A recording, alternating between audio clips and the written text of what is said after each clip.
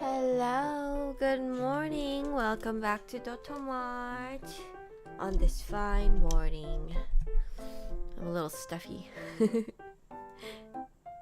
Joey, welcome in. Fish, thank you for being first. Welcome in.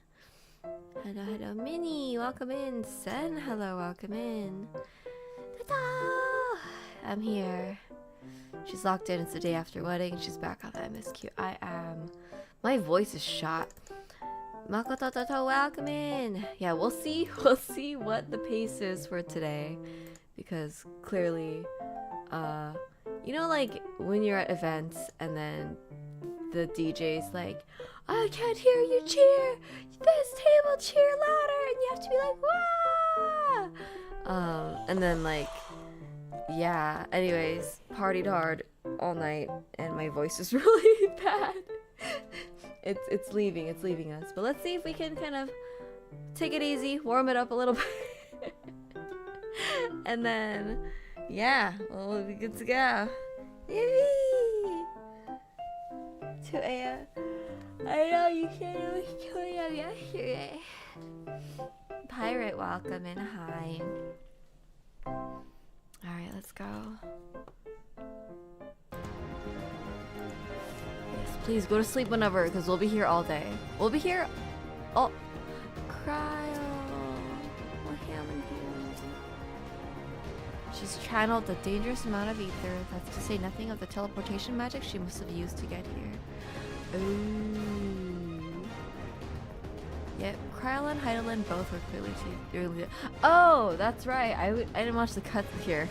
Sorry, we have to watch that cutscene. Let's go do that.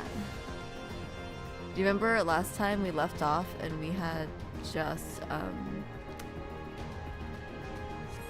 is there an inn at Radz Adhan? I'm not attuned to Radz Adhan? Hello? I was just there. Boo! What the hecky? Was it that it wasn't working or something, or did I just not do it because I'm silly? Okay, well. Let's go to Gridania. Watch that cutscene.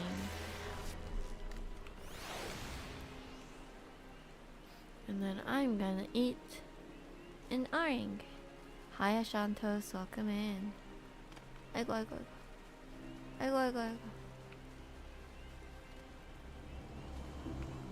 Nice 35 stream watch streak. I wonder what that says about me. MSQ doesn't let you to. Okay, cool.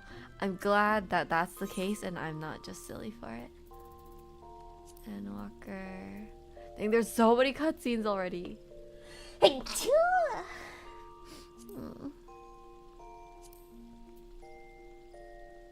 Is this the one?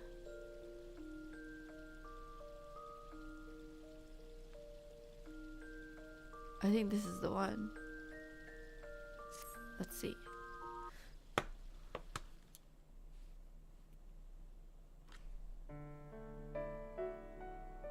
This is not the one. This is the one back at the camp.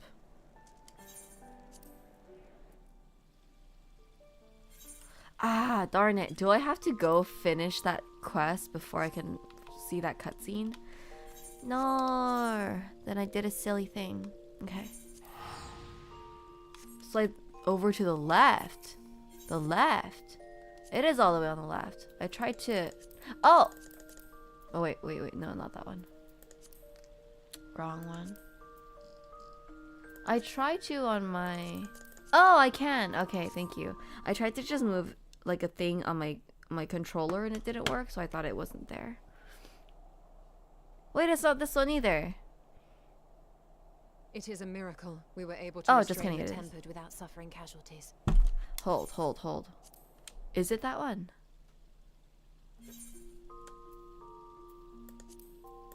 Or is it this one?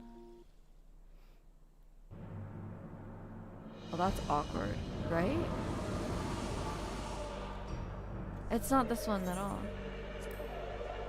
Yeah, you can't watch that. But like, technically, we didn't complete the other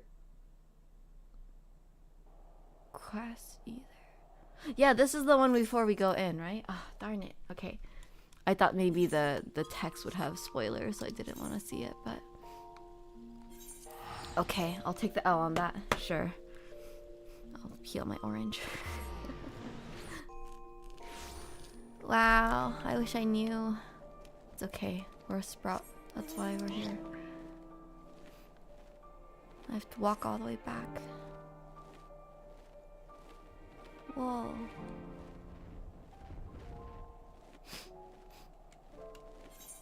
Wow, I'm like really sniffly. I need to drink my hot water.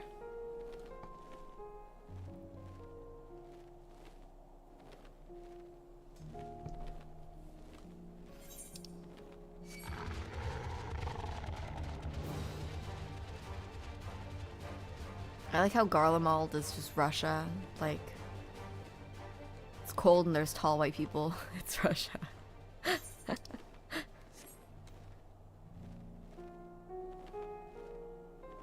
Genshin 14. What's with making Russia the main villains?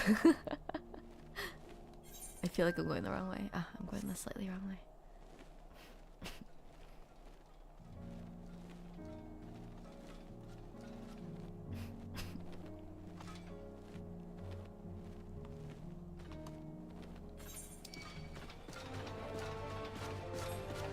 Okay, there we go. Orange time. Orange time. My farmer's market tangerines. They're still pretty good. I would think that because it's gotten warmer, like it's not citrus season anymore, but these tangerines are still pretty good.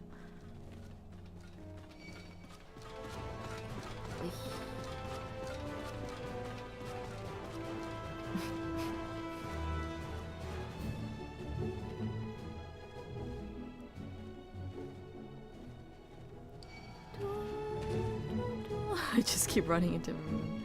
Excuse me. Pardon me.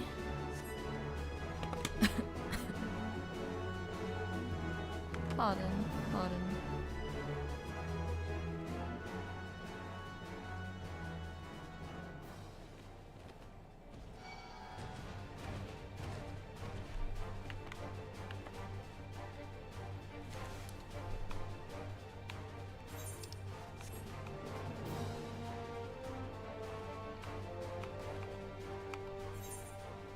Am I going the right way? Am I going the right way? How do I get in here? Oh, right here. I was like, hello. Aha.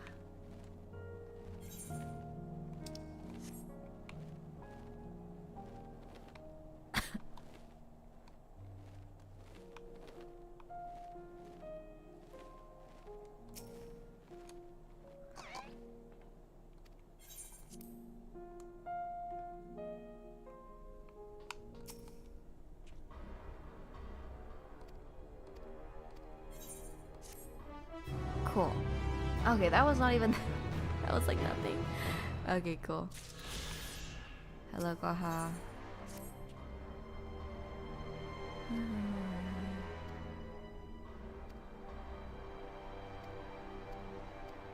Okay, Heidelin said something in the cutscene, apparently.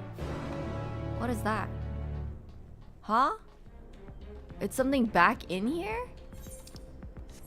Ah, darn it. Is this gonna be like a whole thing?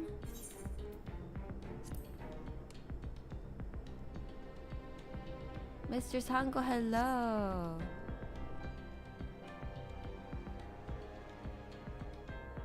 Moto is so locked in, but her nose is also all locked in. Was forged to imprison an elder primal. The eldest of them all, savior of the star, was sealed within a moon of his own. Whoa. Souls sacrificed to grant him life still slumber and dream of the day he and we will be made whole. Here he waits, in this cold, barren place, his cradle and his grave. Silent lamentations and prayers of hope echo soundlessly to a sundered star, adrift and alone. To the moon indeed. Whoa!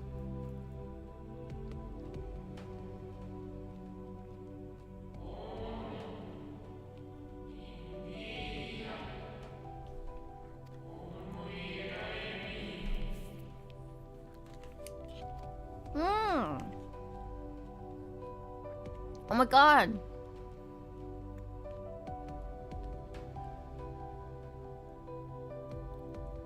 They still live? Question mark. Okay, wait. I'm gonna go tune to this aetherite, and then let's go back and watch that cutscene because I didn't want to walk all the way back here.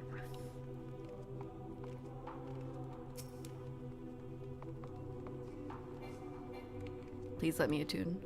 Thank God. Okay.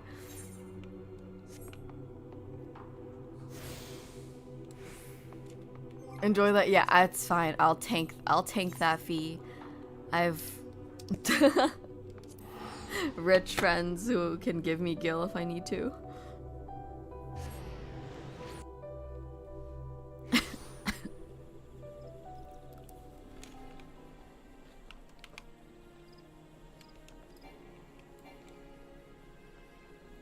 Gonna go to the gym. Hope you'll still be. I'll be streaming literally all day, Sango. Go enjoy your gym. Welcome to the moon. Thank you. Did I tell y'all that, like, I told some of y'all, but I used to think that Garlemald was in outer space. Like, I thought it was a Star Wars situation because they always talked about it like, oh, it's above, or like our enemies above, or something like that. And then like the vibes of the place were also like,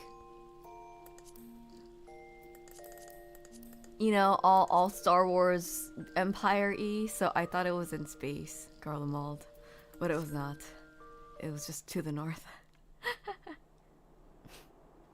Okay, here we go. This is the one I missed yesterday, so I was in a hurry. Farewell, Varus. May the gods have mercy on your soul. In hindsight, we were there pretty early, so we could have watched it, but like, better to be safe than sorry, right? Come. The other two await.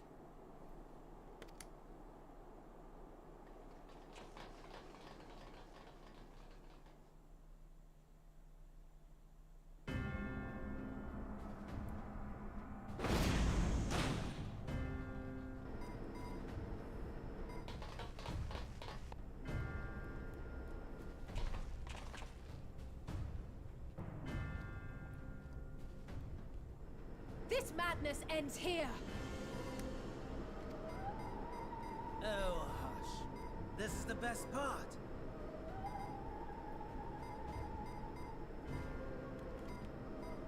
Enough!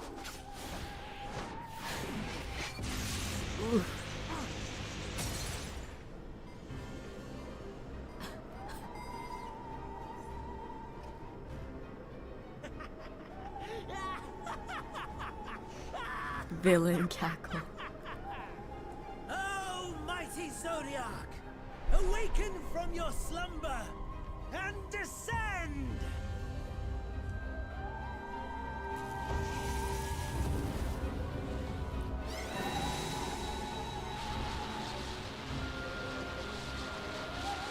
Some manner of magical defense.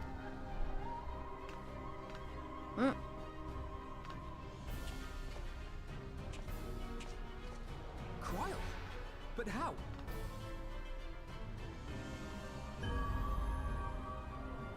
The shackles that bind my adversary will not be so easily broken. Idle, feeble relic of a forgotten age. Hark! Victory is mine! Sheesh.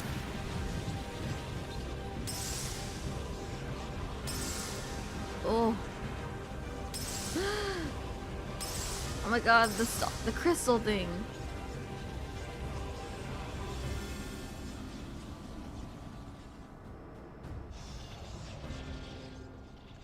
Well, indeed. No more ether. And I was so close. My lord, a slight change of plan. We shall travel to the moon and break this wretched barrier ourselves. Whatever it takes. We shall travel to the moon. What was that?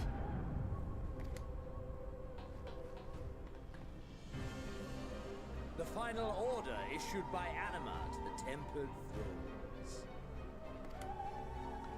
Should the Empire fall, the world must share. Whoa! Of course. Father lacked the conviction to give such a command. The abomination born of his flesh was but a puppet, and I the puppeteer. You madman, you monster! There's a funny joy in watching your flailing attempts to fight the inevitable. You're all going to die, and they're powerless to prevent it.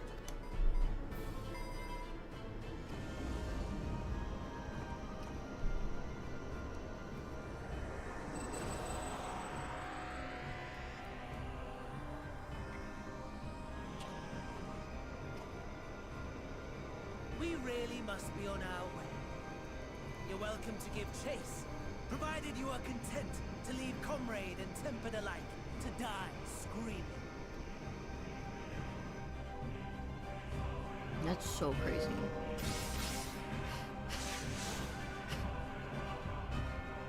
Whoa!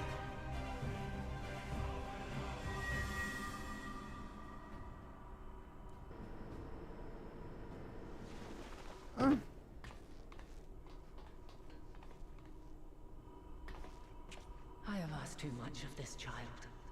Tend to her.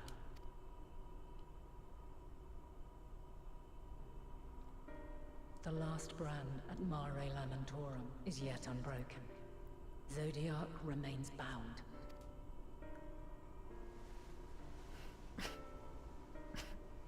I have shifted the flow of ether and sent the enemy far from their destination. Now, I shall divert it once more. An ally awaits, and I will deliver you unto him. Seek his aid. Restore the seal. Zodiac must not be set free.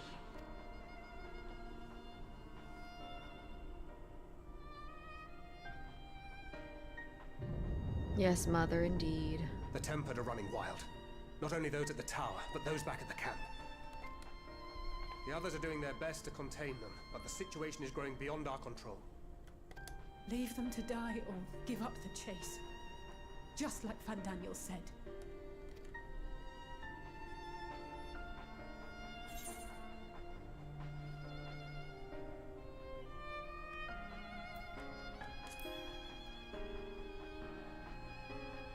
I see. We give chase, they deal with the situation at home.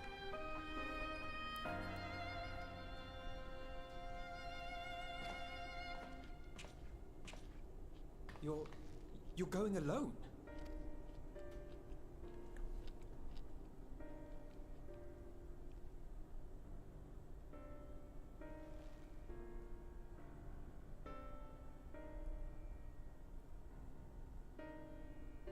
You have our trust and our faith. I pray we have yours. You got this. Leo, hi.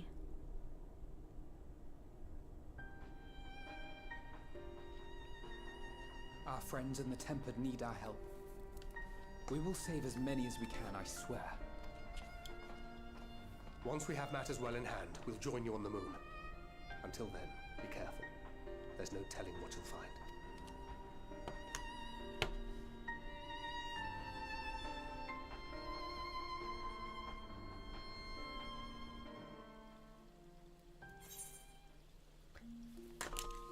Yippee.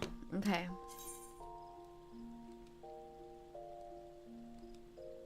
Wow. Golf clap. Indeed.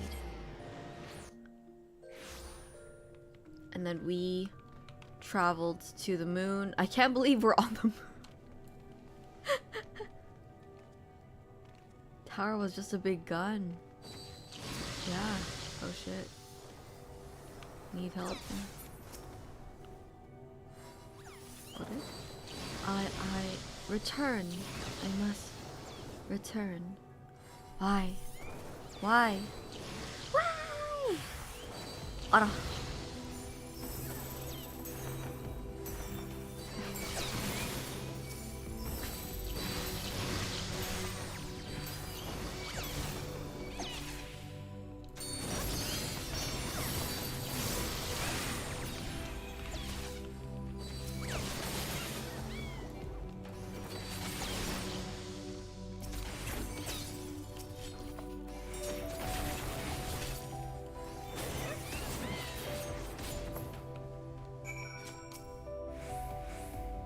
Home. I want. I need. Yeah, that's fair. Why?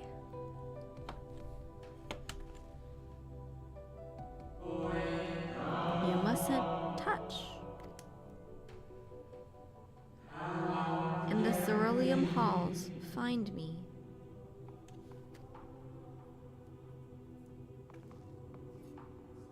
Whoa.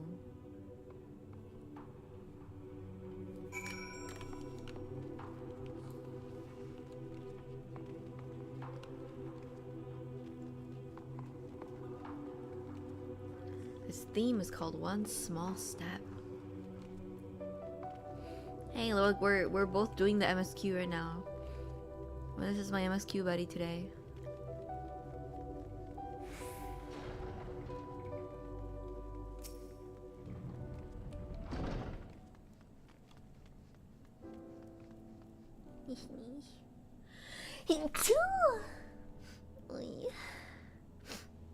I'm so sniffle.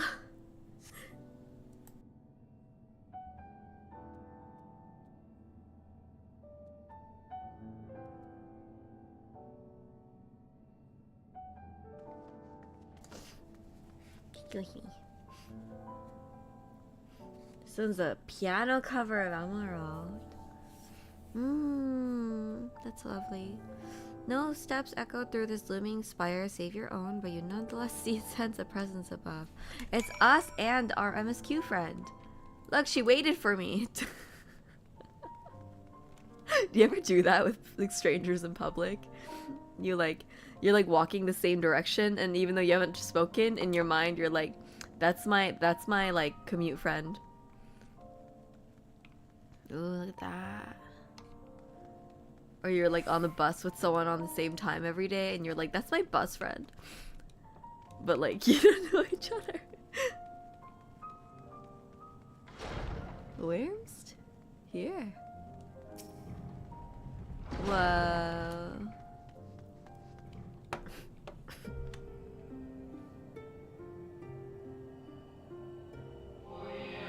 Apologies, I've been preoccupied for some time and out of practice at conversation. That's very fair. Ever since this moon was created by Heidelin, I've served as an integral part. I am the Watcher. Is this the harp?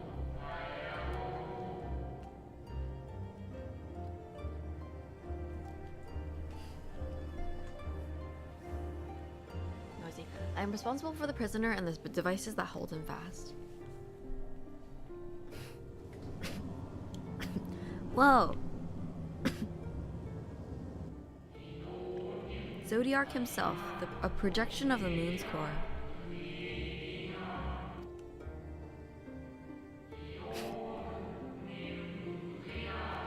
Though rent asunder by Heidelin, he grows more powerful with every rejoining. 7 have there been, 7 too many. And yet, for all his servants' machinations, he remains incomplete. The fallen are beyond salvation. No attempt would be made to free Zodiark, not until he is made whole once more. But someone has taken action. The shackles that hold him nearly shattered. 6 locks to his goal, great and grand.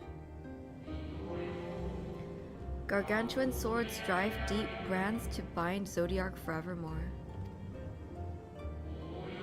5 were destroyed by his would-be liberator. One of these I have restored. I strive to mend the remaining 4, but my efforts are being impeded.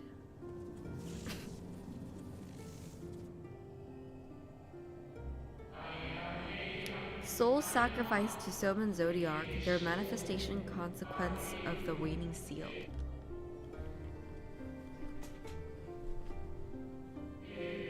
They labor in opposition to my work. They must be expelled for the preservation of all. Darn. I will only resort to expelling them if all else fails, versus If keeping Zodiac imprisoned is the right thing to do, I will aid you. Can we, like, seal them? Do we have to, like, expel them? Because they're just, like, they're just people. They're just, like, their souls, right?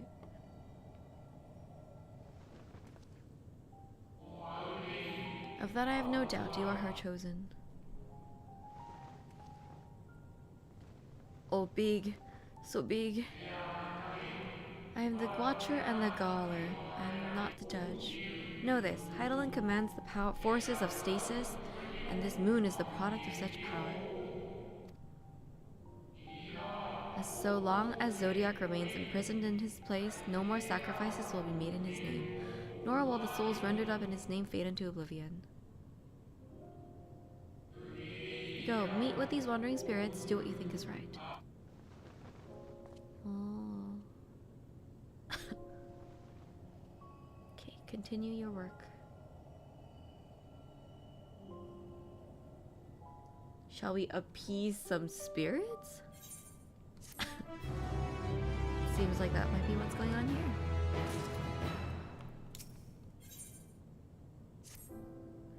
You must confront those lost souls, yes, but you need not expel them by might of arms. A feather touch, a firm word, simple methods might send them away, faint echoes as they are. Wear the strength of sentiment that drives them, however. Emotions do not fade even with the passage of centuries. And make haste, though yet distant, unwelcome guests draw closer.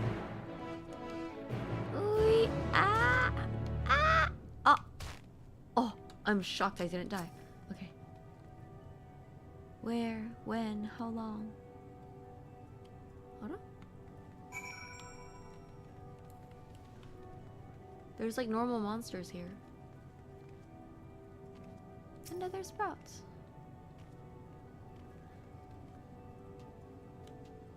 That's him, baby girl? Was it truly so long?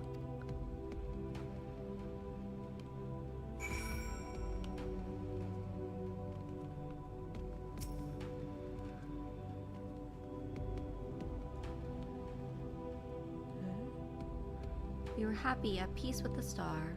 We nurtured it, helped it grow with our will, our creations.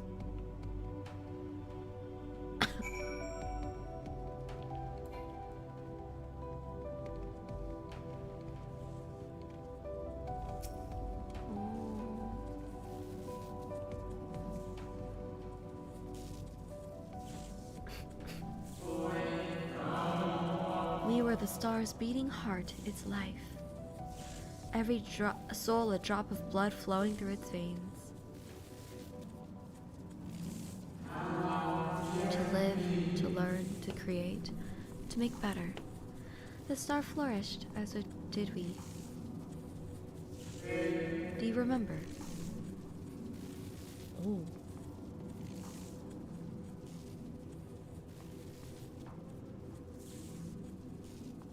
As the whispers die, the final spirit fades. No shadows of time lost, long lost, remain around the drowning brand.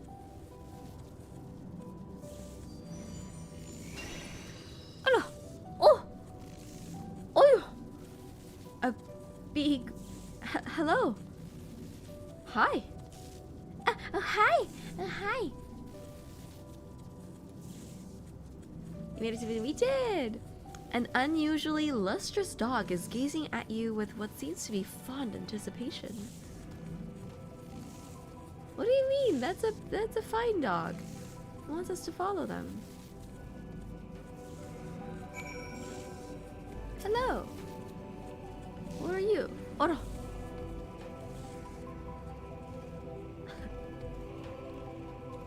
You're welcome. Black Rose Petal, thank you for the first time chat. Look at its face. It's a dog's face? Question mark? Isn't that just a dog's face?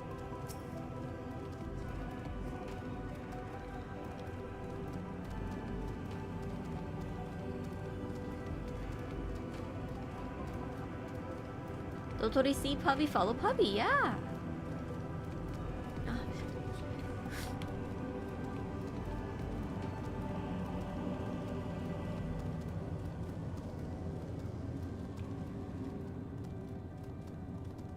Well, we sure are traveling down. This is one way to lead people to their destination. Just follow the doggy.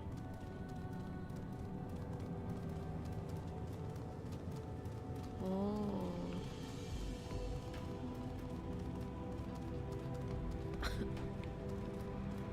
Whoa. How do we... Oh, because there was a huge crater between where we were. Whoa. It's prelude. The dog silently regards the spirit that lurks near the brand. Perhaps the dog will let you pet it once you have dealt with the lingering spirit. Okay. You promise? You promise? We and the stars are fulfilled. Wanted for naught, mourned for naught. So why did it have to end? Oh.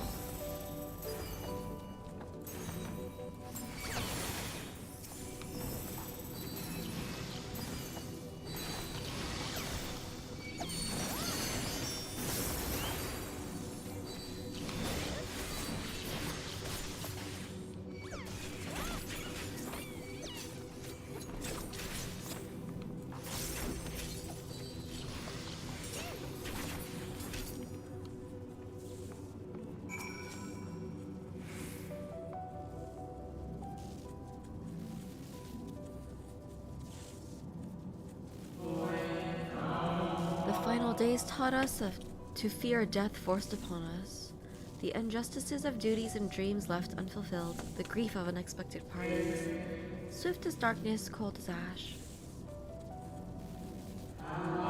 Such tragedy, yet no catharsis, such truth, yet no consolation. Oh no.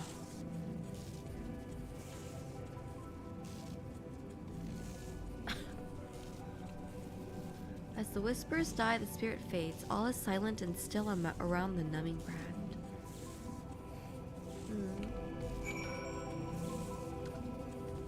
Oh, pet. Lustrous dog is again staring at you expectantly, and who are you to deny? Follow and try not to fall behind. My goodness. Wait, I like this. It makes it easier to find your next destination in a weird climate.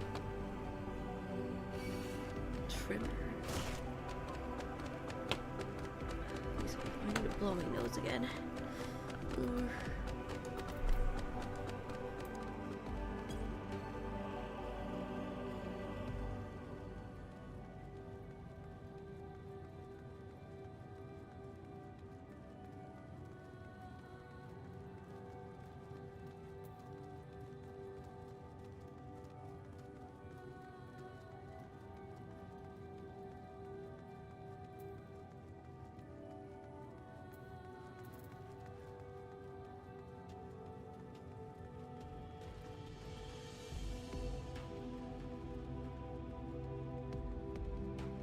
Yippee Bree! Thank you for the Watch Street 10 streams. Chaos, good morning.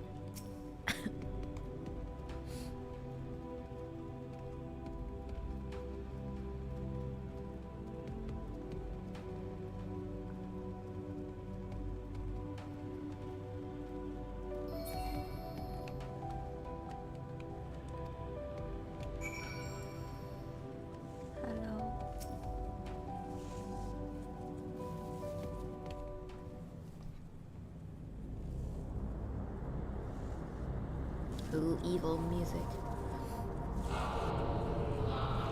Our perfection came crumbling down, such overwhelming despair. In that moment we knew the end was nigh. The faintest glimmer of hope remained. We gave our lives that others may live. We gave ourselves to Zodiark.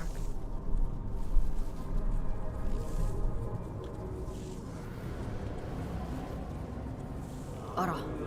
Zodiark, our Lord and Savior.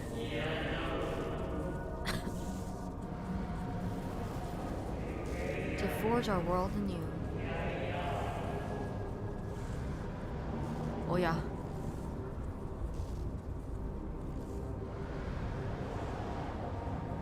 Oh yeah. To live and love again.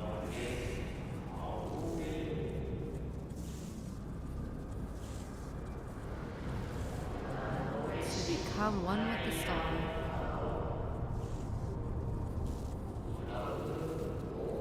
Fill earth and heaven with life, earth paradise where fear is distant memory.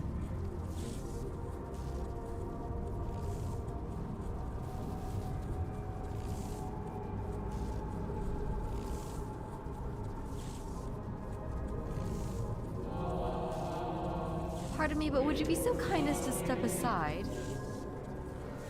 Oh yeah? Holmes.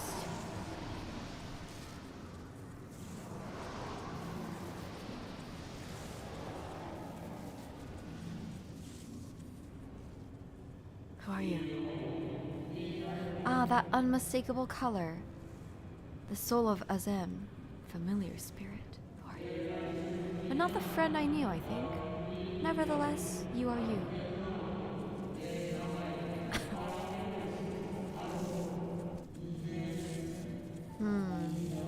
So Emmett Silk meant for you to have it. Have it? You seem surprised. Why might that be?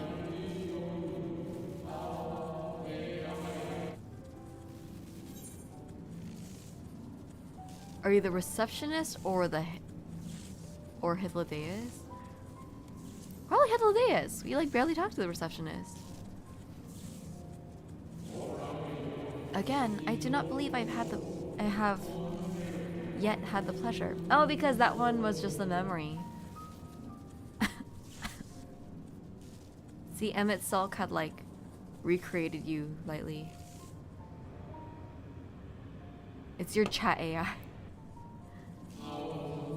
Emmett Sulk created a shade in my likeliness, and not only me, but all of Amarot. How very like him.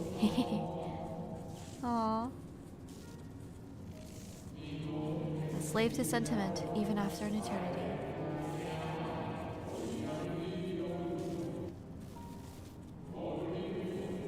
As you may have guessed, I am different from the shade you met before.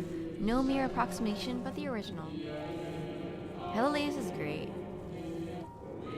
A soul sacrifice to Zodiark.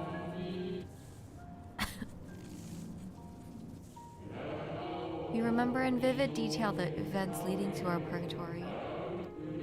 The plans and plots for our resurrection, Heidelin's intervention, and Zodiark's and the stars' final fate. And then we drifted into a waking dream, our minds steeped with fog, until you came. I know not what you and your friends intend for Zodiark or the future of the star. Nevertheless, in you I placed my trust and faith.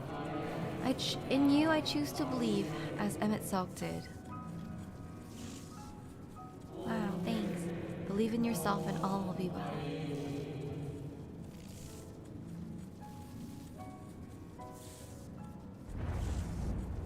We'll remember you. Oh no! The sword. More new arrivals, though. Ah, found Daniel. That color I know. Ruh-roh. And another I do not. An unfamiliar but fearsome being.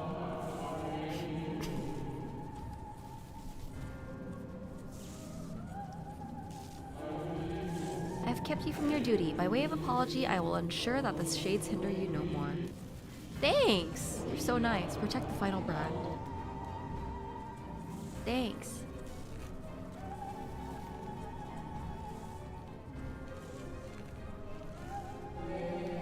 Fare you well, my new old friend.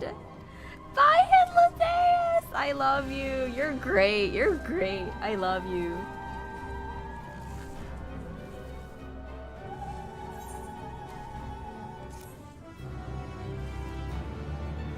Oh, is it instance time?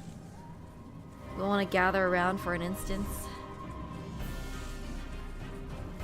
Helides is great, yeah.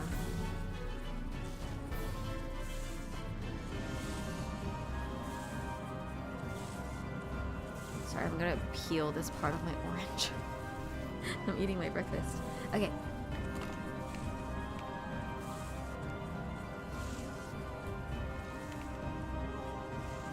Our doggy. Come on.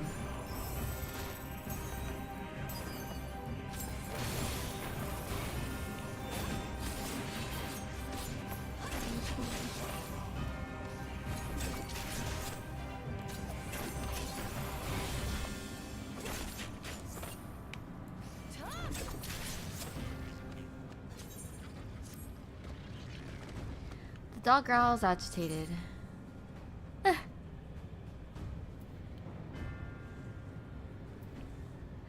We must protect the brand. Come on, boy. Cry havoc and let slip the dog of war. That's you, by the way. Say ow. Dog nudges you with its nose. You get the feeling it wants you to hop on. Oh my god. Oh my god. Oh my god. Yes. Yes. I love this. Oh my god. Yes, yes, yes, yes, yes.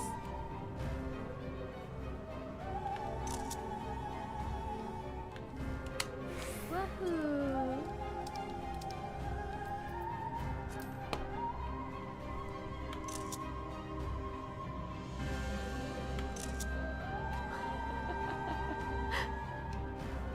Yippee! Wow, it's the asteroid belt. Look at that. It's so funny.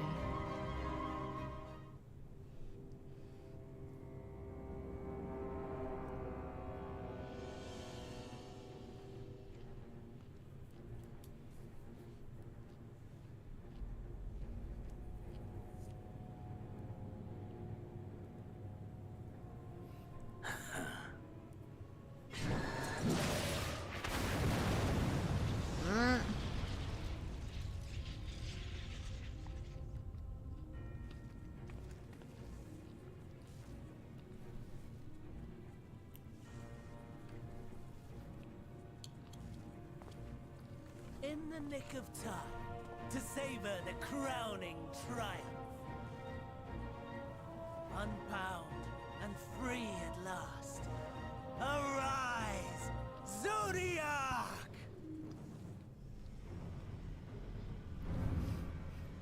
Except have we repaired...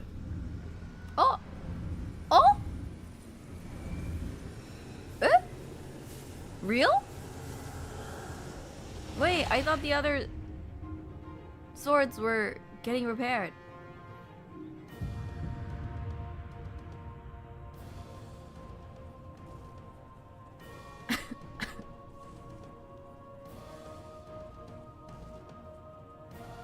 Deprived of heart and will by the loss of dearest Elidibus.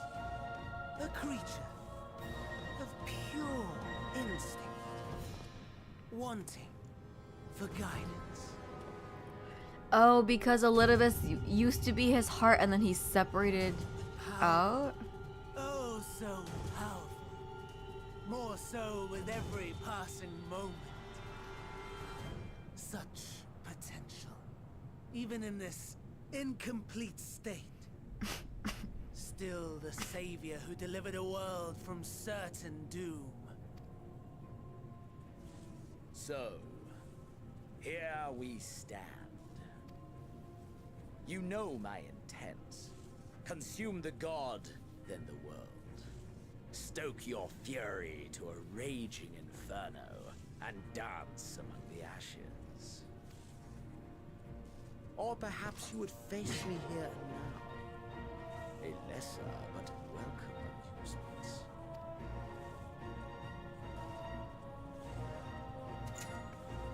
Me and this dog will fight you. Yes. A taste to whet the appetite.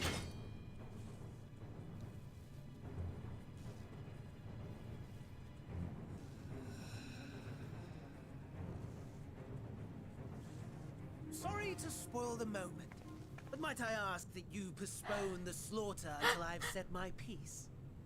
I promise I will be brief. It's so funny. He's like, I haven't finished my villain monologue. Can you give me a moment?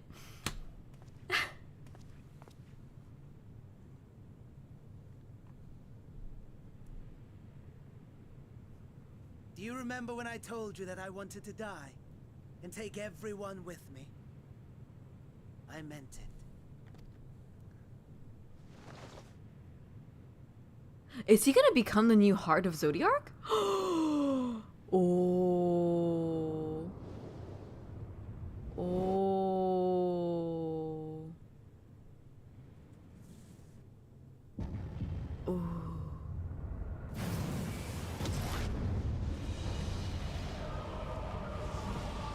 Is Xenos gonna help us defeat Zodiark? Otherwise we can't fight?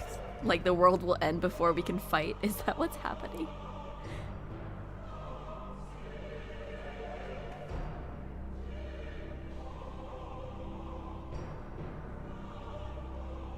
The backwards anime drop, yes.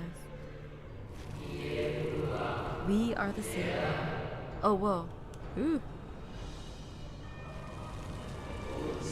We are the guardian, the keeper of natural order.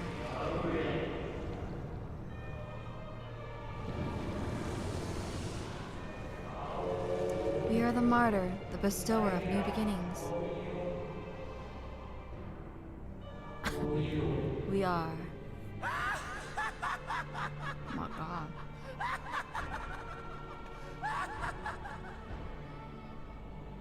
Such lofty aspirations.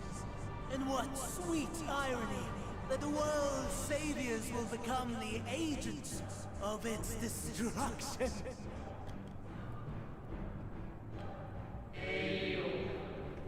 It cannot end this way.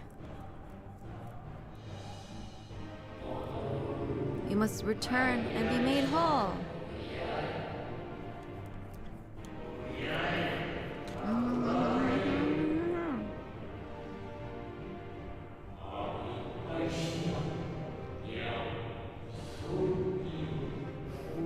Wrong!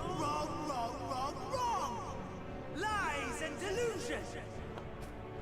The dead have no power over me. You will be silent. Silent as the grave!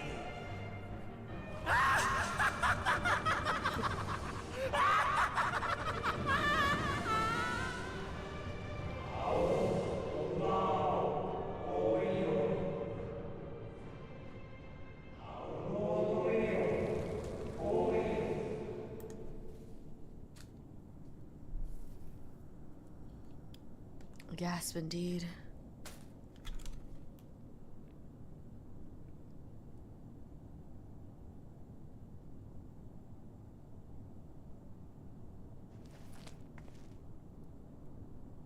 That's our memory stone. As a Zem. And walk in faith. Let the light of your soul shine for all to see. Oh! Not quite the outcome you'd imagined, but a fitting one nonetheless. Hold. Is that...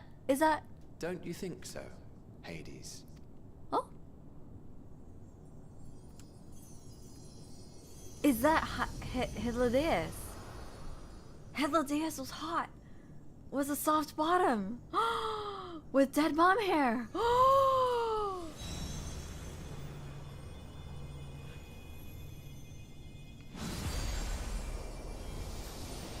Lord of Stram, welcome in.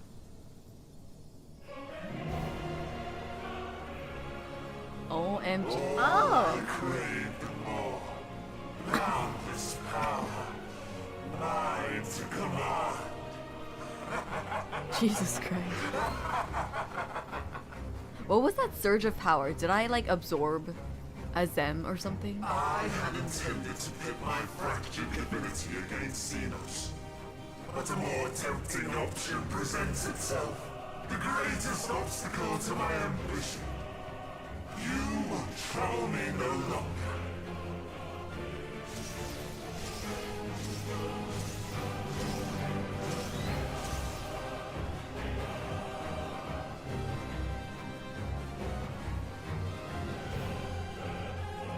Oh, it's a trial. It looks like. The dark inside.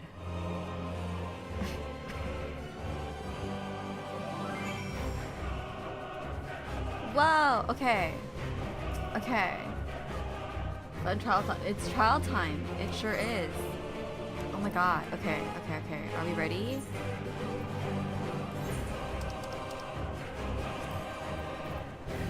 New gear I can be using. Oh yeah. Oh wait.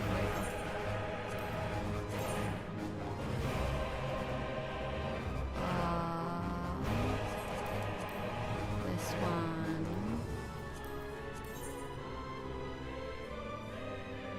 This one slightly. Yeah.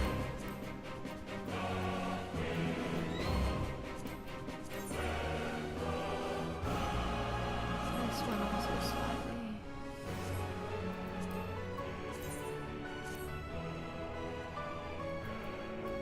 Love the music for this one too.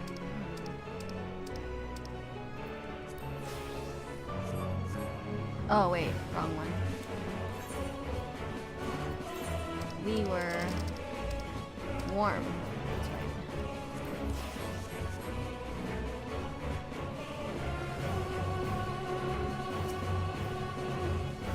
Okay, as usual, if you want to join in, you can join in. And Q for now. Also ask FC for help.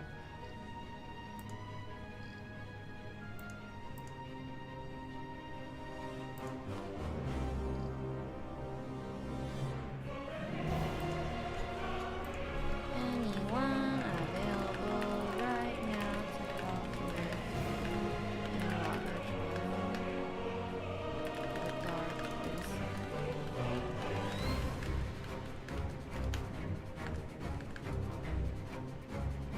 I can help. Nice.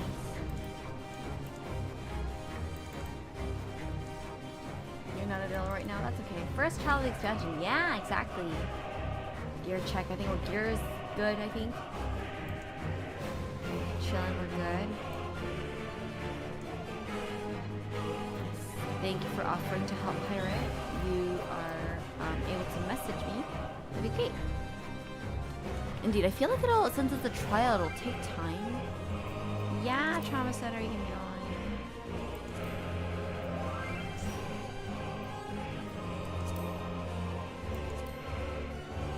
Very nice, very nice. Thank you, thank you.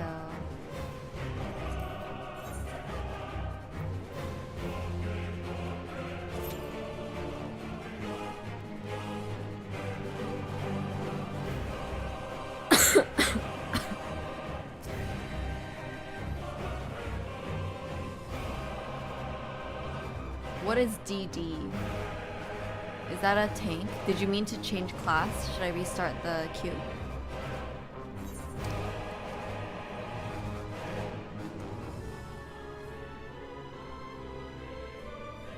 Damage dealer. Gotcha. Oh, interesting.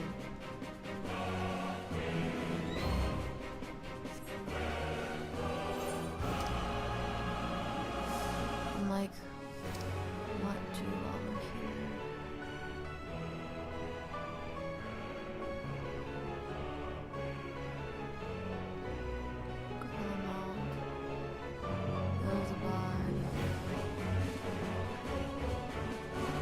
We do have stuff we have to do over here. If it's okay with you, I can help. Yeah, you can come help. Thank you. Look at these cute types, I know. Indeed, it might actually be easier if we moved over to another data center. We'll give it a few minutes, and then if we can't connect, then we'll move over to like Ether or Crystal or something. But yeah, we're currently in Dynamis Kraken. If you would like to help, then you can simply log in and then message me. Hi, Makoto. I can help heal if it helps Phil. Yeah, that'd be great. Thank you.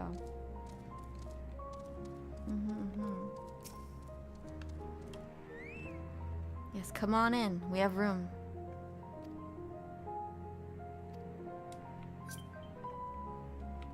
Yeah, sorry, I don't accept friend requests from viewers because it like clutters up my friend list too much, and I get confused already about who's who.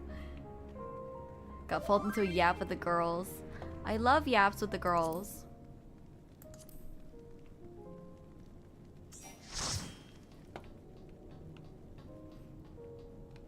Hopped in to help. Thanks, Paladin. Thank you.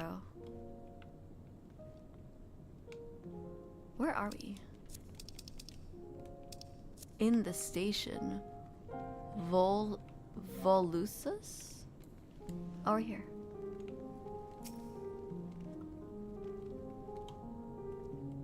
Right? Best activity.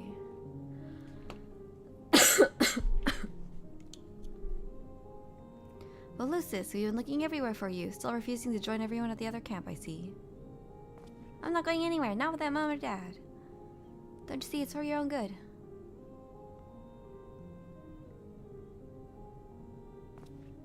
I know you. You came here with Julius, didn't you? Please, you gotta listen to me. Mom and dad are alive, I know they are.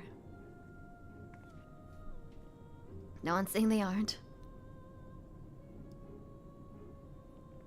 Sorry to burden you. I feel he'll be more cooperative once he's got this off his chest. Hear him out, won't you?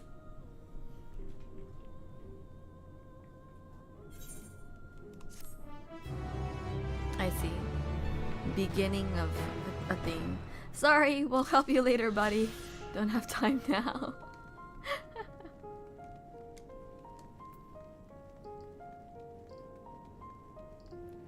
A bracelet coffer.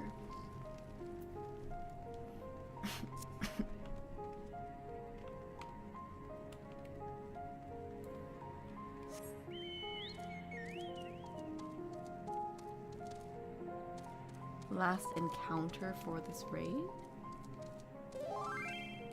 There it is. Welcome. And then we're waiting for Yoshikyugi. We're waiting for people, that's why. We were waiting for Paladin, and we were also waiting for Makoto. They said they'll be here in a few minutes, so I was like, okay, that's fine.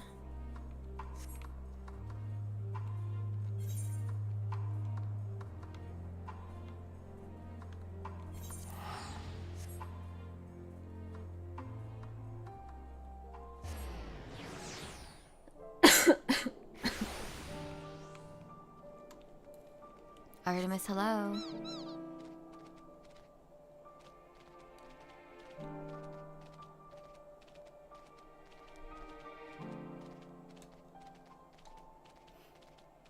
Oh, Bree had a care package recently. Thank you for that care package.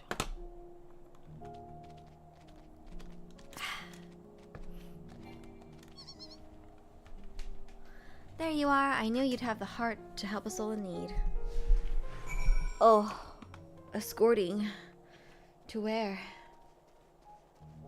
Thoughts on the Garlemald section. It's interesting. It's very dreary, so it's not like the most uplifting of areas to play, but it's very real, right? Like the nature of war and national relations, of mutual bigotry. How do you foster mutual understanding? Russia, I believe you said, yes.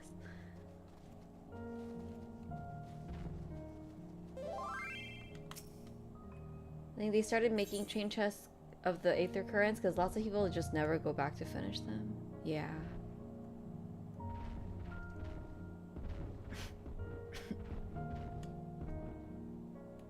But still, it's a good way to mutual bigotry. The noise I made. Yeah, it's true, right?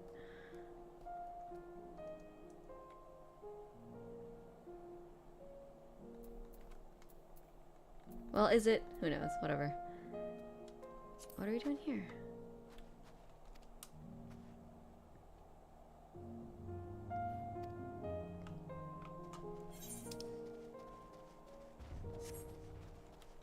Oh, sure, here. Hello.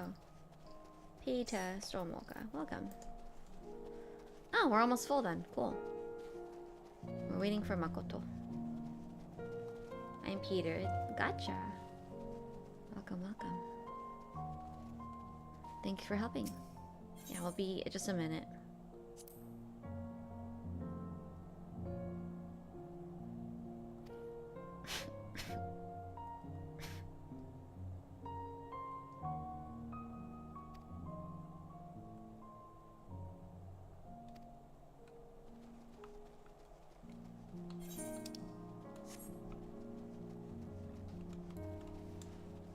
Personally, I just like having all the exclamation points on the map.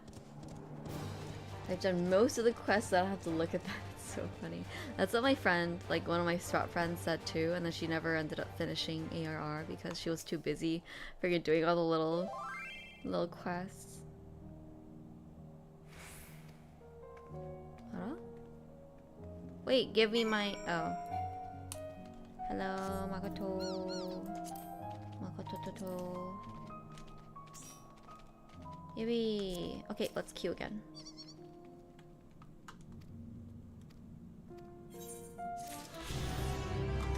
Let's just queue again.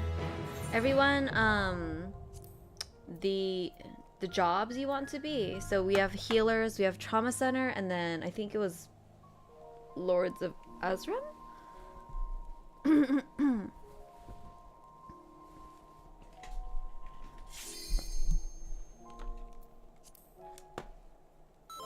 Thanks for that. Nice. Okay, let's go then. Ah, there it is. Don't rush on your fight. Thank you for the good luck. Hiya. Welcome, welcome everyone. The dock inside.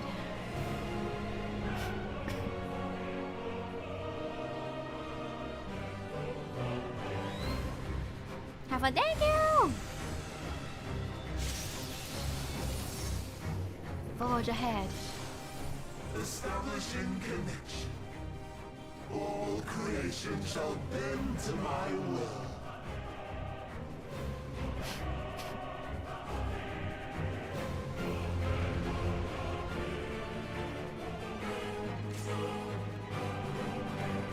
That's a pretty, like, crazy first... which one should I do? This one? I don't know.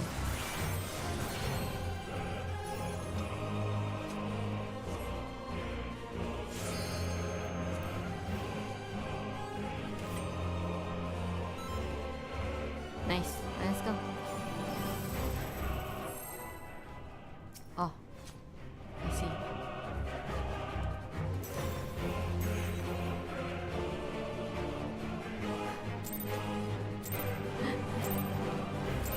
The end has come, and it will be beautiful.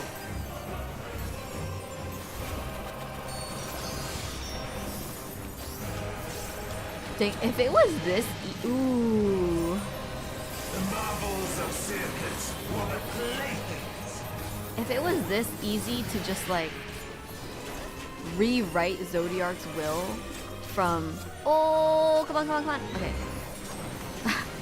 From save the planet to destroy everything, then shouldn't one of us have just dove into it ourselves, sacrificed ourselves, become Zodiark's heart, and then like rewrite his will too? Like, was that not possible? It was so easy.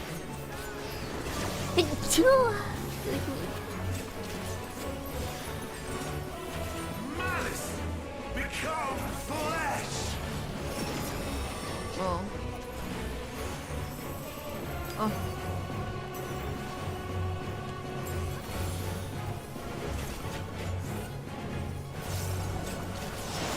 Whoa.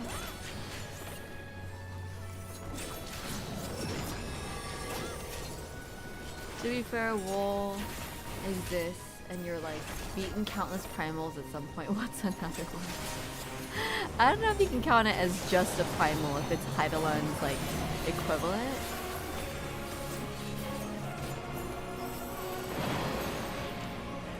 Will you live to see the end? Oh.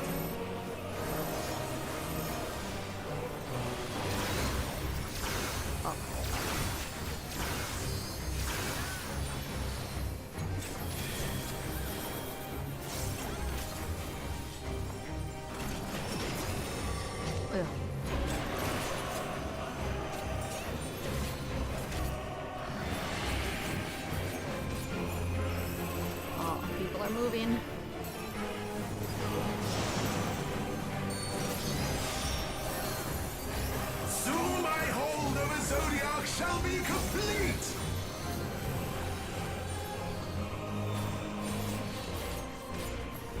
Another one. Mine! All mine! Oh no.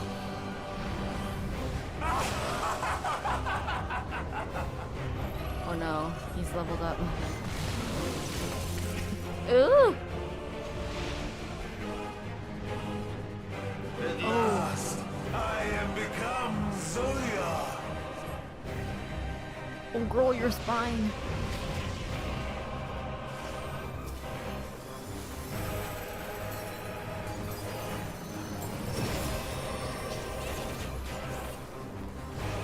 The natural order overturned!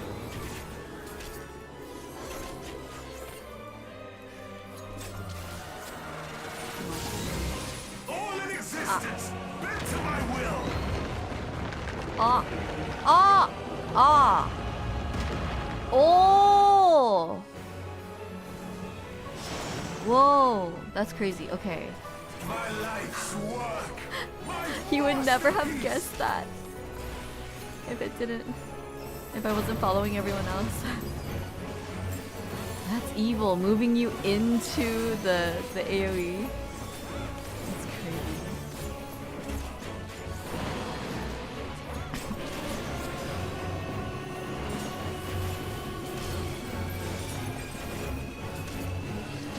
Ah!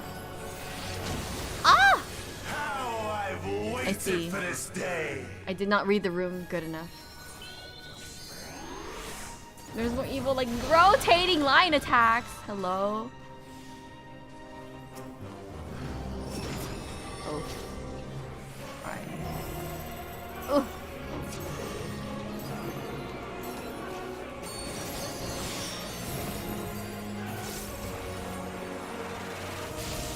All in existence, bent to my Oh shit, will! oh shit, oh shit, oh shit. Oh! Oh, oh, oh, oh! I just barely missed. I just barely missed it. That's so scary. Whoa! That's so evil. I'm gonna follow people. Wait. Huh? From broken skies fall tears of flame! Oh, I see. Because all of our healers are down. And I, okay.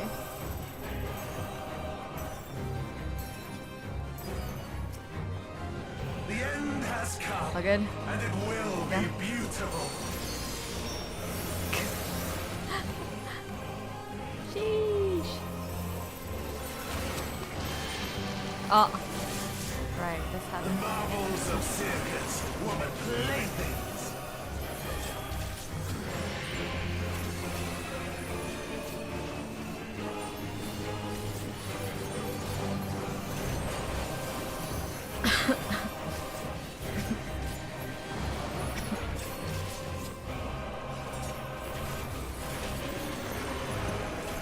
See, I'm so focused on me not dying that like I can't even begin to think about whether other people are dying. I'm not ready to be healer yet. Malice, become flesh! Ugh.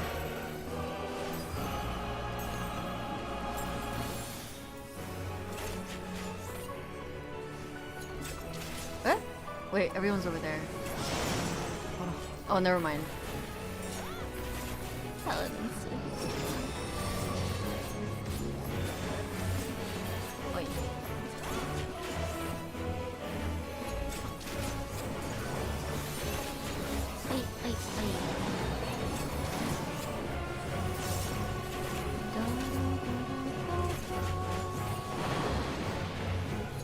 Will you live to see the end?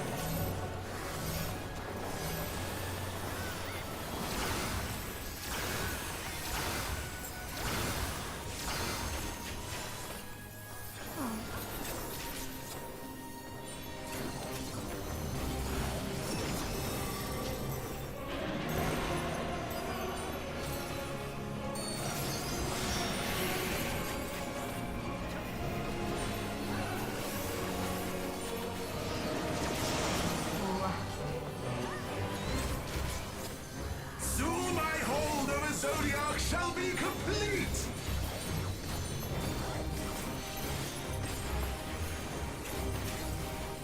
Mine! All mine!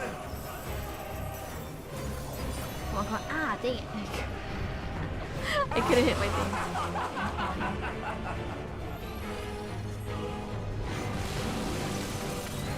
Ooh. At last, I am become Zodiac. Arrow ring around the arena, which shows the way it's turning. Okay, I'm gonna zoom out. No. Arrow ring around. The natural order overturned. Oh.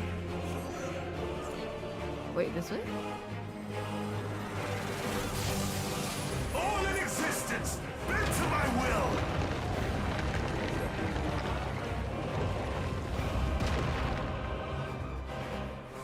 Oh. My life's work, my masterpiece. Ah.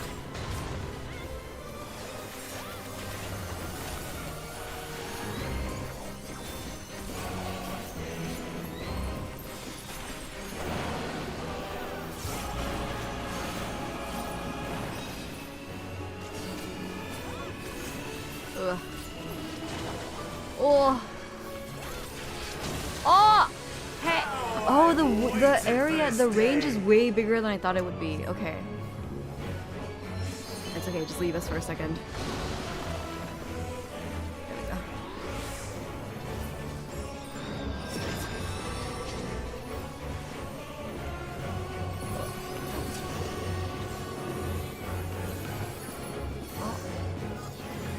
Follow people.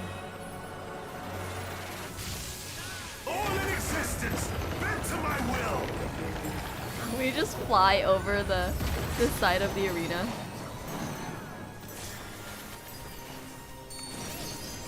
The great cataclysm, faithfully recreated. Oh. From broken skies fall tears of flame. Huh? All shall burn. Huh? Oh, 깜짝이야. Scary, scary, scary. Huh? Huh? Huh? Ah! Scary. Ah! Ah! Will you live to see the end?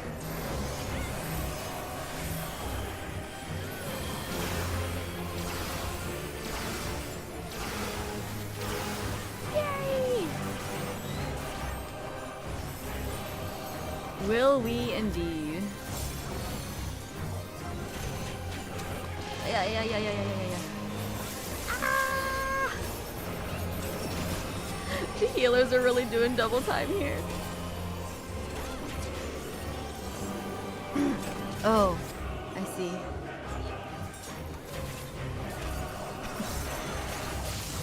All in existence, bent to my will.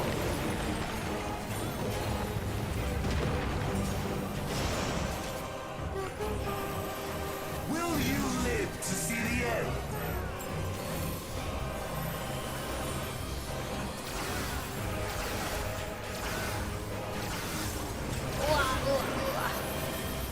Nice.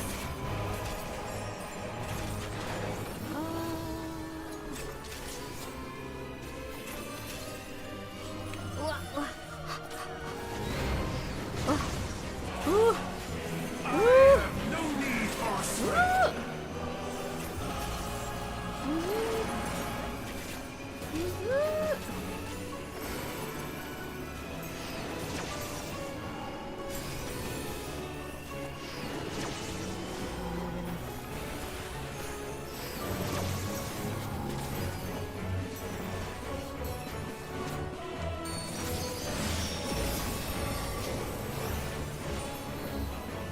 Oh. Oh, wait.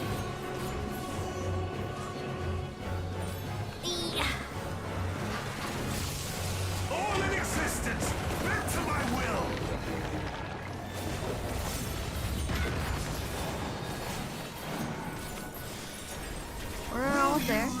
We're getting there.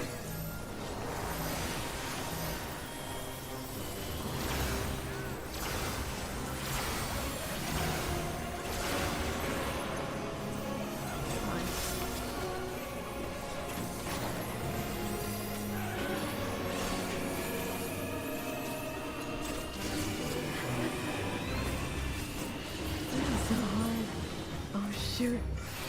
Oh, my ass. Oh, shit.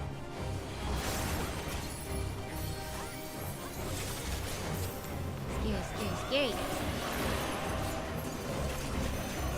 Very scary. What's going on? Ah, there's so much going on. I'm gonna follow Trauma Center. I'm gonna follow you.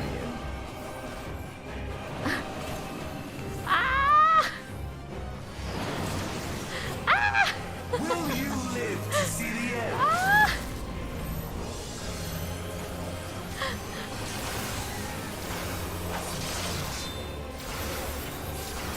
Oh my god, oh my god. Okay. We lived! We lived! We're almost there. Nice. Nice. Job team, nice. Is this the limit of your power? Is this how it ends?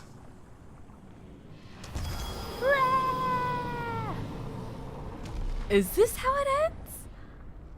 Really though? The first trial of Endwalker where you defeat the oldest, most powerfulest god? Hello?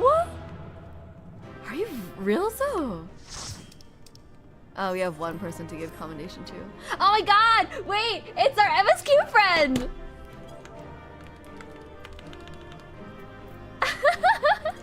It's the person who was also doing it at the same time. Thank you, GG. Congrats on finishing Endwalker. That's crazy. Keep us time, everyone. Aaron, smile. You're on. That's what he's streaming.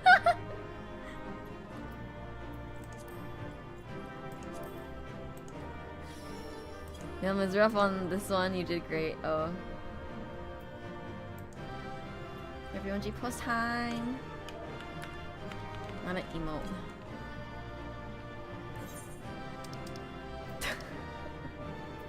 You're about to get 7 commits. Yes, he is. I don't want to pay respects to this guy. Victory. No, I want to fist bump. No, I wanna like up fist bump.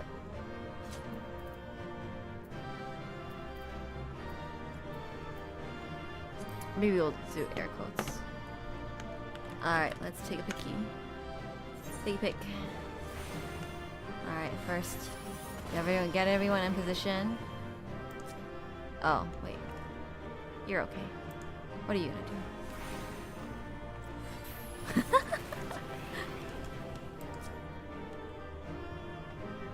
Why aren't you doing anything? Oh, there we go.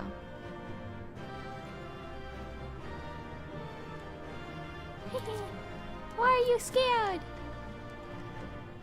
Oh my god. You can make a character look like this. You look like a sim. It looks like a sim.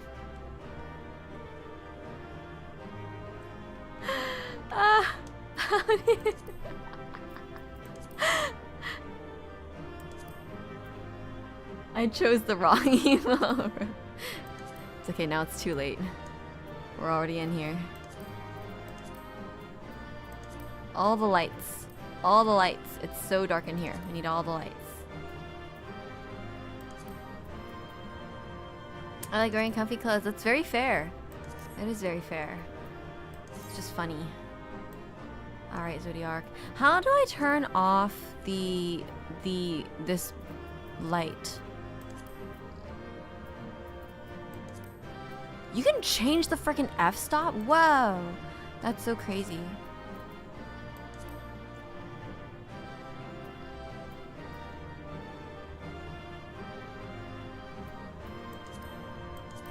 Aha! There we go. Perfect.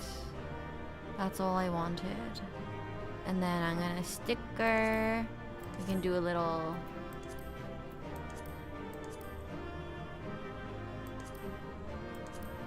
is it? Fate complete. Fate? Yeah. Fate complete.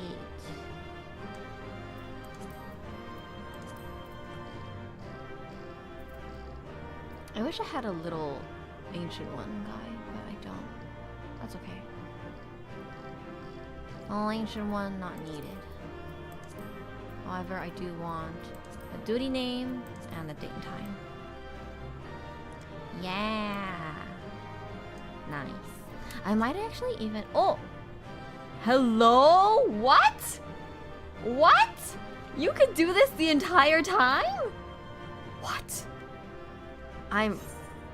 You learn every day, you learn something you should have already known. Oh my god. What? That's so crazy. Okay, well, I'm gonna put it on the inside a little bit more.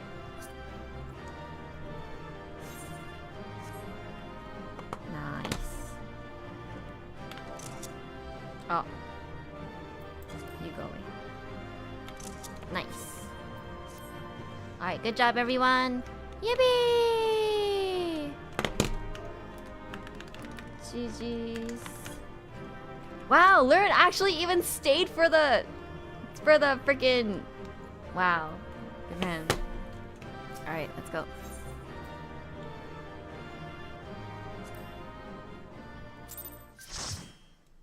Wow.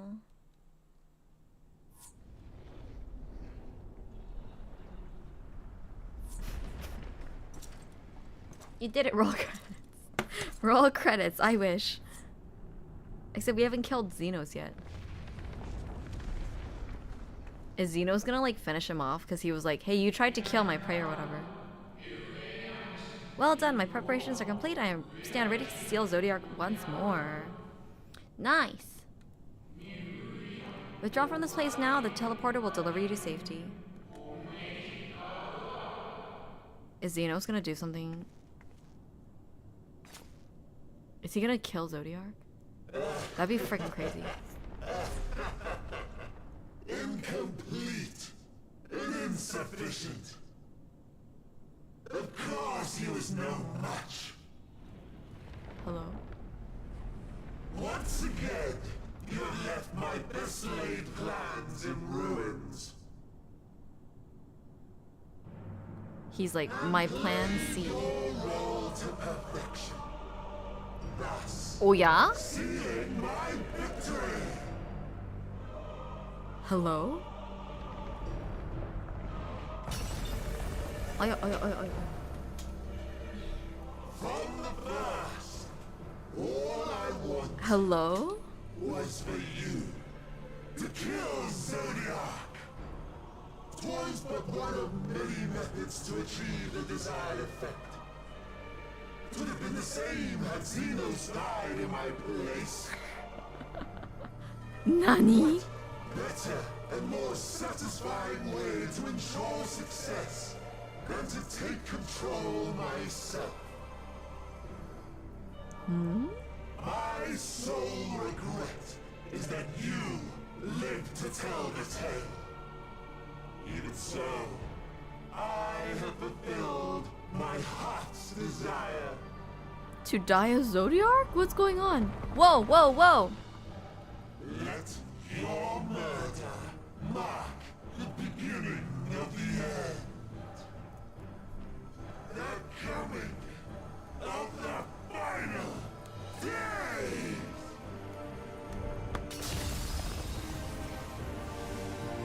Is it because Zodiac was created to stop the final days, therefore no Zodiac equals final days?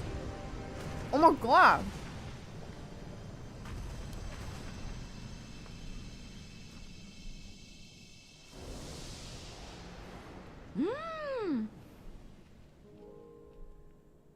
How quickly strength fades and blood cools.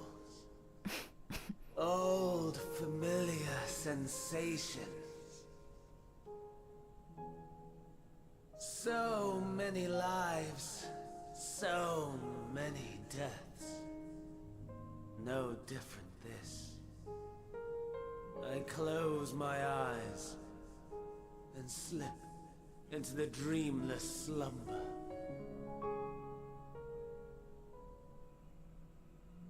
A tired song and dance. Routine. Always I wake. But not this time. Nothing left unsaid. Is that real Fan Daniel? He has that hat? Inherit my hell.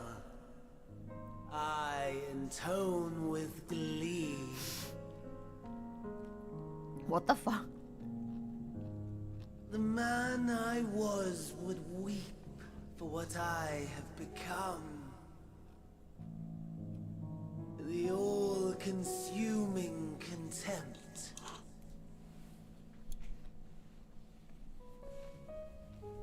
But I've the wisdom of 10 millennia to justify my answer to the question. No value in their existence. Not a whit. For all that I looked. None that I did see. A final chance, then, for Heidelin and her faithful. In Cataclysm, prove me wrong. I snare. All shall return to nothingness, as was your will, Emperor Sunday. I, the star, and every living being, consigned to your oblivion.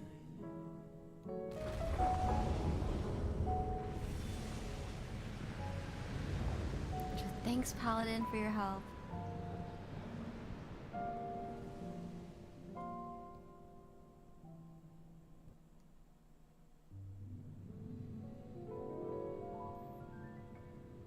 Bro, what the hell?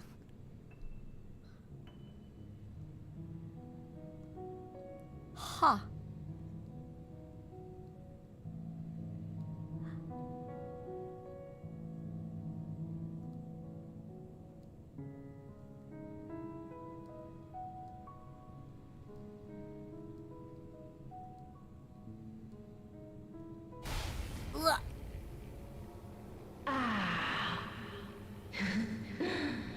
At last. Hello?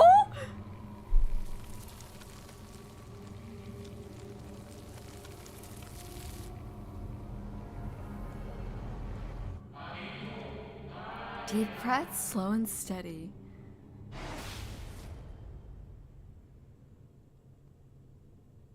Is that Earth? Hi.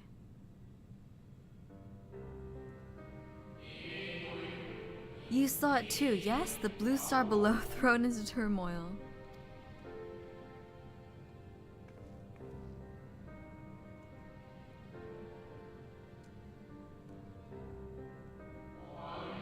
Then it was no illusion, all was truth.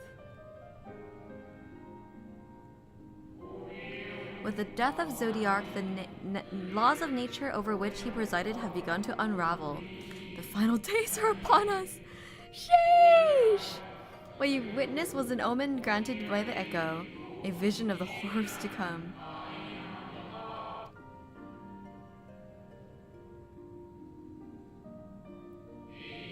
Time grows short indeed!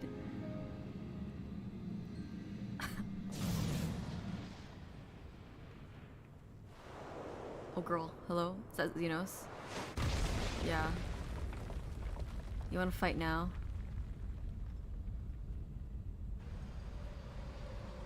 Oh! Did you get corrupted or something? What's that? That's his weapon, right? Eh?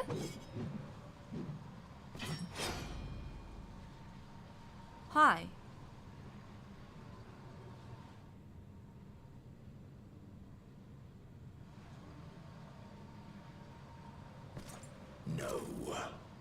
I'll find no fulfillment in a contest with you this day.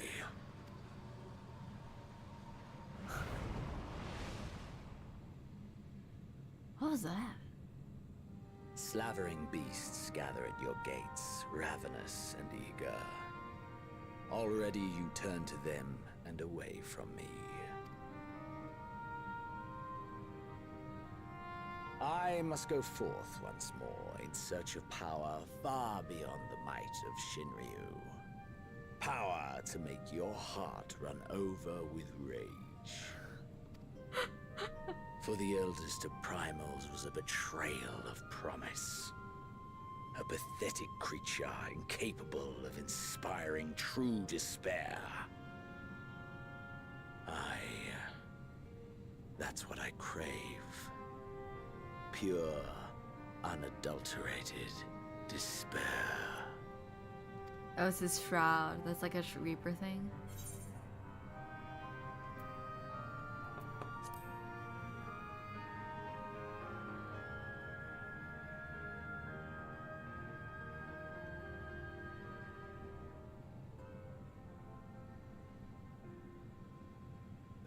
We shall see.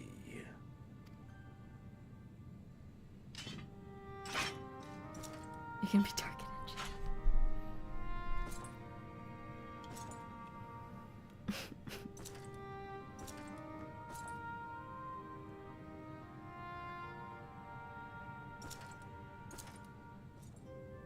What are you up to? Hello?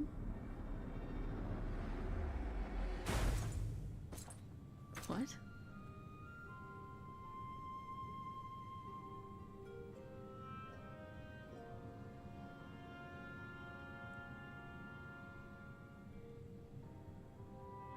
He wanted you to smell his.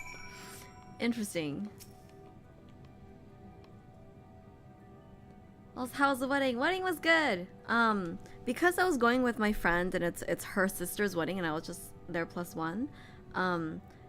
She was like you know, like saying hi to family and friends and all that stuff, so I was alone for a good chunk of it, but I ended up like being able to mingle with some of the other guests, had some nice conversations, met some cool people. Absolute bombastic side. Good time. I did not get married. I went to a friend's wedding. Friend's sister's wedding. I sense his presence on the moon no longer. If you need not follow, then I beg you stay and listen to what I have to tell you. Of Zodiark and the end of all things. Oh. Please tell me everything. Before we speak at length, I believe a change of surrounds is in order. I have more than ill tidings to share, you see. I sense others arriving not long ago. Though my communions with Heidelin have grown infrequent, I have learned from her to know these are your comrades. Oh, and luck would have it, they have already reached my abode. Come, let us join them. People joined me! Wow. Hey, my MSQ friend is still in cutscene. How do we get up there? We just walk up?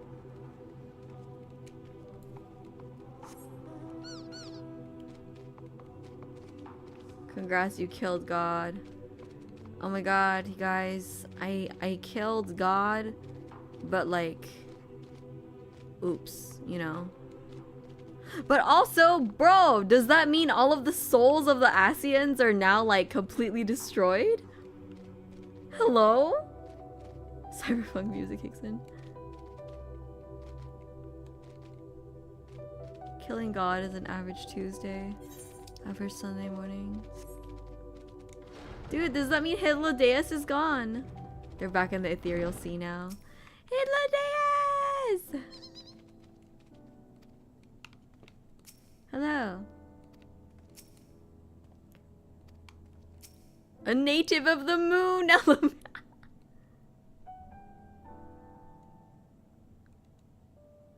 Rip.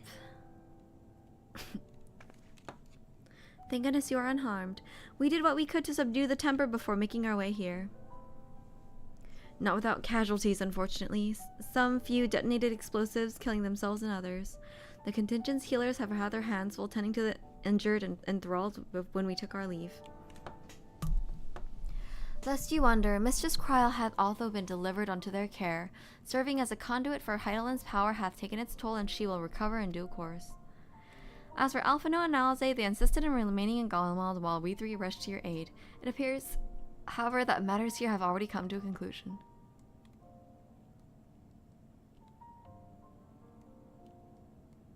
Hello. But what matter of conclusion, might I ask? And is this ally whom Heidelin bade you seek out?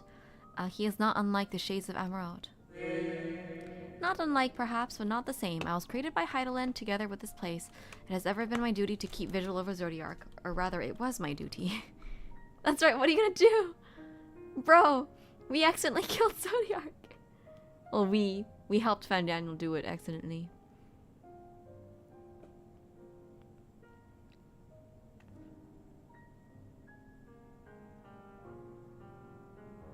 Then Zodiark is no more. I know, right? Isn't that freaking crazy? And not without consequence, I am afraid, for now the delicate weave of the star, preserved by his presence, will begin to unravel. If you mean to avert the final days, you shall have need of. Oh no!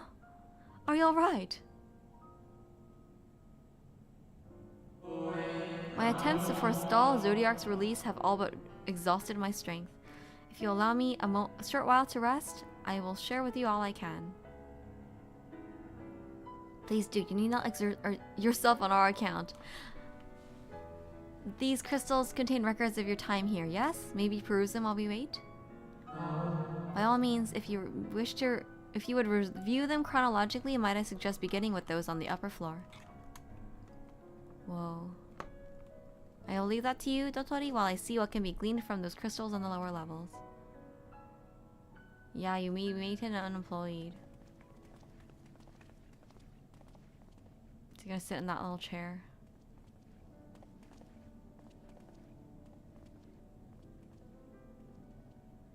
Whoa. Oh my god, there's so much going on. Okay. A mender? That's so funny.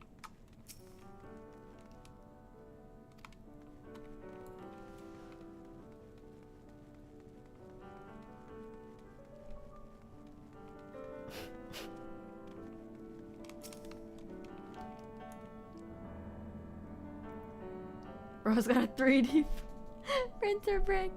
Zodiark defeated. While he may have been in an incomplete state, that's nevertheless an impressive feat. But even if you hadn't, his demise was inevitable. Fandaniel would have seen to it one way or another. That said, he probably would have yielded Zodiark's power to wreak untold destruction before taking his own life, making this the better of the two unfavorable outcomes. You know what? You're so right for that. You're so right for that. Unless you just happen to kill Fandaniel somehow. Dost thou suppose our host hath maintained his solitary vigil since the very beginning without rest or relief? If so, these records comprise the sum total of his existence. We must needs handle them with care. Agreed.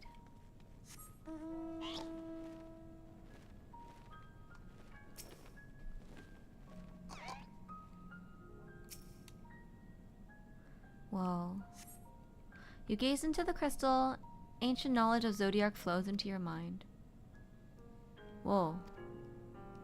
It appears to be records of long, lonely vigil on the moon dating back to the beginning of Zodiark's imprisonment. Yeah. Truly suiso, you know? Like, Jesus Christ.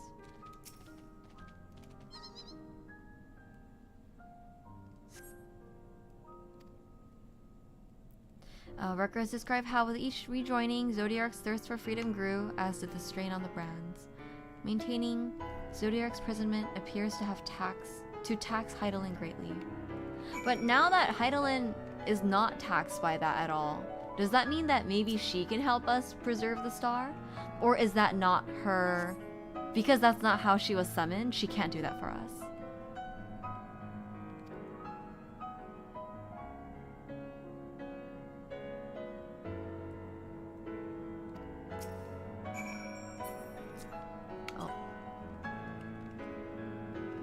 Maintenance carried out by Loporets.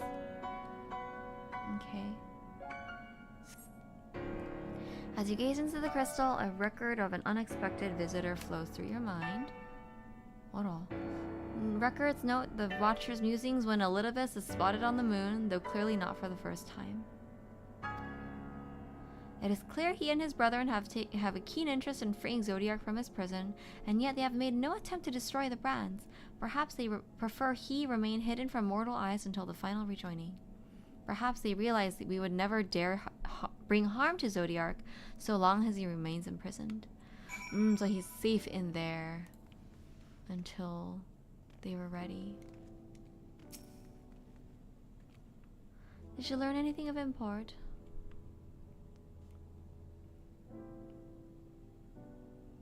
So it is as we suspected. Maintaining the brands requires a great deal of her energy and focus, and this cost has grown higher with every rejoining. That would explain why her contact with her has become rather infrequent since the 7th Umbral Calamity. I too made a rather startling discovery. This heavenly body we know to be the moon was in fact created by Hydaelyn. Oh. When the Watcher said he was created together with this place, I thought that meant only this facility. Truly, Hydaelyn's powers are far beyond anything I could have imagined. Oh yeah.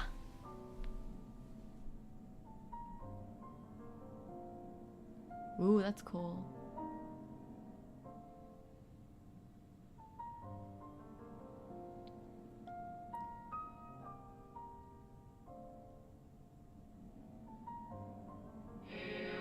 I thank you for affording me this short reprieve.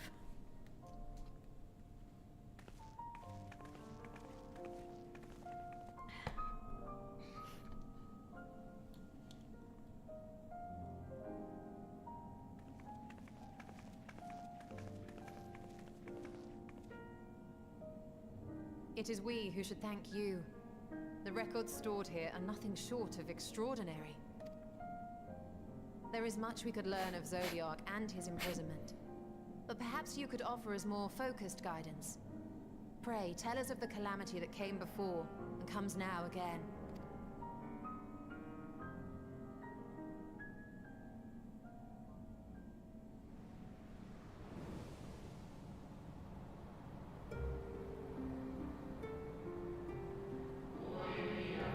Long ago, before the Great Sundering, there was but a single world, Etheris.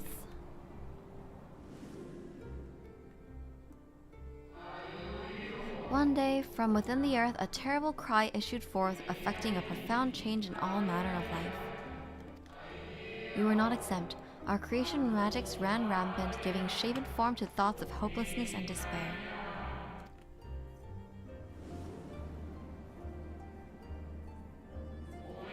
At first, the phenomenon was limited to a single region, but quickly, so very quickly, it spread and engulfed the whole of the star. Were the ancients ever able to deduce its source? They were not. However, the convocations struck upon a method to predict where the corruption would manifest.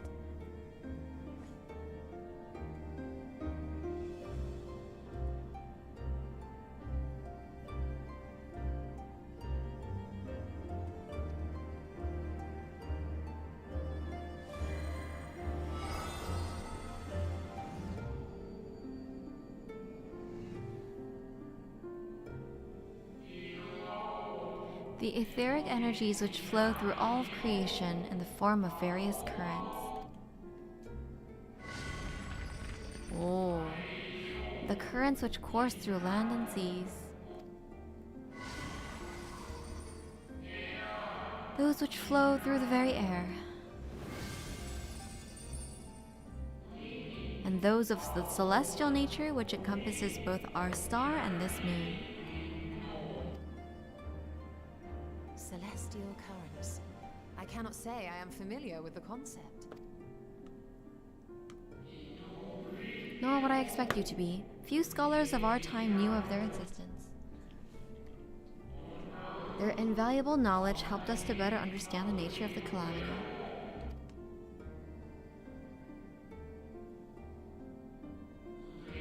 Like the terrestrial ones of earth and air, the celestial currents form a vast network, but the ethereal distribution is not consistent. The convocation soon realized that the inciting incidents occurred in regions where the flow was weakest. Correlation without clear cause ultimately. Nevertheless, on closer study, a stagnancy of ether was observed in nearby currents.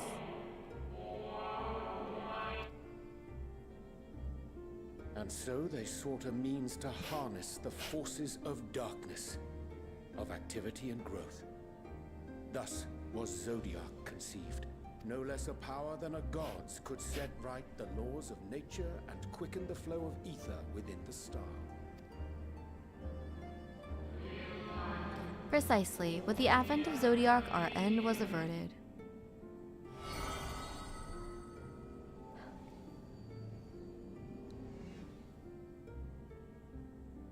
Emmett Selk claimed that those who summoned Hydaelyn did so because they saw Zodiac's power as a threat. Is that true? Indeed, there was a faction opposed to Zodiac's creation, but their aim was never to unmake him. They understood the continued preservation of the natural order was dependent on his very existence. Until we could identify and address the underlying cause of the final days, he would need to remain, for his departure would set in motion those apocalyptic forces once more. Hydaelyn recognized this as well, so rather than destroy, she sundered Zodiac herself and the star into lesser reflections, that she might confine him in this place.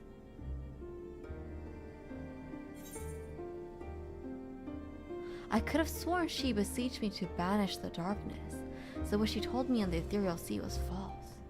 Ugh.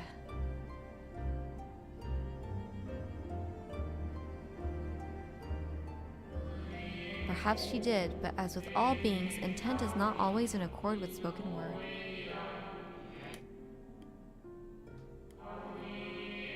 Hydaelyn and Zodiac are both constructs of man, approximations of perfection limited by our own imperfections. Zodiac was, without question, the more powerful of the two, having been born from the sacrifice of half of Aetheris's population. So much. Thus was it necessary for Hydaelyn to commit herself wholly to his defeat. Still more effort was needed to confine him.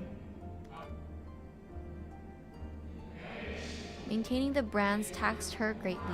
With what power she dared to spare, she cried out to any who might listen, and offered her blessing to those who heeded her call.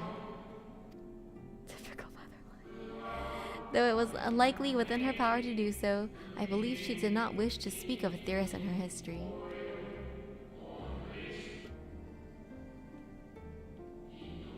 Like Zodiac, Hydaelyn's purpose is a reflection of her creators. They wish to look into the future and not linger in a prison of the past. The Ascians set in motion 7 rejoinings before we came to oppose them. How many more worlds would have been lost had we not placed our faith in her? How many more souls living in the present would have been snuffed out for the sake of those long dead? Well, in light of recent events, I see no reason to doubt your words. And even if Hydaelyn is not a god in truth, if Minfilia believed that we should trust in her plans, then I choose to do just that. Which brings me to a rather important question. Let's suppose we try but fail to stop this second coming of the final days. Should the source fall, what will become of the other worlds?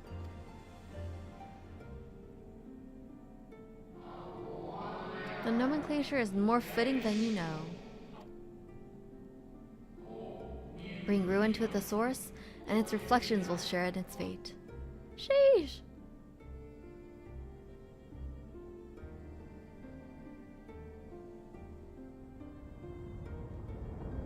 We have to protect Reen. Ah, it is ready. This way, if you would be so kind. Oh yeah?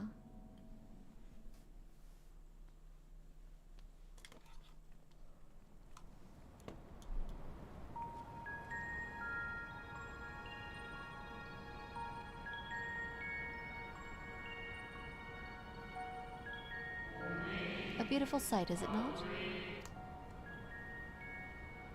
Yes, but what is it?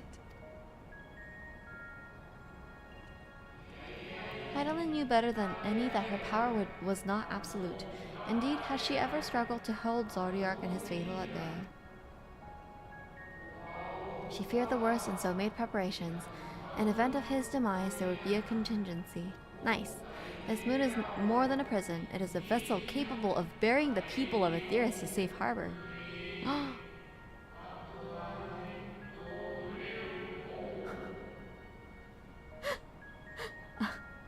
A bunker? You need not go so far as to find its pilots. In fact, I should be happy to take you to them.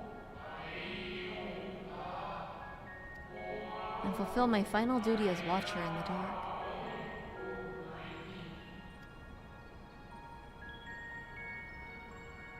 Are we gonna move to the moon? What?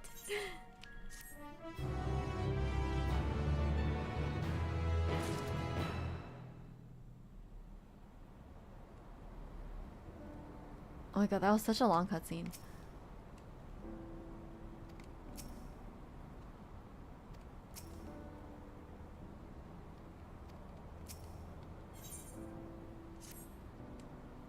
Time has come for you to be on your way. The crater at the heart of Mare Lamentorium, where Zodiac was imprisoned, is not so easily traversed, however. Let us call upon Argos, the familiar you met with earlier. He should have no trouble bearing you across. As Hydaelyn created me as the Gowler, so too did she create Argos as the guard. It is his nature to appear when needed, and yet he is nowhere to be found. Strange. Mayhap the imbalancing of ether has affected him. Let us make for the crushing brand and attempt to call upon him there. You need but recall the path you walked with Argos afore, and you'll find your way. Uh-oh. Uh-oh. If he labors in service to Hydaelyn's plan, I see no reason not to do what he suggests. Shall we make for this crushing brand then? My god. The path we followed earlier.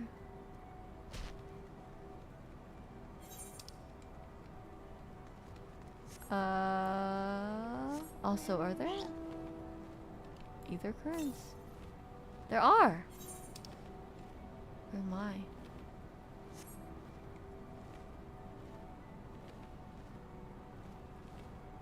Bro, what? I don't remember the path we followed earlier. That was so complicated. There was like a cave somewhere. Oh, hello. Are you here to guide me? Aha! I was like, there's a cave somewhere. Thank you.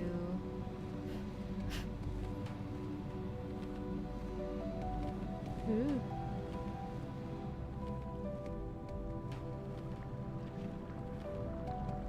Around and around.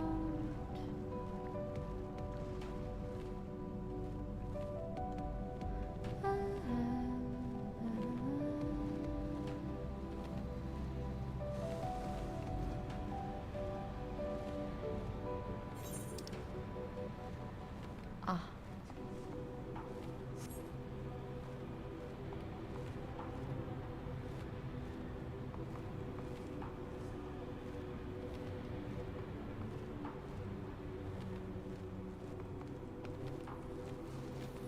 Eight.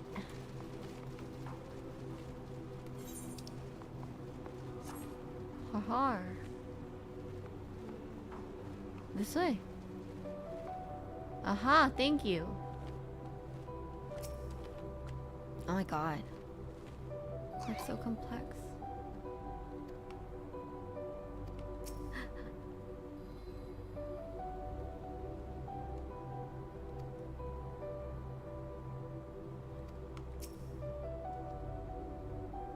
Have you seen the Lunatunders? I have not. What? Oh, those guys are Lunatunders. Oh, I didn't even notice. That's so funny. Wow.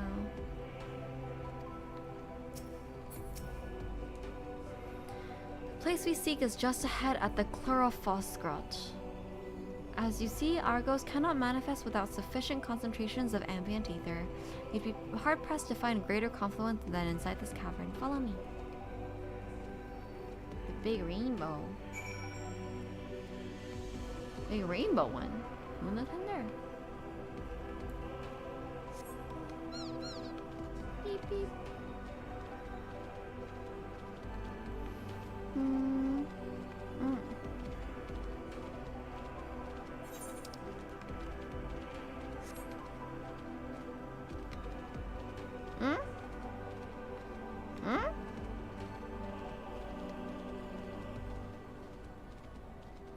Down, you say? Down, you say? Oh, there is a big rainbow one. Whoa. Where's the entrance of this place?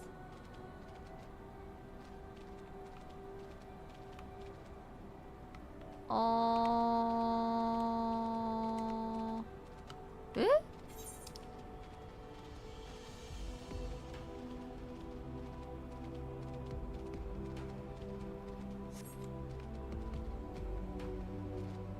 A cave. Oh.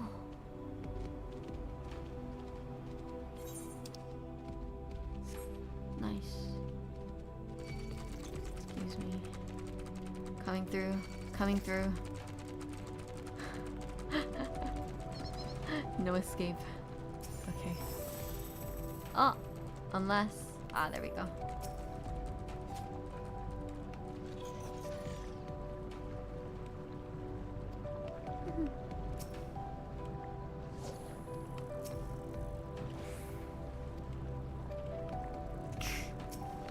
Where'd he go? Here will do nicely. The lunar spongoi draw ether from the ground, which is then dispersed in the air. At present, however, the ambient energies are not quite sufficient for Argos to manifest. Might you be willing to spare one of your own to help the spongoi along? Maybe you stroll up?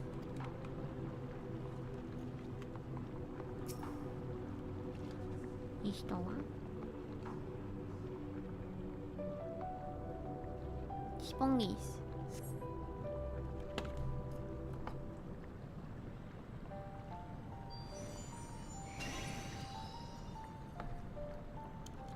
Yay! Why a dog, you think? A most fascinating creation of Heidelin's, would you not agree? Should the need arise, he is even able to create reflections of himself on a whim. Though I assure you, it was no reflection which accompanied you earlier to the brand. No, Argos is quite eager to be at your side then, as he is now, it seems. I cannot recall when he last showed an affinity for anyone. Indeed, I thought him more likely to shy away from you and your companions. Perhaps it was more of a sense of duty that compelled him to aid you before.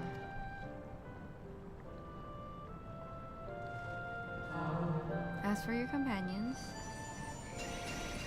Ooh! Unexpected, but greatly appreciated. I believe you're all ready. Let us return outside, that you may cross the chasm.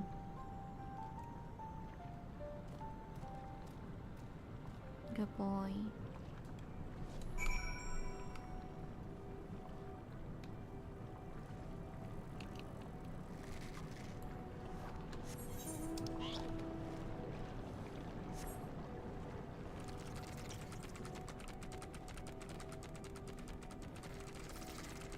We're on the moon. That's so crazy.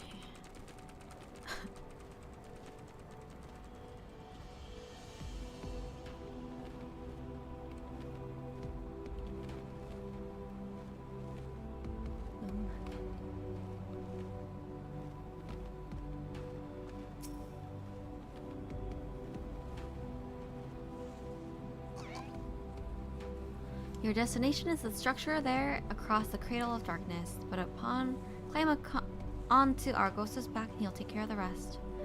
It will not take long to find the ship's crew. The facility is designated to rouse them from their slumber in the event of Zodiac's destruction. Heed their counsel. Together you may guide the star and its people to a kinder fate. This is where we part ways, but know that I shall ever be watching and praying for your success. That's so crazy. Our allies' assurances notwithstanding, we cannot be certain of what awaits us at the other side, so perhaps it would be best if we do not go at all. I propose just So 2 of us cross first while Orianche and Thancred remain here.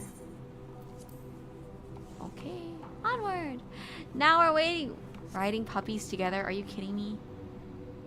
A malefic ether yet permeates from the center. Remnants of Zodiark, most like.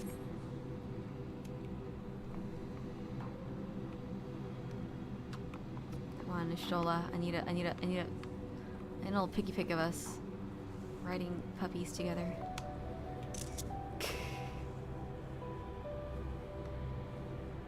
That's a little further.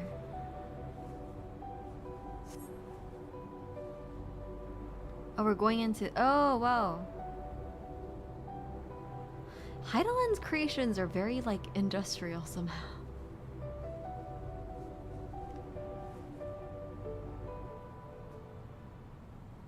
You can fish on the moon. Oh my goodness.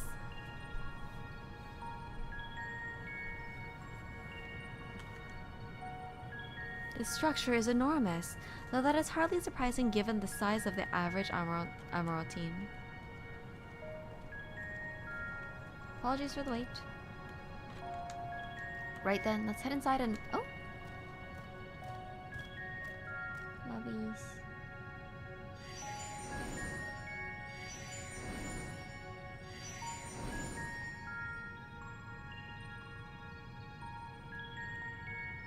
Most intriguing. A means of by which he conserveth energy, perhaps. Well, I certainly wouldn't want him to blink out of existence on our account, how well as he's been.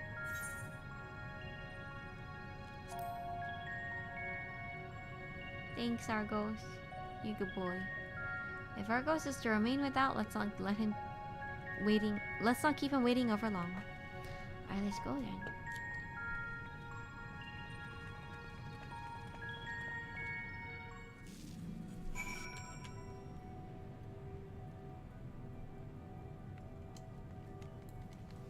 Well, let's go then.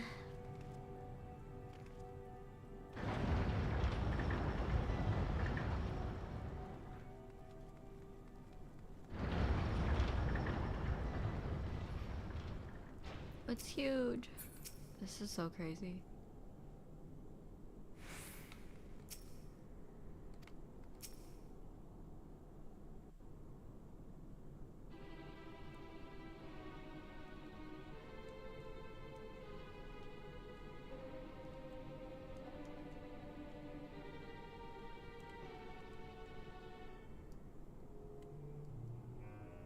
Our moonship pilot should be around here somewhere. Is that right?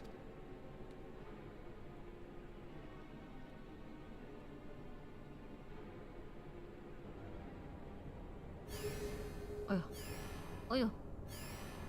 Oh! It's them! The bunnies on the moon! Oh!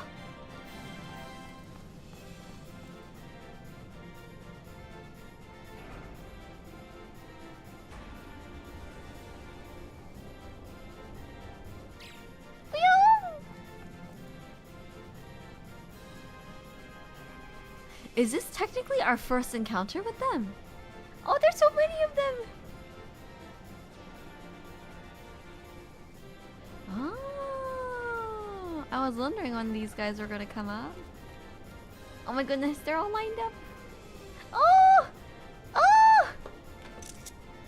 Oh! Yeah, the bunny of the moon.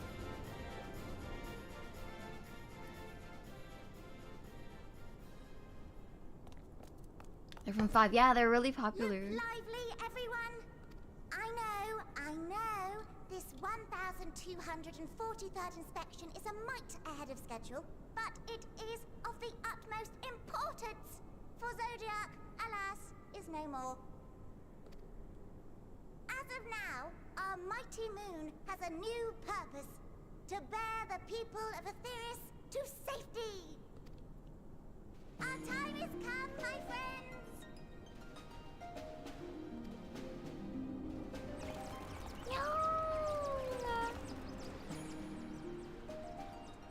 We must be swifter than swift. There is much to do before our guests arrive. I expect your workstations to be immaculate. And don't forget to relay our signal to Aetheris. Questions? Yes? No? Maybe so? No?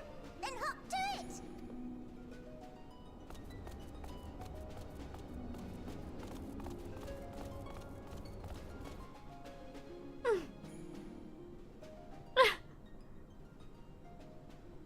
Tis a rather curious crew she hath chosen. Hop to Their it, yeah. endearing forms intended to ease the passengers' hearts, perhaps. Perhaps.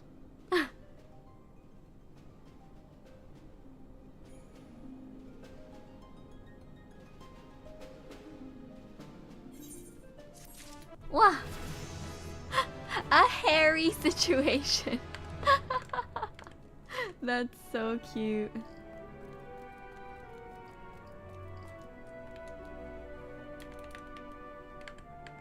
All right.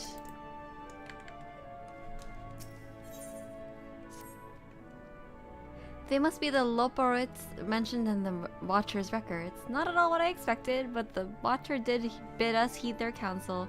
I assume one might have who gave that rousing speech was their leader. We have to ask about it in order to track them down. Come on then, let's be about it. Wow. Cute. Happy. Oof.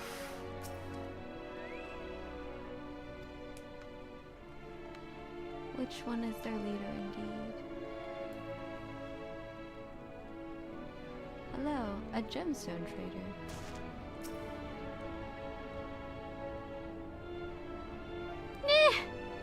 That's so cute. Chip right off, buddy.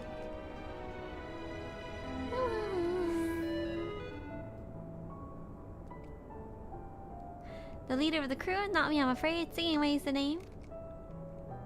I'm in charge of the construction and maintenance of the atmospheric circulation system. Only the crispest, cleanest air for the people of Aetheris, and that's a promise.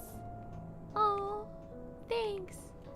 Everyone's working so hard. They're so little.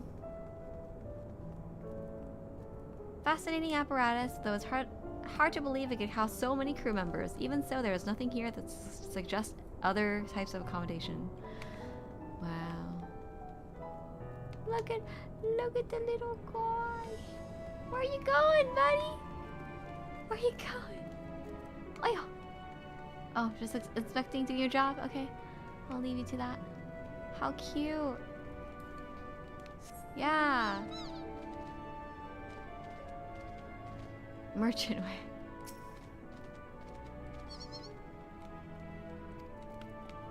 Wow.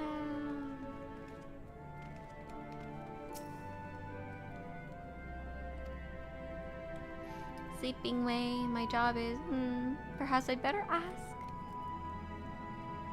Oh wait, that was the sneaky one in the cutscene.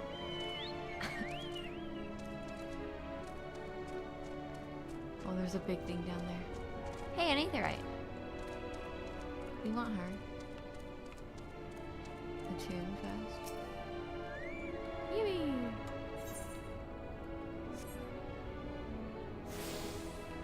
It's cute to see them like run around everywhere. Just don't got the scabbing way. Boosting way.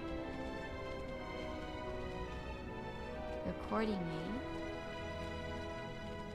Snappy.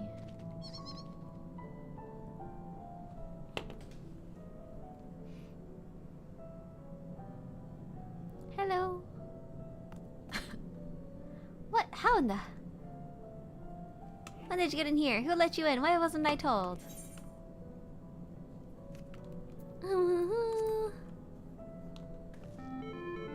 Ah! What was that supposed to be? You're humming. If one can even call it that, it's atrociously off key. It should sound more like this. Ah! As leader of the Loporites, I cannot allow substandard attempts at musicality to go unremarked, even if you are a guest. But being the magnanimous sort of that I am, will forgive you this once. Thank you. Cute. Oh well, looks like you beat us here. Your friends, I take it. Is this all of them?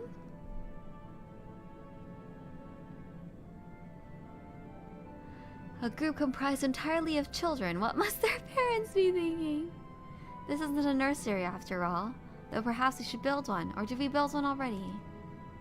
No matter. You need not pretty... you needn't worry your pretty little heads. All will be well, I promise. But goodness me, you shouldn't be standing about gawping. I must take you to meet the others.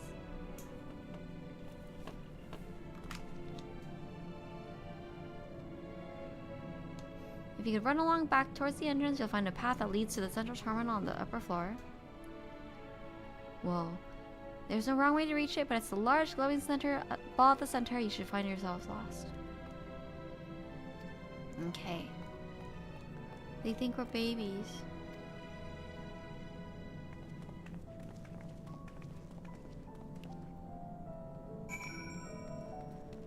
I wish there were big Loporits around the Tomart. How to get there? Up? Second floor? Eh? Do I see another... Over there! I see. I do see something going up to the second floor. Oh. Camping! There's a camping way! How cute.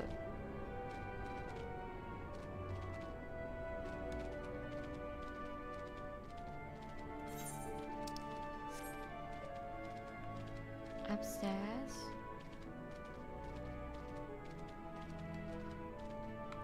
Not this oh, wait. Upstairs more.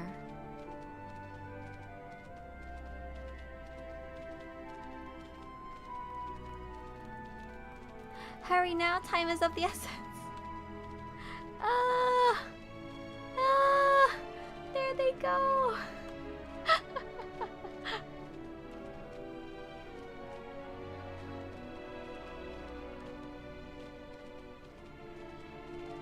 How cute.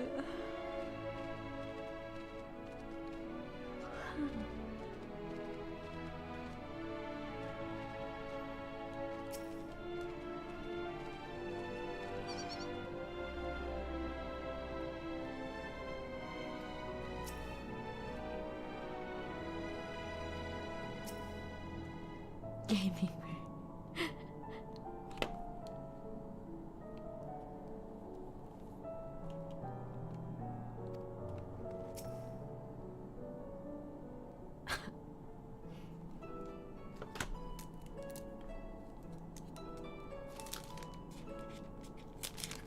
Right, of course. Introductions are in order. My name is Livingway, and we are the Loporits, created for the express purpose of commanding this ship and bearing the people of Atheris to a brave new world.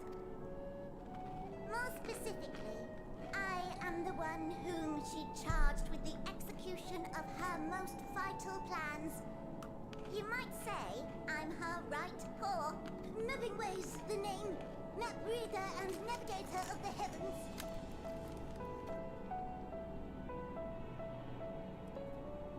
Pleasure to meet you all, but I'm still trying to make sense of this.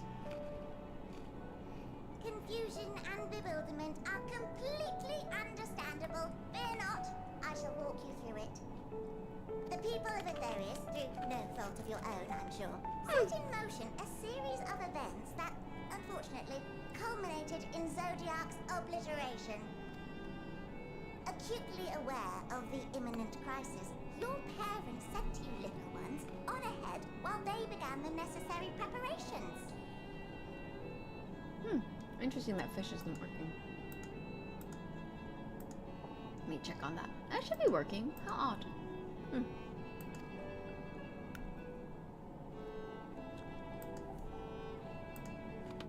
Still not following? No? Very well, I shall elaborate further.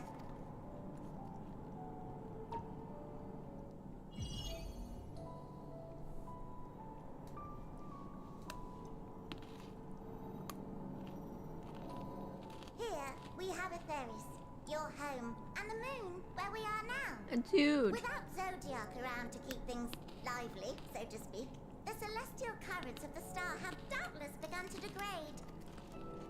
A calamity of apocalyptic proportions will be visited upon Atheris, bringing an end to all life. There is that. So too hath the Watcher claimed. By thine unperturbed countenance, I gather this eventuality was anticipated. The doom and gloom. Oh yes, quite expected. Imagine, if you will, that Atheris is a delicious carrot that I've forgotten to eat and left out in the midday sun. The most earnest wishes or prayers will not stop it from rotting to the core. So sadly, there's nothing to be done but to abandon said carrot, Atheris, in case the metaphor is lost on you, to its grisly fate. And this moon will serve as the vessel to deliver us to a new home. Just so! We will gather up as many people, supplies, and resources as our stores will hold. In Noah's Ark. And then, once everyone is aboard, it's off to another star. That's so crazy. Easier said than done, admittedly, for one does not simply hop from star to star on a whim. Which is precisely why we've spent countless years constructing the most propulsive of propulsion systems. We ought to make it to our destination in 2 shakes of a rabbit's tail.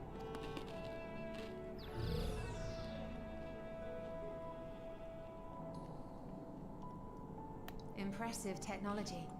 I dare say it is beyond anything we have ever seen. No need to shower us with praise. All we've done is faithfully carry out the instructions left to us by Hyde back in the old days, when she was still just Venar. She was dedicated to the study of the world and its inner workings. And the Watcher, the real one, not the simulacrum you met, was one of her fellow researchers. Oh! We and this wondrous vessel masquerading as a moon are products of their knowledge and know-how. There's certainly more to you all than meets the eye. Might I ask where exactly you intend to take us? We identified a few promising candidates for resettlement some time ago, but we cannot guarantee that they are fit for habitation. Moreover, the ship can only travel in short bursts. We intend to go down our list, hopping from star to star, until we find one suitable for resettlement. That's crazy. No need to worry, though. The vessel is being refurbished with accommodation for an extended stay as we speak. While we did have to rely upon outside help to determine what amenities were essential, I dare say we have risen to the challenge. Help? From who? From you and yours! Who else? Each time we woke to perform regularly scheduled maintenance, we were greeted by the resources you sent us. What better way to learn about preferences and proclivities of our present-day charges? Ah, but you're still adorable little children. Perhaps your elders were responsible for the deliveries. I'm not sure what led you to conclude otherwise, but I can assure you that we are all grown men and women, and I very much doubt my elders know this place exists, much less how to send you so much as a starlight missive. What? Then who in blazes let you on my moon?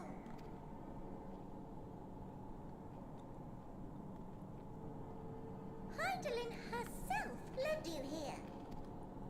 You don't say! Well, that's really not children. Then why are you so small and stunted? Like little baby carrot people. Well, Amarotemes were a great deal taller. In the present day, persons of such prodigious size are exceedingly rare. So, you're saying everyone's not like the Watcher? Mm-hmm. Oh, confound it all! Someone could have at least scribbled a note about your profound miniaturization. That tome in thy possession.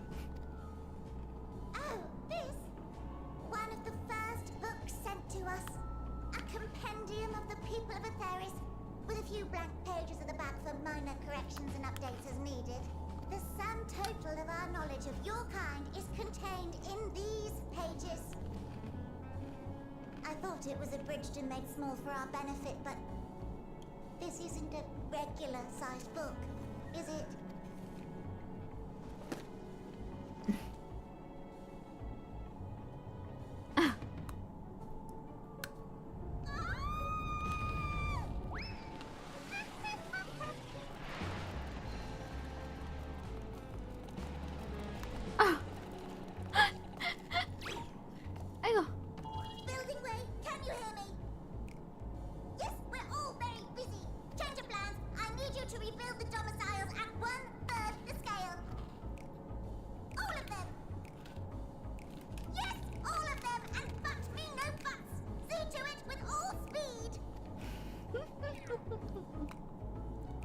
Perhaps you could tell us a bit more about your terrestrial collaborators.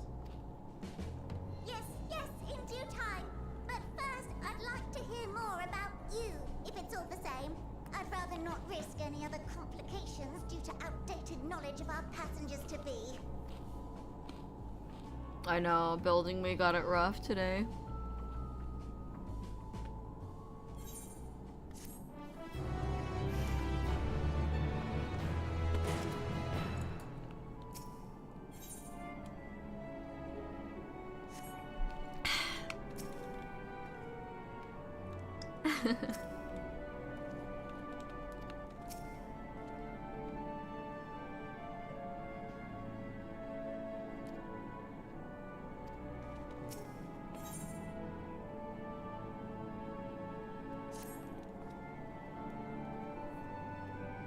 Right then, now that you're here, you need to teach us all you can about your people and quickly. It won't be long before the final days are upon us and their final terrible grandeur, so it is imperative that we are prepared to receive our passengers to be.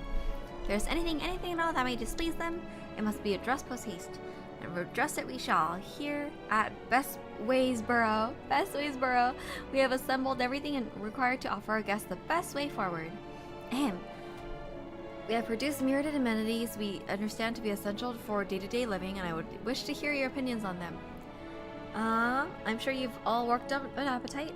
Why don't we start with foodstuffs? Meet me at the Caratorium while we'll see about filling your bellies. The Caratorium! She does not want for amusement. The notion of Aetheris rotting to its core being a matter of course is rather concerning, though. Nonetheless, let us take this opportunity to learn more of the Loporites and this vessel.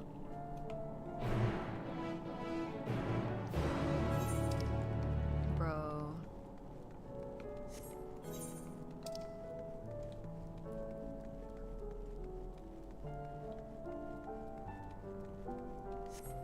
Is there a way through there? Through that? That door? Whee! Hey!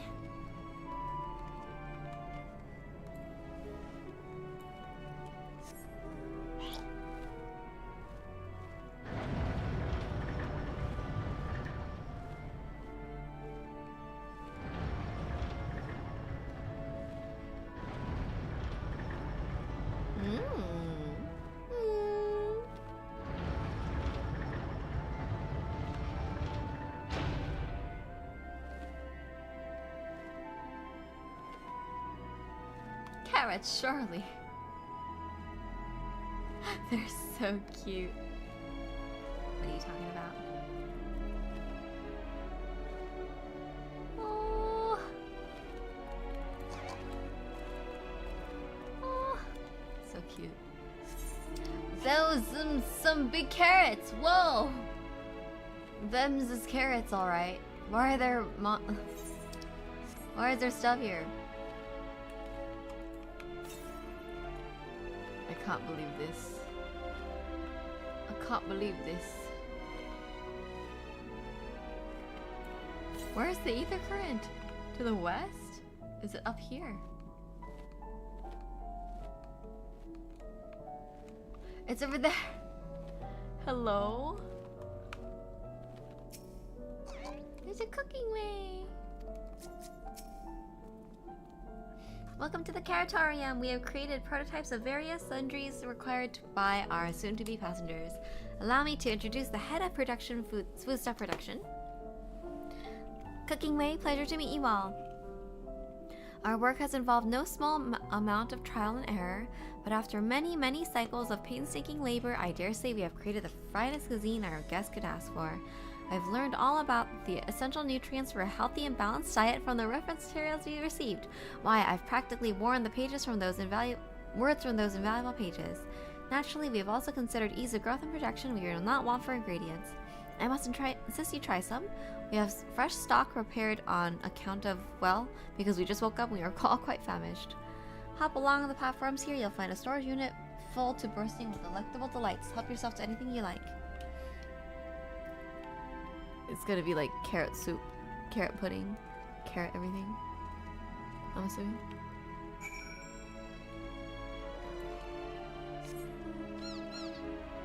Eight.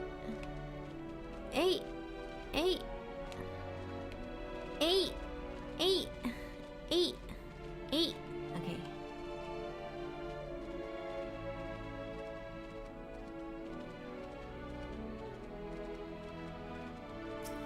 Nice.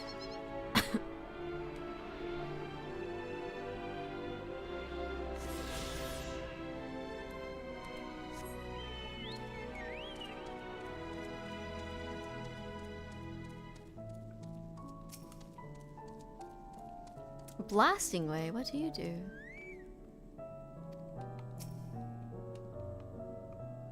You find rainbow assortment carrots. Ominous crimson carrot, vibrant yellow carrot, peculiar looking blue carrot, or the unassuming orange. I feel like red is usually pretty good. The soft texture and redolent aroma of this crimson creation belie its staggering weight. The impressive length and girth only compound the mystery, leaving you perplexed as to the nature of this carrot.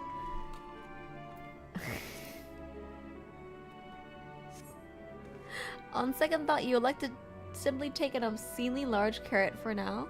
Due to its bizarre qualities, it'd be prudent to ask Cooking Way whether it's safe to eat first. Hello?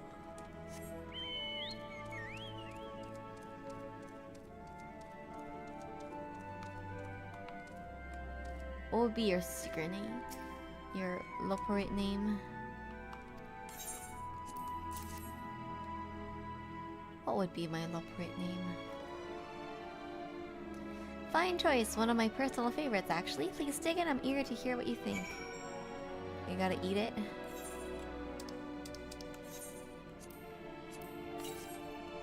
With great interpretation, you take a bite out of the carrot. The carrot is oddly tender, but as you begin to chew, a rich aroma fills your nostrils. A newfound vigor begins welling within you. The rumbling of your stomach, however, suggests it might simply be indigestion. Help! Merchant way. It has to be an ing. Scrapping way. What did you think? Unlike anything you've ever tasted, yes? The iron carrot can be a bit difficult to digest, but the boost to endurance it promises makes it the perfect meal before a day of heavy lifting. We have plenty of other varieties too. Bleeding carrots to improve blood flow, dream carrots to help with sleep. As you can see, we have a carrot for every occasion. But what if I don't like carrots?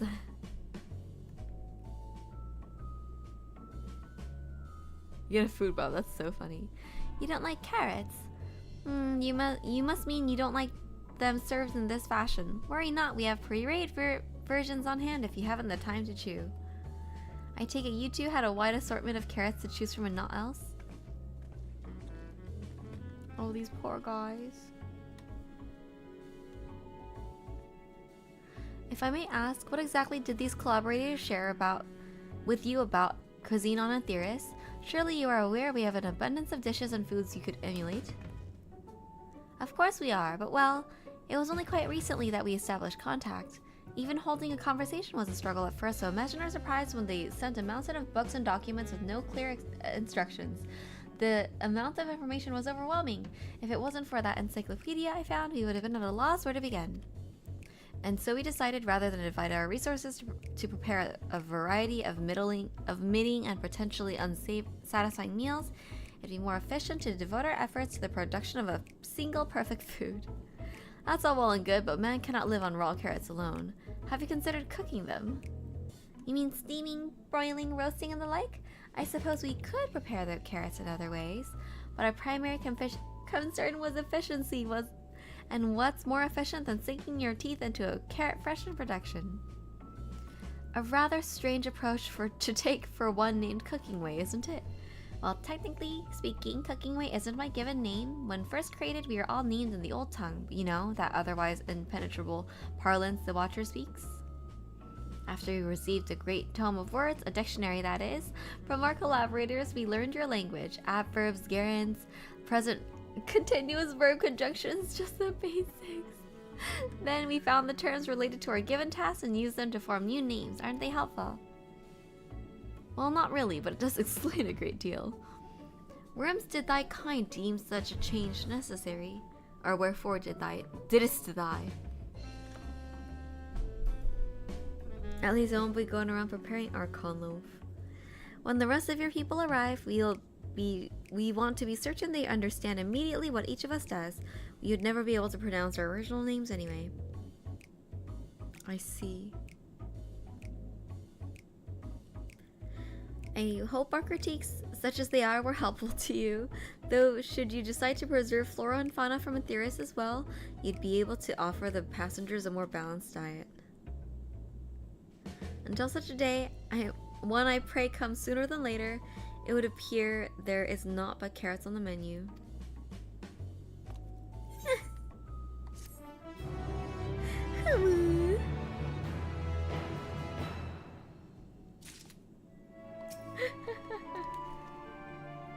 I did rather like the carrots! Good. Good job. That's so funny.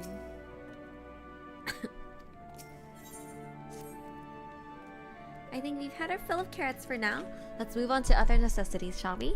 Our clothing production is sure to impress. This way, isn't it going to be really huge? Alright, I have a theory. It's that the outsiders they previously came in contact with are the Sharlayans. When they were doing their research of the Ethereal Sea, they made contact. And then they were like, oh shit, we have to all plan to evacuate. So we gotta make sure to basically be Noah's Ark for when we're ready to go. I think that's not even a very out there theory. If you fight the robots, it plays the 4 music. Interesting! Well, it's following me. Oh, it's not following me anymore. Yes, no comment, of course. Do not confirm or deny, but that's my theory right now. And all the books they sent, the Sharlayans sent them. Here we are, the apparel production station. We've chosen to employ more traditional methods for this task, creation magic. Heidelin, in her infinite wisdom, granted us the same self-affinity for magic her people possessed. We have other amazing talents, of course, and I know you're dying to hear about them, but I'll regale you with the details another time. That said, we did run into a spot of trouble at first. Our magic alone was not sufficient to see our work done. In the end, we discovered crystallized ether was a wonderful catalyst that could provide us with the extra V's we'd need. My, how resourceful. The sweet sound of recognition. You'll also be impressed to hear we've read about your habit of changing attire to match your chosen profession. For sake of efficiency, I assume. This has also been taken account of their designs. Hello, Bueno, welcome. Why take my word for it when you can simply try on our clothes? Making yourselves known to the workers, they'll see the rest. Oh my god. We get new drip? Is that what's happening?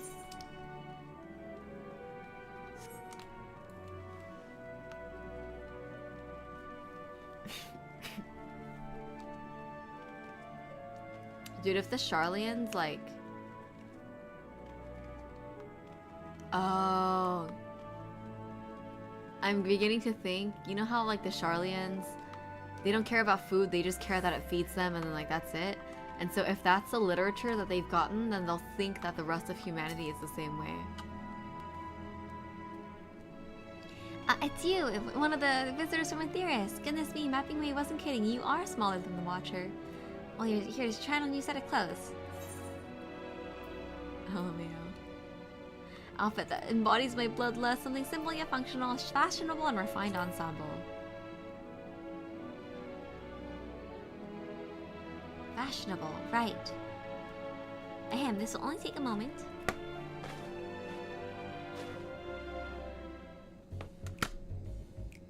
Ara.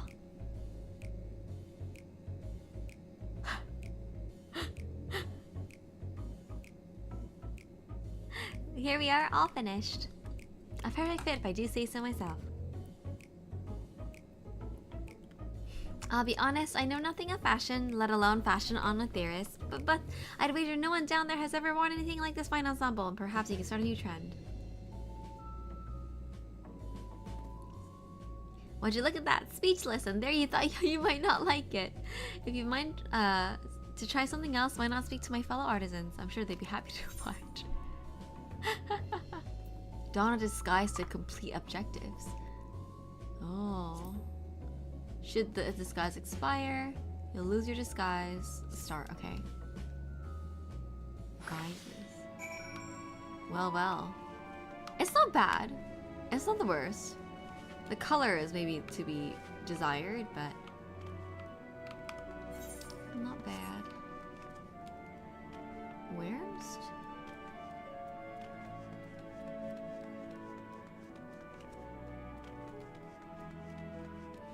Wow.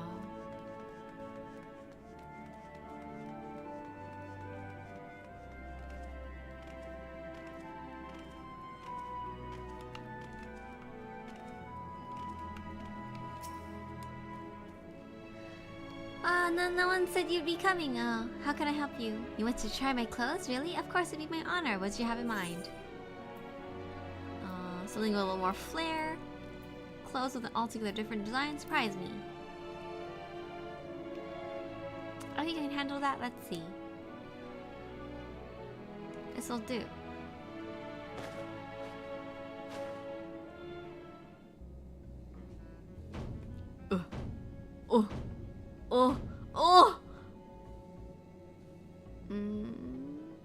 Some of my best work yet. It's a relatively new concept incorporating an idea that's never been tried with clothing before. Fragrance. Can you smell the carrots? Simply divine. Oh no. I was worried of how the concept would turn out when put to the proof, but it looks stunning on you. Why don't you go show Living Way? I'm sure she's eager to see what we come up with. Uh-oh. Ruh-roh. Leopard print. Lovely.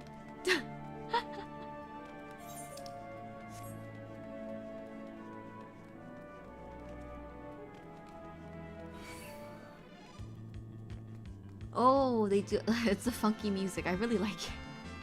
How cute! That's so cute.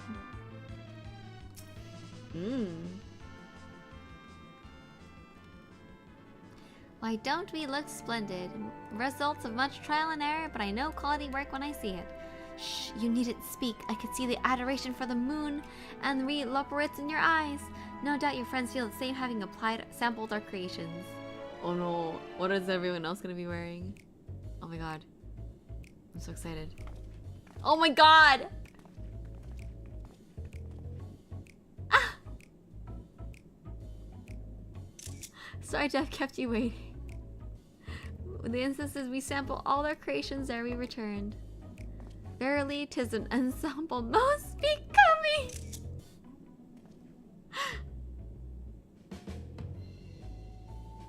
That's Hataru's fit.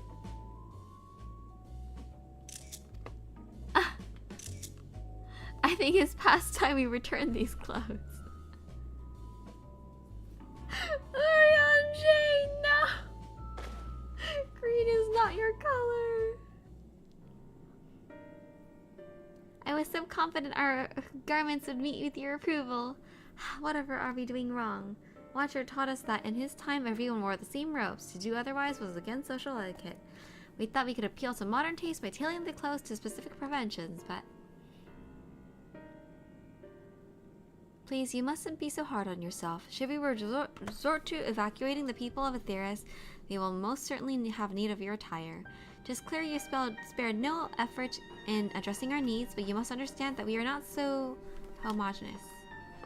Speaking for myself, what I wear now better suits my tastes, even if it is of inferior make. But there are others whose choice may be influenced by traditions or personal experience. Rather than make assumptions for the whole, you must consider the individual and their potential preferences. I fear we've underestimated the complexity and diversity of your people. But even if you memorized every tome we received, I doubt we would have fared it much better. Maybe we're doing you a disservice trying to shower you with our babbles and flippery, thinking it was for your benefit when you'd be better off on your own. There are some who might agree, the people who prefer to keep others at arm's length even when they know they shouldn't. As one former such fool, I'd ask you a question. This plan to evacuate and escape the final days, did it account for the reflections of the source as well? Nor. Not that I'm aware of. We are born of Heidelin's love for Aetheris and the salvation of the people on that star, and that star alone has been our aim. Surely it's better to devote ourselves to saving one world than divide our efforts across 14 and risk failing them all? I suppose you're right. Living Way, might we have leave to explore Bestway's burrow unattended? You have given us much to think about. Why, certainly. Until later, then. Welcome back. I know, but Reen and all our peeps there, the Chais. If I may, I'd like to accompany thee a while longer. Really? I mean, you're more than welcome to. There's actually something I wish to speak to you about. Let's be off then, shall we? Oh yes, the yapper can yap to you all you want.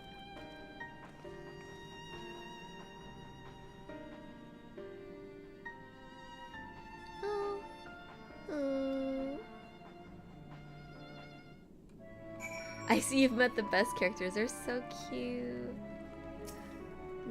So considerate, too. My apologies, I wasn't trying to spy or anything. Everyone's been talking about visitors from Aetheris, and I wanted to see what the fuss was all about. I was excited at first, but now I'm worried. What if the people of Aetheris refuse to come? What if we can't save them? It's clear we've made a mess of things. Oh, but wait, you haven't visited the domiciles. Once you see them, you'll understand how wonderful the moon truly is, I'm sure of it. I'll be waiting for you by the transporter near the entrance, and the name's Growing May, by the way. See you soon. Growing May. You grow carrots? The Carrotorium is such a good name.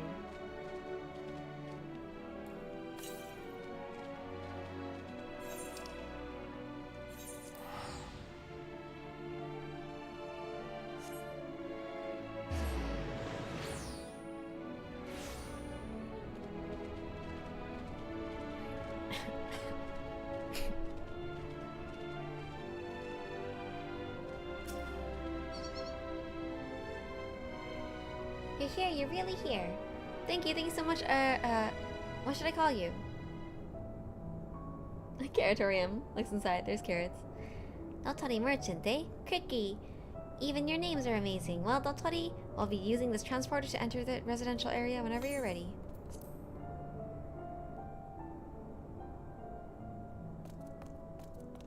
Ready in the teleporter. Oh my!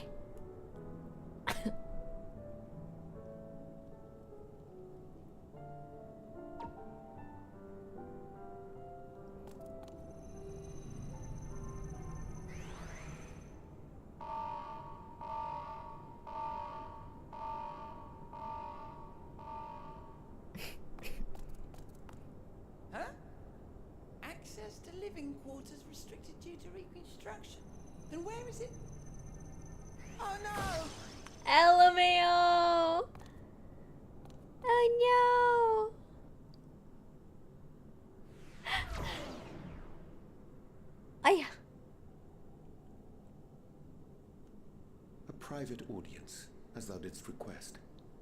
reasons I know not. We're eavesdropping. Oh, there's so many of them. He's so big compared to them. Just a precaution. I'd rather I didn't have to ask the question at all, but I take my responsibilities very, very seriously. Do you and your friends, by any chance, find our accommodation wanting? Be honest, brutally even. It would be ungracious of me to belittle the efforts of the Undine. Lovely sentiment, really. But the disappointment is writ plain on your comrades' faces. It's all the more frustrating since no one will come out and say what they find wanting.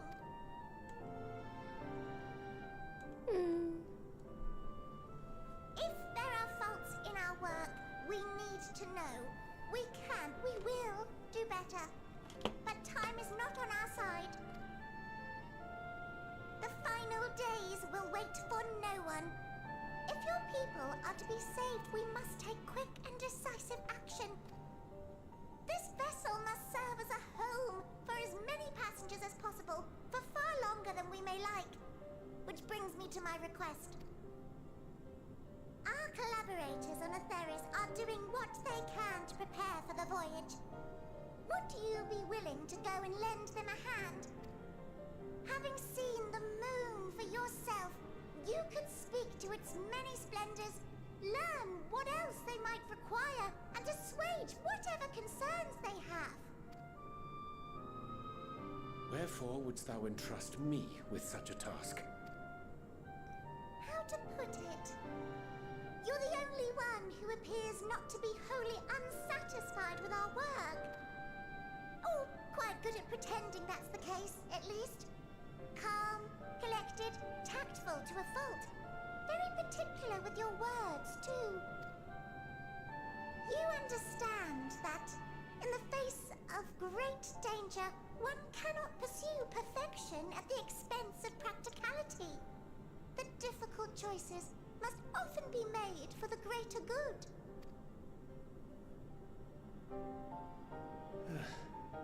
And so fate doth conspire to set my feet upon this path once more. Come again?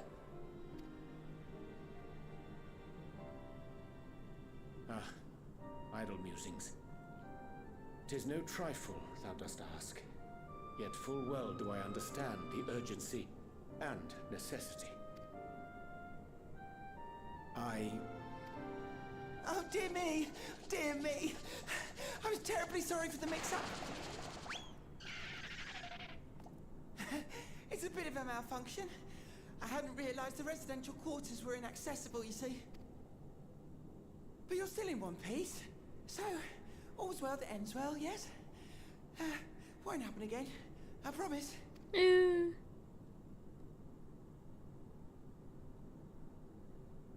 But we overheard. Oh, we didn't hear his answer.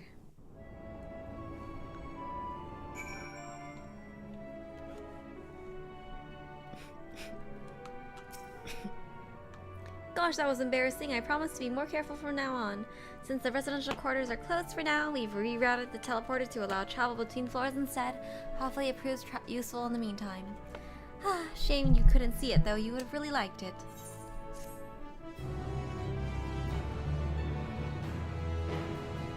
You may now travel between the upper and lower. Okay. Cool, thanks. Yeah, he's being made to be sus again. May not seem like it, but we've been planning this for far longer than I'd care to admit. Each time we woke up, we'd have long discussions about how to save as many of you as we can. Felt like everyone had an opinion on this or that. But one thing we agreed on was that the people of Atheris wouldn't take action to save themselves until it was far too late. As they were striving to make the moon a vibrant, magical place they'd hop at the chance to visit, rather than waiting for the flames of oblivion to get them off their trails and force them to accept our invitation. The residential quarters may not be up to the necessary standards just yet. There are plenty of other places worth seeing. You already had a look around the Paratorium, but wait until you see what's waiting for you at the east end of the burrow. Follow me. East end of the burrow. The burrow! Oh, we can use the teleporter.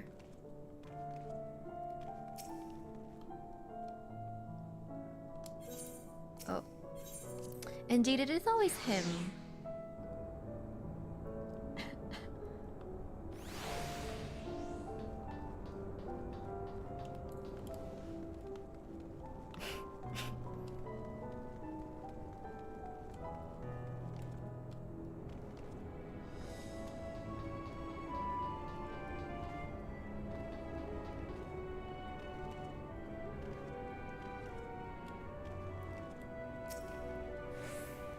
Maybe I should start transitioning to my warrior as my... Oh! Oh, maybe I should have been more careful with that. Okay. That's Uriante this bad. That boy can fit so much trauma. I didn't realize my warrior had been so behind that now I can't actually use it to gain MSQ EXP. Because I think these are the level 82-3 quests. That's a oopsie on my part.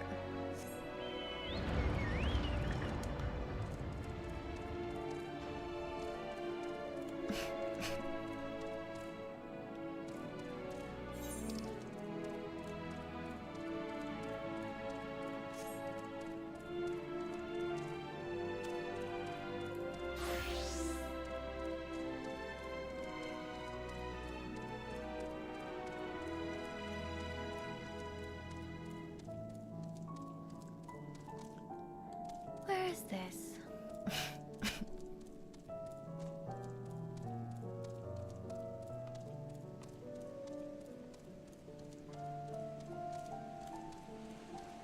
Water.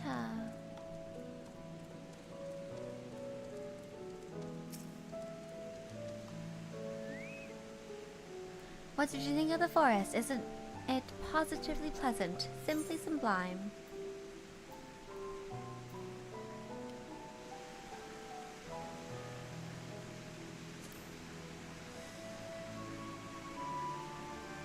Right as you are, our forest is made of crystals and constructs dotting the landscape as far as the eye can see. Building this place was a challenge, let me tell you. Since we were born here, we've never seen trees in person before, let alone a forest. The information sent by our collaborators was quite enlightening, but after much deliberation, we decided to use crystalline structures in place of living trees. Thanks to our atmospheric circulation system, this place produces air as clean as you'd find on a forest on Earth. Oh, this is not our beautiful home. The fountain here behind us, powered by a rather large crystal adorning its top, plays a vital role in supplying us with fresh water. I dare say, much time and effort was spent making the most spherical of spheres, and I dare say the unparalleled roundness speaks for itself. I enjoyed nothing more than a long stretch.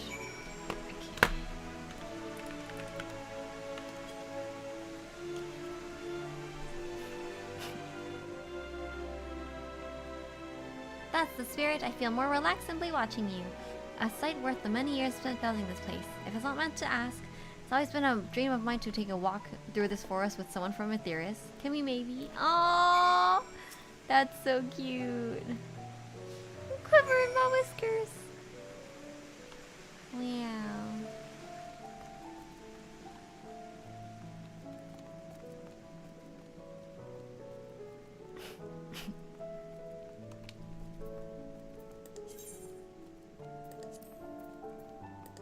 All's veil that ends veil.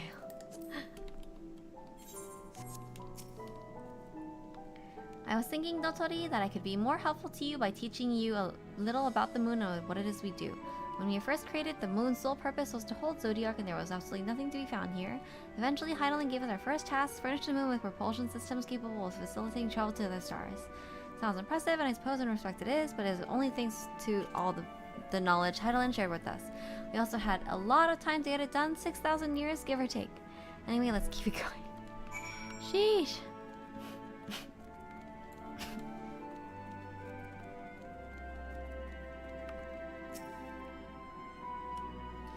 This may come as a surprise that we didn't begin building the habitable areas until after the propulsion systems were ready. Considering how long it took, I wish we'd started sooner. Who would have thought we needed 4,000 years to make this? Certainly wasn't worth you dare rush either.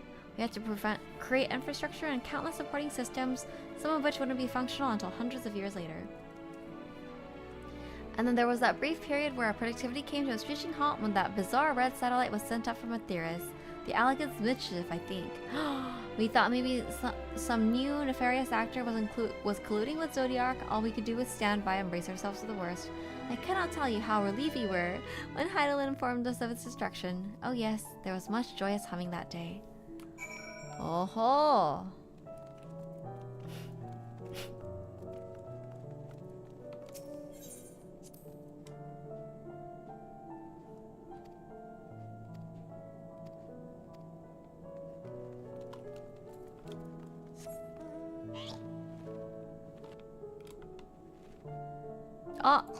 Oh, okay, he comes with us. I was like, where'd he go? They don't know, indeed. Say, do you notice anything particular about the treetops? I mean, apart from the fact they're massive crystals, not trees. I'll give you a hint. It's the gold rings emanating from the glowing spires. Along with the device fixed near the ceiling, they serve a similar role to our sun, doing so even better. Sun and similar celestial objects in the great expanse radiate energy that is harmful to your bodies.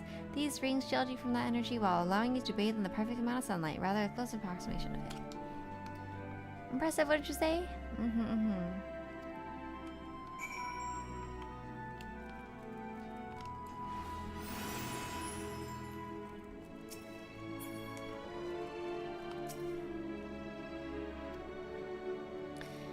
Propulsion systems and habitat facilities were completed around 2,000 years ago, and with that, the most important structures were fit for purpose.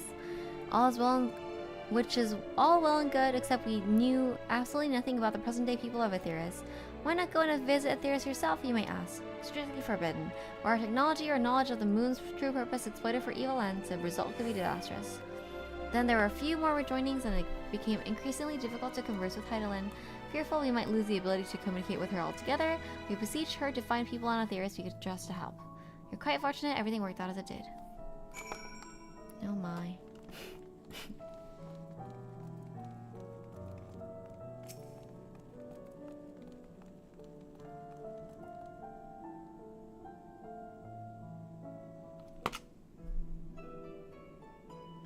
With the exception of routine inspections and maintenance, we remained asleep and waiting.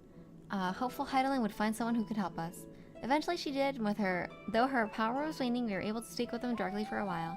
We shared with them everything we could, including our knowledge of the heavens and a means to travel here to the moon. They certainly didn't waste any time with what we taught them. No more than a few years after that, our collaborators found the means to convey messages and supplies to us from down below. With all the letters, books, and other resources they sent, we learned enough to start making more meaningful changes to the moon. Now you're here, hopefully enjoying yourself as much as I am. Cute. Yummy!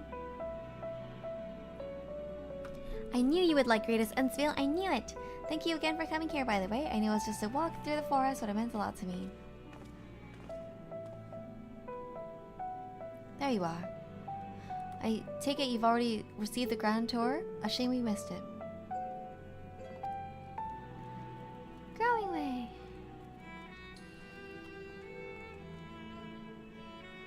Oh, is this about the transporter in the main residential area? No, never mind that. We have more pressing matters on our hands.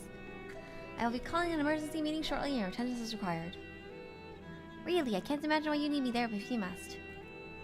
We won't be long away.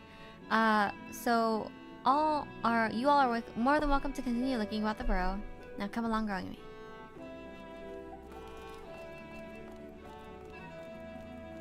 Before we arrive, we seem to be in the midst of a rousing conversation with your guides. Did you learn anything of import? I think it's the Charlayans. They spent 12,000 years preparing for this.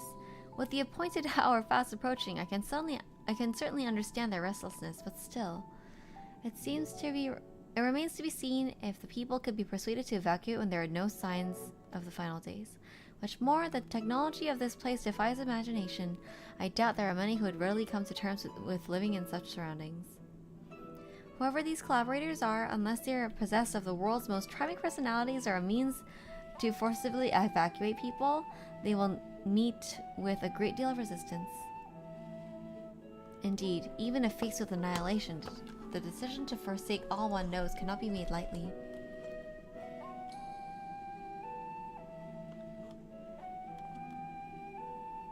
Forgive me, friends, but I must beg your leave. There is another matter which yet begs for mine attention. Of course, we can accompany if you like. Nay, that will not be necessary if you'll excuse me. We said no more secrets, Urianger. You promised. You promised. It is clear now that difficult decisions lie ahead of us. Willing preparation for the evacuation of the Theris is indeed crucial, but I am not yet willing to forsake our world and its reflections, and I trust I am not alone in my residence. Okay, let's take a quick break because I need to refill tea. Oh. Let's take a quick break. Refill tea time. Oh.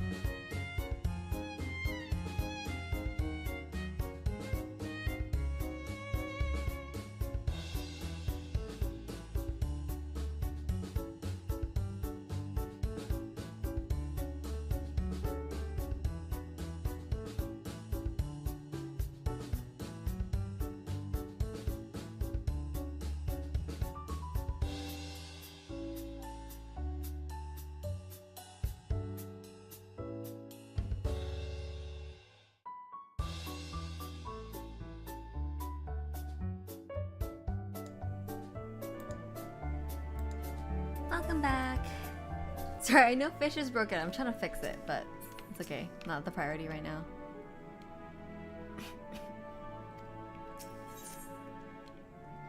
Did Urianger seem strange to you? More than usual, I mean. I know he has a penchant for keeping his own counsel, but I'd be lying if I said I wasn't worried. Would you give me a seat if he's alright? If Joel and I will remain here and see what else we can learn about the final days. If you would hurry, perhaps you can catch up to him.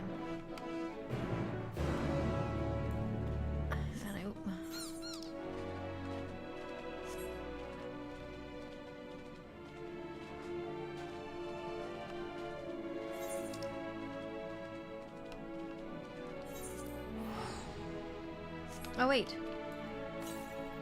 There must be an ether current somewhere here. Somewhere.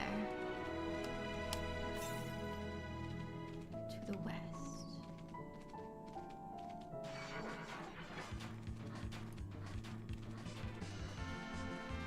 Oh, there.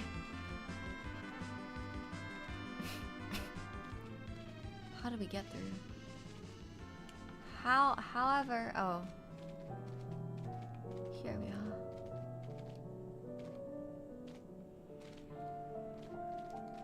Strange place for the ether current. I made it this time. Hello, Surleys. Welcome. I cannot get up. I think we just have to teleport up. Where's the next one? To the west.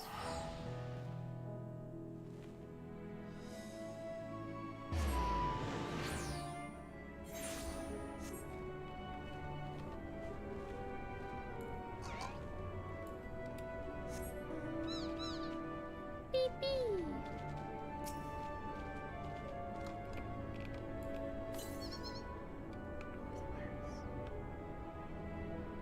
Northwest.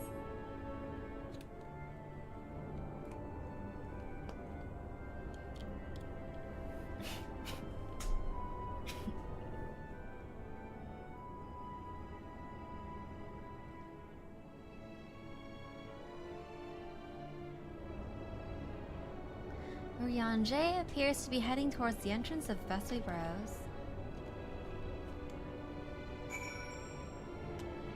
Endwalker. Oh, we need to get that ether print first. It says it's so close. Where is it? Huh?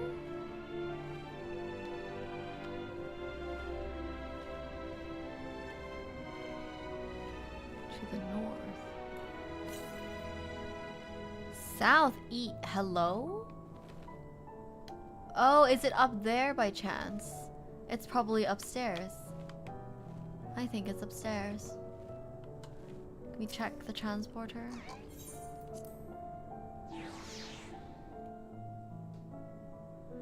Ether current, come to me. Eh?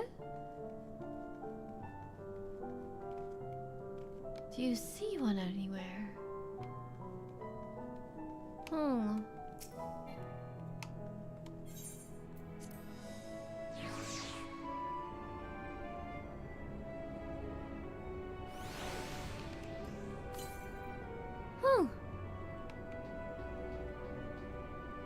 The east.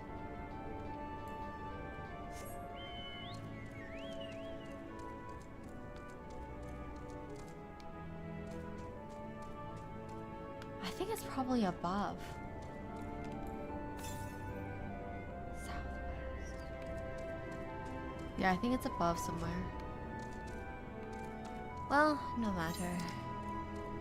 Let's follow Urianger up the stairs. I've been playing a lot of Dragon Quest builders lately. This kind of music reminds me of a nostalgia I never had. Easy to do. Housed?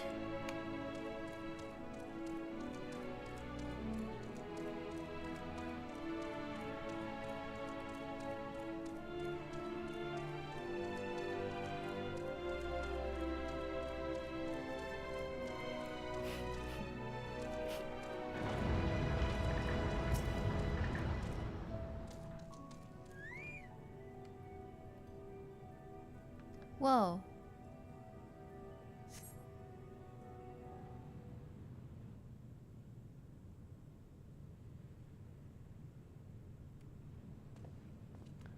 Oriange. Stop. Oh, he's got pointy shoes.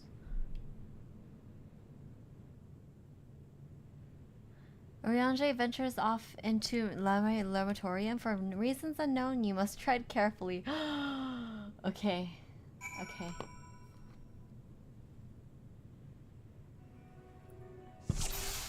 Okay, Ori.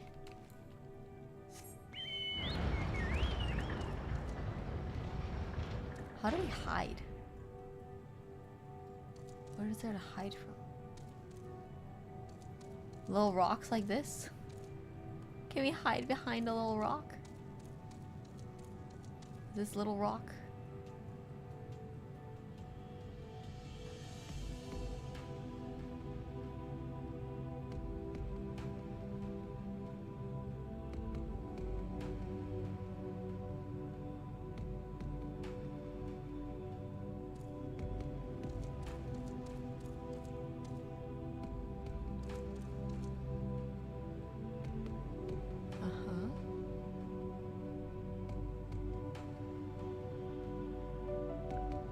I wonder how far away can they get?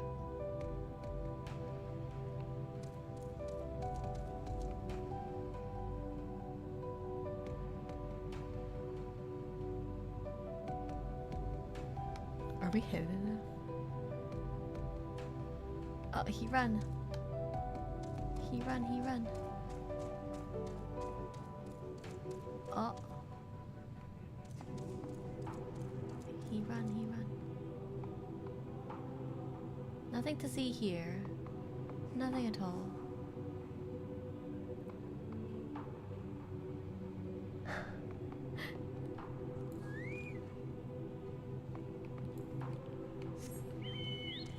I feel like he's gonna turn around, like right there.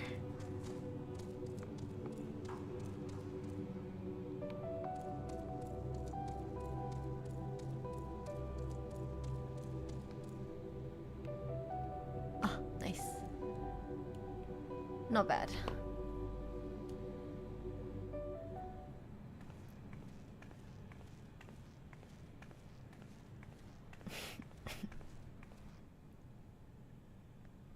I followed you. Thine arrival is timely as ever.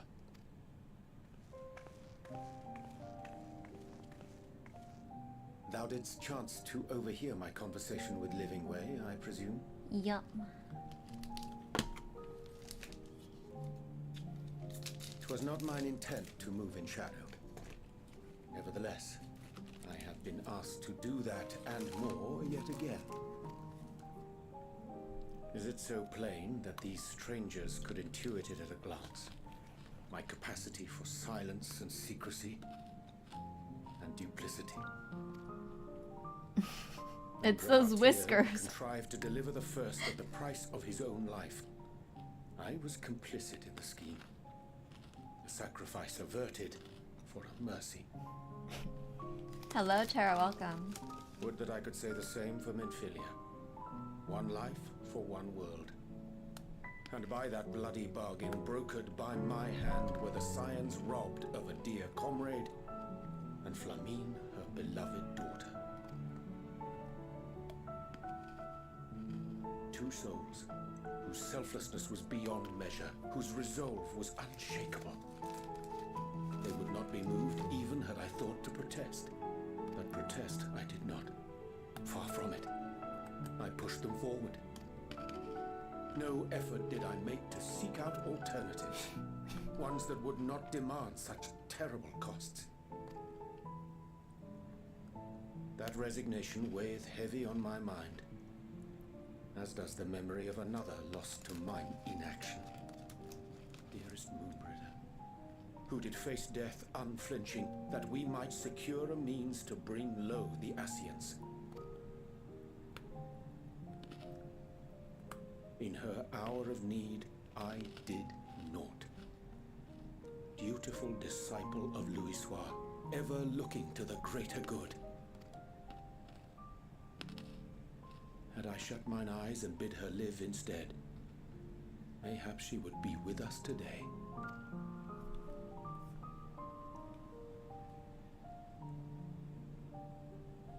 Selfish wants, born of everlasting regrets. Most days I put them from my mind, but could think of naught else when asked to swallow the same bitter draught. Subterfuge and sacrifice. Mayhap the right moral choice, but one I regard with great trepidation.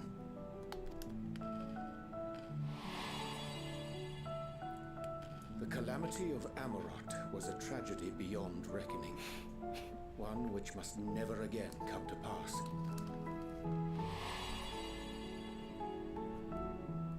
Thus must we struggle, haunted by ghosts of those we have lost, clinging to those we pray we can yet save. But what of those we cannot? How do we make peace with the dreadful algebra of necessity?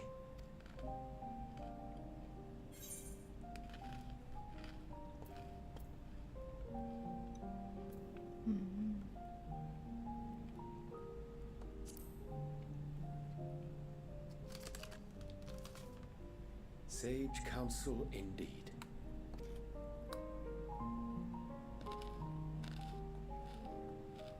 I see. Wisdom as befits a great work. Curious that he should think thee in need of such encouragement. Strange. Scarcely can I remember when last we spoke alone, and so candidly. Yeah, actually. I thank thee. For all my supposed skill with words, I find it difficult to express such private thoughts. As for the Loporrit's proposition, I will take time and consider how to respond. 'Twould be to our mutual benefit if we could converse more openly with our aspiring caretakers. A concern I should be glad to address on the Scion's behalf. To dispense with all pretense and bare one's heart to another is a frightening thing indeed.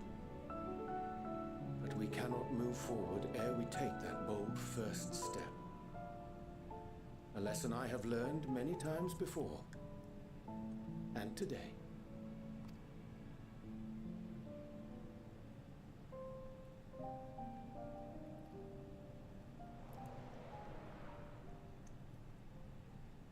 What are they saying?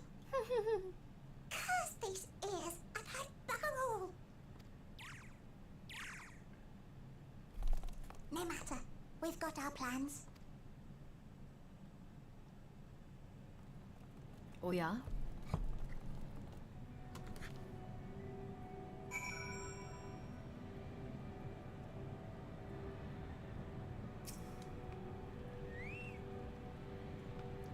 In truth, my reason for traveling hither was to effect a plan of mine own, a plan which may pave a way forward for us all. May I say, for there is no guarantee of success, 'tis the reason I set out alone, that failure should it come would be mine to bear alone. Yet thou standest before me with proffered hands and open heart. 'Twould be remiss of me to refuse thy amity, and so I ask, wouldst thou join in mine endeavor? Oh yeah. Oh my god, my inventory is getting full. I thank thee for accompanying me. 'Tis a simple plan in truth. We will not be long away from Bestwaysboro. Difficult decisions must needs be made in the coming days, but I nevertheless believe we are of one mind in our desire to save the people of Aetheris. To make clear our resolve to the Loporrits, I would offer them a gift, but its making doth require a most singular ingredient. Yeah, always spring cleaning.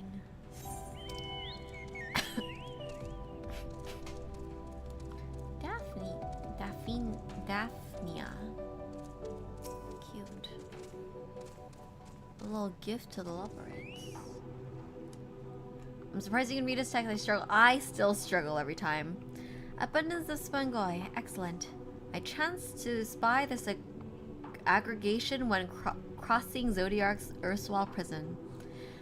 Using a spell taught to me by the Pneumo, I believe these shall suffice for the gift I would fashion. The magic requireth considerable concentration, however. Might I prevail upon thee to stand watch whilst I perform the incantation? Okay.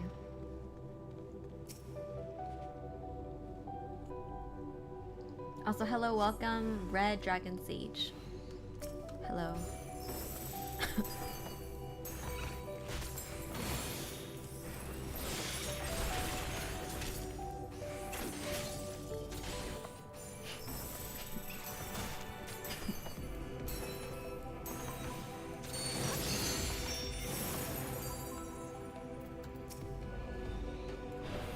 Oh, we have a new thing. Whoa, it's a cone. Okay. We haven't had a cone type AoE yet, have we? In Dancer. More enemies have joined the fray.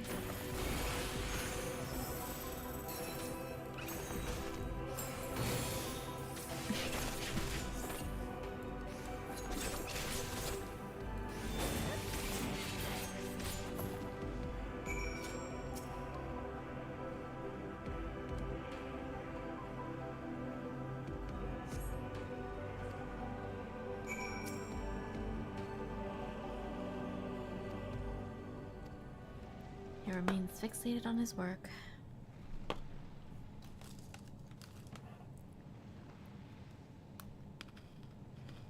They're just done.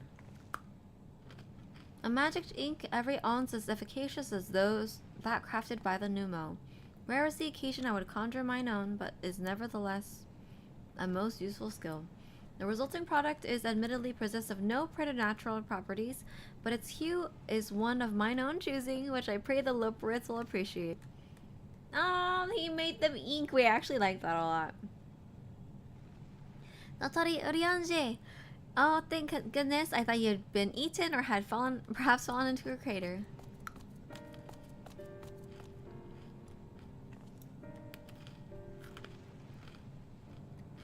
Joel has been looking all over for you.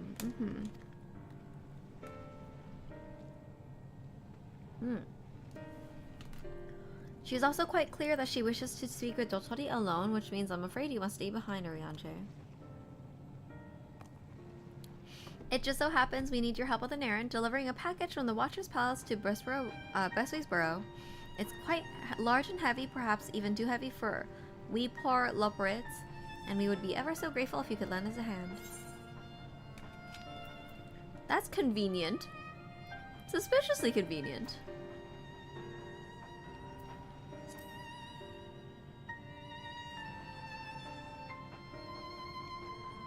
Are you insinuating I would betray the trust of Heidelin's Chosen, or worse, do anything to risk getting on Shola's bad side? She's clearly not one to be crossed nor made to wait. Now off with you.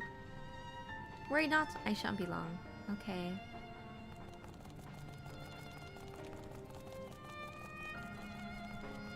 That is suspicious.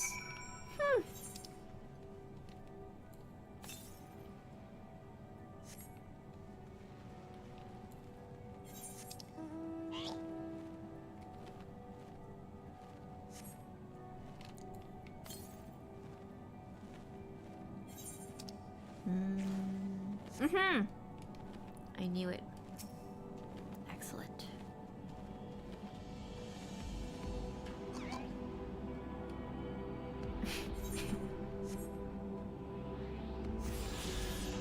These areas are large indeed.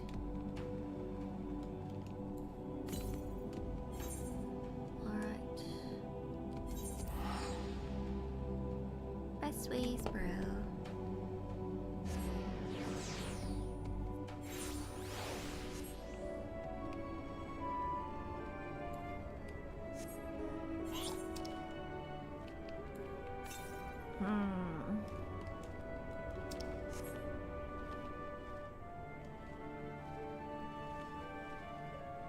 The moon's haunted. Why are we here? Why are we here indeed? This is the movie Passengers.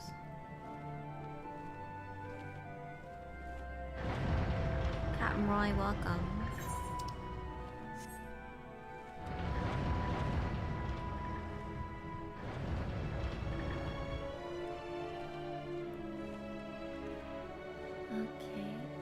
look at them go. Ooh, so cute. How's Endwalker going? Good, but slowly. A little bit more slowly than I would like, but we're gonna do as much as we can. And enjoy ourselves along the way.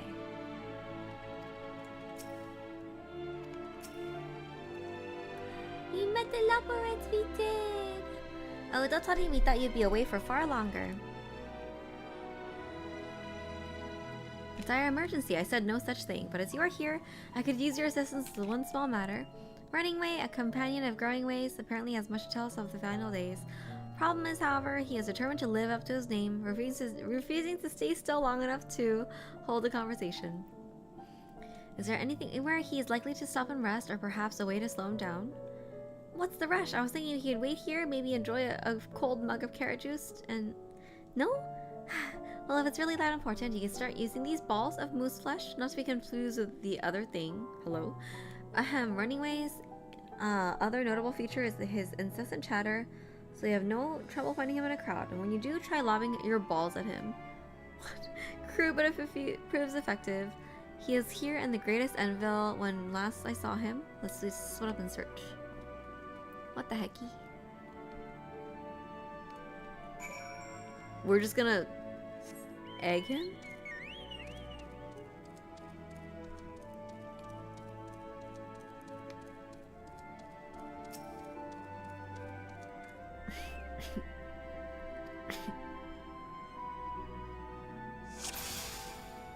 He's running, you say. You're not running.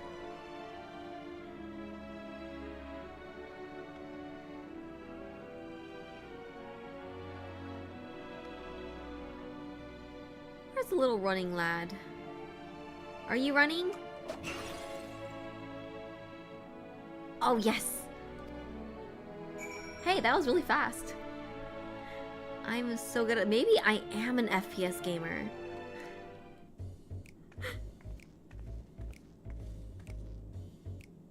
Hello. Yes, I'm Running Way. Would you mind explaining why you hit me in the face with your balls of moose flesh? Sheesh. I'm highly knowledgeable about the final days. Ha, that's the most ridiculous thing I've heard since I woke up. Who told you that joke? As if you got time to look into the final days when there's so much to do before the Great Voyage.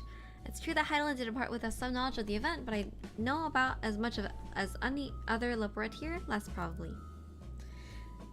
I don't know why anyone would think it's funny to go around telling people I'm an expert, but I hope they better hope I don't get my paws on them.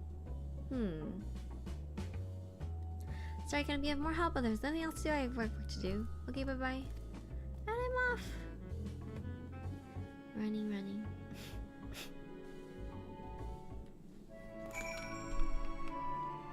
He said no. What the hecky? There's some interesting delays going on here. What's going on?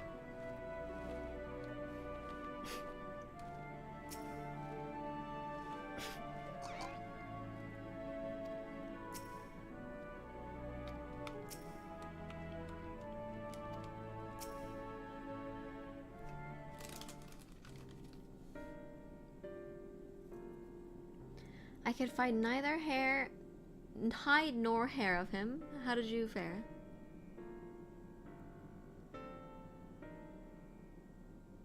Where did we start? After we defeated Animus, we watched that cutscene. And then we defeated Zodiark and etc. So he knows no more than the others. Care to explain yourself, Growing Way? Well, you see, I must remember. That's it, I must remember. Terribly sorry about that. Afraid I'm drawing a blank, though. Try as I might, I can't remember who I was thinking of. On an unrelated note, what of Urianger? I assume you spoke with him earlier, but did he say when he'll be returning? On his way to the Watcher's Palace with Living Way.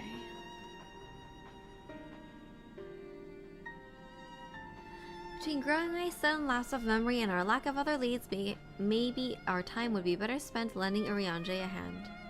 Well, what? Now hold on a moment. It's all coming back to me. Yes, I remember.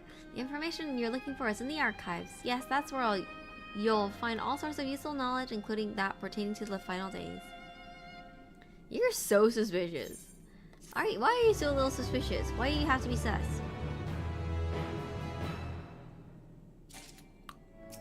Oh no. Me too.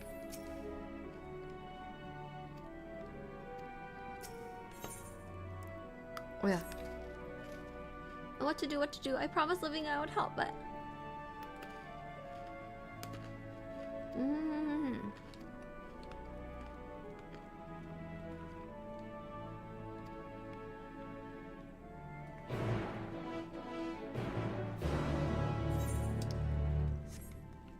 Your poor inventory. It's getting close there.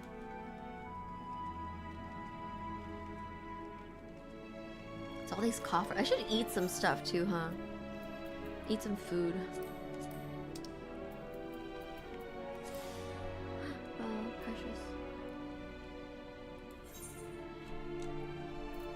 I like to put crafting and gathering related foods in here.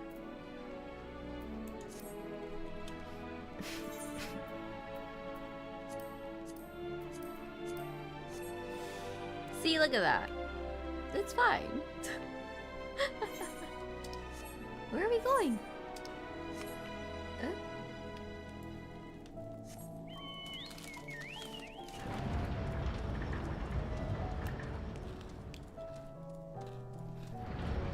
I plan to do the gamer thing and get delivery food today.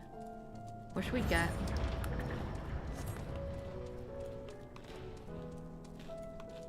Suggestions on order delivery.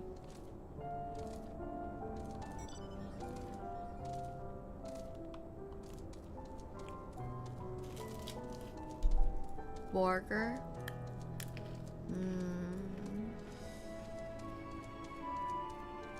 Tacos.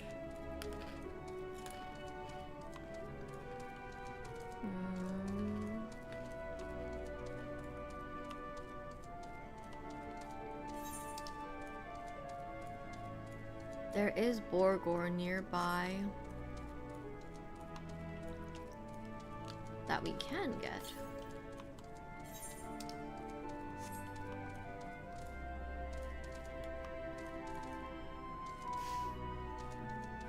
You need a giant plastic cup full of soda to get sweaty, full sweaty gamer mode. Mountain Dew. We need a whole jug of Mountain Dew.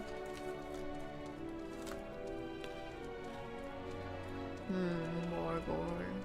We can get some garlic fries. And then I have a bunch of lettuce in the fridge I need to finish up.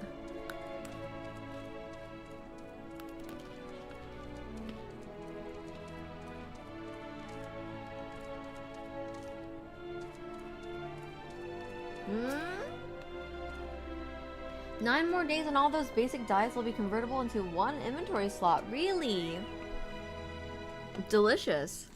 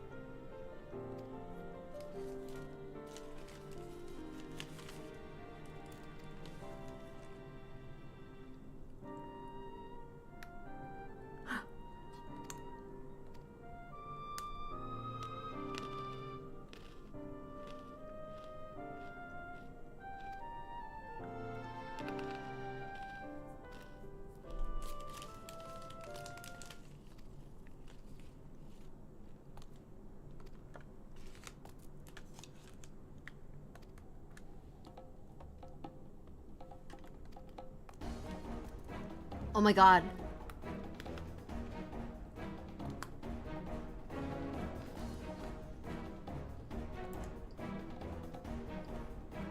Yesterday I bought a fancy soda bottle in a glass and I dropped it into McDonald's and it exploded. It's like your pool story. I was like, no, be careful!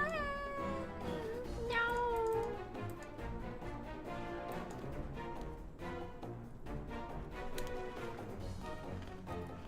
Oh my god. I don't want to fight the little guys, but we might have to fight them.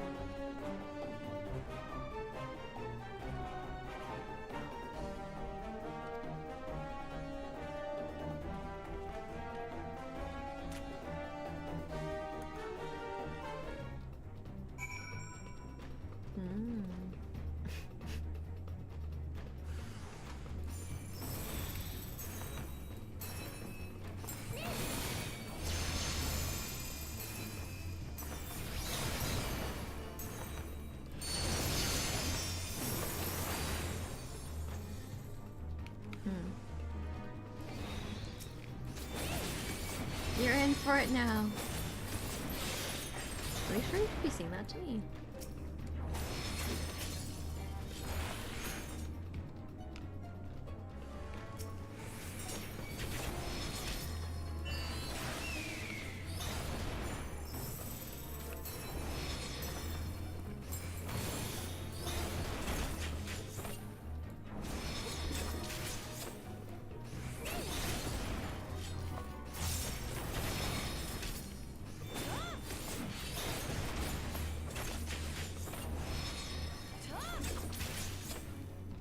We have to save them.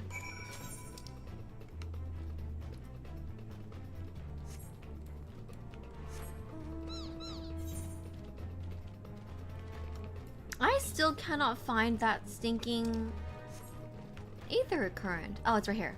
Excellent.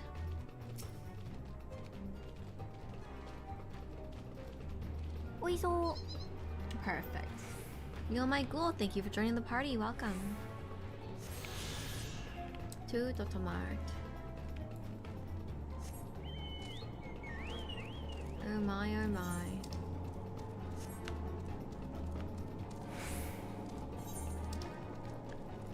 We will... Are?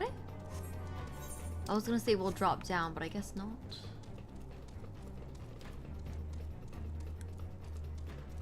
This top of the map reminds me of a Korean board game. Yunnori. It reminds me of a board game board. Yunnori.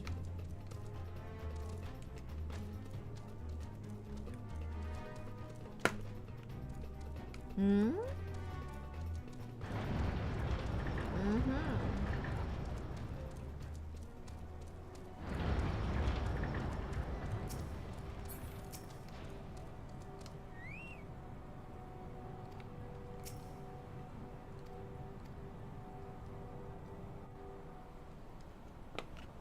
Let us find Urianger.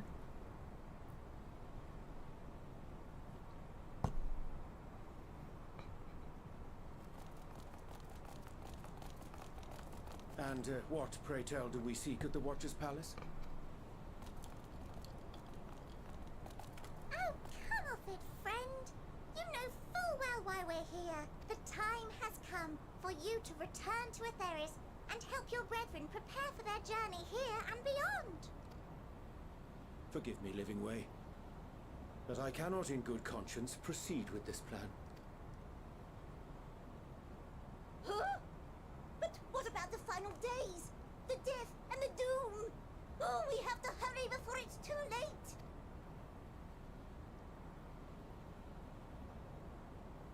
Your unflagging commitment to your duty is endearing, to say the least.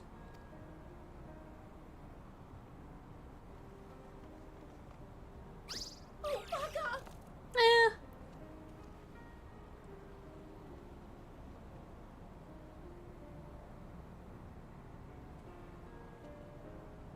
Be at ease. They bear you no grudge, nor do I. How could we, having come to understand your purpose? For millennia, you and yours worked tirelessly towards the singular purpose of this heavenly vessel's construction. An arduous feat by any measure. It is clear you have spared no effort. Why, your very names are a testament to your dedication. Our names? I'm not sure I understand what you're getting at. Names are an expression of the self. A declaration of one's hopes and aspirations.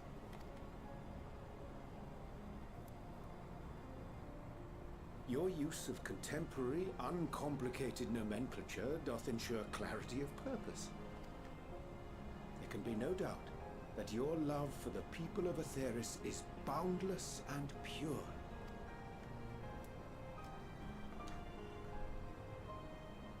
Yes! Yes! A most mellifluous phrasing! We Loperids were born of Heideland's love for Aetheris. That shining, shimmering blue jewel, brightest star in the sky, brimming with life and possibilities. For as long as I can remember, I've toiled in anticipation of the day when this vessel might be needed. All I've ever wanted was to meet those she cherished so dearly, to serve and serve well. That goes for all of us, don't you see? So help us help them. Lead them here where we can keep them safe. If there's anything wrong with what we've built, we'll fix it. We'll make it right.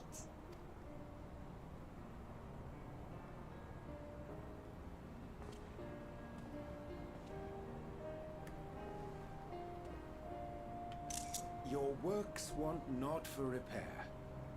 Yet there remaineth much for you to learn of men and your own kin besides. Singing Way, thy name bespeaketh more than the simple marriage of rhythm and rhyme. The songs of Aetheris are beyond counting, and span the length and breadth of emotion. Maps are monuments to man's pioneering spirit and his devotion to charting the furthest reaches of our star. Many have devoted their lifetimes to exploratory pursuits, to venture unto the highest mountains and the deepest oceans in search of unknown frontiers. And thou, my friend, I do not think we've met. My name is Puddingway. He has to come up with something Puddingway. deep to say about Yes, pudding. indeed. A name of deep and abiding significance, I'm sure, but one perhaps better communicated through delicious deeds than tasteless words. A judicious application of fey magics at a later juncture may be appropriate. And Living Way. 'Tis no easy feat to convey the significance of thy moniker. When I was a bookish boy, a dear friend of mine was fond of peppering me with questions as I read, to my occasional annoyance. One day, I posed to her a question of mine own. What doth it mean to live? After much contemplation, she proffered this answer, the anticipation of a half-read story's conclusion. The hope today's mistake may serve as tomorrow's lesson.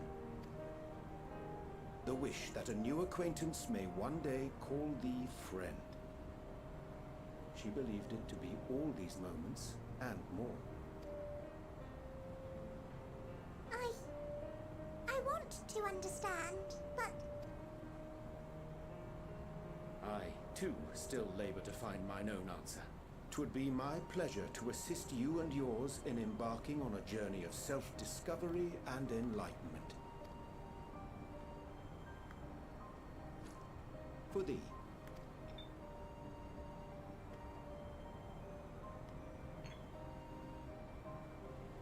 Ink as blue as the waters of Aetheris. Made in haste, though I assure thee, the quality has not suffered for it. The people need not be persuaded by honeyed words. Nay, I have faith they shall do what is right in due course. Until they do, I beg your patience, friends. And with that ink, let us fill the empty pages of Living Way's compendium. An open exchange of ideas will surely afford you all a better understanding of modern man, and with it, ideas for improvements and renovations. But more importantly, it shall empower us to together find a way forward.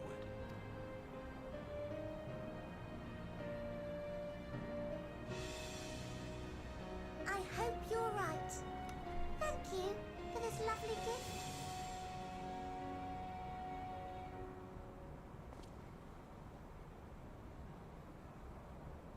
There you have it. I shall remain with the Loporrits to ensure that all is in order. Though we must needs prepare for every eventuality, you would all agree that the evacuation of our star is a last resort.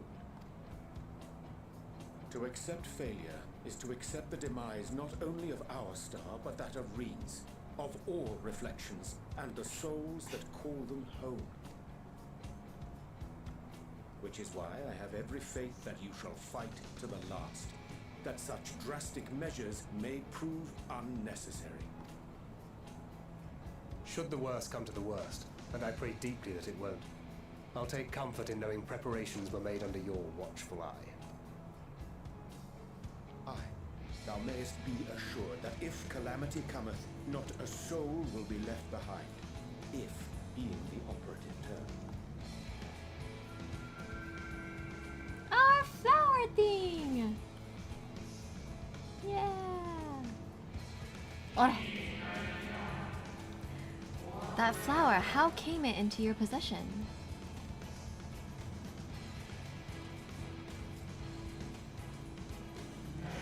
How very much like her. Guided by its light, you may come to know her true intentions, intentions which remain a mystery even to us.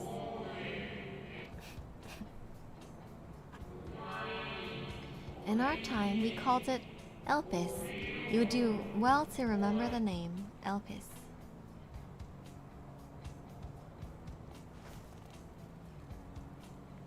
I hate to interrupt, but I feel like I need to make amends for all the secrecy. Think nothing of it. We haven't been the most gracious of guests. Do convey our apologies to Growingway and the others. But of course! And when next we welcome more guests from Etheris, we'll have learned to be much more hospitable hosts. Oh, and circling back to the matter of inappropriate secrecy, we ought to discuss our benefactors. Agreed. The Charlayan Forum, yes? Yep. What? How did you know? They told us. The more I heard, the more obvious it became. The Forum's aims align closely with those of your anonymous patrons.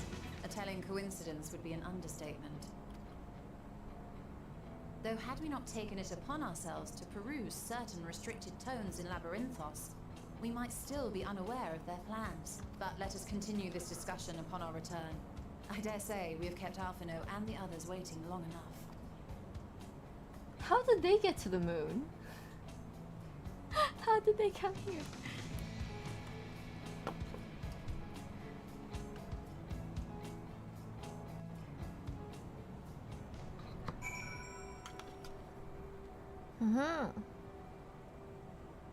Oh, the teleporter in the tower.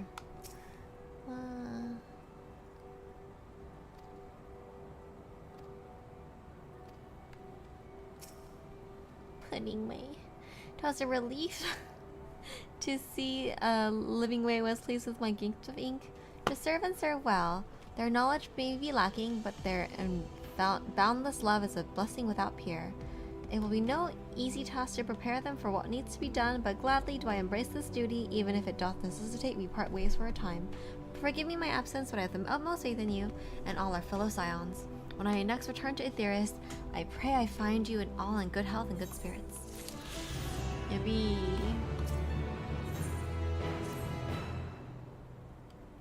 With the Loporrits in Urianger's capable hands, we needed to worry about our affairs here in our absence. Knowing the face of their earthly collaborators, there is much to discuss with Alphino and the others. Let us return to the Tower of Babel. Our battle for their star will soon begin in earnest, and we must be prepared. Sheesh. Hello? Return to the tower. Huh?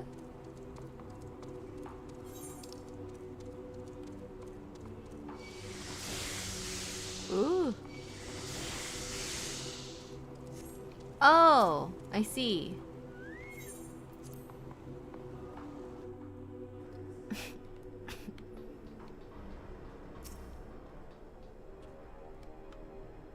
I can scarcely believe we went to the moon and back. We'll have to reflect on that later, but right now we need to head back to Camp Broken Glass and deliver a thoroughly detailed report to Lucia. I'd very much like to know how everyone is getting on here as well. They'd only begun to treat the tempered prisoners when we left. I share your curiosity, but warning our allies of the final days is of greater importance. I speak only for the contingent, of course. Heads of state of every nation must know what we have learned. We know not when or where or in what manner the final days will begin to manifest, so you must see that everyone is prepared. Agreed, though we may wish to stress the importance of discretion, lest the public be sent into a panic. Not that anyone in a position of responsibility needs to be told as much, but it bears repeating. Okay, to Camp Broken Glass. Absolutely a story to tell.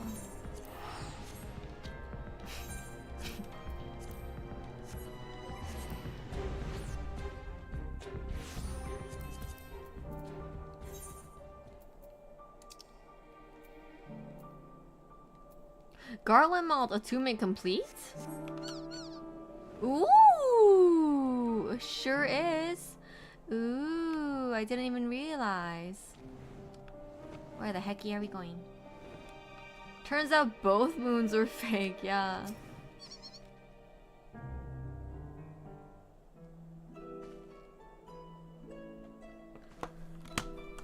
And it's good to see you all again. No worse for your lunar adventure, I hope. Are y'all good? We've done what we can for now, and believe me, we intend to tell you all about it. But before we do, might you tell us what's become of Garlemald in our absence?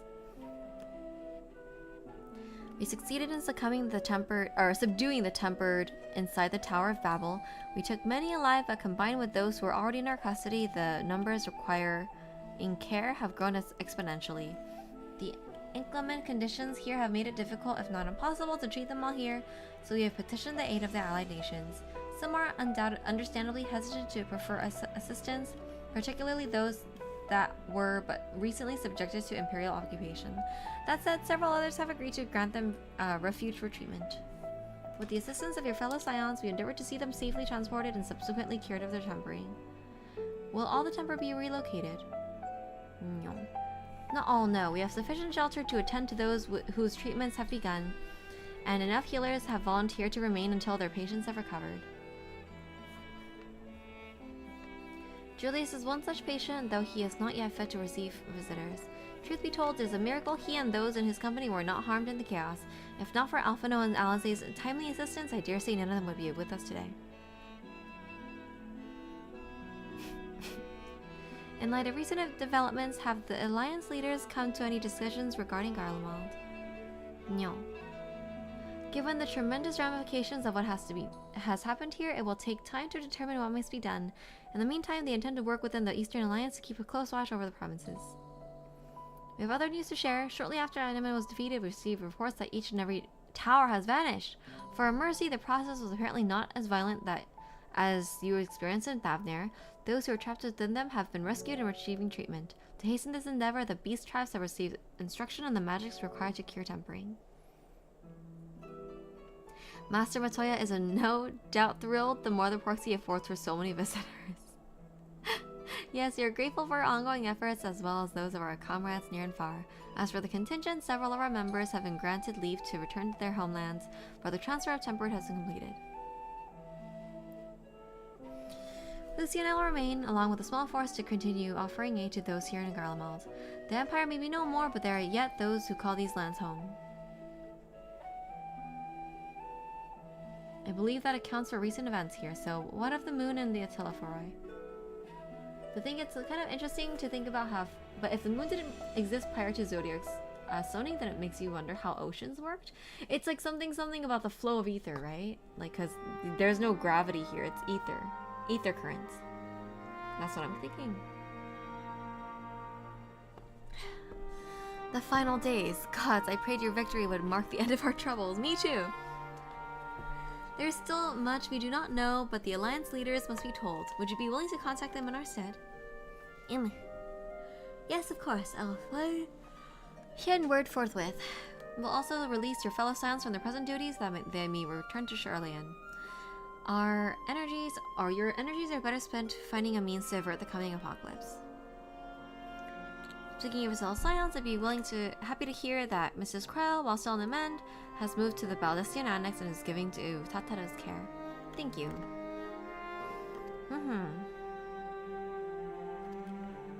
One last thing. After your confrontation with Zodiark, you said Xenos took his leave and in all likelihood he has returned here to Garlemald. I have a mind to dispatch scouts to try and ascertain his whereabouts, but first wish to ask if you believe there is merit in doing so.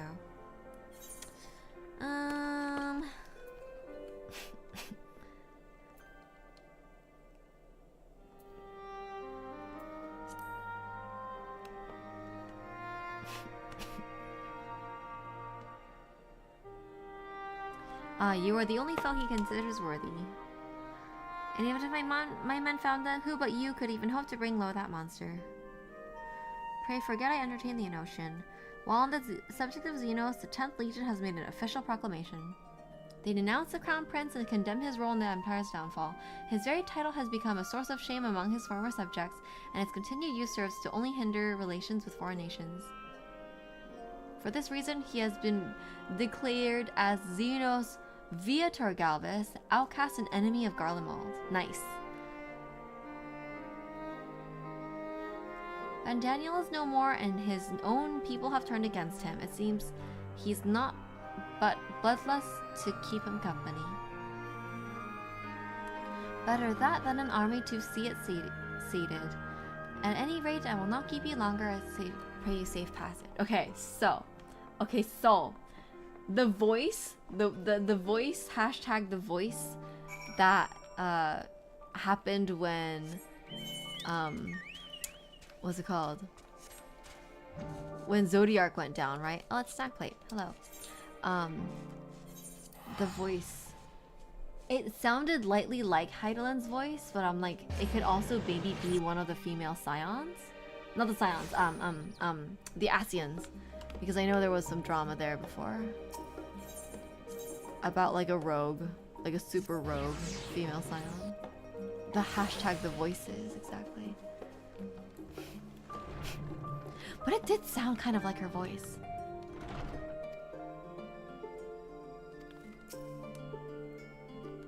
Hello. Welcome back. We are so terribly worried about you. Though it is plain I have caused my own fair share of worry, and for that I apologize. Heidelin called to me that day when you entered the Tower of Babel. Her pleas were faint but desperate. I knew at once she required a vessel to carry out her will. It was my voice, actually. When it came, fails after a dream barely remembered, my body flowing through the life stream toward Garlemald. When I regained consciousness, I was all angst and frostbite, exhausted of ether. So exhausted, in fact, I could only laugh, for it was in that moment I understood Raha's weariness from the Tower of Zod. Would that I could laugh at a time like this. Though we prevented Zodiark from being unleashed upon the world, I'm curious to know what else took place on the moon. So much. There's so much happening.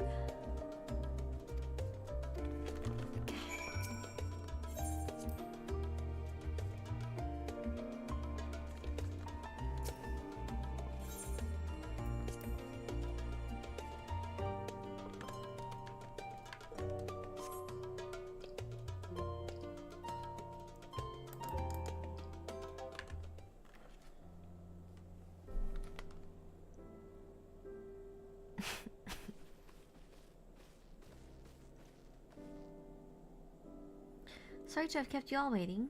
Not at all, we understand you've been quite busy. Will Oriandre be joining us? He stayed back on the moon.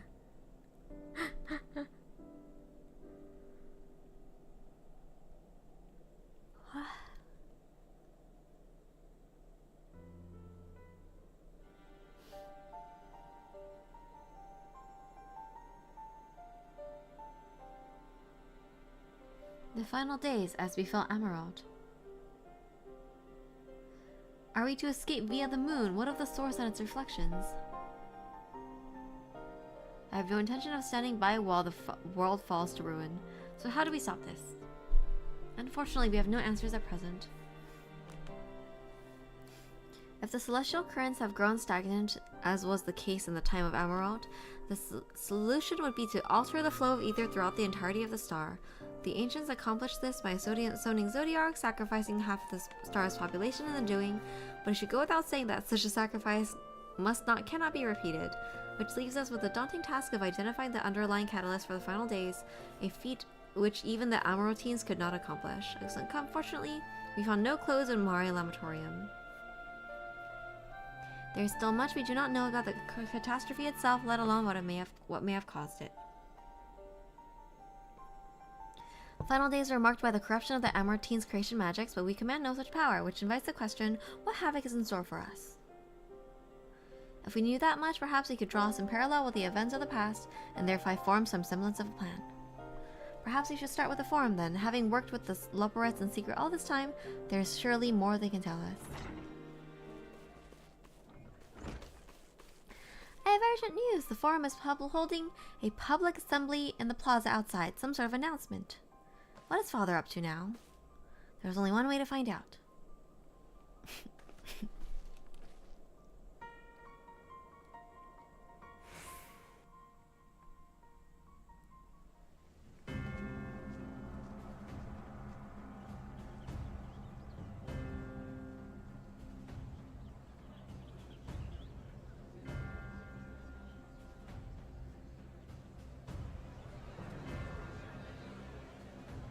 Oh, they rendered in a lot of people.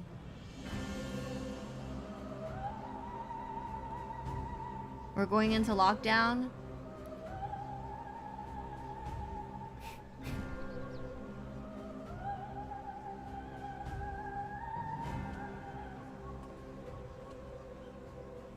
Order! Order, I say!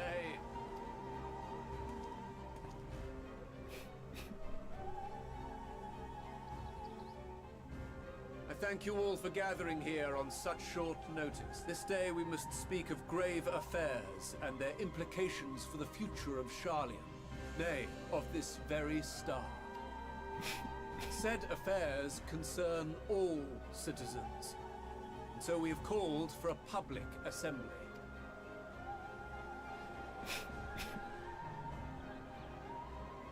You may have heard rumors of the Talopheroi, and the havoc these madmen wreak abroad. Under normal circumstances, we would pay little heed to petty disturbances outside our borders. The final days, however, are another matter altogether. For we dare not ignore these prophetic words of Eld. The Endbearers will come, ushering chaos and calamity. The final days descend and devour the very star. I've never heard this prophecy. Is it true? Will all that really happen? Calm yourselves. The time has come to speak of the Forum's most sacred duties. But first...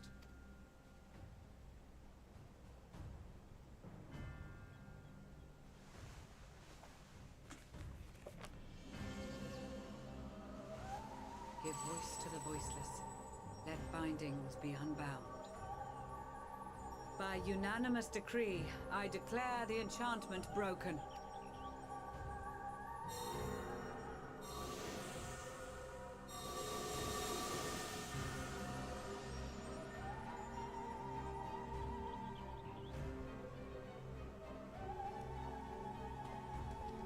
Master Leveilleur, if you would. Very well.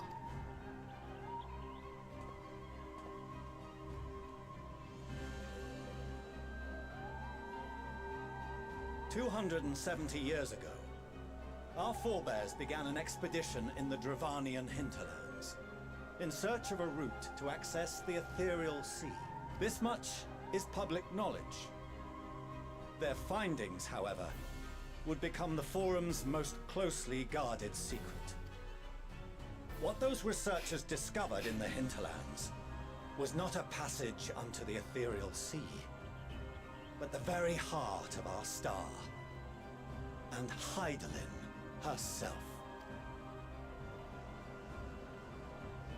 She spoke to them of a calamity that would extinguish all life, and of a means by which we might be spared. The moon. 'Tis in truth a gargantuan vessel built to serve as sanctuary for her children, and deliver them from this doom. Much like Njunkref's hope in ages past, it will bear the people of a world in the throes of death to a new home. Needless to say, this will be no small undertaking. To facilitate the great work, the Forum has maintained close contact with the servants of Hydaelyn, who presently reside on the moon. Convinced that the foretold end was all but inevitable, we began amassing a wealth of knowledge, not merely for the betterment of our nation, but in preparation for the journey to come.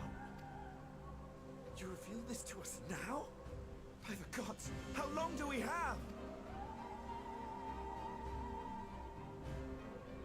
While we cannot say with certainty, we believe the hour to be nigh.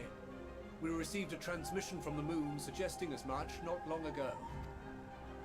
Which is why we must in earnest begin preparations for the Great Exodus.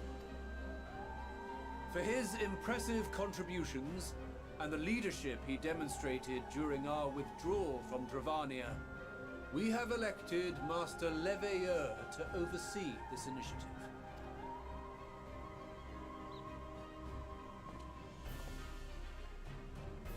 Fellow scribes and scholars, my countrymen, we face a threat of unprecedented scale. We must challenge the trials before us with composure and conviction if we are to find salvation. The wisdom of Sharlayan has ever been a shining beacon in the darkness, and so it shall continue to be. It is our solemn charge to see our heritage preserved for future generations. For those who will come after, we will brave a new frontier.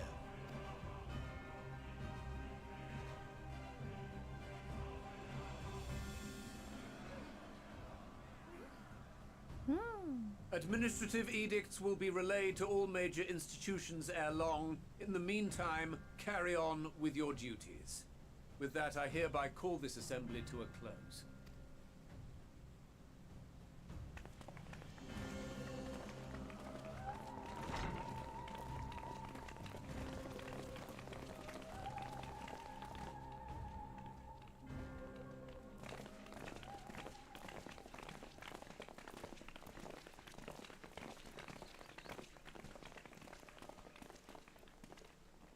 Do you remember what Mother told us when we visited home? That it wasn't until after we were born that Father seemed to lose himself in his work.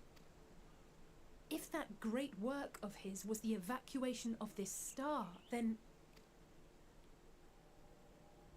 Yes. It wasn't for his benefit.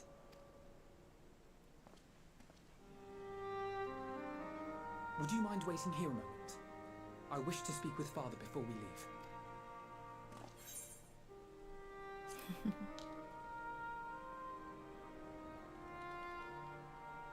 Thank you. I shan't be long. If it's all the same to you, I have a few choice words to share with Father as well.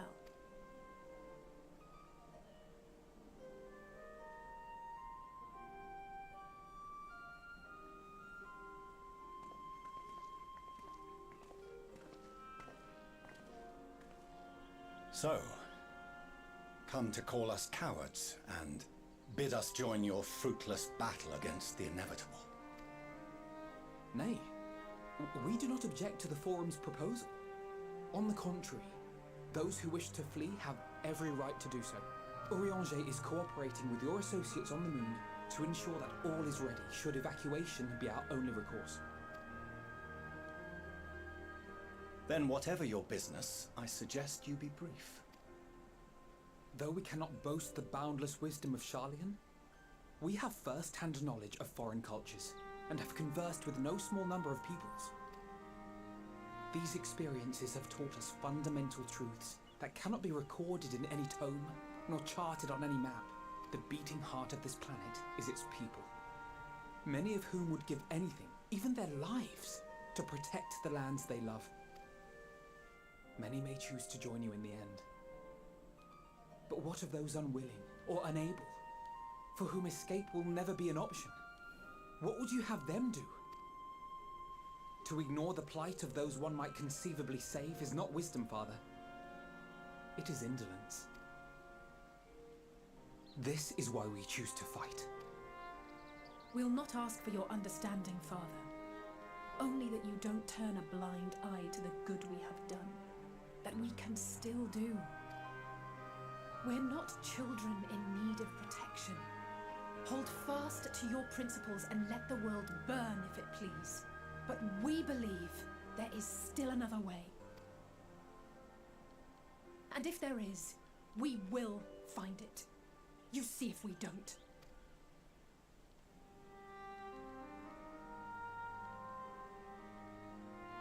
Do as you will. Just stay out of our way. Sheesh.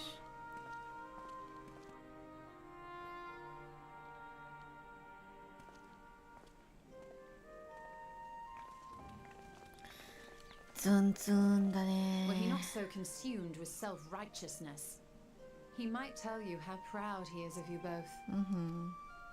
Bold words call for bold action, and there'll be no turning to your father should plans go awry. As if I ever would.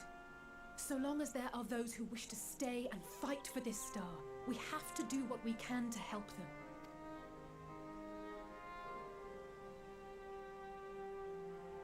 And if we're to do that, we'll need to be well rested. Wouldn't you agree? Having triumphed over what we once thought to be the source of all evil, I can think of no one in greater need of at least a dozen winks. Shall we then? To the Annex, to prepare for tomorrow. Yippee!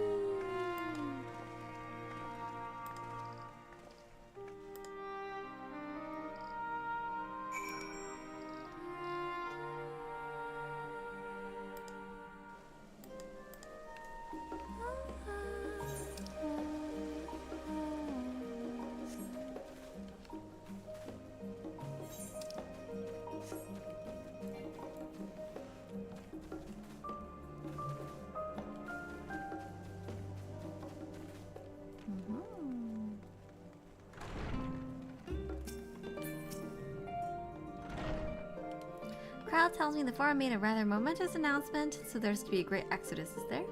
I'm reminded of my narrow escape from the Isle of Val, realization, the running, and the mixture of relief and regret after. Why me, ask myself? Why me? Why us? Why now? Why wonder? There's no use fretting over the cosmic morality or lack thereof. We're here and we'll get through this together. And who knows, maybe my luck will rub off and grant everyone a narrow escape. There's no harm in praying for as much. Thanks.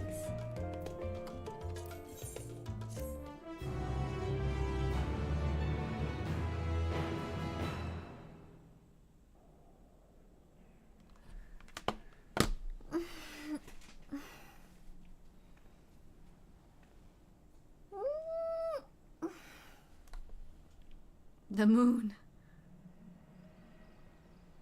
I know. Whoa. Whoa.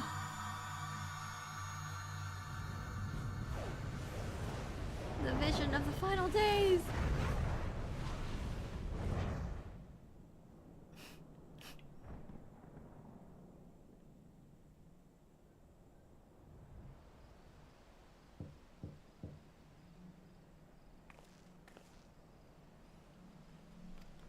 The visitor has coming and... Oh! What will you say? Who is it? Graha? Because he's the only one we haven't seen yet? Pick your favorite? Do you get to choose? Oh my god! Is it just whoever you want visits you? Oh, apologies. I didn't mean to. If you could spare a moment before bed. Oh, he looks so worried. You should have chosen. Thank you. I fear this may be the last quiet night we have to talk for quite some time.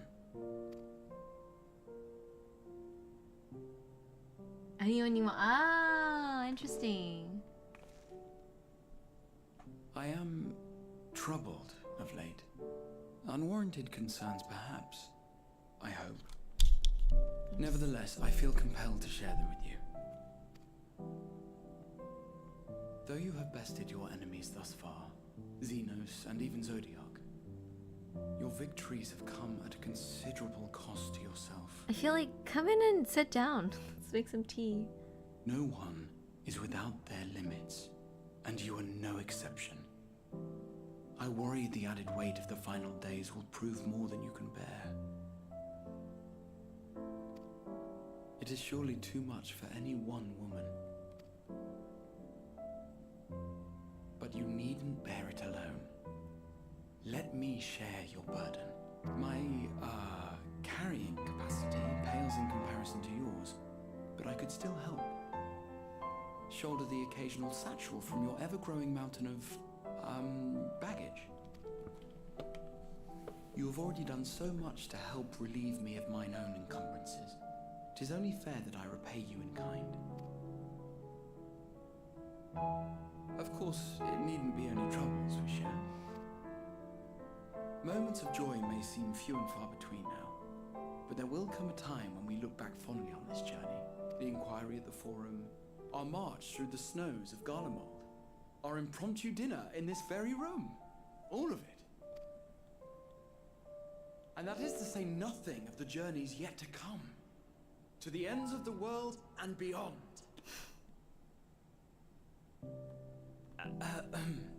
But tomorrow will be no less busy than today, and I've kept you from your rest long enough. I picked Alizé because I thought it was her. If it was her and I guessed the name wrong, she'd be madder than anyone else.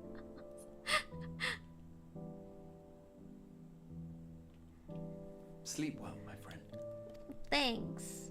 Oh. I know, isn't Graha like so in love with the wool? It's crazy. The yearner of all time. Truly.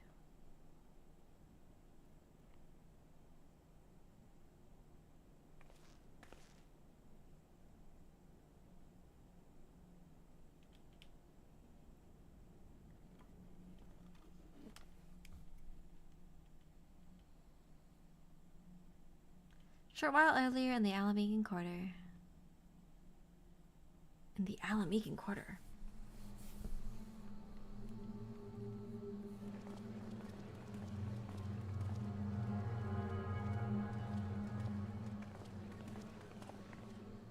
Him and Alizé are Thank the probably... gods that tower is gone. The sight of it was enough to make me sick. Probably the two that like really care about the wolf so much, I feel. I've seen the version where the scene where they replace Graha's audio with lines from Bridgerton. Yields about contingent, more like. But it is. They fought their way into Garlemald and toppled the bloody thing themselves. Not just the one, neither. All the towers have up and vanished. Aye, I heard the same. Commander Aldin and his troops helped keep casualties to a minimum too. But is it true they brought back tempered Garlean soldiers? As Commander Aldin tells it, they've a treatment for that now. But don't you worry. Cured or not, they've no plans to bring them into the city proper. I see. Well, that's a relief then. Yeah, I'm gonna go back and watch them at some point. I know we've brothers and sisters among the lot, but I can't say I'm eager to welcome them home. Who is this now? Who's lurking in the shadows? For a while yet. It's to be looked after in Alagana for the time being.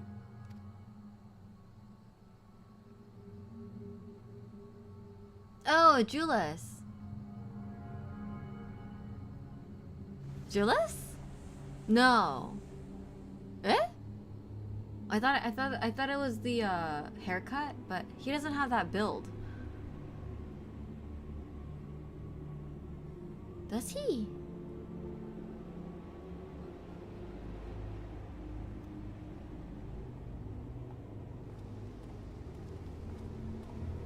Fish god. Oh, the princess crowns. I would actually love to wear that kind of dress. That might be kind of fun. Another day, another commission of paramount importance. Arabella! Well, what have we here?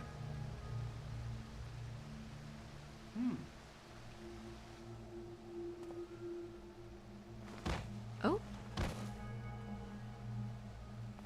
Hey, are you all right? Good evening, Mana Seeker. Welcome.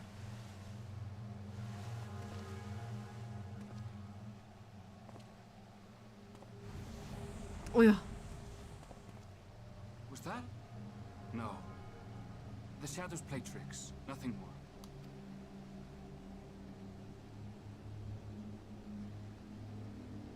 The towers are gone, and the Garlean threat is abated. And yet, why does it feel as though it's about to get much, much worse?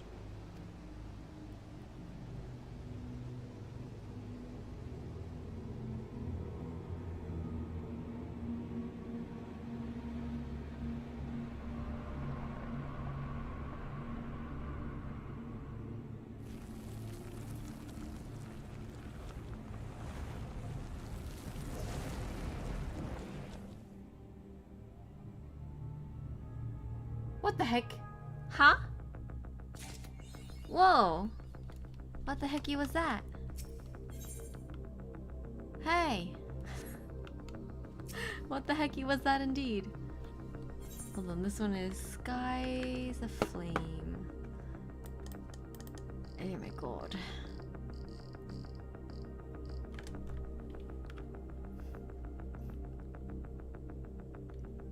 Tataru is furrowing her brow in consternation. Totari, I was just about to call for you. I'm afraid we received another call for assistance. This one comes from Razat Han. Oh no. Okay, I'm also watching the clock because I'm actually scheduled to pop into another streamer's stream at like 2:20-ish. So I'm gonna be watching it really closely. And then after that, we should order lunch. There you are.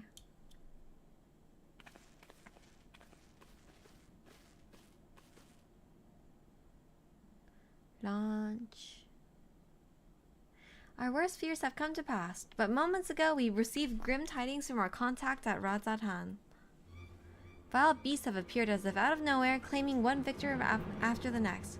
What's more, they say the very sky burns above them. Oop!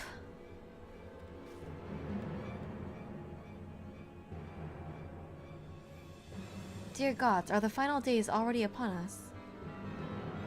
It would appear so. Sadly, this is all the information we have at present. No doubt the people of Razat Han are busy fighting for their lives. We must go at once. They need our help. But what can we do? Agreed. Kyle, you best remain here with Tataru and gather what knowledge you can. You're no condition for a long journey, I imagine.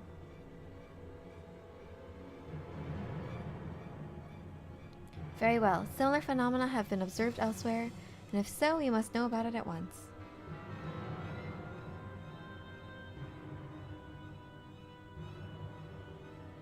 Be safe out there, yes? Let's make first for Yedlimad. We must prepare ourselves for what may lay ahead. Sheesh.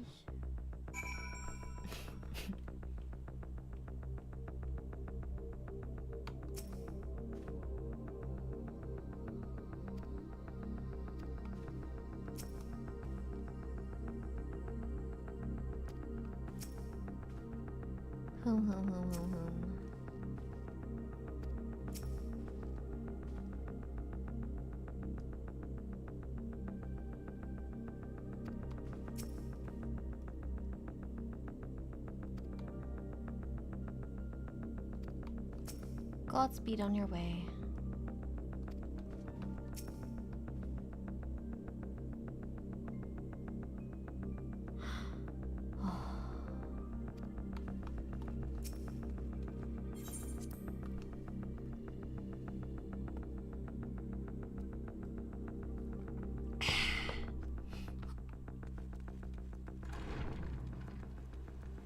Oh, pretty. And yet, the music is so peaceful.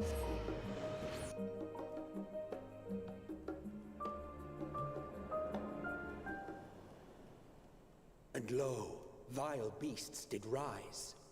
Indeed.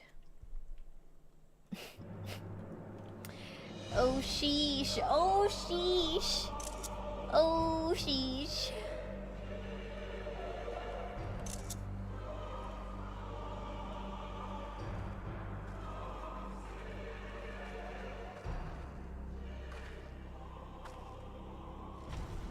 Oh shit! Ah! Ah! Sun scorches earth and boils seas. Omi! And our sins ascend unto the heavens. Three dooms to unmake all we were.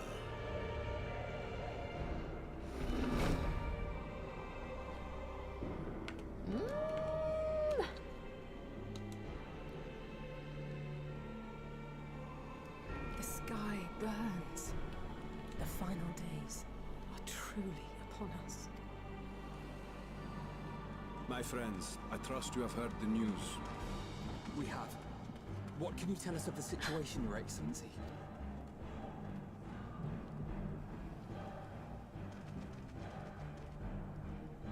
Last night, the isle was rocked by tremors, and the earth itself cried out. And I oop. Aloft, the heavens began to burn. From all about, unholy beasts, the likes of which we had never seen, came forth in fury and rage. No. To say they came forth would be inexact.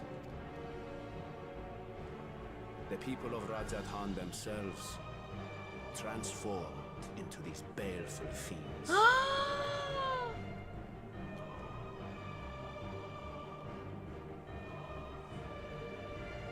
Though the phenomenon was observed throughout our lands, the first creature, the largest, the most dreadful of the lot, wrought havoc upon us here in our fair city. Hello! Locke, welcome in. Up in the sky. That's so fitting for what we're doing right now. Hello, welcome. I'm Dotori, your local merchant NPC, here to replenish you on your travels. Welcome in. We are currently playing Endwalker Final Fantasy XIV. If you would like to avoid spoilers for Endwalker, then please look away. Look away immediately. Dan's Cat, welcome in. The Darkman, welcome in. Skylock, Locke, welcome in. They raided just in time for the horror reel. Yes, we're gonna. You're playing Outer Worlds. Oh, have fun. Have you had fun playing? Thank you for bringing your people over. If you want to watch us play Endwalker, or if you don't care about spoilers, then you're free to stay and come along with us. It was a hell of a time. Hope you had Though fun. they bear superficial resemblance to divinities of legend, they are ungodly abominations. The people decry them as blasphemies. The Large One's rampage has since taken it to the northern reaches of the island. I mean to dispatch our radiant host in an attempt to quell the threat.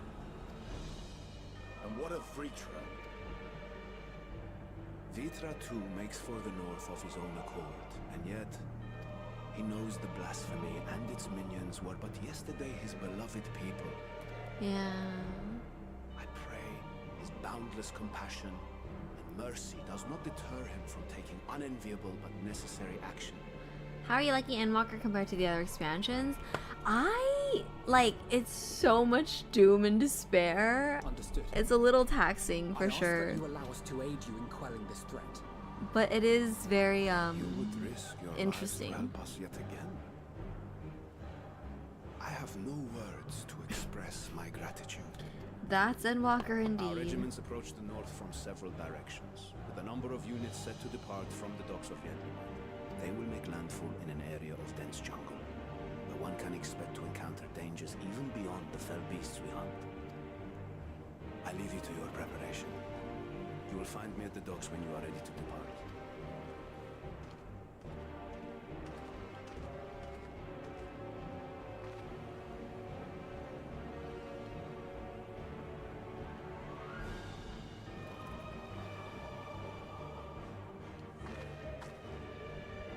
We're as prepared as we'll ever be. Let's go.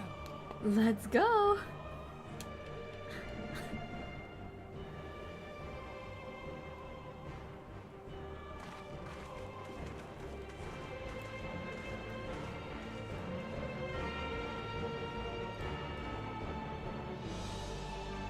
Oh my god.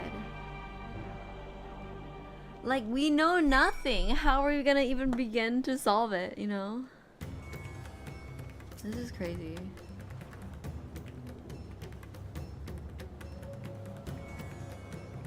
So beasts are not born of creation magic run amok, but rather the altered forms of people themselves. Oh my god.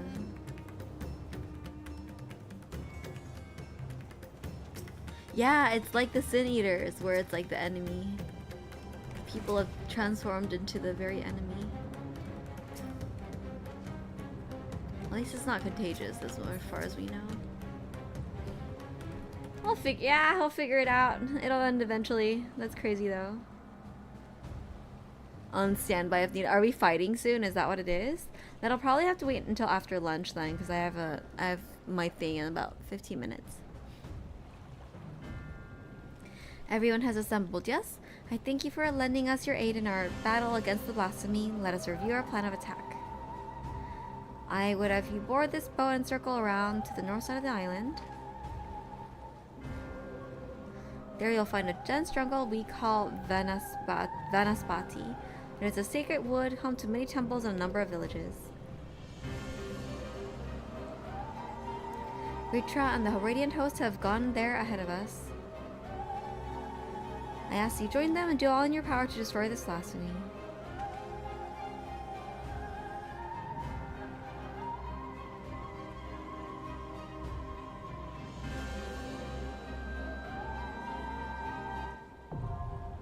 Oh, right now. Okay. Gotcha.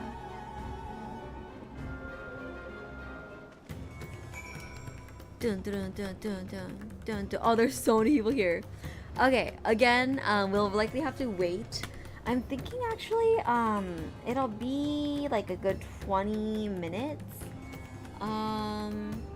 Do we mind if we take a bit of an extended stream break? I thought about just ending the stream and starting another stream afterwards, but if it's like 20 minutes, that doesn't really make sense. So we might just take a kind of an extended break for me to like chill a little bit, and then we'll come back at like 2:30-ish. 2:30-ish. Does that sound okay with everyone? No worries. Okay. Yes. People, sorry for people standing wait here. I did say though. Sound good. Thank you. Let's see. We'll not run like an ad break until we're actually back, and so we can just chill for now. But I will aways here. I'm just gonna sit here. Sit with Ishtola.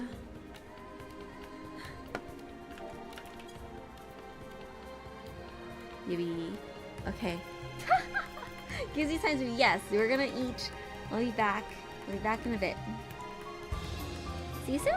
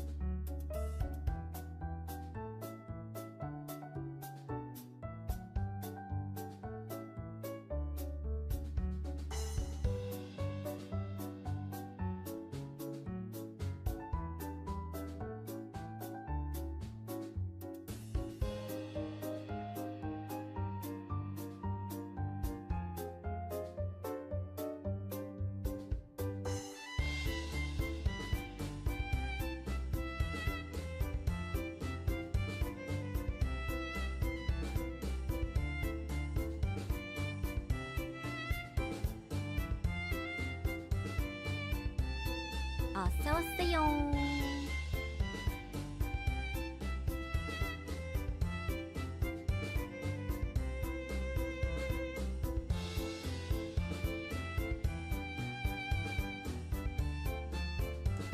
Hi, Lomhole. Thank you for the raid. Hi. Sorry, we're away for a quick break and we'll be back at around 2:30, but we're gonna continue to play Endwalker. We're about to start Vanaspati. But welcome in, I'll give you a shout out. Sorry you came in at an inopportune time. Hope you had a good stream, and I'll see y'all soon.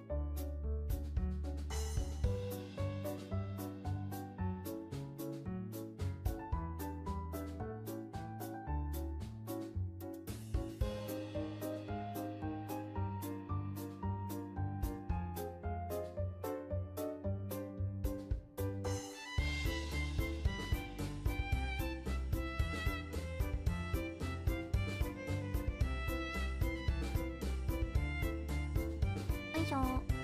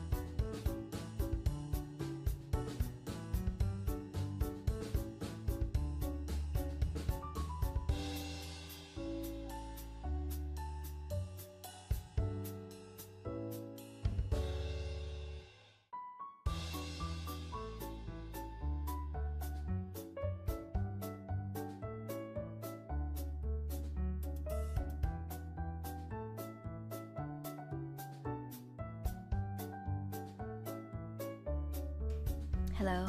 We're gonna order lunch. I love tofu. Tofu's my favorite. Okay. What should we have? I'm thinking something that's easy to eat while we're gaming. So like a salad or something. Like something forkable. Forkable. That doesn't sound very great. Something eatable with a fork. Maybe like a taco salad, like a taco bowl even. That sounds kind of substantial and hearty. Loaded fries. Chicken bowl, carnitas bowl. Tacos dorados. Burrito. Burrito's like low-key kind of hard to eat. I want something one-handable. I know. Shh, just erase that. Erase that. Actually, while we're hanging out here, why don't we come over? Why don't we come over here? Mini quesadillas. Molete. Skill issue. It is a skill issue. I'm not skill. Not skill. Honestly, just like a really hearty salad does sound pretty yummy too. But the thing is, the salad is like, it kind of takes a long time to chew. It takes a long time to chew. I don't want to order anything fried because then that will also be like not as good when I come back.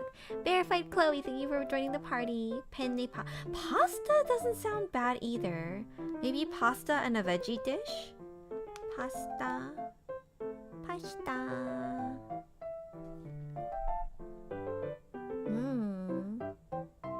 That doesn't sound bad at all. Maybe some like mac and cheese? That's easy to heat up too, mac and cheese. Maybe we do like a mac and cheese situation.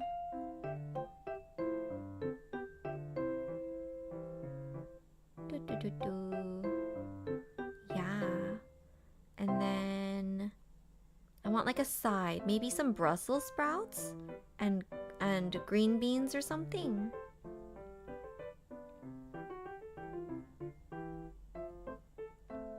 Brussels sprouts and green beans sounds lovely. We have vegan Brussels sprouts, buttery garlic green beans. Pretty forkable. Yes, indeed. And easily reheatable because I'm not going to be able to finish it all. Alright. Let's do something like that. Oh, it's so expensive. That's okay. I have big girl money. I can afford delivery food. How do people just like have delivery food all the time though? That's so crazy. Delivery gets so expensive. It's like twice as expensive as just going through the stuff.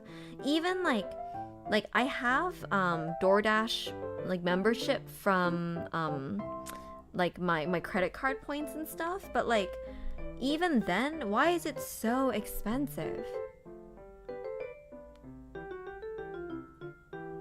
I do not understand.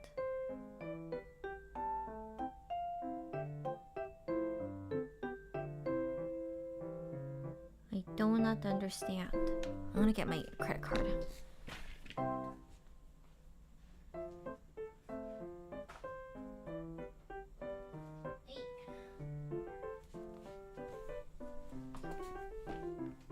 People buy fast food on payment plans. Jeez, that's dystopian. It's like 30% over walk-in price over to... Yeah, exactly. It's so expensive. I don't understand how people eat out all the time either. Like, go to a Korean market, buy like a pack of eggs and 3 like side dishes, and then like have rice at home, and then you're gonna be okay for the next few meals. And that's gonna cost you like what, $20 max? That's my, like, if I'm being really lazy and I hate cooking, like that's what I'll do, you know? Like, how are people eating out all the time?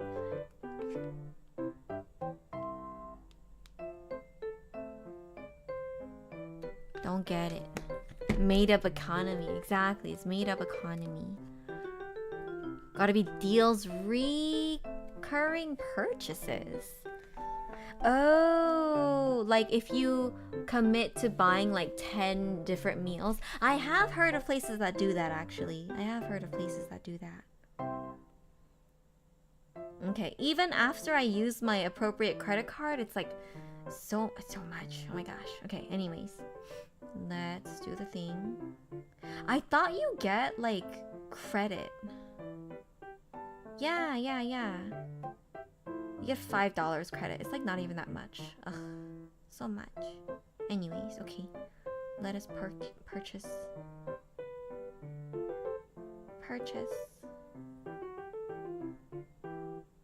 Oh, I need to give them a door. World of difference. $30 for a burrito, one meal, and $30 at grocery store can feed you like pasta for like a week. Exactly.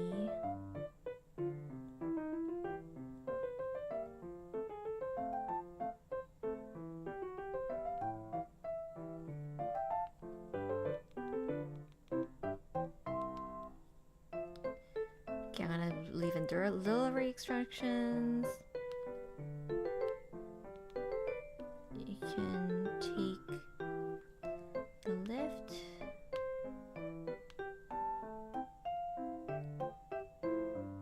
Nice.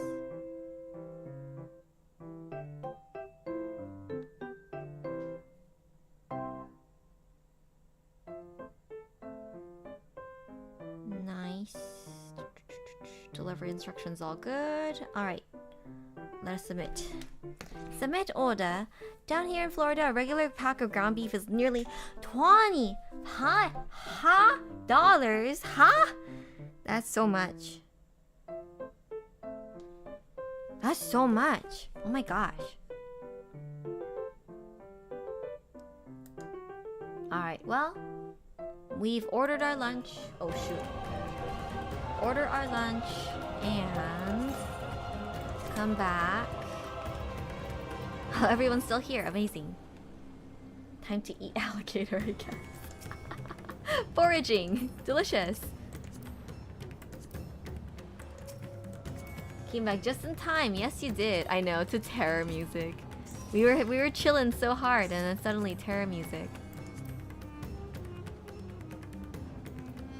Also, exactly. Also gotta tip the delivery person.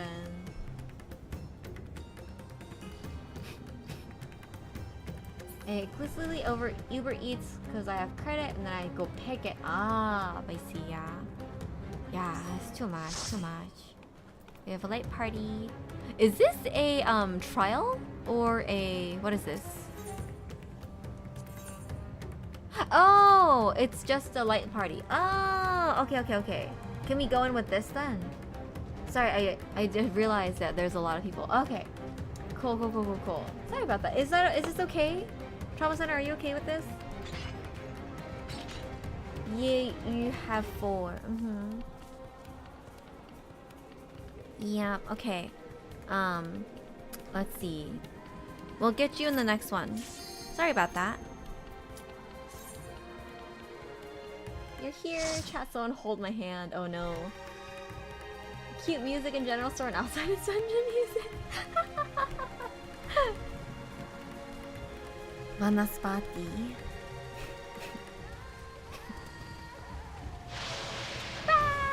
Welcome to Florida! Oh, Tony, I'm scared. I can't believe we're in Florida.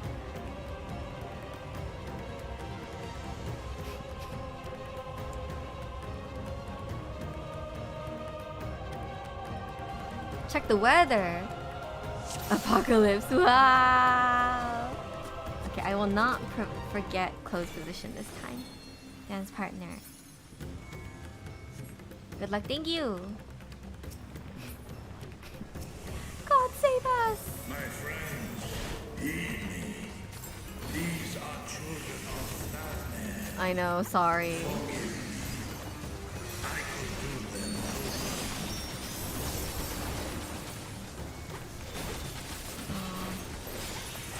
It's okay, you're having a hard time too. Totally dancing during the apocalypse.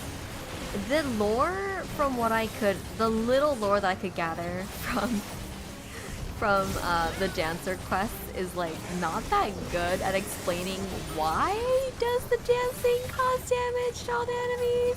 It's like I know that like something about there are like cursed or like manipulated people, and then you gotta dance them out of their hypnosis or something. Is that what it is?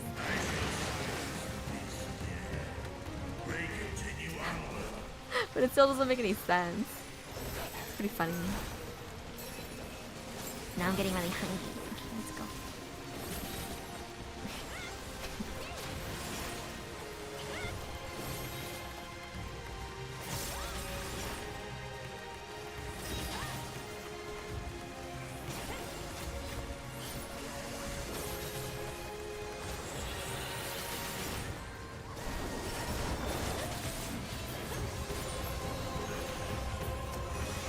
Where's that Terminizer guy?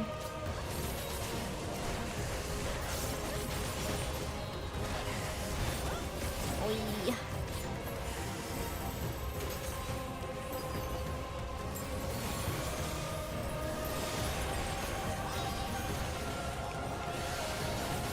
Oi.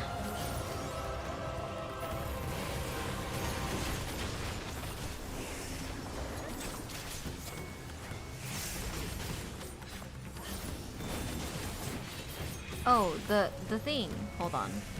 It's here, right? Hey. What does that do? Is it just a cone AoE? Is that it? In a cone before you, 60% less for the... Oh, okay.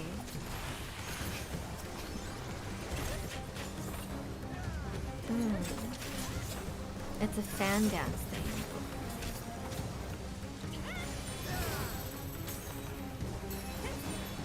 Oh. And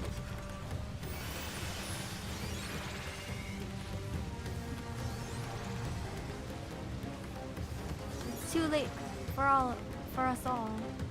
Is this guy gonna transform? That sucks. That really sucks. But wait, if that's the effect that the blasphemy have, then that means that those people in Alamigo and in Ishgard were also affected. That's stinky.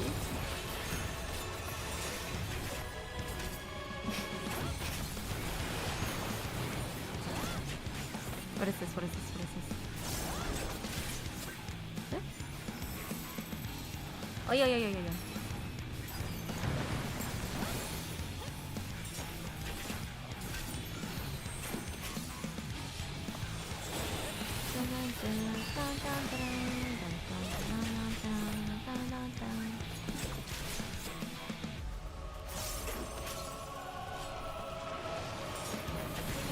What is that?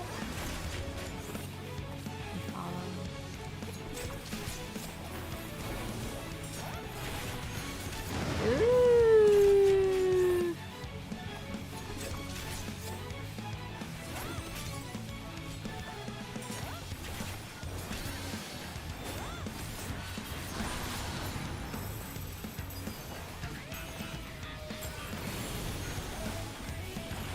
Oh shoot. What is that? Nani? Whoa! Whoa! Whoa!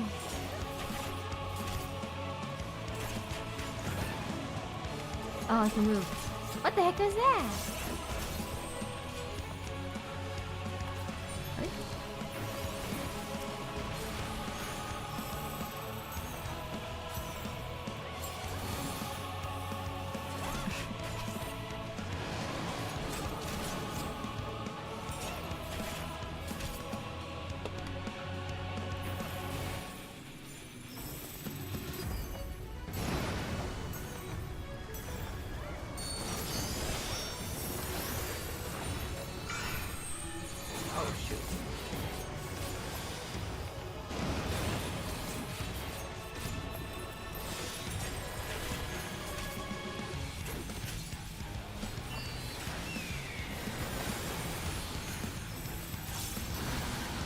shoot indeed. Confusion hands point to the direction you'll start walking. Confusion. Oh no! Okay, well, hopefully I stand. Oh! Oh!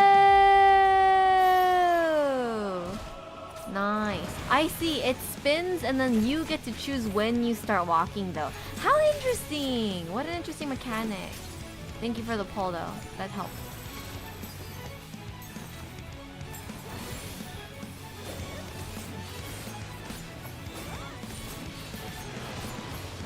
We're almost done. Nice. Good job. Good job.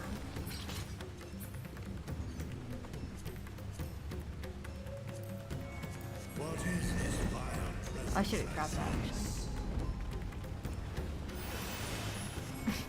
The horde draweth near. Be on your guard. Be on your guard. Oh shit.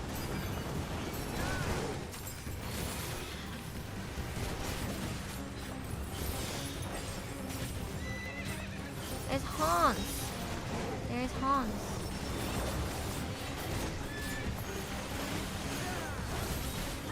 Why are they so strong? So tanky.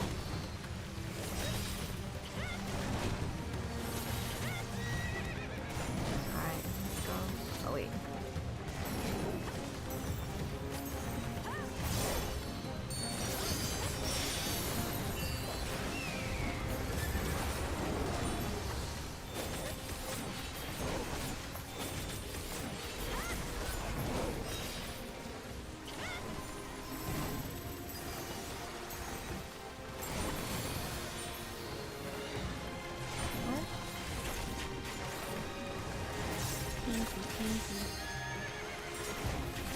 New Uma Musume girl pretty creepy.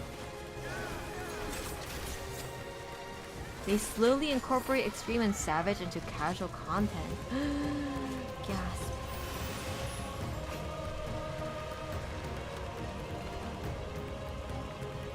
You have to get away from your mother. Oh no! Do not despair. Despair will transform you into a monster. Oh, that's so sad. Oh, it's true. Despair is actually the enemy. That's freaking crazy.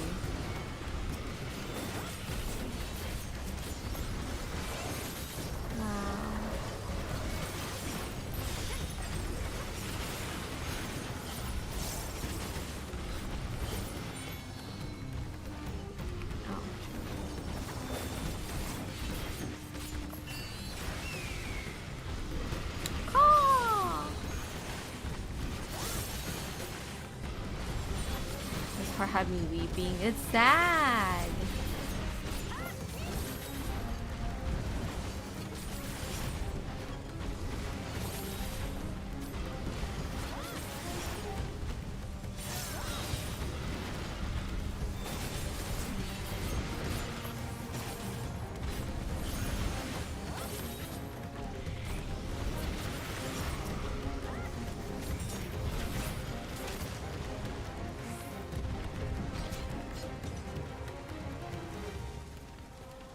This pair?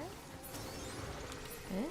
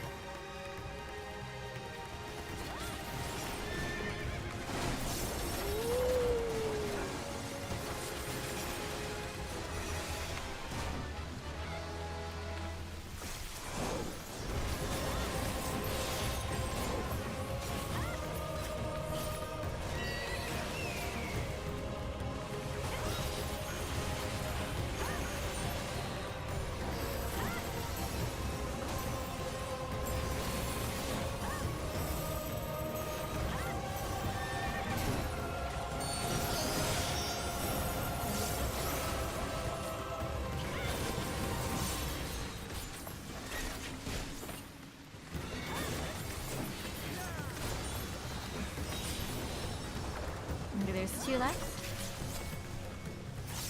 Dang, these are just people.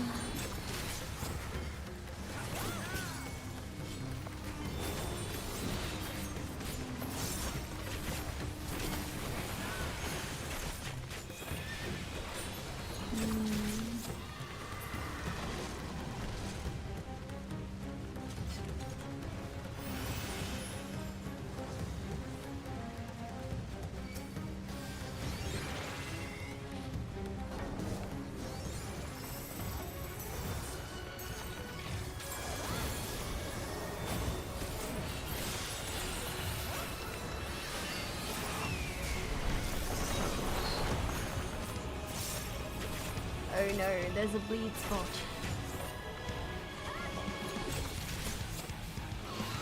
Oh. Uh-oh. Uh-oh.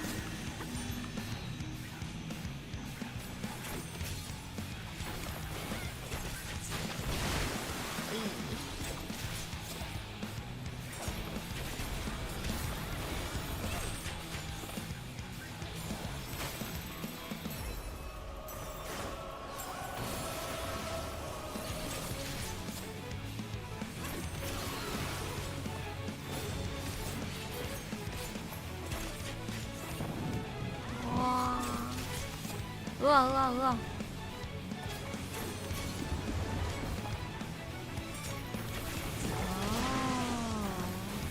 Ow. Oh, I need to find my own water. Sorry.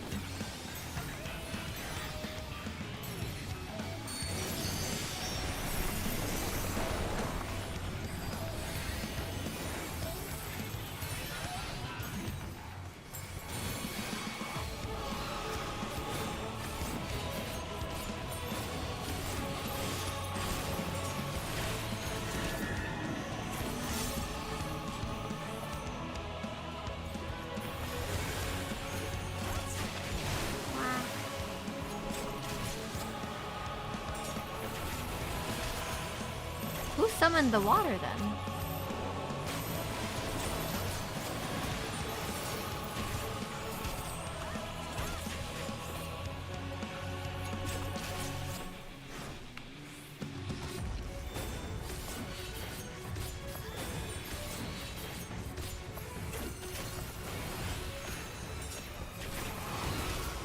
Wow.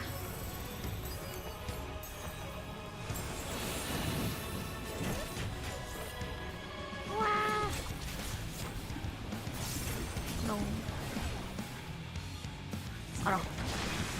Ora. Nice.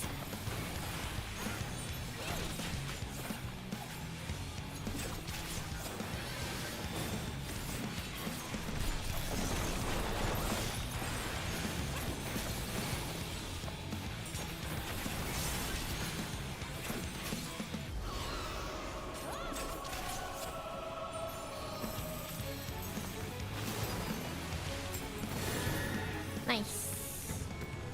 Good job.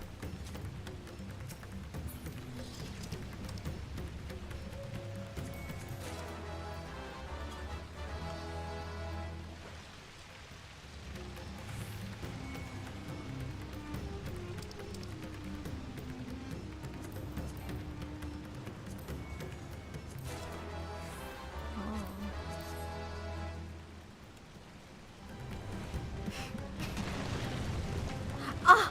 My inventory! My inventory! I need to eat food. It's come back to bite me in the bottom. This very moment.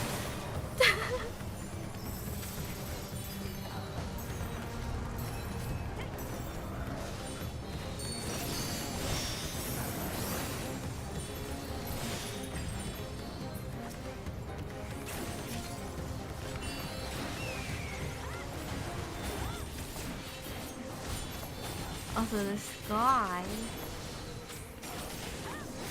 Yeah, that she's raining down fire. Yeah, she sure is Apocalypse, isn't it? Apocalypse sure is now.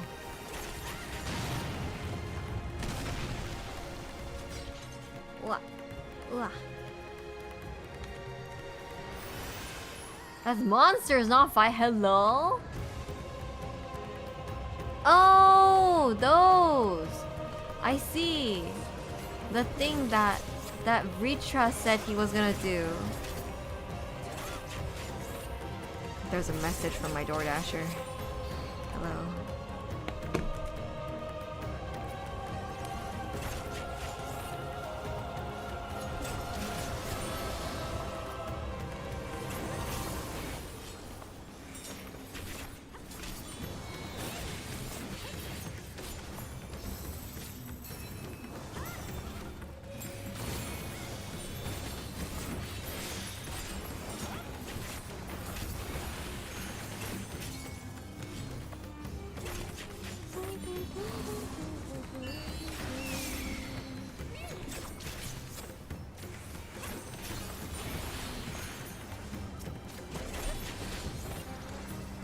Two more.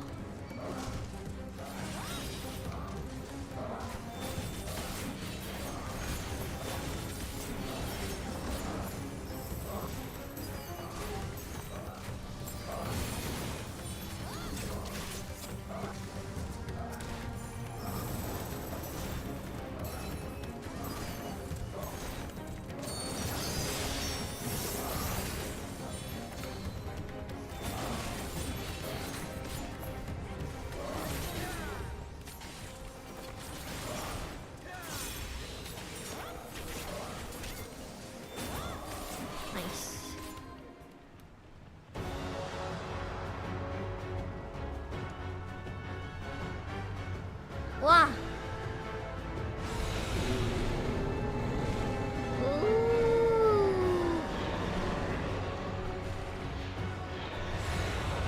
It's like lion dance, but make it horrifying caterpillar centipede.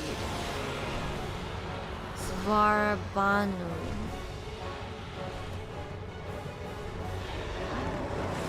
This bear is scary indeed. Ooh.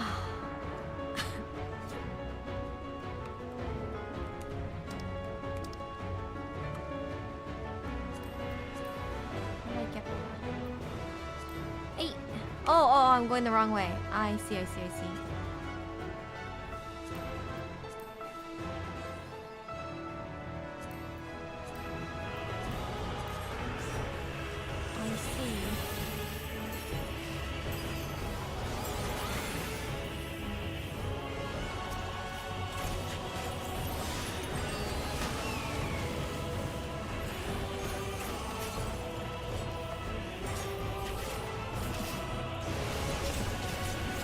What is that? Okay.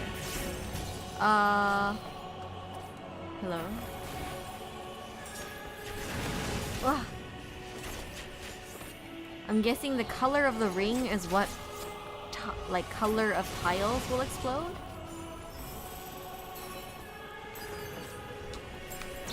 I stand here? Oh shoot.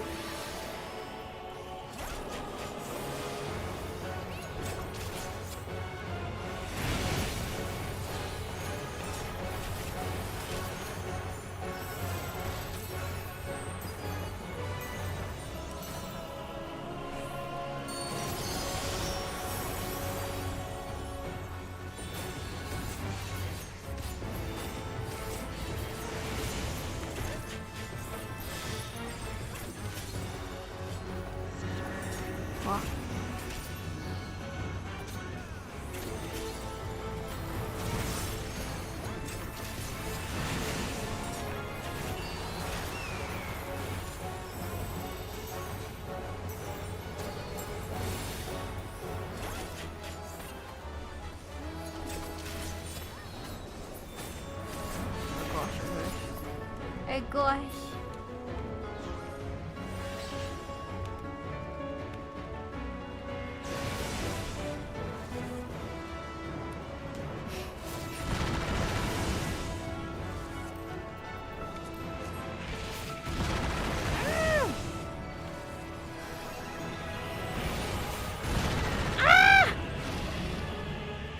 Oh, that was so fast. I was running, but it came so fast.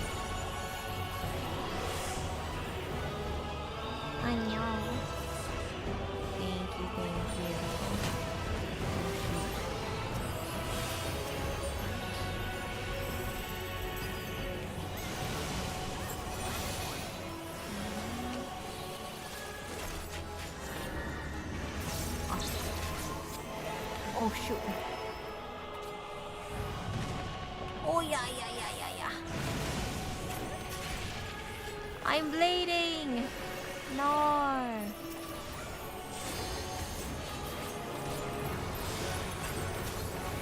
Wow, that's pretty brutal.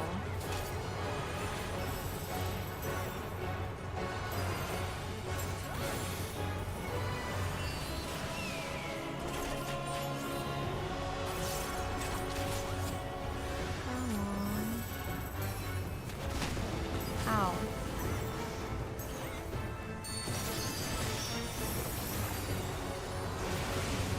Ah.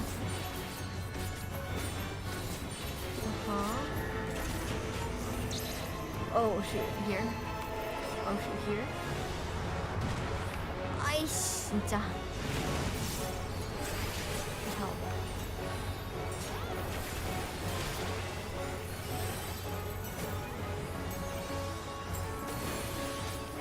Dorothy, you have second wind to top yourself off. I do have second wind to top myself off. Whoa! I totally forgot.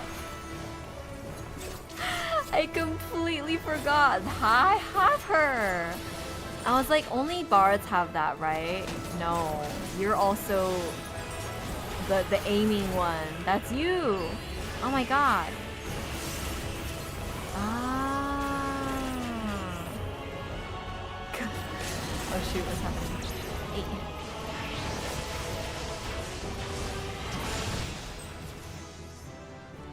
I think all physical DPS have it. Wow.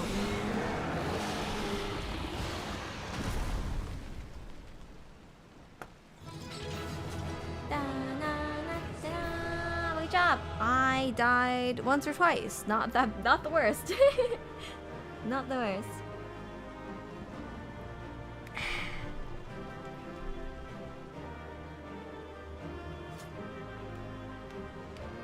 Very good, very good.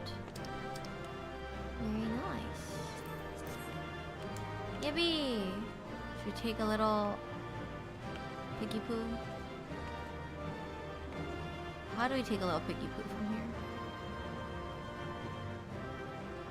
Let's take it facing like this way. Cause I want the dragon thing in the back. Can we face this way? Can I force everyone to face my way? On G pose. It should emote first. Emote. That's not a surprise. Hello? That's not... What? Ah!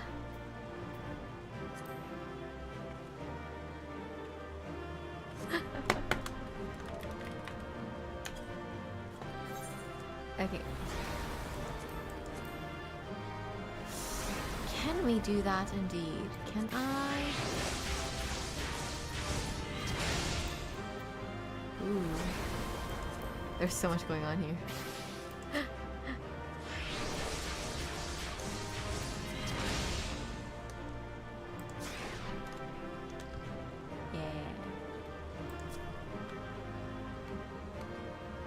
Do the thing.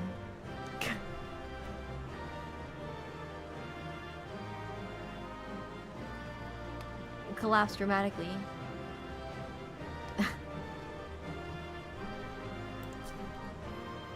Nice. It's giving tips Fedora, milady. Great. Can I not? Hold on, my driver's here.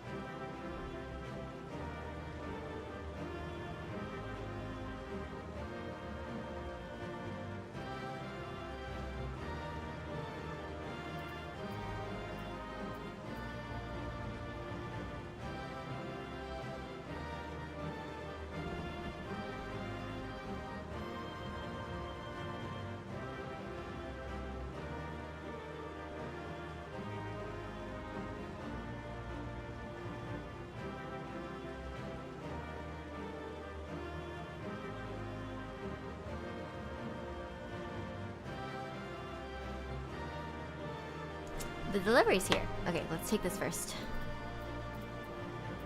The guy like called me and then I was like, hello? But then it didn't say anything. So I was like, do you butt dial me on DoorDash? Okay. So you do a frame.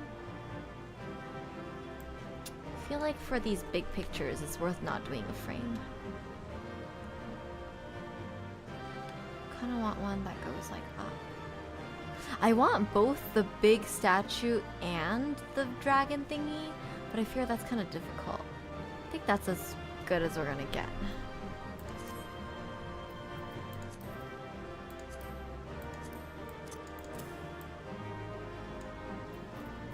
That's complete. That.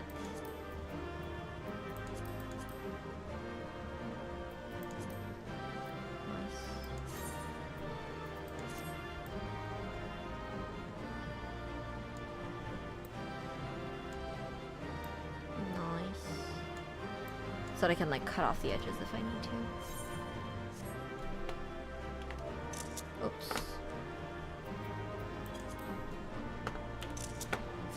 Nice. Insane nightmare design reel. It's my near fit. Oh, it is very steampunky, isn't it? Nice fit check. Oh, that's 2B's skirt. Ah, how cute, how cute. I will. This is cute. We're like in a little S. Oh, this is brutal. Alright, let's get out of here.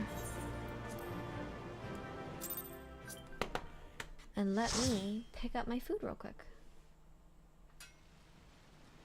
Oh, maybe after this cutscene. Leads right into a cutscene.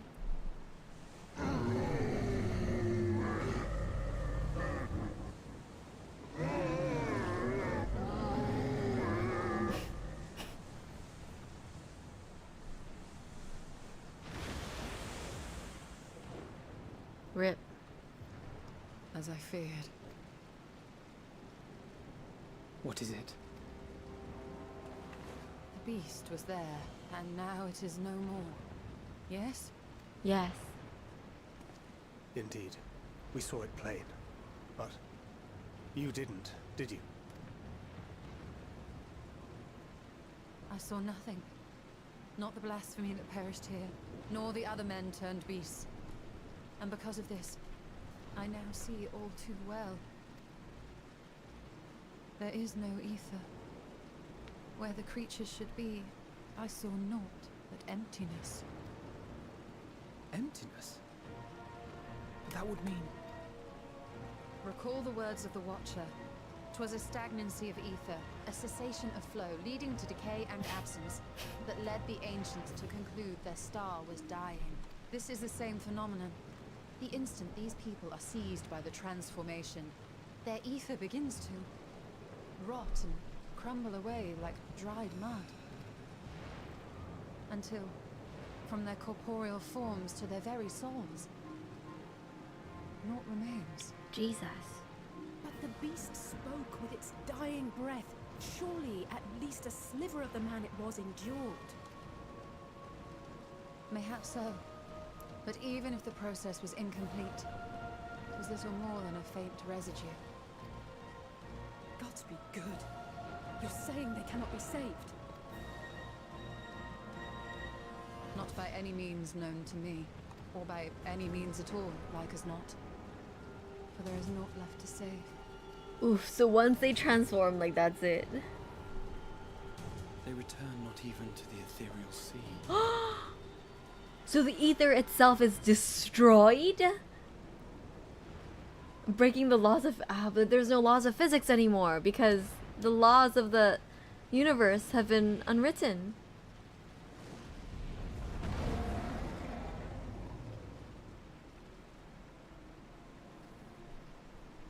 The beasts rage on. They broke thermodynamics, they did. If you ever come here with Jushola in your party, she actually performs a bit worse than usual because she has to guess where the enemies are. Oh my gosh. Their master, they perpetuate his legacy of hate.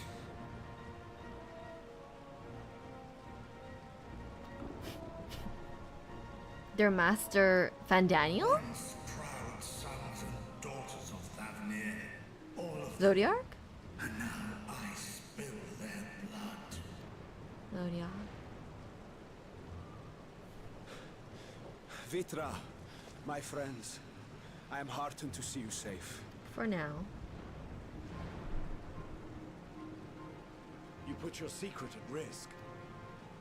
Those closest to me already know the truth. A truth I must now share with one and all.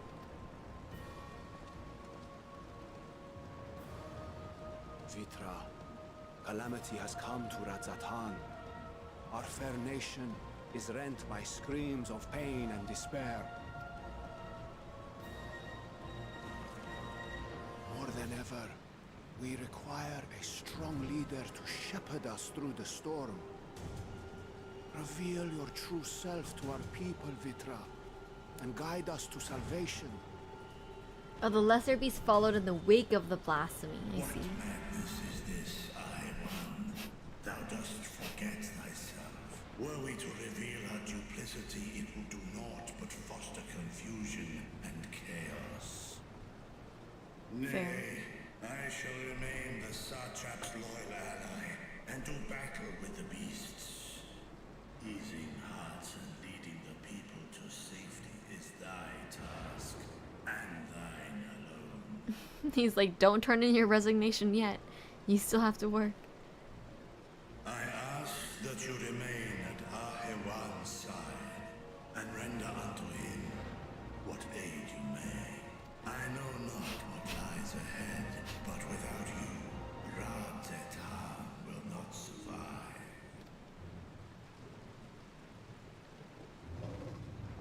Take me with you.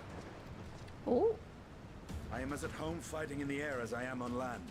Take me with you. He'll be a dragoon once more. I require no assistance. Estinian, here. Who is she? The last thing you ever wanted. The link pearl. Oh. We'd gain much from knowing your elevated perspective. And it'll keep you from getting lonely, which I know you love. Let us track you on Google Maps. You heard the man. Seems I'm coming with you after all.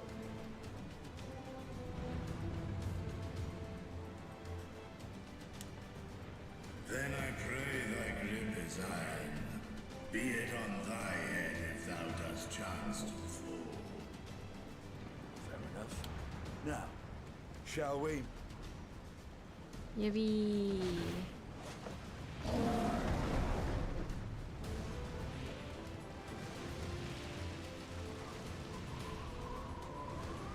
It'll have been a while since Hugh's been dragon riding, I guess.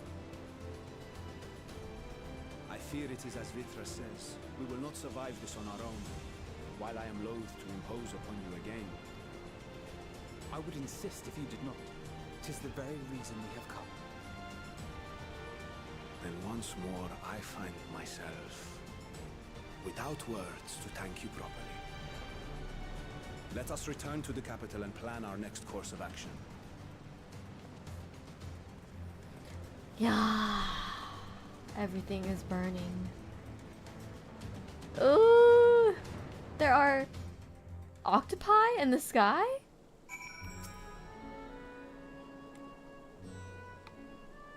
All life must end in death, yet death in turn gives birth to new life, such as the flow of ether.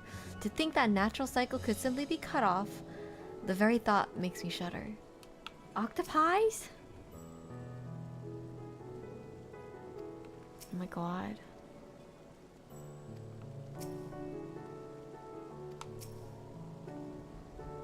Worry not, I can see your ether and that of your companions. We have not suffered the fate of those unfortunate souls. Ho ho ho.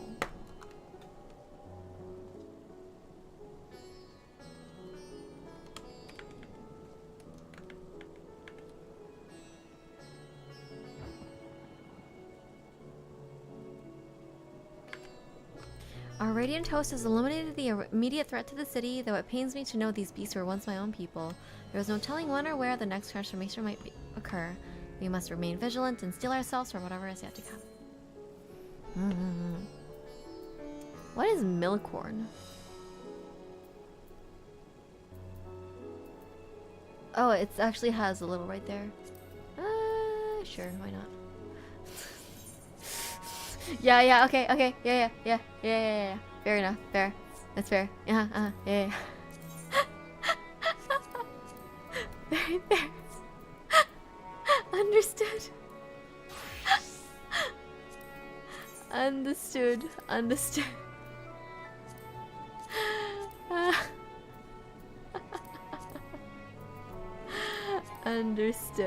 Ah! Why do I have this? I don't need this. Go away.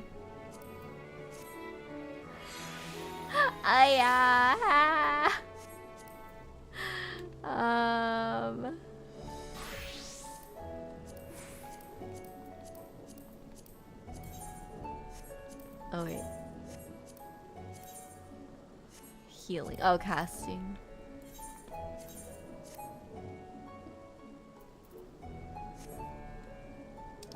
Okay, good enough for now.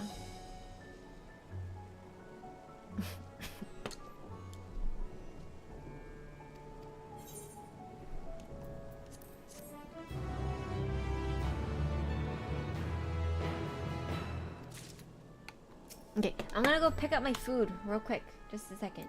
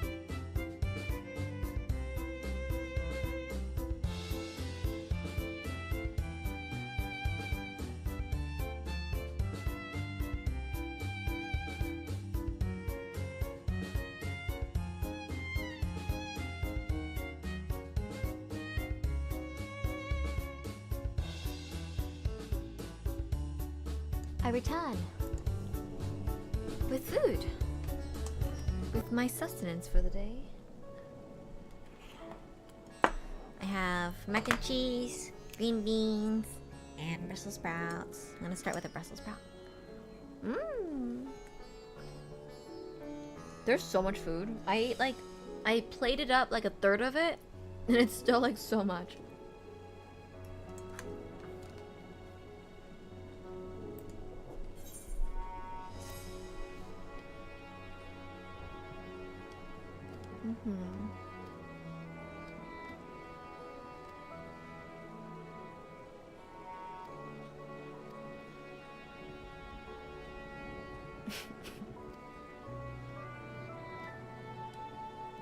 Okay.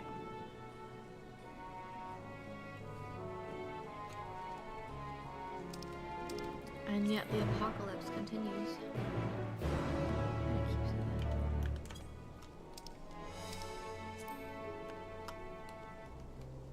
Eh?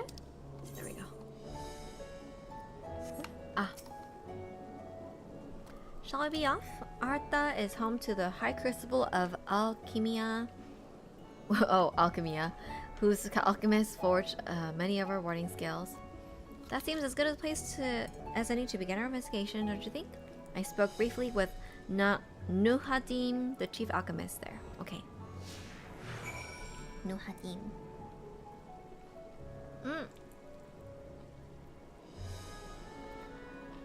We are escorting.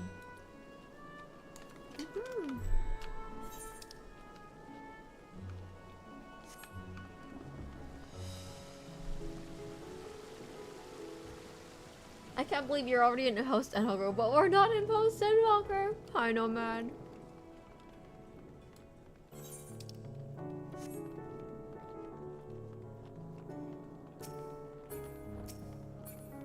Can we do the thing now? No.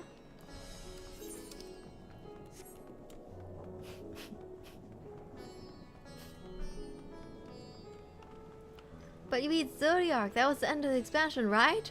Right? I wish.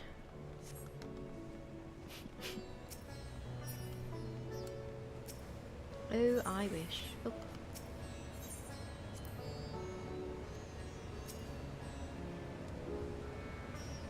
I remember those red eyes. You were with those scions who commissioned the scales from us, yes? I welcome you back to the High Crucible. What brings you here in these troubling times? We are assisting the satrap in investigating the crisis that plagues the city. Did you happen to catch sight of any of these creatures? I did. As I was going about my work, I was disturbed by crashing footsteps so powerful the very ground shook. Rushed outside and I couldn't believe what I beheld. The night sky was burning.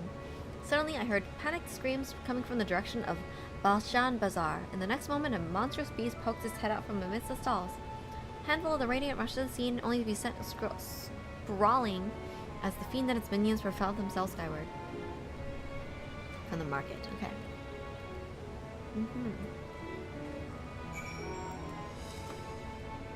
I freaking love Brussels sprouts, man.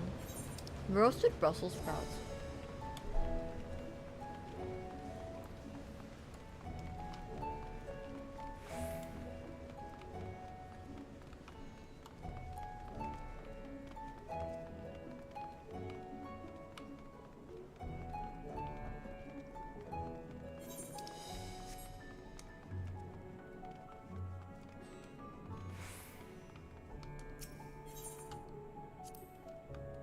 This is the Thavnarian weave. I must say it bears a resemblance to the traditional fabrics of Corvos. Small wonder really, given that it's just across the water. Not that I'm much of an expert in Corvosi culture, of course. I've not had the occasion to visit my ancestral homeland since coming to Sharlayan, and will never reside there again. That said, in recent days, I've felt more acutely aware of my heritage and grateful for it. It's thanks to my forebears that I inherited the royal eye, and with it, the ancient wisdom of ancient Alec. And so, well, I simply hope my countrymen are safe, and one day, when this calamity is but a memory, I'd like to see Corvos again, if only once. Corvos? That's above here, you said. Forgive me, but my shop's closed until further notice. Needless to say, we've have more pressing concerns these days. Fair. Did you perchance anything?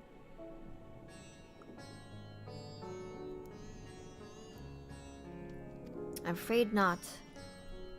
There was a big one through the west side. Ask there. The west side. Here?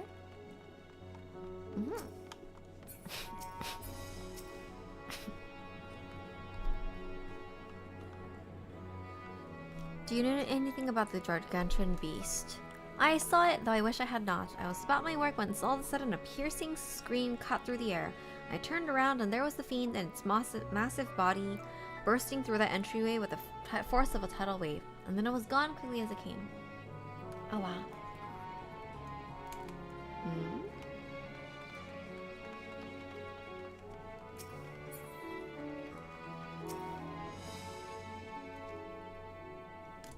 Sisters, have mercy. What is happening to the world? What am I to do? Is nowhere safe?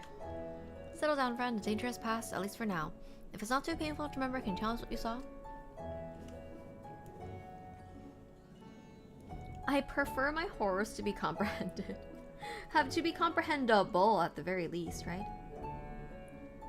First the screams, and then a horde of ravening beasts came charging towards us. One of them was huge, bigger than a marid, throwing people like a rag dolls, and it was eating them. I hid under the counter, saw others do the same. But the shrieking and wailing kept getting louder, more voices in the throng. Beasts or victims, I couldn't tell. I knew not what was happening, I still don't. That is enough, my good man. You're brave to share with us your tale.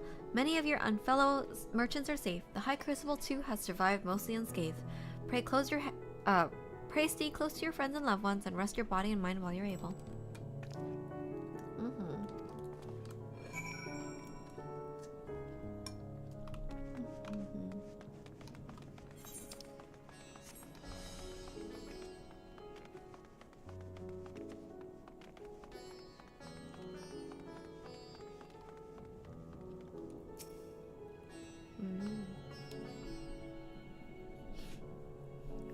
Judging by their accounts, the transformation had already occurred by the time the beast reached the bazaar. It tore through the west side of the bazaar and headed towards the Aetheryte Plaza. In other words, the blasphemy may have first appeared in this vicinity. That being the case, the people in that Mayhain can surely tell us more. Surely. Surely.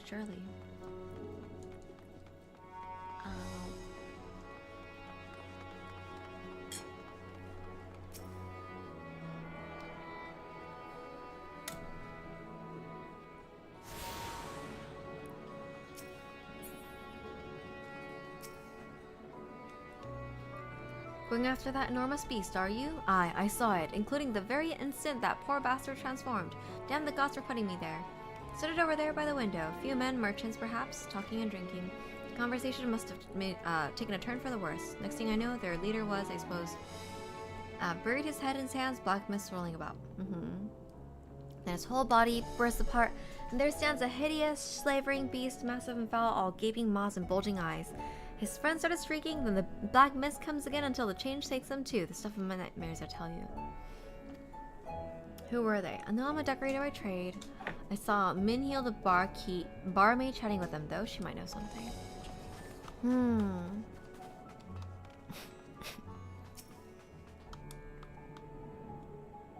Even after repairing that damage, it's taken a while for business to pick up again. You mean the blasphemy? That's what the Radiant have been calling it anyway. I saw it too. We all did. I was standing here at the counter when Mayride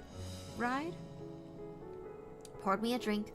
Then suddenly there came this dreadful sound, like a pained, angry groan. It was unlike anything I had ever seen. I turned around in shock, and from the enormous cloud of black mist rose the creature, enormous and ghastly to behold.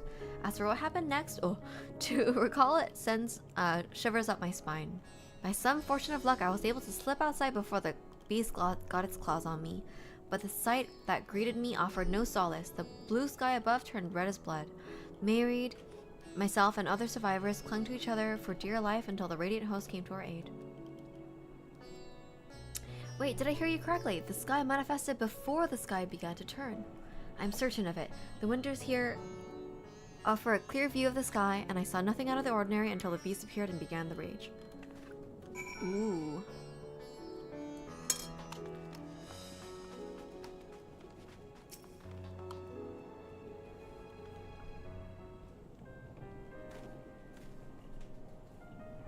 Oh, hello there. Welcome to Mary's Mayhain. What can we get you? You've not come for libations, but rather for information. You are a Leo, yes? You're investigating the so-called blasphemy on the satrap's behalf. We hear it was one of your customers, a merchant, that first underwent the transformation. What can you tell us about him? He was something of a regular here as of late, especially of late. Khalzal was his name. He ran his own consortium, dealing primarily in the export of Thavnarian specialties.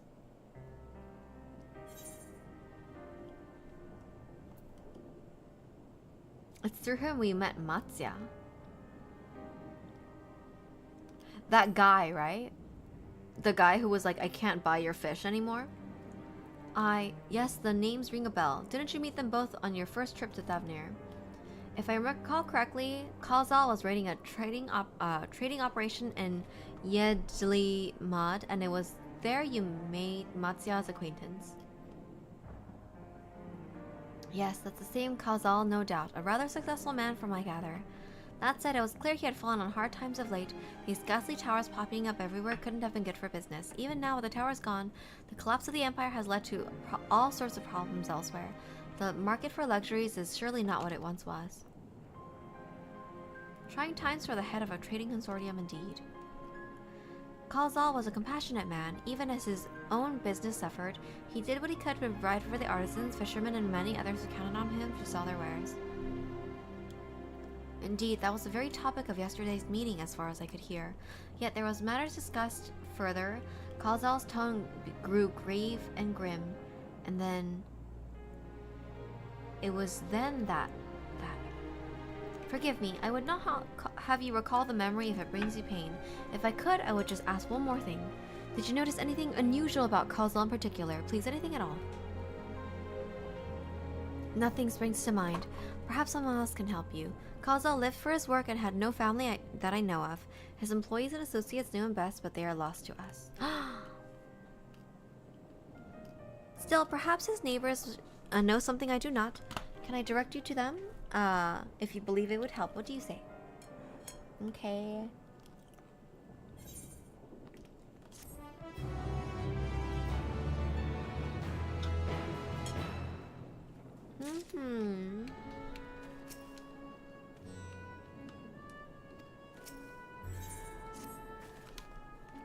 Here, I'm gonna eat.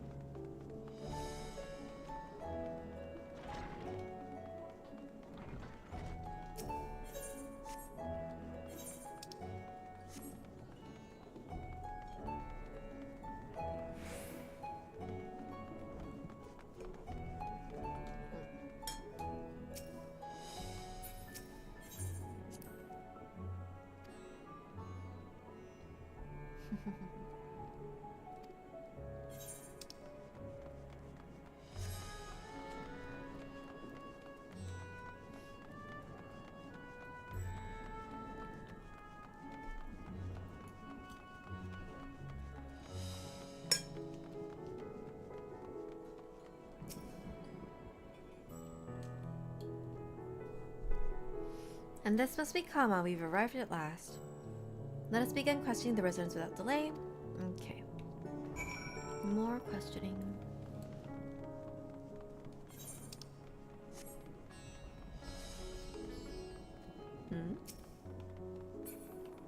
There's no one here. Huh. Shall we look inside? Ah. Can you come back another time? I just woke up and not exactly in the mood for idle chit chat. Well, that's one way to avoid the panic, I suppose. Pardon our intrusion, and you may have not noticed, but a great danger has come to Thavner. I encourage you to stay alert and prepare to flee the city should the situation turn dire. But before you leave you in peace, pray allow us to ask a question or two. Did you know a local merchant named Kazal? If so, did you notice anything unusual about him recently? Kazal? I know him. In fact, we spoke just the other day. Like many others, his business was doing poorly. Still, it seemed as though he had managed to turn things around thanks to a generous order from Ruveda Fibers. Why, he was practically dancing in the streets. I haven't spoken with him since, but assume it all went well. Nabaha might be able to tell you more, though. As I recall, he was the one who brokered the arrangement. Okay.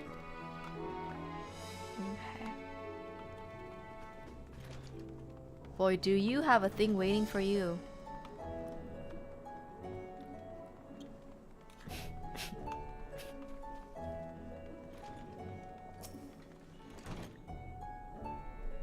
Kazal, you say? Yes, I've known him since he was a boy.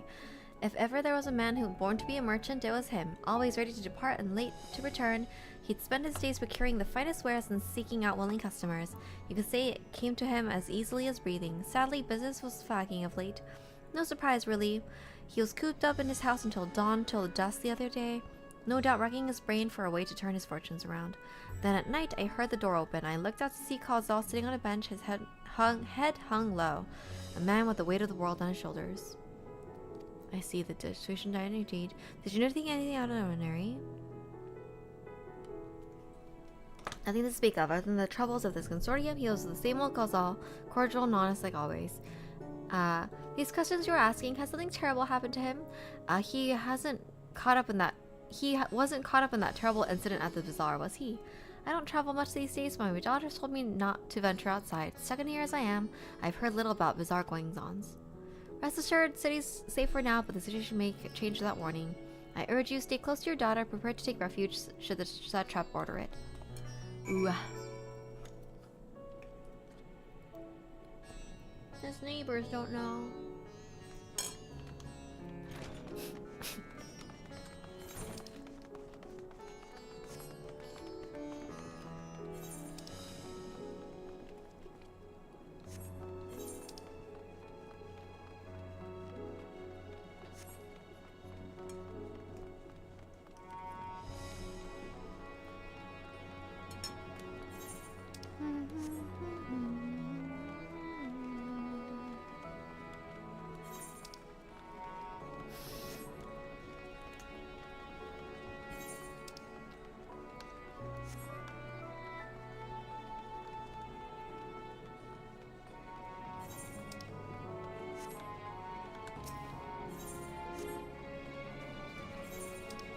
Reminds me of when the Crypto Monkey JPEGs crashed.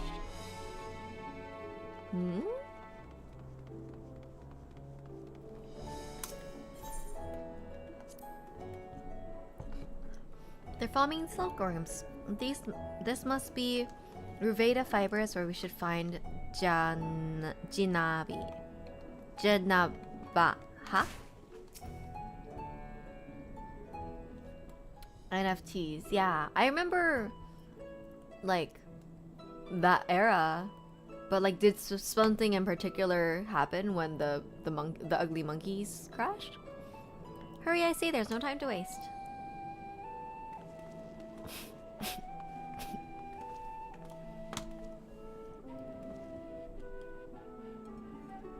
Pardon me, but you're in charge of buying and selling here, yes? You have a few questions you'd like to... Sorry, I simply don't have the time to chat. If you haven't noticed, our hands are full at the moment. We must carry all our wares and equipment to safety before the accursed beasts return. In that case, might we be of assistance? Perhaps you could speak when the job is done. Very well. You can start by helping us move our equipment, ask the others where to put things. Okay.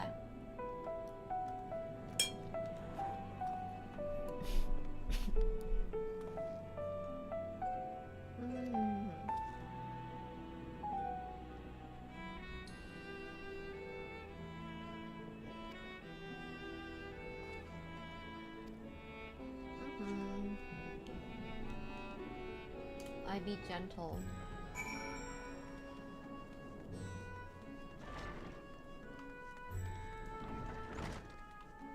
I got you. Come on.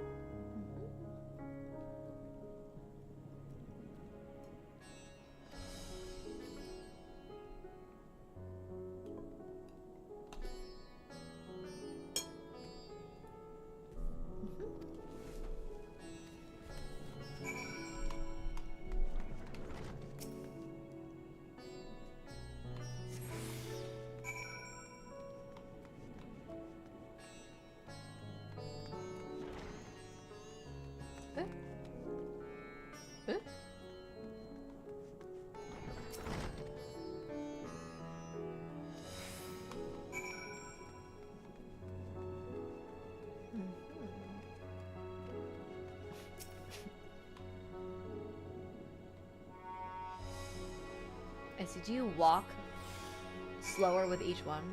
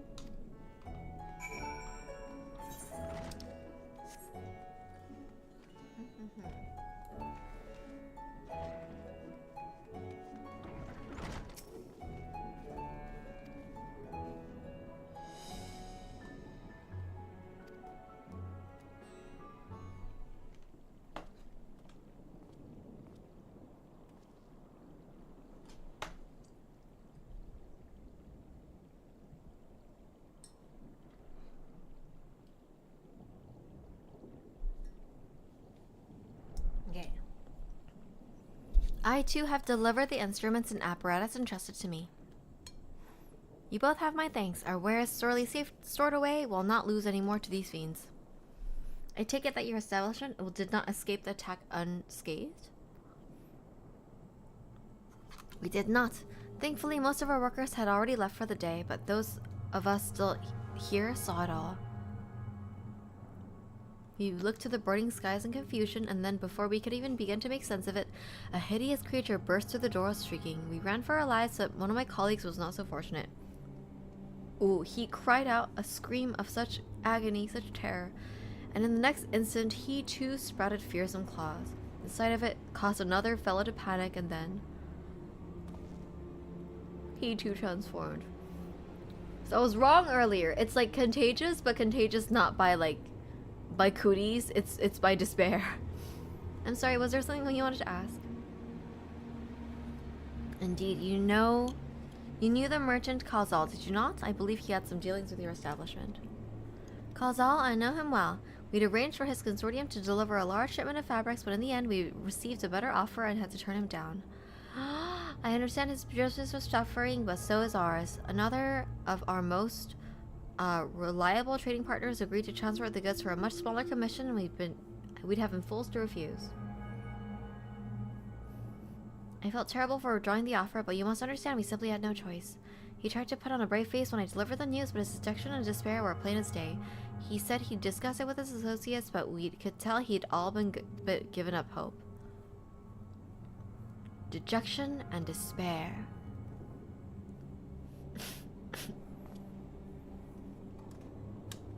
You remember what we saw in Vanaspati, yes?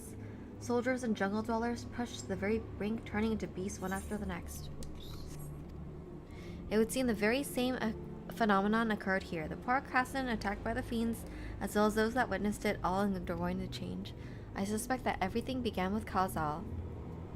By all accounts, it was he who suffered the most profound and piercing despair. Wait, could that be it? That such intense emotions were what triggered his transformation? Yeah, I think so.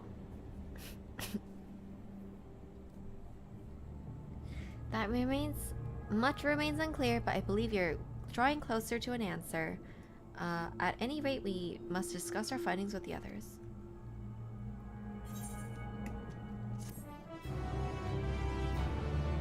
Let us do.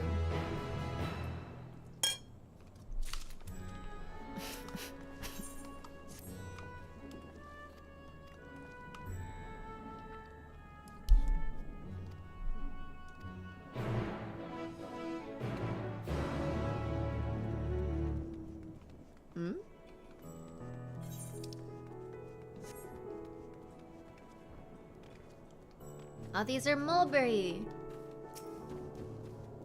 Dejection and despair. I'm screwed. No! Do not transform.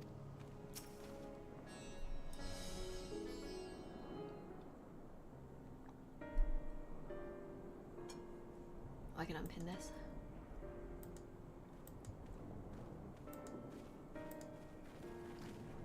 There you are. You've spoken with the survivors. Indeed. We thought to share what we have gleaned, that we might together gain a greater understanding of present circumstances. Stand and stretch. Fortuitous timing. Alize and I completed our own investigations not long ago. Then we should take a moment to compare notes. Shall we begin with the two of you?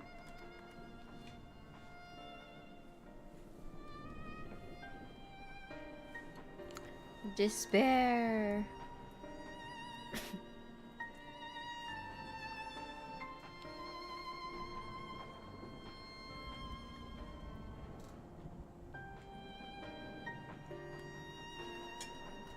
So the merchant Khazal was gravely concerned about his business in the days preceding his untimely end.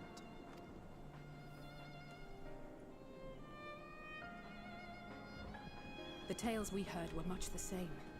The first victims to be changed into blasphemies were all overcome with anguish of one manner or another. Then those who saw their loved ones stolen before their eyes succumbed to a similar panic, setting in motion a chain of transformations. Fear, unease, despair. These negative feelings serve as a catalyst. If so, then it is not unlike the calamity that befell the ancients. With their creation magics, they unwittingly gave form to untold horrors. Had they simply lost control, surely it would have manifested in many forms, not all of them monstrous. Yet somehow, this phenomenon is triggered solely by the darkness in their hearts, a common thread with what we now witness. Common, but not identical. While the beasts the ancients faced were forged with magic alone, those of today are born of sentient beings. Why remains to be seen. But there is one fundamental difference between us and our predecessors. Our souls are sundered, whereas theirs were not. Perhaps that single variable makes all the difference. If I may, there was another detail that troubled me.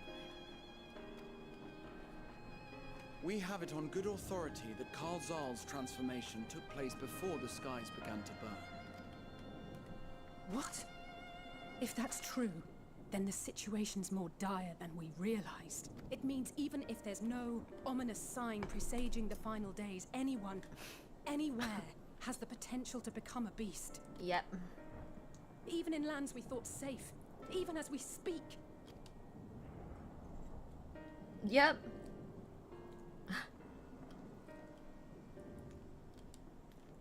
Look! It's the satrap! The satrap! Mm-hmm.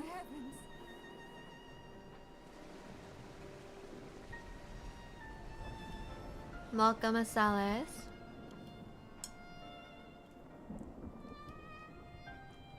My countrymen, I am relieved and heartened to see you strong and safe. While the danger has not yet passed, far from it, allow me to assure you that the beasts that raged within the city walls have been exterminated to the last. Outside this sanctuary, the brave men and women of the Radiant Host and our dragon ally continue to battle our unholy foes. I pray these tidings put your minds at ease and help you calm your hearts.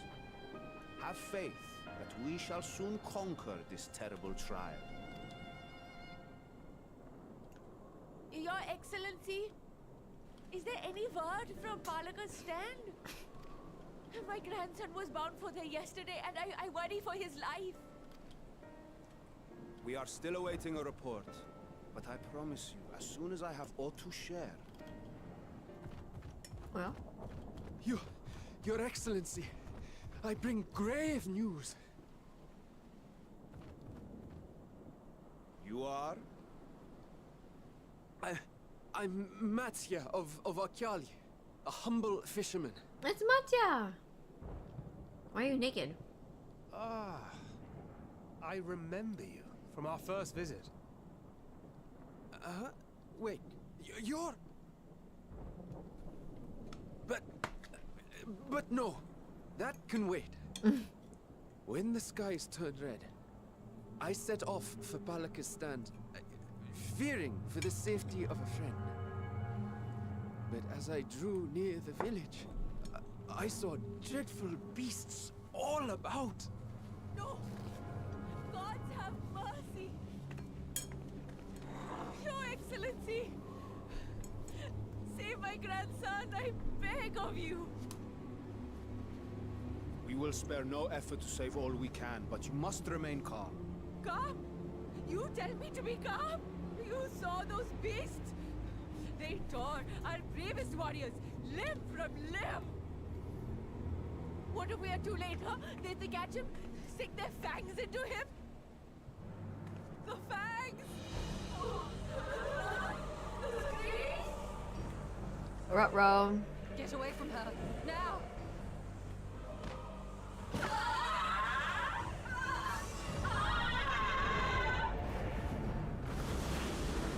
Oh, sheesh!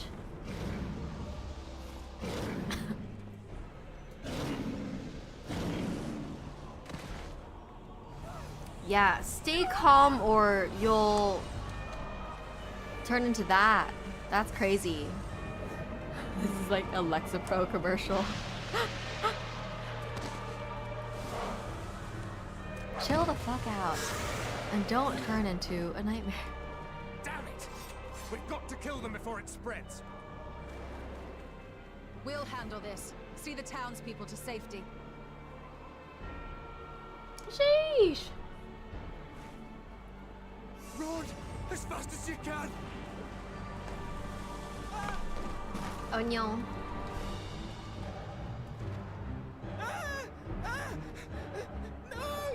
Get up! This guy's voice is funny.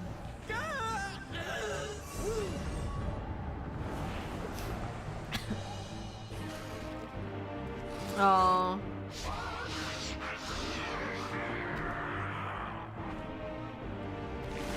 Oh! Oh! That was so brutal. Oh.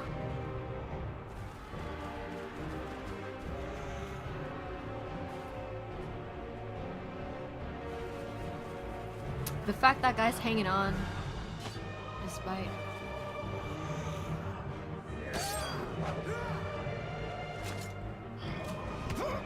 Oh no! No! Oh my god, oh my god, oh my god, oh my god, oh my god. There's no way they're gonna pull this! Oh my god. You gotta make it. We didn't make it.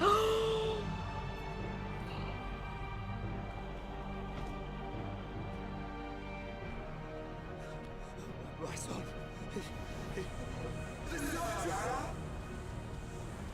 That's pretty bad. You must run. For their sake and your own. You can see. You can chill them out. You can chill them out. Oh my god. Okay.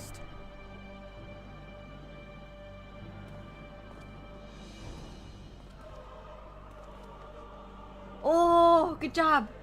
Whoa.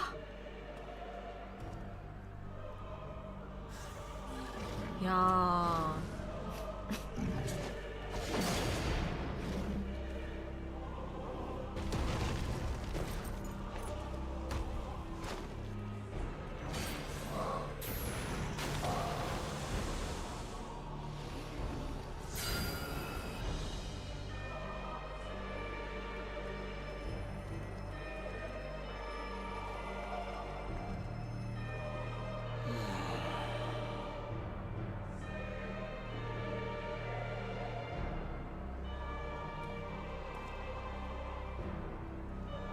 Oh?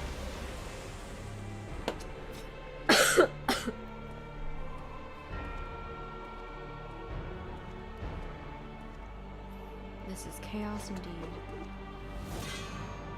It's just a little moment.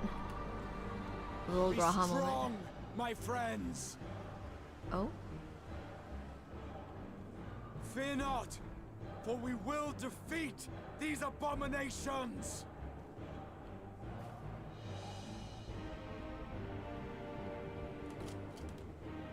Brave men and women of the Radiant Host, lend your Stola and Thancred your aid. Let not a single beast escape. The rest of you, flee this place. Carry the wounded if you must. Head indoors or underground. Above all, stay calm. No beast will follow you. We will see to that.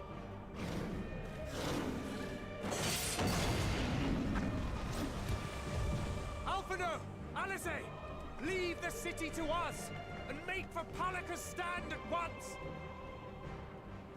Matya, show my friends to the village. I promise you, they're more capable than the host's finest. Right. Go with them, will you? We will save these people, as many as we can. It's really because they lost their leader. Someone has to take charge and give hope. Good job, buddy.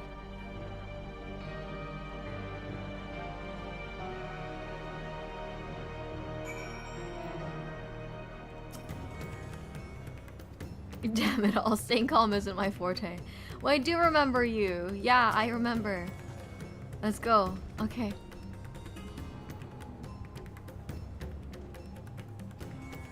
Alright. Let's save them.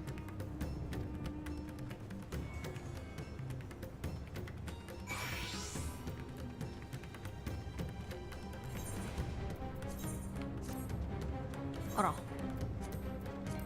No! It's fine.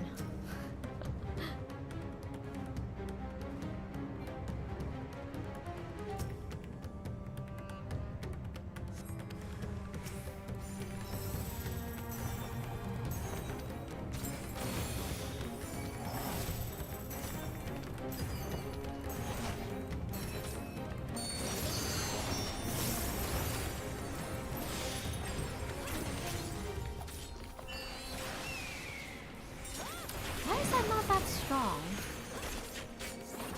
Hmm.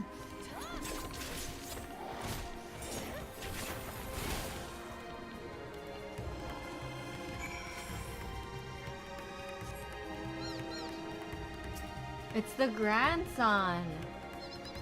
Gasp.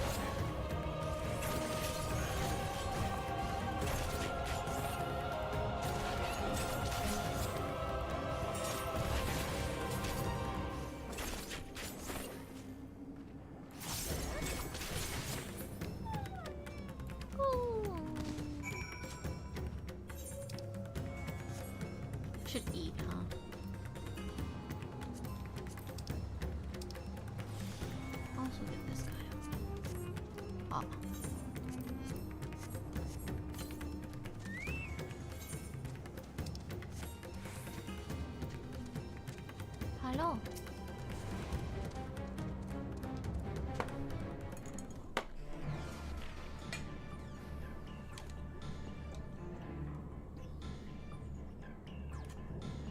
It cannot be.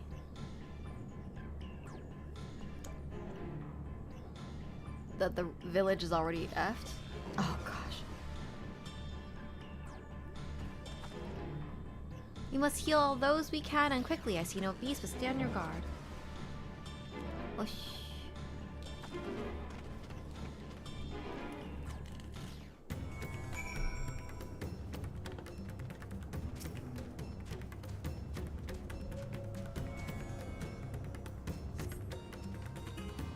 Ooh.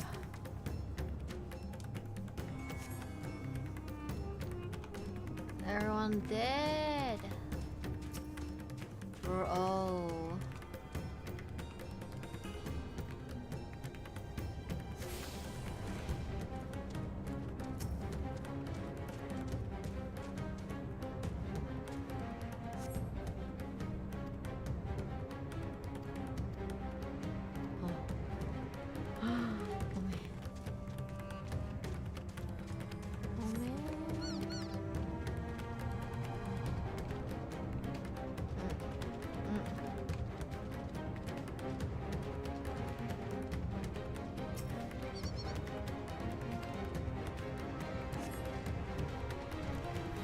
Come to help us. Too late, too late. My family, my friends. Yeah, I know. That's crazy.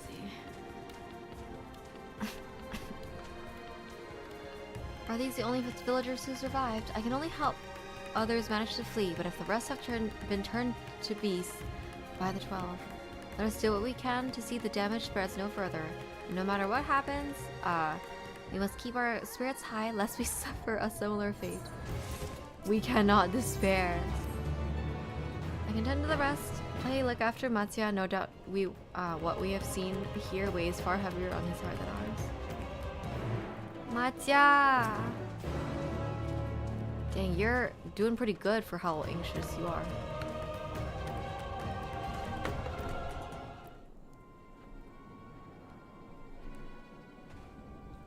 Dotori, Dotori. This is Yerovet, the elder here. He has heard, but praise to be his ancestors, he still lives. Young Matsuya here has told me everything. I have not the words to express my gratitude for your aid.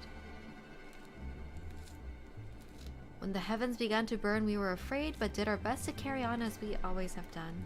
Until today, when the holy beast came pouring into our village, a flood of midnight and death. There were no words to describe what followed. Men and women I have known since they were babes struck down by the creatures, only to rise again to join the murderous horde in the guise of the same hideous fiends. In the chaos, a handful of our villagers fled for their lives. I can only hope they have found their way to safety.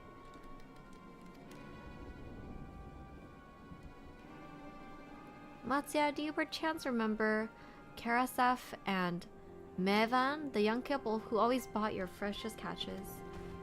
How could I forget, Elder? When I first came to peddle my wares, desperate to eke out a living, they showed me such kindness. Others shunned me as an outsider, as is their way, but Karasef and Mevan bought my fish and sung its praises. They turned my fortunes around. Alas, I fear they are in terrible danger. I saw them running towards Agama Temple, one of the beasts in close pursuit. They had their child, still but a tiny babe. To elude these fiends while caring for one so young is an impossible task, surely. I beg of you, go to their aid.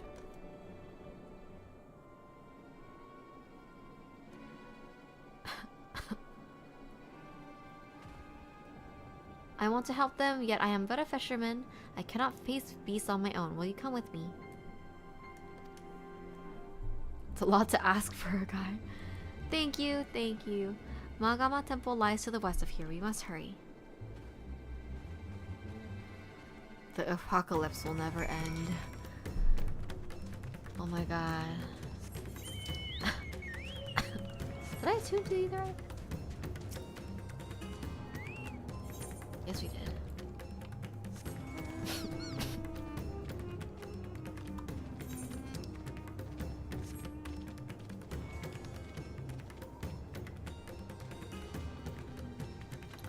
my gosh.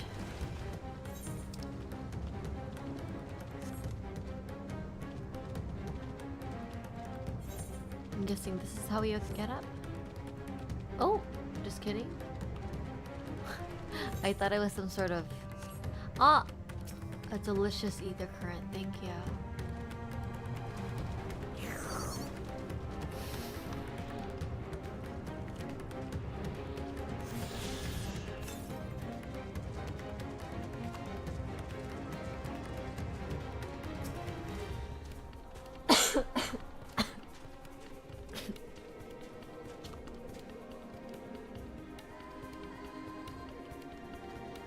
Oh no.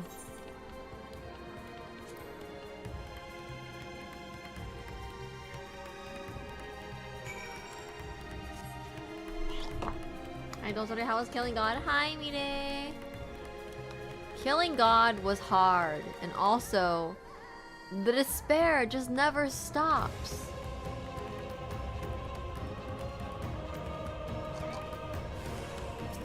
Like, sure, you have your little moments of hope, but like, dang, despair, she sure be, you know?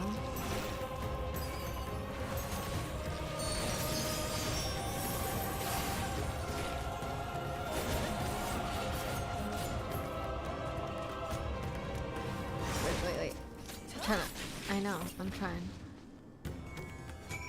Garrison! Despair Walker. Real Highland.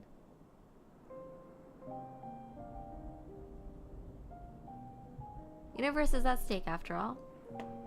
The man lies motionless on the ground bearing a grievous wound. Can I help him?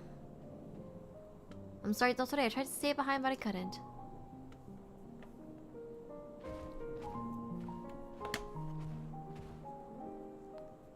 No, it cannot be. Is anyone, anyone? My arms feel so heavy, and my legs, I cannot feel my legs. My wife fled with our daughter. I need to find them, need to be with them. I need... Oh!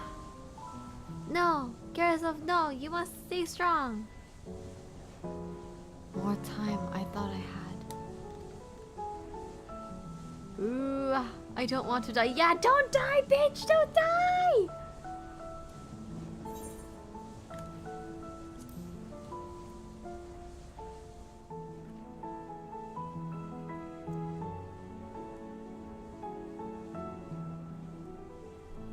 You gotta hold on! There we go.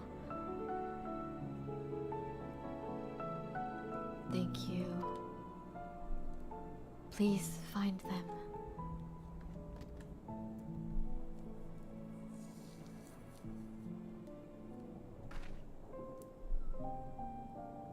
Nivan still lives and she has their child.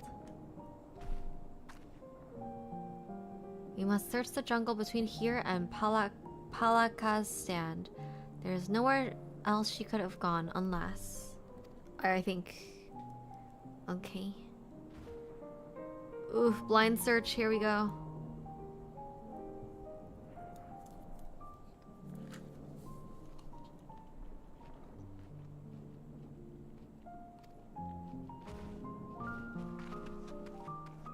Wait, is he dead? Oh, girl. Girl! This is so crazy. Oh, this tangerine is freaking good.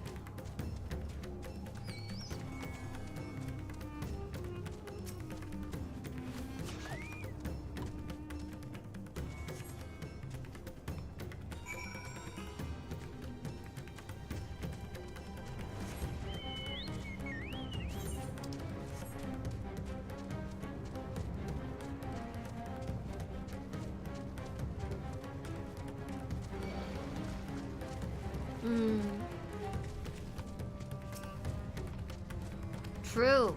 At least we saved his soul.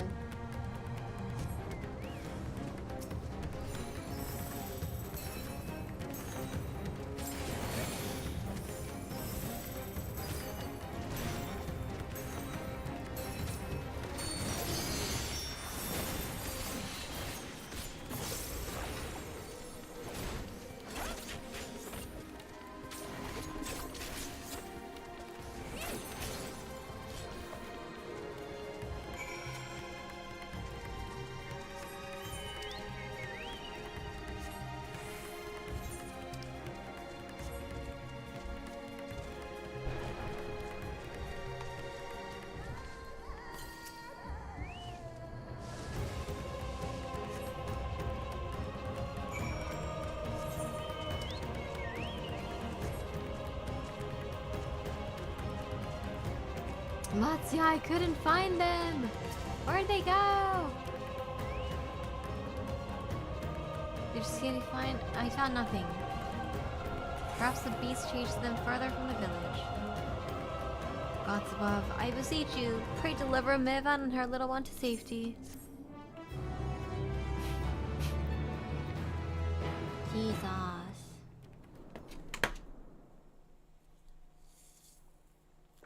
Meanwhile, in the skies above Thavnir.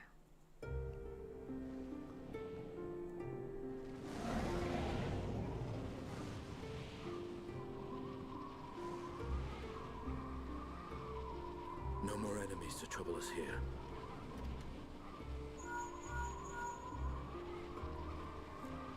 It's me. How fare you below?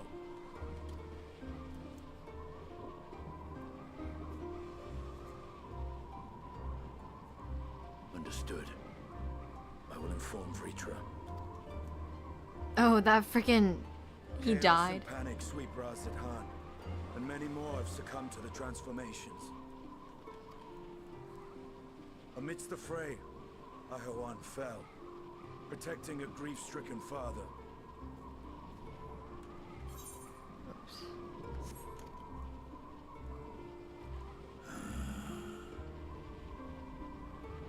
My friends fight alongside your radiant host to secure the capital. Beasts have been sighted in Palakistan as well. We have divided our forces in hopes of quelling the threat there.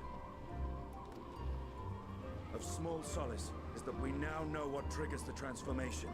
As my companions tell it,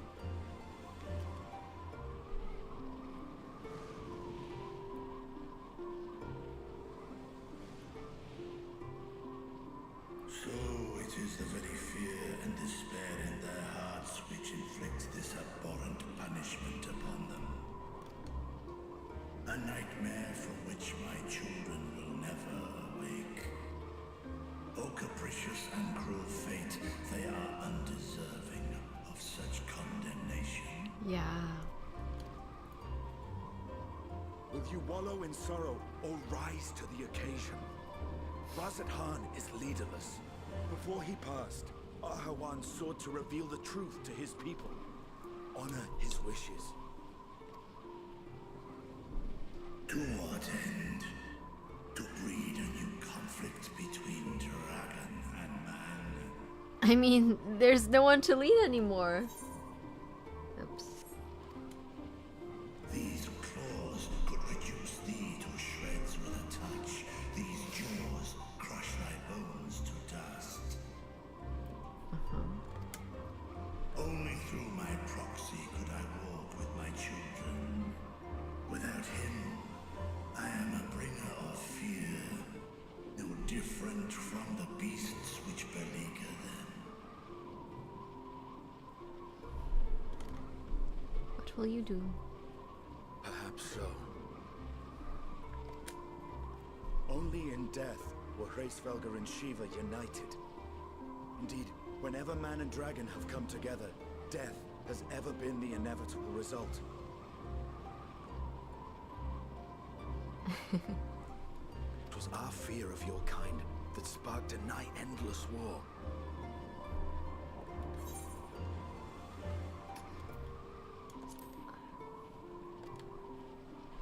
Fear and hate of which Nidhogg drank deep as he laid waste to my homeland. And in turn, I took my revenge on his brood. Blood for blood, pain for pain. I thought nothing of theirs, only of mine. And yet, were the chasm between us too vast and too deep, Hraesvelgr would not have borne Isael to battle and our rescue. He would never have entrusted a mortal champion with one of his eyes, and the Dragonsong War would still rage on. And I would still wage a never-ending war of violence and vengeance. The future of our star be damned. I cannot speak for Ahawan's greater goals, yet I know that he served you, served your people, long and true. In this time of unprecedented crisis, he turned to you. You could do worse than to place your trust in him. Mm-hmm.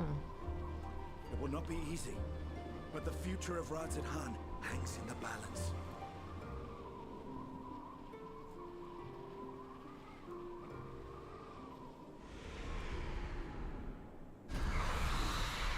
We have company. Oof.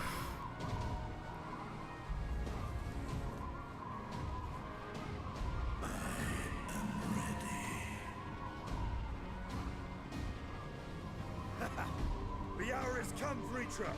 It's all or nothing. Oh my god.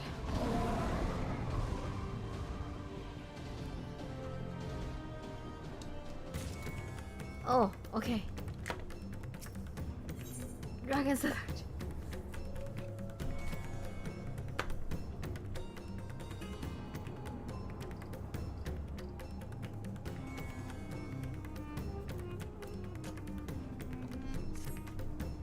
Yeah, I like the like basically almost all of the voice actors. I really like them. If Mevan fled deeper into the jungle, she and her child are in grave danger. What are we to do? Gods, have mercy! You must stay calm.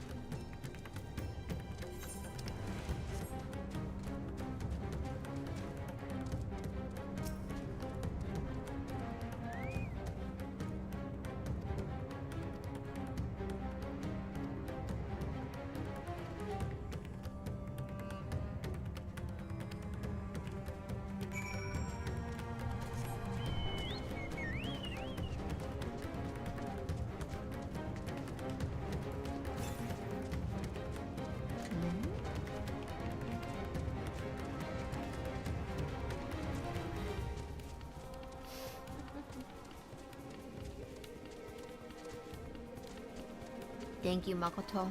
I'll enjoy it later.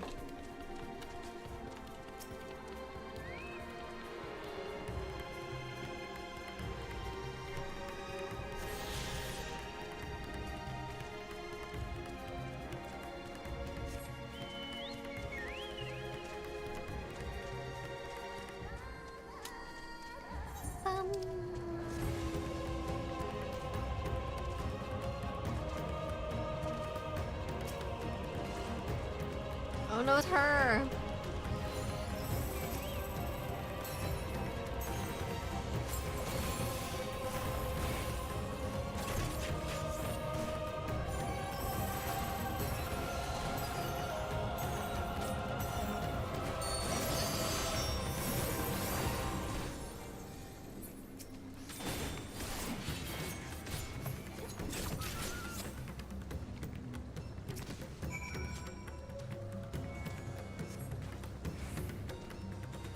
Oh, it's not her. Ooh. Oh my god.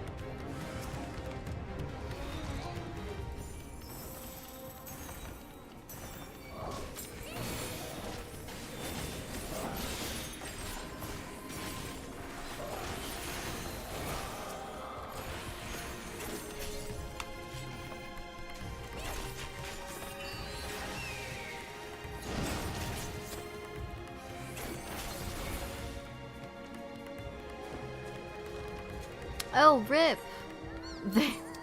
They all GG'd! Oh my god.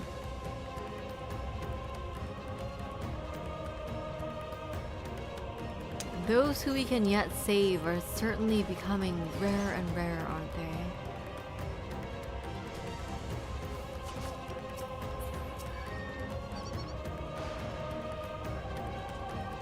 Nope.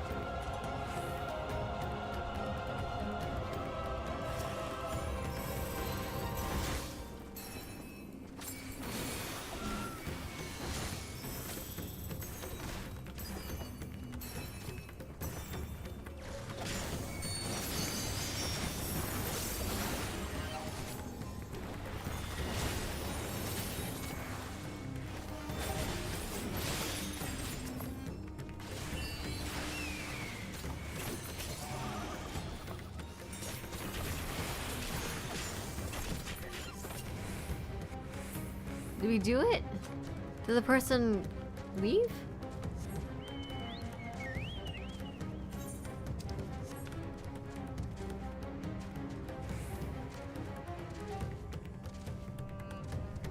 What is going on in the chat right now? At least the wildlife is okay during the apocalypse.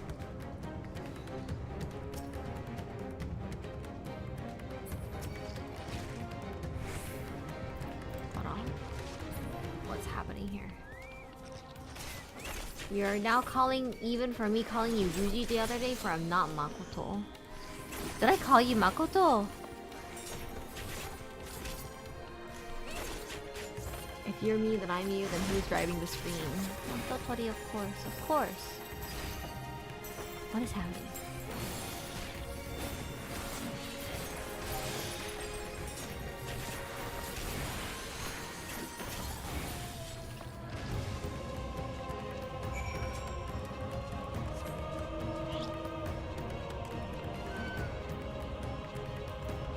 Never ending.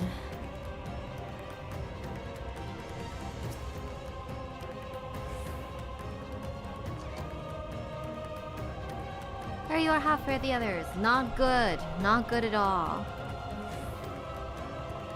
I see. You've seen to all the beasts in sight. In that case, let's have everyone gather in front of the temple.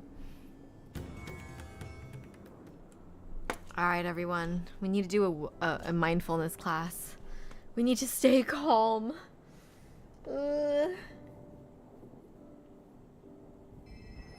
Courage, friend. The pain will pass. Has anyone seen Mevan? Did you have Borgor? Where could she be? I had mac and cheese.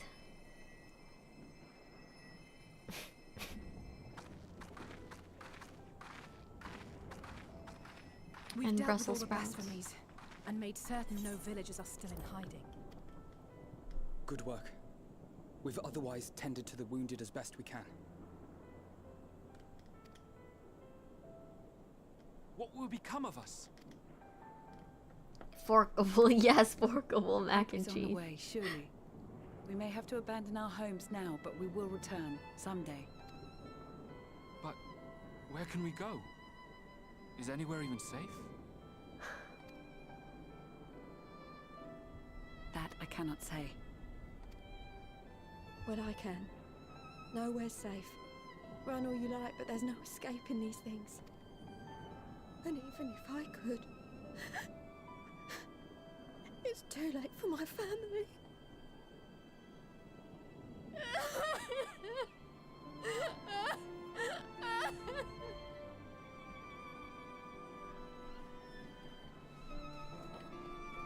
cry it out. Let the emotions go, but don't let This them isn't good. overtake you. The more they dwell on the tragedy, the more likely we are to lose them too.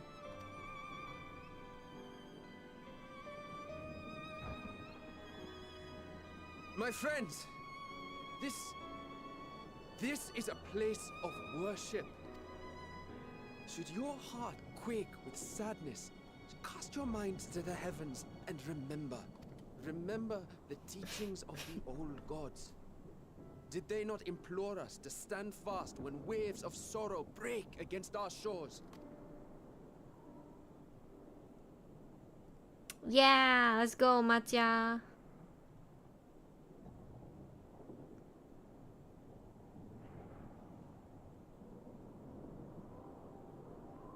Know this, my children. There is more ugliness than beauty in this world. To live is to suffer. To drink of calamity and drown in anguish. To toil and be tested, always and ever. 'Tis a perilous path you walk. Death lurks in the dark, and is the sole promise that awaits at journey's end. You will tremble with terror. You will weep tears of anger and despair.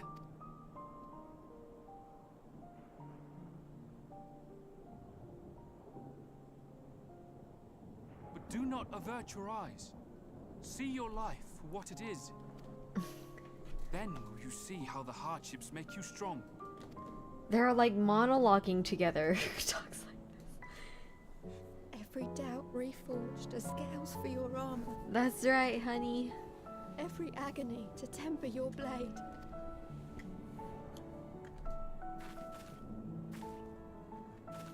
I wonder who is she to be like my children? They're praying.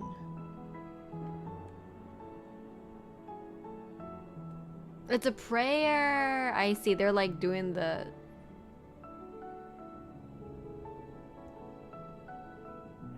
Lord's Prayer, I guess. Thank you, lad. We'd almost forgotten who we are.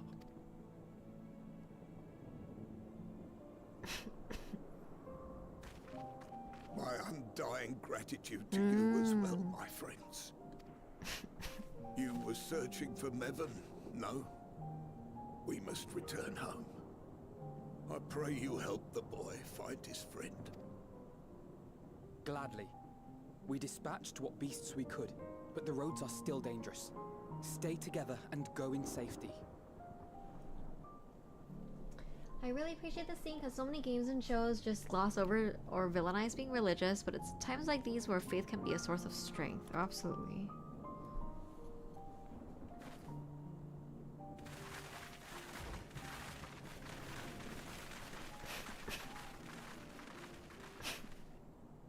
That was very impressive, what you did back there. Those words seem to resonate with your people. They should. They were the first spoken unto our ancestors by the divinity of legend. I'm easily upset, and fish are wont to flee a temperamental hand. So I recite the teachings over and over to calm myself. They're lovely and inspiring to hear, though I imagine they were born of great misfortune. They are born of life. There's as much bad as good in it. More, many would attest. All the more reason to appreciate the good when you can. I won't argue with that.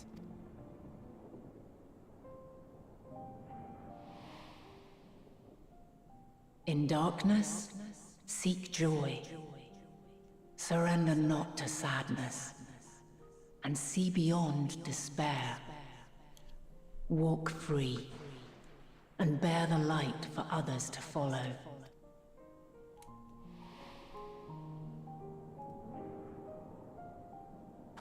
And with that, let us see if we can't find Mervyn.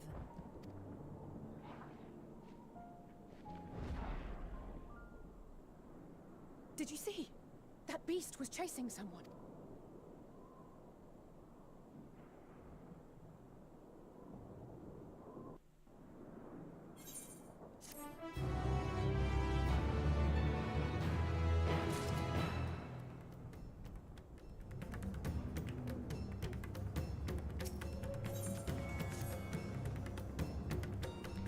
Over there, my view is blocked by the trees, but I'm sure I saw someone chased by a beast. Don't worry, go with Matsuya and search along the river. Alpha and I will circle around from the south. Blah. No. Important point that the Borelian Empire banned religion in their occupied territories. Ostensibly, this is to prevent parental summoning. Also, to purposely destroy the cultures of those that occupy. Of course, that's what Imperial conquest does, right? Thumbs down.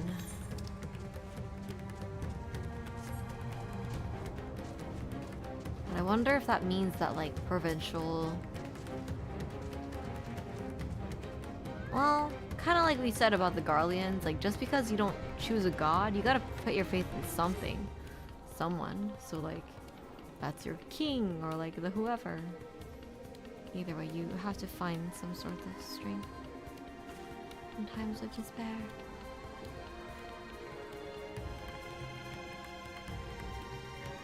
We found her.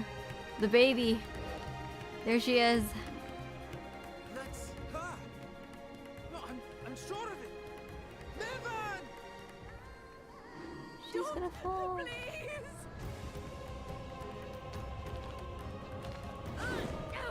Yeah, get her. Ugh. Nice. Nice.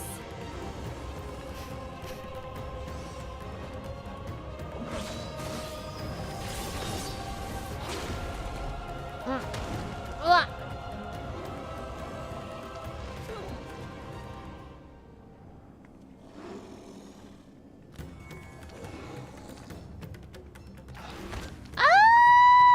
That's brutal.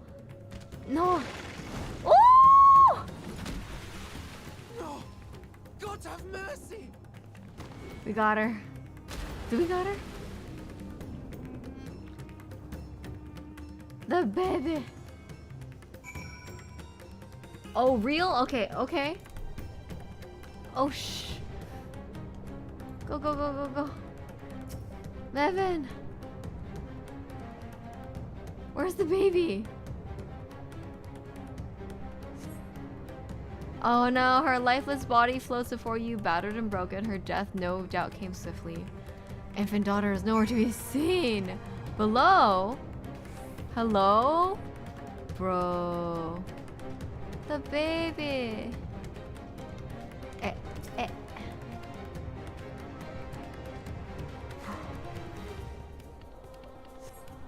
You take the baby into your arms. If she yet lives, you cannot tell, but she will not survive unless you carry her to service. Oh my god.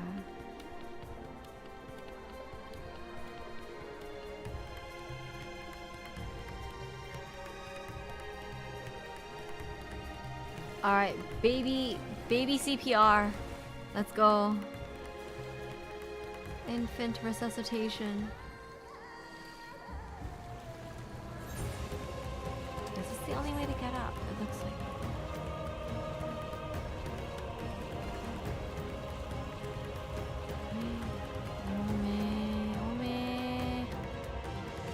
Imagine you just leave it here like this for a week. You just have the baby be drowned for a week. Because it doesn't matter and then it's cute. That'd be freaking crazy. Nico! Alfredo! Tend to baby. Ah, frick.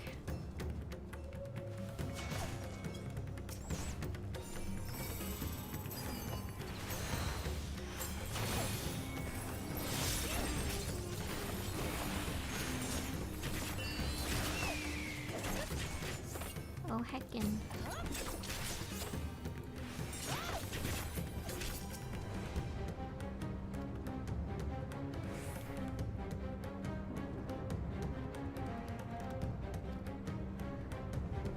Mother of the Year award. She survived so long.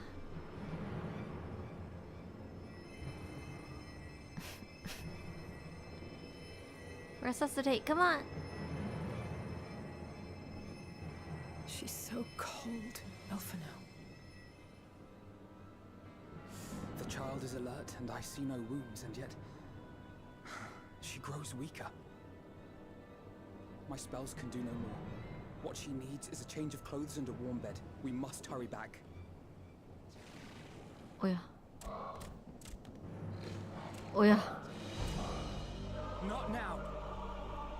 Matsia, take the child.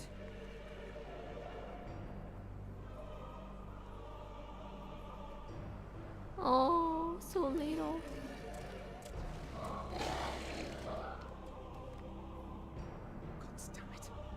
It appears we've made enough noise to be heard for miles around.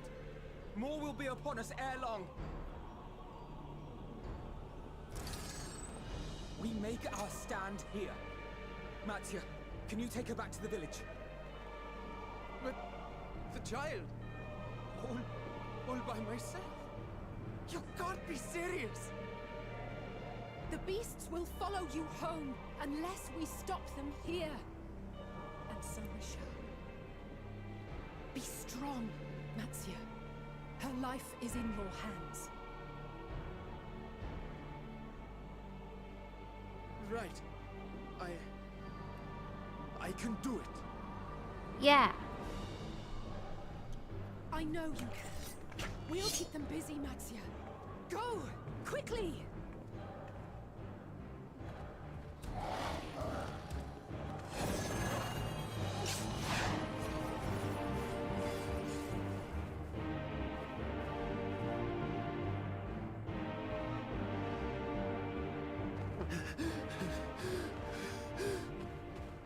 Steady. You know the way. Oh, 오메. No! Not you too. It's okay, honey. Swaddle. Don't be afraid. Don't be afraid. To live is to suffer, to drink of calamity. It is a perilous path. Death lurks in the dark. Oh my god. No! I'm not afraid! I'm not afraid! Manifested! Do not avert your eyes. See your life for what it is. See how the hardships make you strong. Every doubt reforged. Oh my god. Oh my god.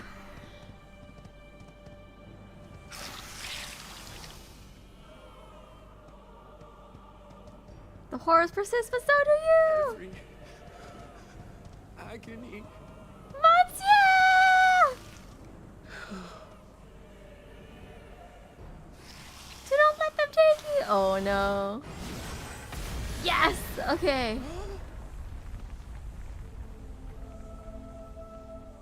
아, 진짜.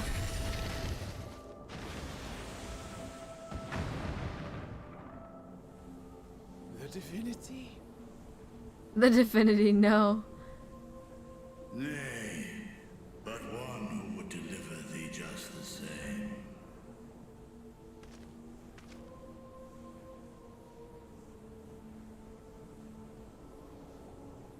Oh.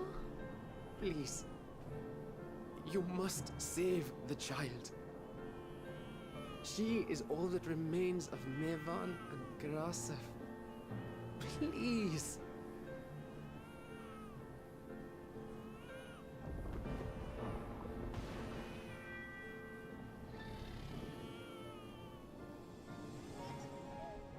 Oil? Well. Seems the babe's taken a liking to you.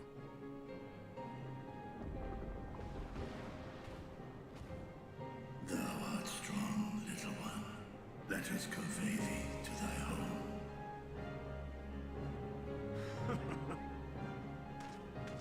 I spied our friends as we flew in. They appeared to be holding their own against the Horde.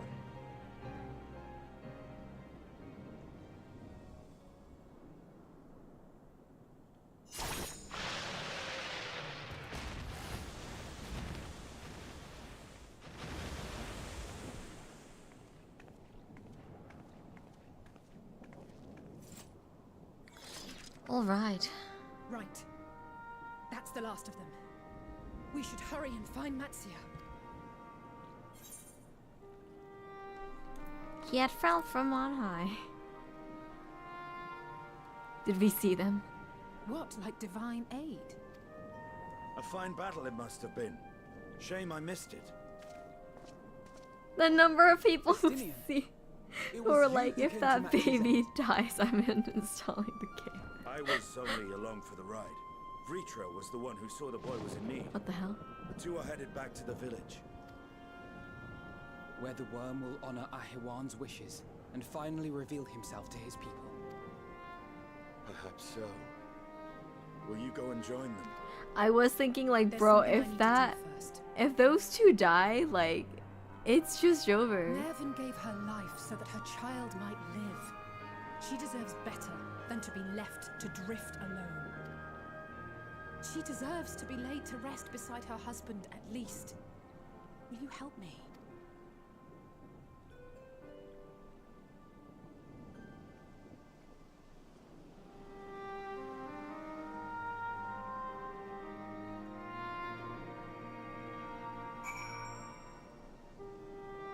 Both their souls saved.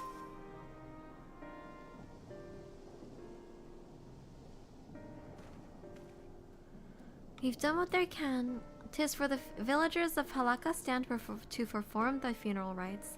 If nothing else, Mevan and Kirasaf died as they lived, as themselves and not as beasts.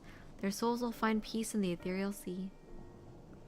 To think the day would come that even the smallest of solaces would be this comforting. Yeah. Are you ready then? In that case, let's head to Palaka stand. No doubt Vritra is waiting for us.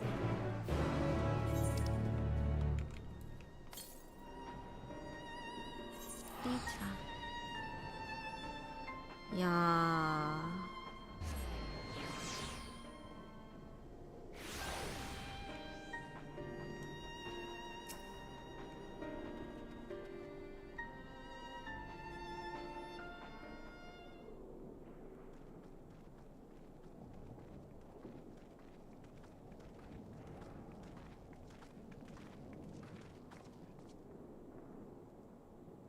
Rest easy, for all is well here.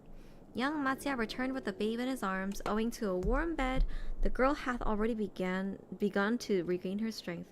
Less joyous received was the word of the mother and father's fate, as well as their transformed neighbors. How many children of Thavnir must we lose to this calamity? Mothers and fathers, brothers and sisters, sons and daughters. Every death another void that can never be filled.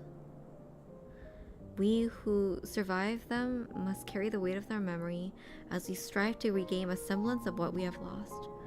Karasef and Mevan's babe is a child of Thavnir as well. I thank you for returning her to us safe.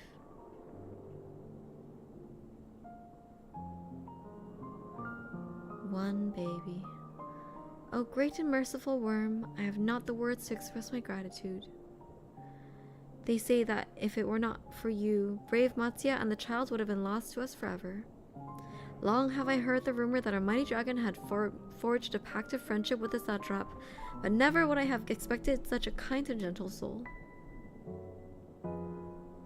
Truth in part, but not in whole.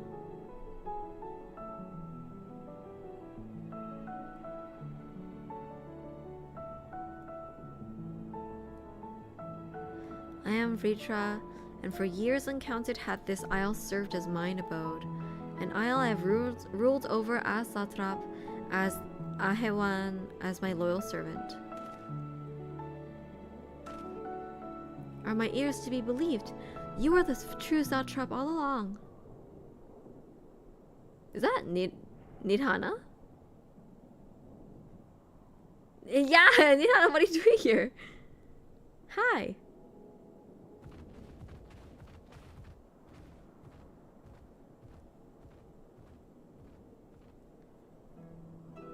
I heard from the Radiant that you had gone to help the people of Palaka stand in their time of need, so I and several of my colleagues have from the great work come to offer our services. The alchemists have already brewed up some potions for Mevan's slaughter. But enough about us. You and your role are the far greater enigma. If you were the true satrap all along, could the young Varshan was created to serve as your emissary?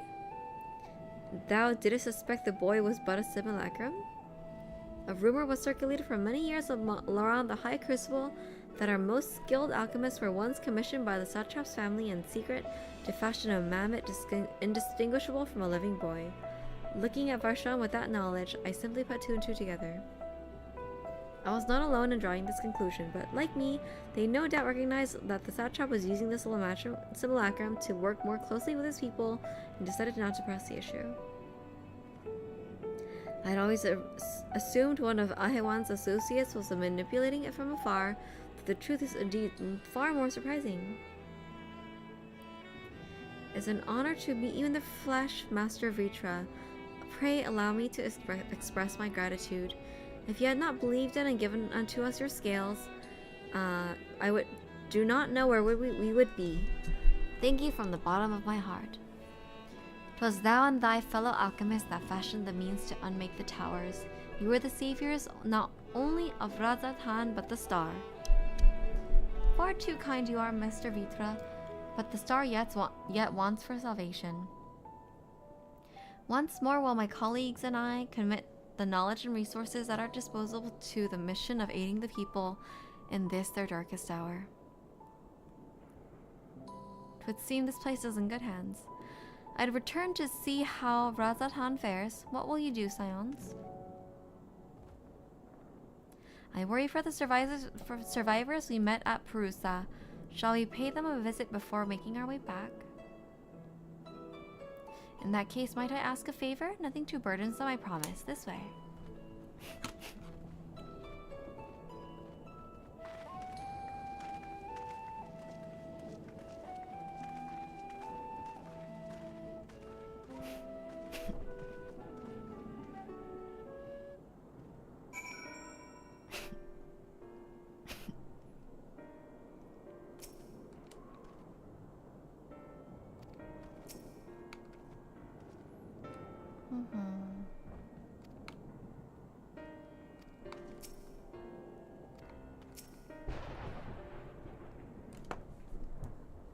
Sheesh.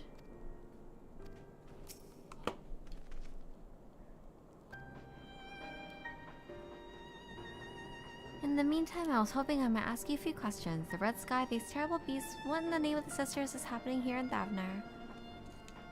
There's so much going on, Nidhana. Why, that's rather a lot to take in. It would seem the situation is even more grave than we suspected. Thank you, my friend. My colleagues and I will use your knowledge to see if we can further on research. And with that, here we are. A pot of piping hot chai brewed from my own secret recipe of spices and tea leaves, together with hearty helpings of rich milk and the purest sugar.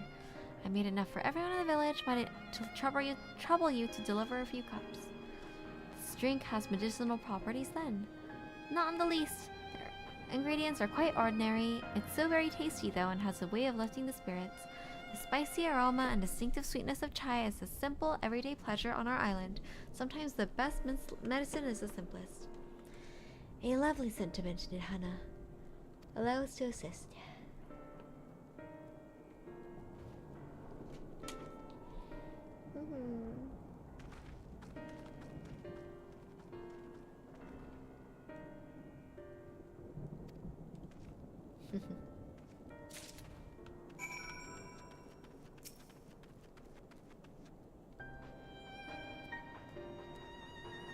Look at them all lazing about, knowing full well the beast might strike again at any moment. I hit something with my elbow. Do you not realize their lives are in danger? Well, I, for one, intend to survive. I'm too young to die. Yes, I'll leave this island behind if I must. But where would I go? Is anywhere safe these days? Alright, chill. Cup of chai? Can't you see I have more important things to worry about? No, you're right. It's precisely in times like these we must strive to remain calm and steady. I do believe I'll visit the leader and see what must be done. If there's any way I can aid my village and my friends, I'll do it. Ah, they just chilled out. Clean up on aisle Dotori. I'm good.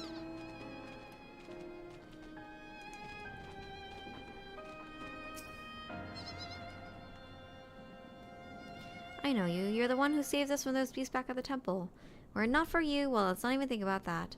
Times like this, we mustn't dwell on what might have been, but look into the future. But what future awaits us? How can Razatom hope to recover from this? Most of my friends are gone. I don't even know where to turn.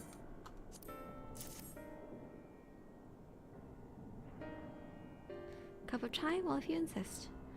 Ah, that aroma has a way of clearing the mind. Come to think of it, we'd faced our fair share of trials in the past as well. And no matter how hard the times, we've always come together as a people united. One day at a time, one step at a time. That is all any of us can do. Yes, back to work. Once I finish this cup. Thank you.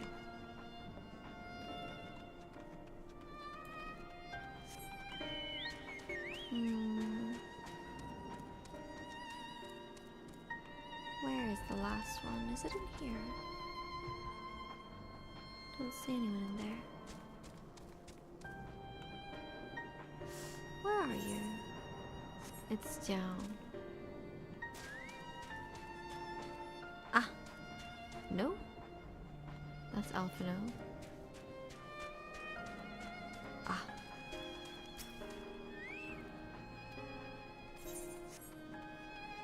The Chocobo keeps are always so chill.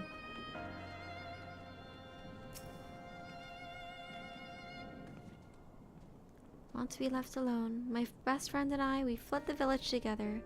One of the beasts took him, and it was all I could do to run. All the while, I could hear this monstrous voice screaming my name. Damn. She's got PTSD. This is for me. We used to drink chai together often. Shared stories over steaming cups after a hard day's work. Thank you, my friend. The pain may never pass, but I must press on all the same, for his memory and for those who you must remember.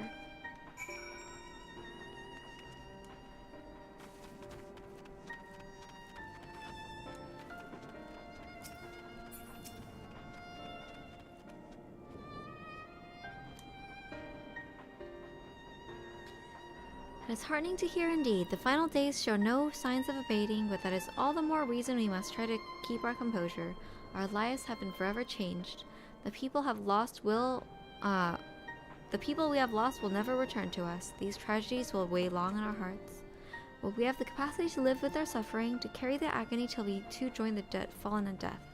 It is not a surrender, but a recognition, for it is only in acceptance that we find the strength to move on. Damn.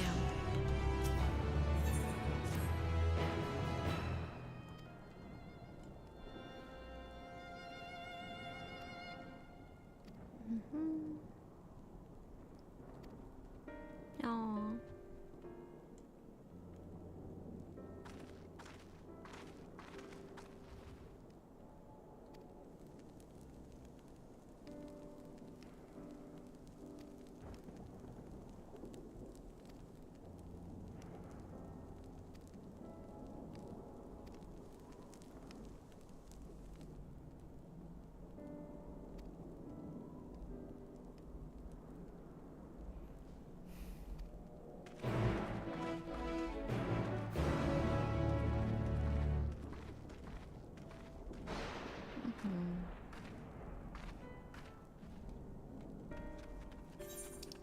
There's so many quests to be done.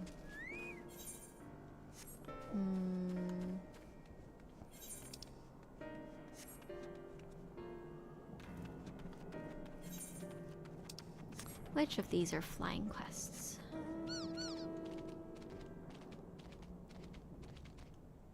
Oh. You.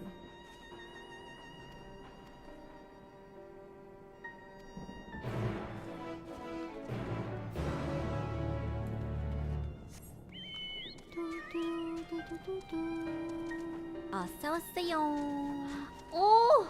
Oh my goodness! Miss Toby!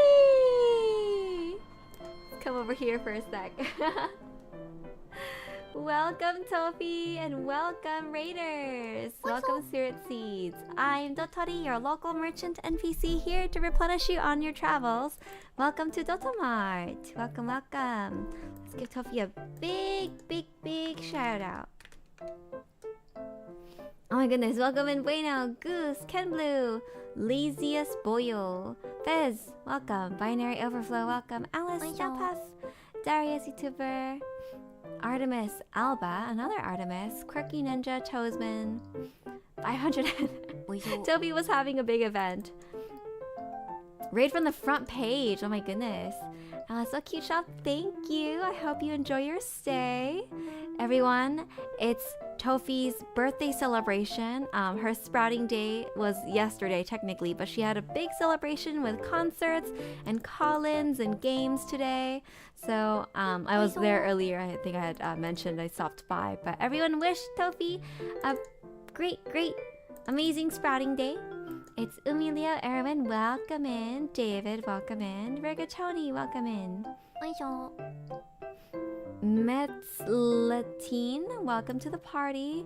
Inompi, welcome to the party. Welcome everyone. Rigatoni and it's Umila, welcome as well. Dotori was part of the festivities. Yes, I was. Mooncutter, thank you for joining the party. Welcome. From the earth whence you came, this day we celebrate. Yes, absolutely. Thank you for bringing your people over. We are currently playing Final Fantasy XIV Shadowbringers. So if you are avoiding spoilers for not Shadowbringers, Endwalker. If you're avoiding Endwalker spoilers, then do beware. And I also have to warn you that the part of the story that we're at is very despairful. It's very despair maxing. But look, just like Heidelin says, look to the joy and keep your friends close, and they will be your salvation and your strength. So too shall Tofi be my salvation and my strength. Bible fantasy, yeah, exactly. Dotori calls Shadowbringers Stormblood and Endwalker Shadowbringers. I do. Fable fantasy. It is very that. Big Endwalker spoilers, so minor content warning. We literally watched a monster do a Tekken throw on a woman. True, also that. It can be quite disturbing to watch. So if you are not in the mood for that right now, then do join us next time, or even in a week or two. We'll be back to our normal hand cam streams. You can follow along. We usually are doing more like chill, cozy, that kind of thing here. But today we're trying to save the world. We're trying to save the world right now. I'm sure Tofi is tired from the long and fun event. Dotorobu, I must go lie down, but good luck with everything, and so much for thank you so much again for being one of my special guests today. Of course, thank you so much for having me. I really was so honored to participate, and I hope that everything was so fun, and that you've been working so hard on all of this, so I hope you have the biggest rest ever. Take a big rest. Yes, and thank you for sprouting. We appreciate you. Today is Despair Max. Meanwhile, we Despair Max. It's okay. We'll hold in our heart. We'll hold our friends in our hearts. Yes, we will. Okay, we're gonna go back to it. But we'll keep our spirits high. We'll do all the things. Everyone else who is also kind of tired from long stream, even my long stream, if you're tired, you can go to bed. You can go lie down, enjoy your Sunday. But if you would like to come along with Endwalker with us, then I definitely welcome you all. Thank you for coming by my little shop today. One time on only okay. Thank you for coming. I noticed you started early again today. I had to make the most of my day. I did. Yes. Have a good rest to all who are resting. And then everyone else, let us go forward. We're gamer maxing today.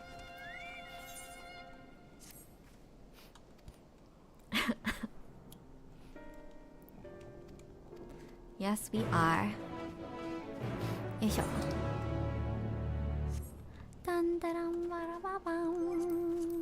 Okay, currently we are working through this timeline. However, it looks like, oh, we have 1, 2, 3 quests to complete regarding our flight. I think we'll actually have to go back and do that another time. Let's go focus on, actually, what do you think? Should we go and focus for a few minutes on completing the flight quests so that we can fly and make our way around this map a little bit faster? Would that actually improve our progress today? People who are coming in from Tofi's stream, Spirit Seeds, I'm curious, what was your favorite part of today's event? Tell me all about it, because I've been locked into 14 all day and I haven't had a chance to watch too much. Tell me all about it. Nemu Nemu, welcome.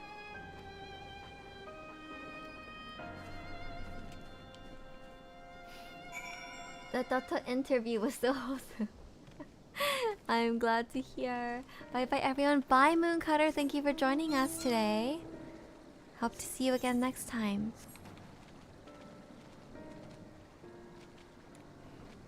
Yeah, big Reibu. Tofi is one of my favorite, if not my top favorite person I've met through streaming. Like what a beautiful soul. Wisty Tofi singing duet was very special. How lovely! If not the parts where she revealed her gamer side. Their current question would be long, but they do chain into post-game unlock. The Yan Mouth Bolide, welcome in. Oh my god, someone gave this to me. Someone gave it to me. Like, I was just standing in the plaza and someone no, I was just like standing at the what's the fairy people who say these ones? I was just standing somewhere. Someone trades me and I'm like, "Oh, okay. I don't know who you are, but thank you." And then they gave it to, yeah, they just gave it to me. And then they walked away without saying a thing. And I was like, "Okay." And then everyone in chat is like, "Don't tell me that's so expensive." I was like, "Oh, thank you, kind stranger. Why did you give this to me?" It wasn't even a chatter. At least for what I know. Maybe it was a lurker. Who knows, who knows? It could have been a lurker. But a kind soul bestowed upon us, exactly, a generous lurker bestowed upon us a very big boon.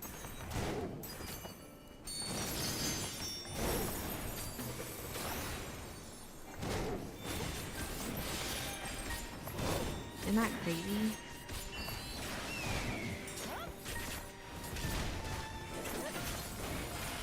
These took so long to kill. Okay. Hello. Chosen by the Yans cult of Yans. What are you doing here? So, for people following along and they don't care about Endwalker spoilers, I'll kind of give you an overview of what we're doing. Let's see. So, the world is ending. Like, basically, we, like, defeated a god. It was a whole thing. But, long story short, the world is ending and we need to stop it. And one of these things is that when people fall into despair, we may have done a little fucking. Yes, we may have. Though it was bound to happen regardless. It was bound to happen regardless. But when people despair, they, like, their ethereal, like the energy that comprises them becomes corrupted and they will transform into these big monsters. And so it's like, and then that transformation, which wreaks havoc on the village, then, like, brings about even more despair, right? So we are presently like trying to find a way to undo the ending of the world? You've ever been so scared you explode into a horrible flesh monster? That is indeed what is going on right now. It's so sad. And yet we try to, you know, we try to keep hope and just do our best, you know? Yeah.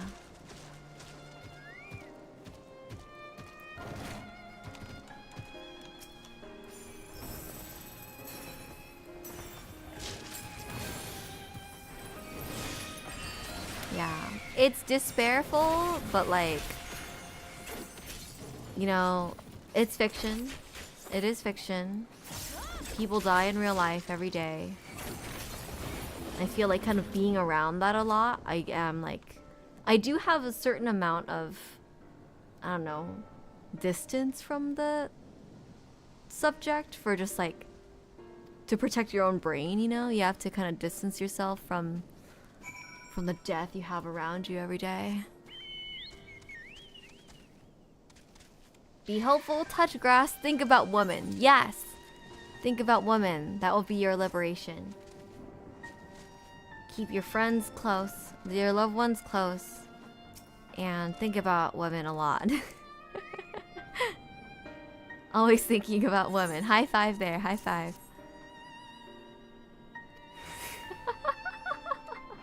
Never let the ops win.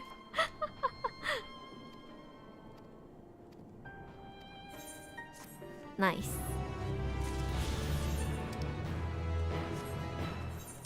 Let's see. Okay. Lottery full IRL? None. I feel like it used to be that when you collected more ether currents, didn't it make your speed faster? Your run speed? Yes, we can all be warriors of light. You can always help those around you. You have to remember that sometimes. Sometimes you're busy in your own life, but you have to stop and offer aid to those who require it.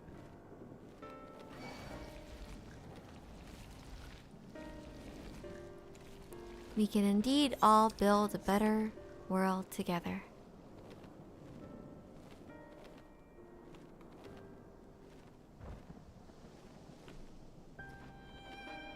No, the MSQ improves you. Oh, the MSQ improves your mount speed. I see. Ground mount speed increased since Shadowbringers has been through bi-colored gem vendors. What? Wait, what? Real?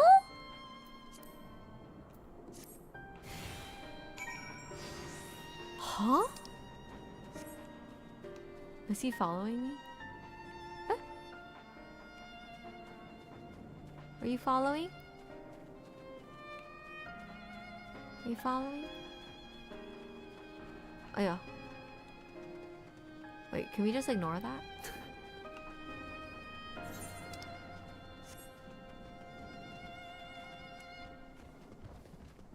Ground mount speed has been... Okay, and then flight speed is maximum though. Gotcha. Okay, you're good? Okay. Let us make haste.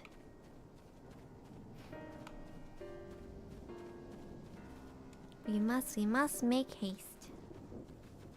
Oh yeah. What an ambush. Come on. Oh yeah. Oh no. You. Here. Here, to me.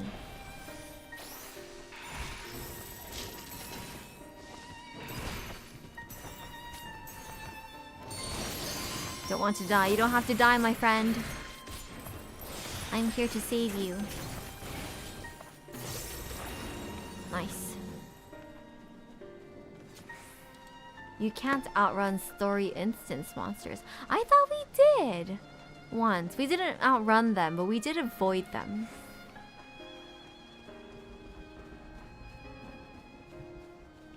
There it is. Come on. Come on. Did we do it? Yes, we did. Nice.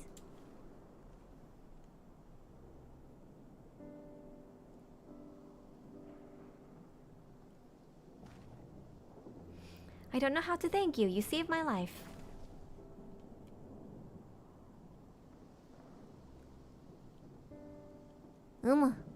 Please tell that brave woman from the Radiant Host that I've arrived safe and sound. I must think of a way to repay your bravery. Ta-da! That's 1, 2, and then there's one more. I think either down here or down here. I can't quite tell which one is which. Where am I going?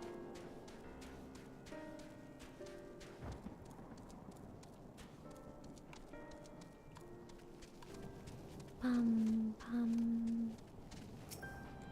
A weary radiant.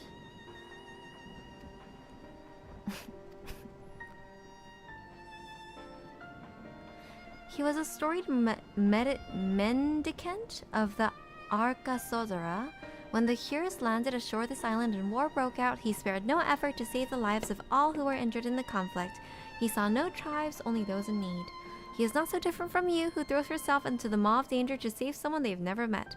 If Agama's spirit lives on today, it is through your selfless deeds. Take this as a reward, although I have no doubt you would deny it if I let you. Once my watch is ended, I shall patrol these woods in search of more hiding amongst the trees. Thanks.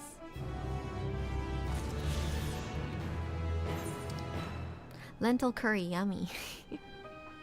Alright, I'm guessing it might be over here. I do feel that flying would make this area much faster.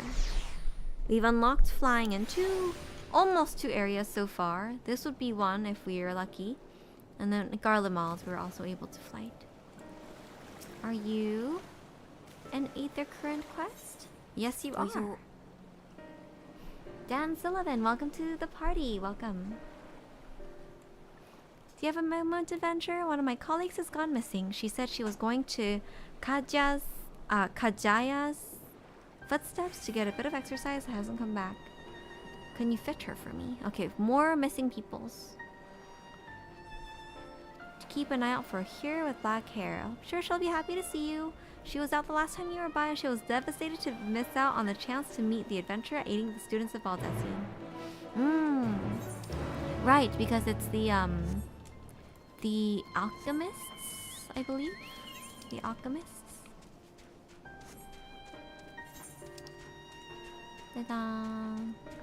Alright, let us save another person, another stranger.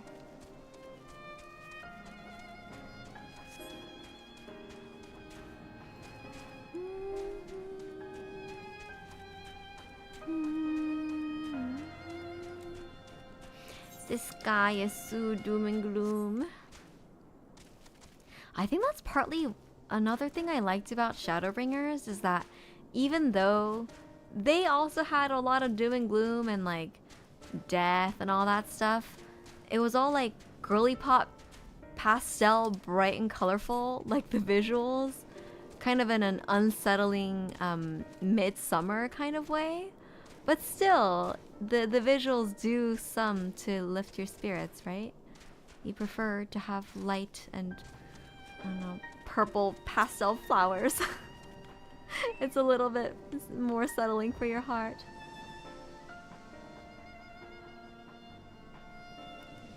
What do you mean I should get back to work? Oh, have I really been out that long? I really should go. But I was hoping to get a better look at the stage before I left. I'm sure you're busy, but can you assist for a moment? Thank you. I'll inspect the wall, so can you make sure the stage is in order? The stage? This stage? Infinite light radiation sky versus apocalypse flaming sky. Exactly. Shadowbringers is a trip and Endwalker is just depression. It is. Though I've heard of people talk about Endwalker like, bro, Endwalker fixed my depression. Because like, you're trying to defeat the enemy that is despair. And I'm like, I was so curious as to what that meant. Now I get what they're getting at, but I sure hope we get there soon. You know what I mean? We're not even halfway done through the expansion. And like, it feels like the end of the world is already here. To be fair though, it seems like the end of the world has been here since the beginning. And we've made it this far. We've gone several levels into hell already. Like, what is possibly waiting for us?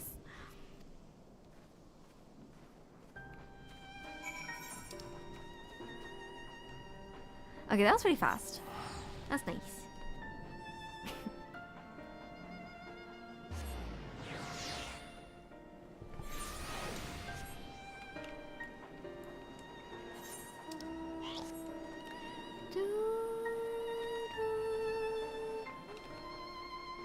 Hello, Aramut. There you are. Heard you helped my colleague in her stage inspection while you were out. It's greatly appreciated. She really looks up to your kind, you know? She lost her chance to become a dancer due to an unfortunate injury. Whoa, really? But now she's working to heal the sick and injured as an alchemist. She was so happy to meet you as I am. Here, token for a thanks. Thanks! Oh my god. Is it happening? No, I have one more. Hello? I thought that was the last one. Oh my. Oh my, oh my, I do have one more. That must be this one.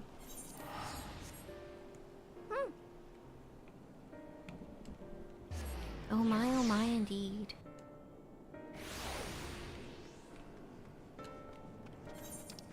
Oh. Despair maxing we are. I kind of like that you can get faster ground speed with the gemstone thing. Wow, that sounds really nice. How do you do that? Bi-color gemstone, huh? That's with like the fates or something. Maybe that's something we try to do at a certain time. At a later date.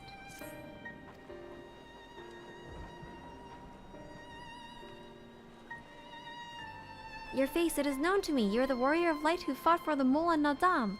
Oh, are you of the Zela? I am Mogul of the Katayin. It is your bravery and skill which inspired me to embark on my own hero's journey. How lovely! Yet I now foolishly blundered into a den of Matanga. Why do these others walk without fear? Do they not care if they are slaughtered?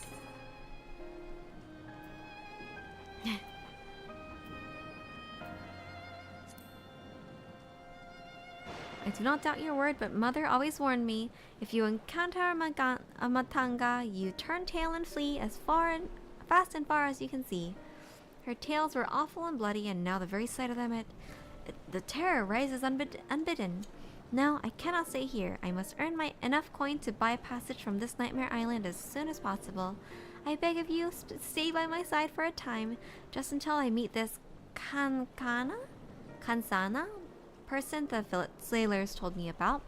She is said to have work that pays a fair wage, so I will see what she has for me. I wonder what economy can kind of go through during this apocalypse. We're literally in the apocalypse.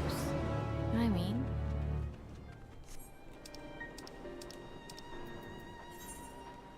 Oh.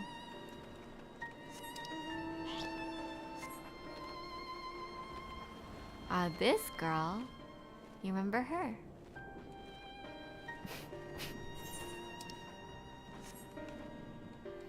Do you remember?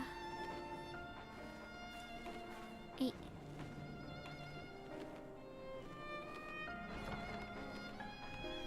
Oh good. What happened? She's despair. What happened? By the Dusk Mother. No one told me Masanga was a Matanga.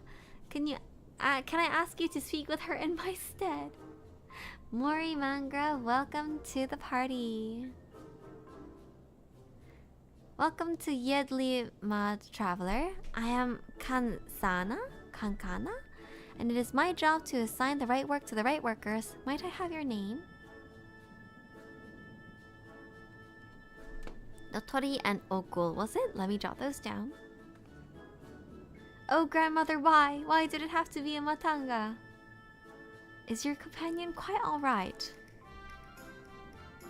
An understandable reaction. The Jahazura tribe have done much to stain the reputation of our people. Thank you, have a good stream. I'm going to lurk and work. Have a good time lurking and working. I hope you get lots done. Many have been forced to take what they can since the troubles began, so I'm afraid all the simple jobs are gone. As for what's left, I have only tasks fit for seasoned fighters. Does that sound like something you could do? For fighting, I can fight. Lest you doubt, my skill is likened to that of Dragonbane, the legendary Chakha herself. I'm not familiar with the name, but you sound formidable indeed. Why don't we start you off with escort duty then? A group of artisans set off to harvest materials and ask that I send any prospective protectors their way should I happen to enlist any. What? They already set off? Is it not our duty not to escort them? There is a ritual dance performed in Kajaya's footsteps. They'll need incense and the costumes for the dancers and such. The entire thing was rather sudden, so there's no time to waste.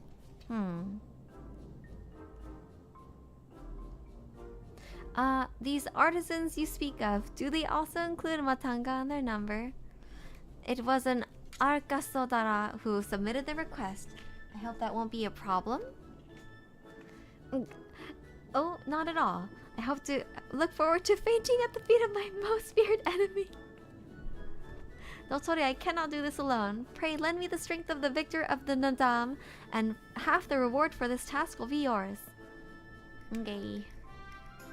Artisan didn't plan to venture far. Leave Yedli-ma to the west, and you should soon come across your employer. Okay. We will meet there. And have some hot water. I need to refill my hot water.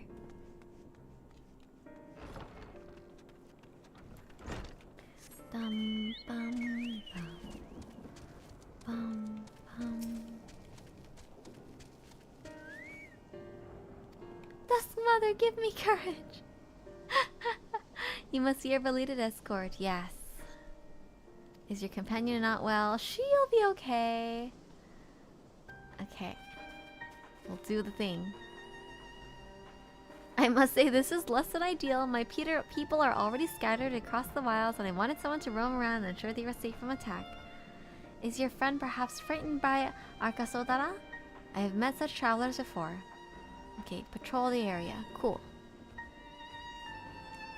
Ooh. This is a longer one, isn't it?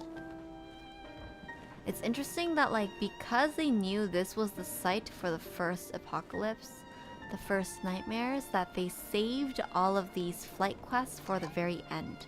Because otherwise, they would have been revealed as time had gone on.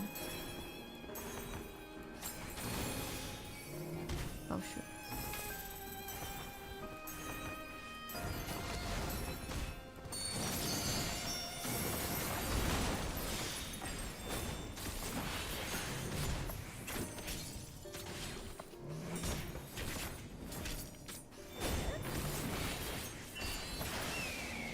Nice. Good job.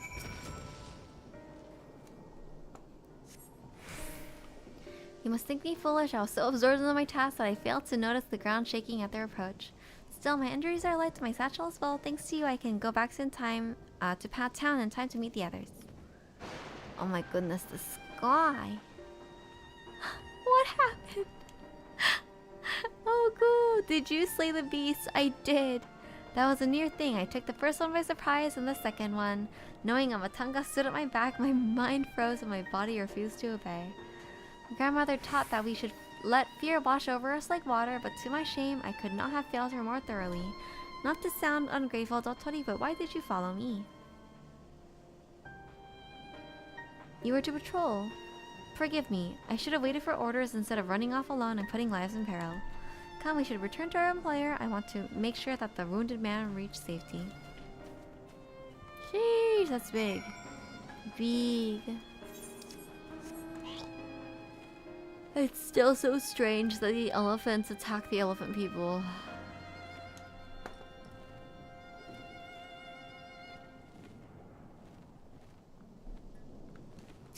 To be fair, you can't partially blame her. The Matanga and Azim step are very unhinged and very tall.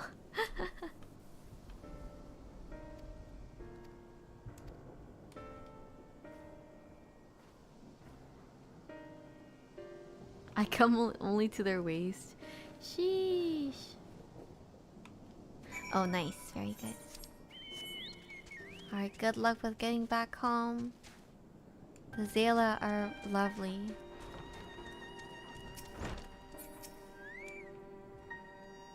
There you are. Your employer expressed satisfaction with your work. Congrats and well done.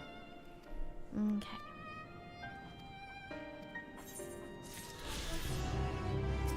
This must be something else. Okay. We should be able to. Yes! Oh, I love it. Sweet music to my ears.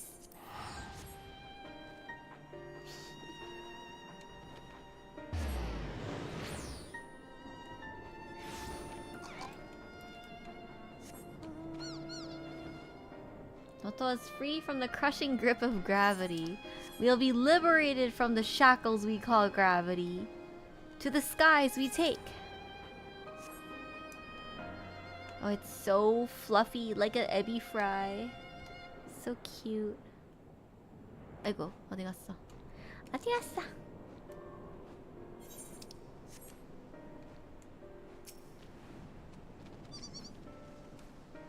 Alphanos told me everything. Full glad am I to hear that people are safe. Likewise, you'll be pleased to know I found no evidence of lingering beasts in the jungle and ruins. 'Twould seem you finish off the last of them. Trying times yet lie for the people of Thavnair. Fortunately, they have a wise and benevolent satrap to shepherd them through. Speaking of which, I received word from Thancred not a short while ago. He awaits our return to the city on Al-Zadal's path. Come. Al-Zadal. Is that through here?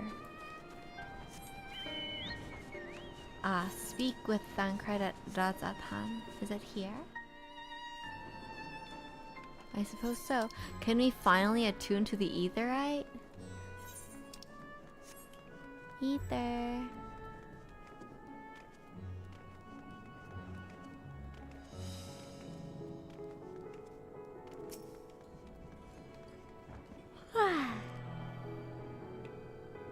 Thancred.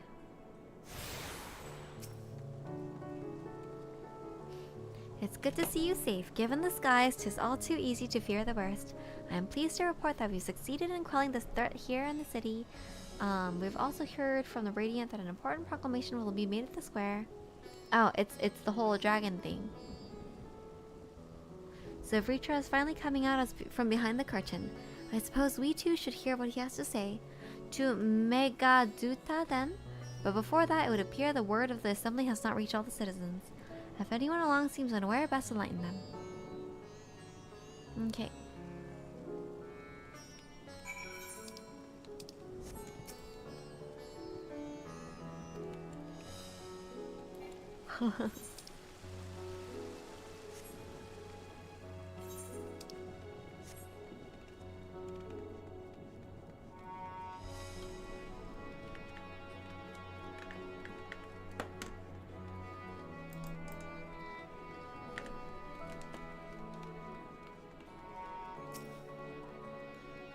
Kieran boy, are all the beasts gone? I've been hiding and I'm too scared to go out and look.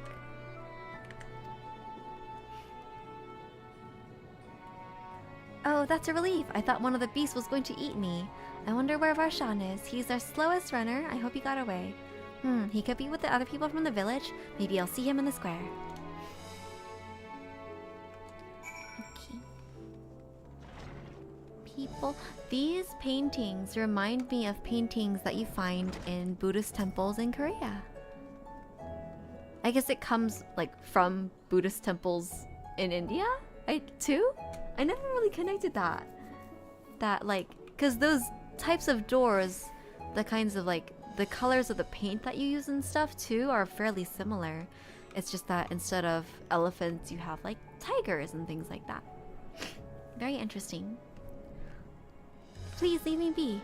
I swear to you, my flesh tastes absolutely terrible. Oh gods, what are you doing scaring me like that? If we're not quiet, those beasts will find us. The square, you say?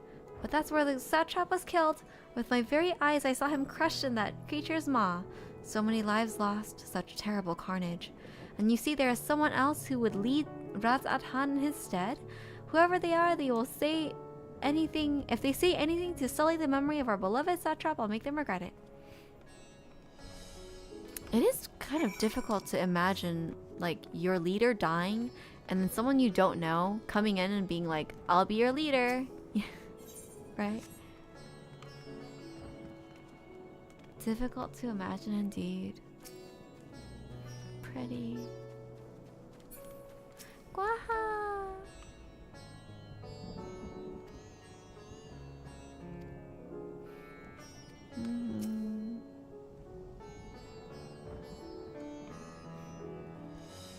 The people are gathered. I'm gonna get some water.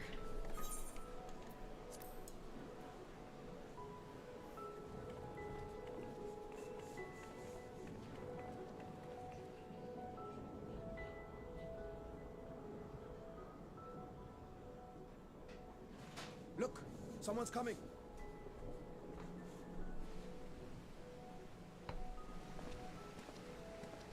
It's you! Varshan! People of Raz-Adhan, it warms my heart to see so many brave, resilient souls before me. Today, I would share with you a great revelation. But before I do, I must make a humble request. Do not be alarmed, nor avert your eyes. See the one I unveil for who he is, and know that he means you no harm. They're like, hello, what? Very well. I dare say it can't be worse than the horrors we've already seen. Many thanks.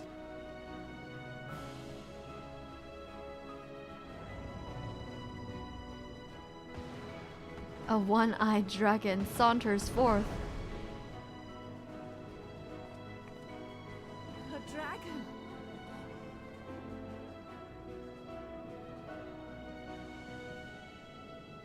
Wow!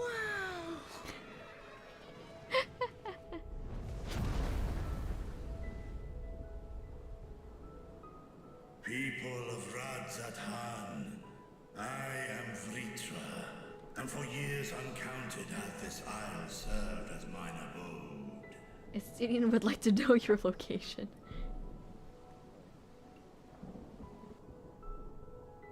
They're like, who? As the satrap's ally I am known. Today, I would reveal the truth unto you.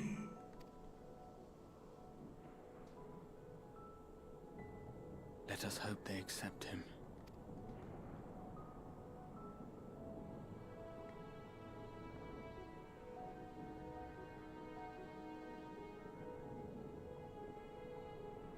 They seemed to be going well, though.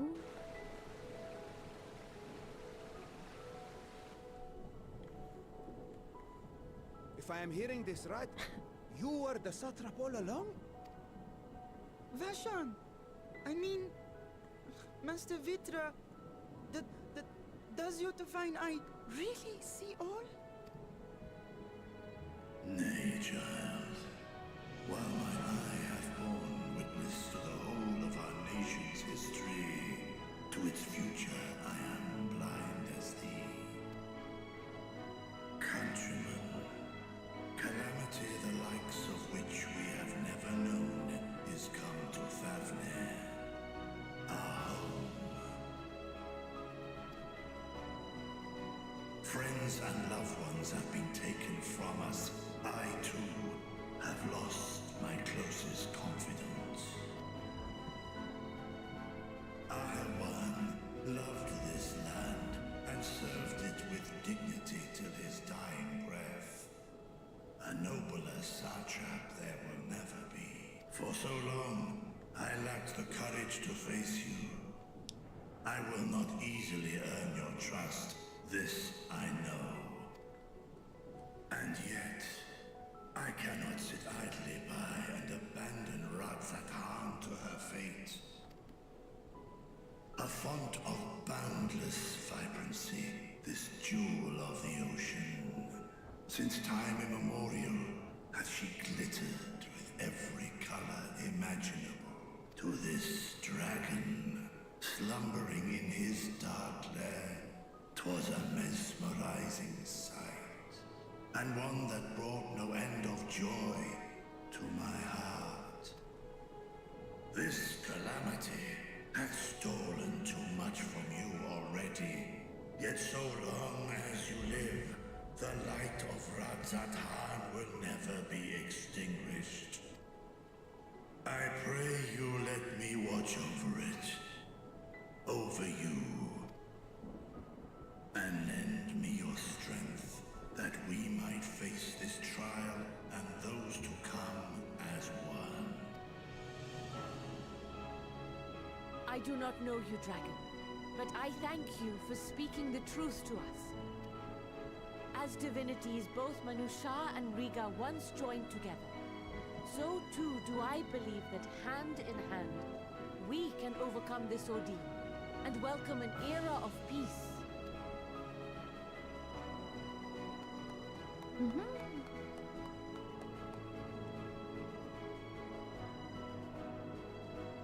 A sight that would have surely brought a smile to Azael's face. Indeed.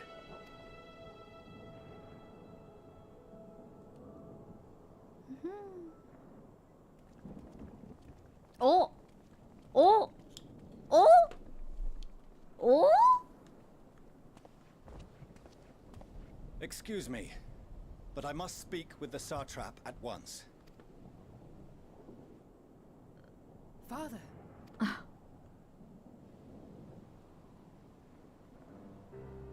You have suffered dearly of late, yet you must endeavor to look beyond these losses to the future you yet have. On behalf of the Forum of Sharlayan, I come with a proposal by which you, the people of Radzatan, might be saved. I say again, I must speak with your Satrap. I beseech you, take me to him with all possible haste. They're like, look behind you, buddy. I am Satrap here. Speak thy proposal. All present shall hear and judge. Gasp. That's right, you don't know everything. If I have given offense, then I apologize. First, allow me to share with you what knowledge we have of the phenomenon responsible for your woes. The final days. Dad, you're having... It is an affliction of stagnancy and rot, sown into the currents of the star. Though the first prominent manifestation was here, in Thavner, it will invariably spread to every corner of the world. The Forum was forewarned of this apocalypse several centuries ago. Thenceforth, my predecessors sought to prepare for the end times in the only conceivable fashion, by securing a means of escape.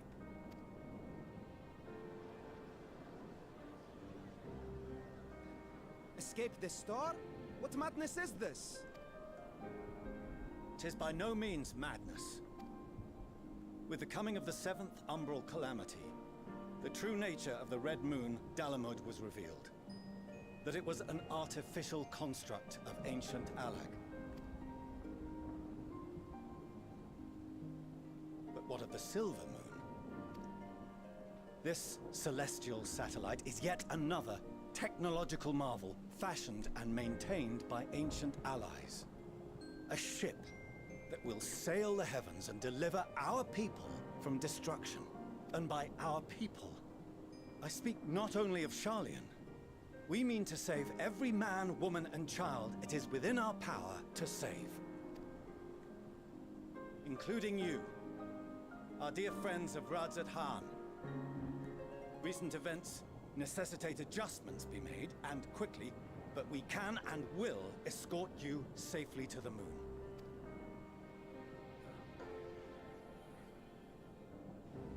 Long has thy forum been allies to Thavner.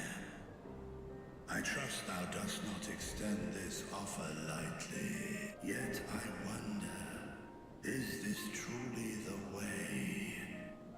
Is there a future to be built for us beyond this star our father deemed the last bastion of hope?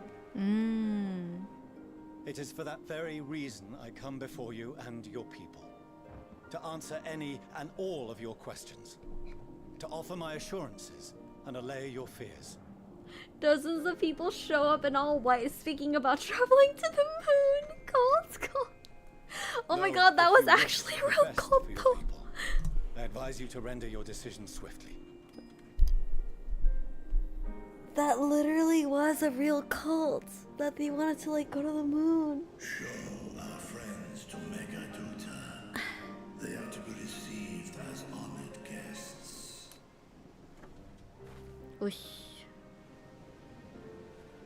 Worry not. Whatever decision is reached, your paths shall be yours to decide. Until then, heed the warning of these brave heroes. Guard your hearts against fear and despair, for it is within such fertile soil that the seeds of blasphemy find purchase. Remain calm and attend to your daily tasks. I shall return anon. We'll do as you say, Master Vitra. We believe in you.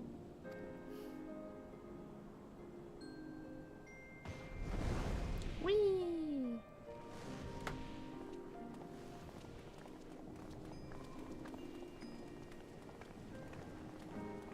Right, I was asleep. What do you think of the Loporites? They're so cute. Shady, but cute. You're still here. What a relief. Nidana, what's the matter? They're trying their Something best. happened at Palaka's stand. Oh, no, not that I know of. I just hope to hear your thoughts on a theory of mine. Soloing treasure All who dungeons aren't very undergo the fun. That doesn't transformation sound fun. Are drained of their ether, yes? What is it then that gives these beasts the strength to carry on as they do? Oh, you're asking real Logically, questions. They must be drawing upon an alternate form of vital energy. That put me in mind of our earlier conversation when I tried to explain the essence which many confuse with ether. Yes. Akasha. Yeah, Yes, yeah, I yeah. remember. The unseen gift bestowed from on high. And then An despair. energy influenced solely by emotion. Yes. Whoa, whoa. Yes. In this instance, negative ones set Akasha into motion, thereby infusing the beasts with vitality. I posit this as the mechanism by which the beasts are born and sustained. Do you still have that flower? That's a good. Yeah. Oh, it's so dark with despair. Oh no! If we accept that it once shone bright by drawing upon Akasha, influenced by the thoughts of those nearby, then fear, terror, despair, negative emotions so powerful as to suffocate it, permeated the air in this place. You must be very careful. The forces which drive the final days may be beyond our ability to perceive.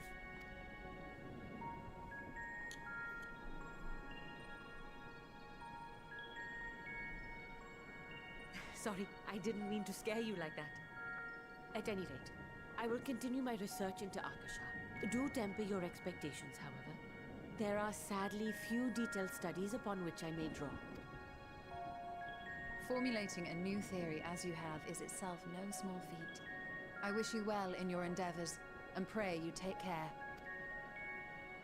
Thank you. You stay safe as well, yes? Till next we meet. And we will meet again. Yippee. Everyone stop having bad vibes. Literally, they're dying of bad vibes. Power of emotions. To literally manifest despair.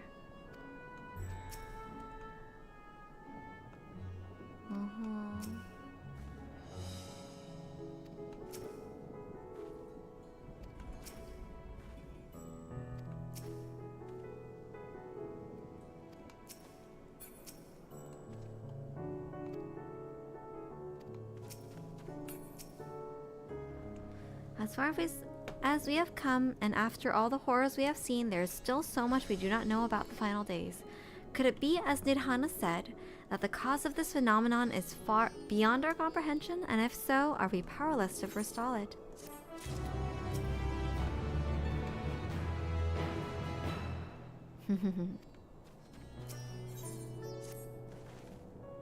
Greetings, honored scions of the 7th Dawn. I have a message from His Excellency the Satrap. Brave scions, you have my gratitude for aiding my people in this most trying of times. Alas, matters here at Megatuta prevent me from meeting you all in person. As a token of mine appreciation, I have arranged for a feast to be held in your honor. May it nourish you in preparation for the trials ahead. Are you sure? These are the words of the Master Vritra. The feast he speaks of awaits you at Merid's Mehane. Mehane? Pray make your way there whenever your business here is done. Okay. I hope it's not that big. Like, the people here are like kind of having a bad time. I feel bad taking their food. I have my own food. Personal invitation, knowing full well your services are in the highest demand right now, this must be important. Worry not, we'll save some food for you. Take all the time you need. Okay.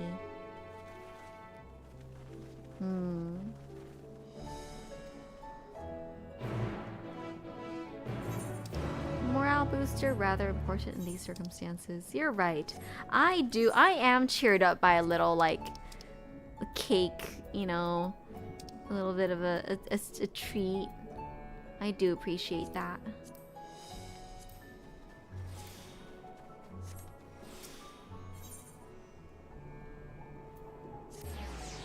Oh, what? I didn't realize I can use these without being attuned to the aetherite, the main aetherite. Oh.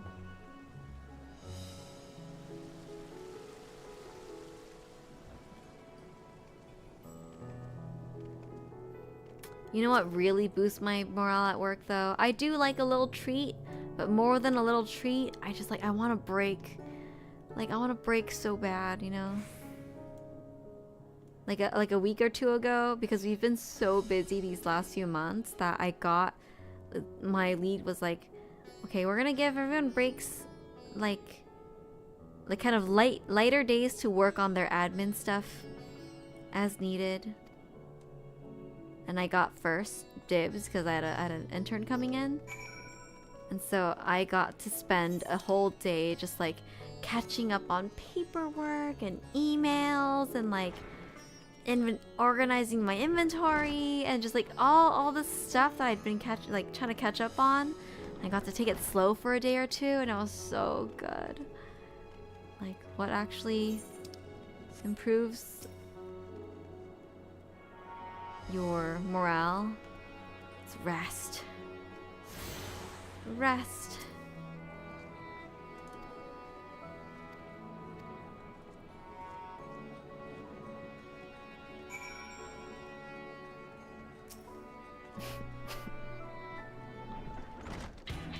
Oro.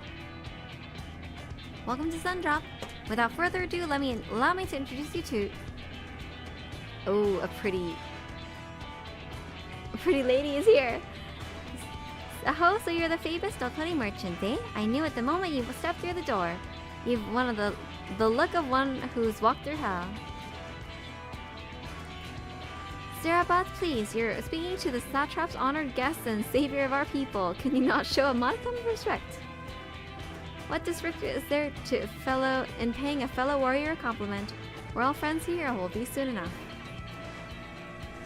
More formally then, for the benefit of my countrymen, It is a pleasure to have you with us, O great champion of Eorzea, scion of the 7th Dawn, warrior of light, and all-around good egg, I'm sure.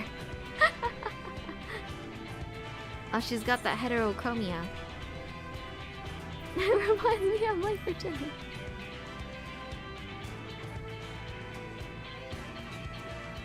Bahaha, a woman after my own heart. I like that. Wow, are we flirting right now? Are we flirting right now?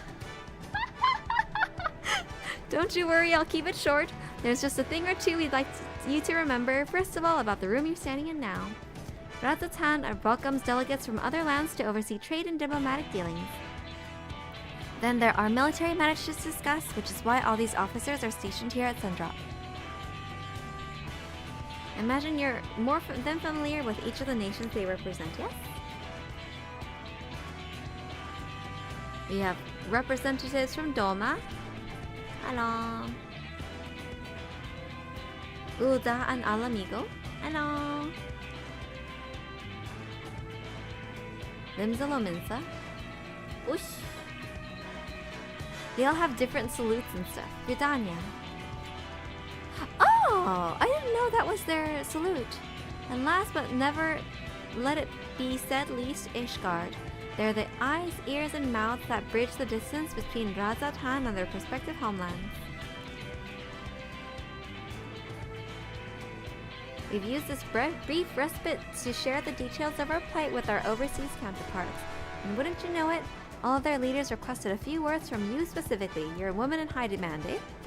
And so, would you mind regaling us of your own account? Indulge us before you indulge yourself.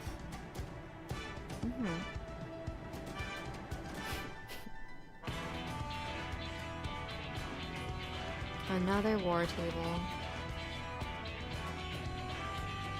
I thank you for the report. The conditions under which men are turned to beasts, the etheric anomalies you have observed, you have given us much to consider. It is concerning that the first transformation apparently occurred before the skies turned red. It is contrary to what one would expect. Thankfully, the information you conveyed to Lucia upon your return from the moon has already proved invaluable. As soon as reports of the calamity here in Thavnir reached the Grand Company of Eorzea and our Far Eastern allies, our leaders knew at once that the final days were indeed upon us. They began taking steps to assess the extent of the phenomenon spread. Our agents were able to confirm that, for the time being, the skies burn only over the bounty, including this island and Corvos. Alas, that is of little comfort. Aye, throughout allied lands there have been reports of people transforming into hideous beasts. Oh no. From what little we have learned, these incidents are similar in nature to that involving the merchant Khazal. As was the case here, the victims underwent the change prior to the heavens being set ablaze, and so, while the burning skies have yet to manifest across the bounty, the transformations do not appear to be subject to any similar restriction. If anyone anywhere overcome by despair can turn, then nowhere is safe. That's the size of it. Speaking of which, we ought to give these creatures a name, don't you think? Here at Razatan, we've taken to calling the first to change, which tend to be the biggest, blasphemies.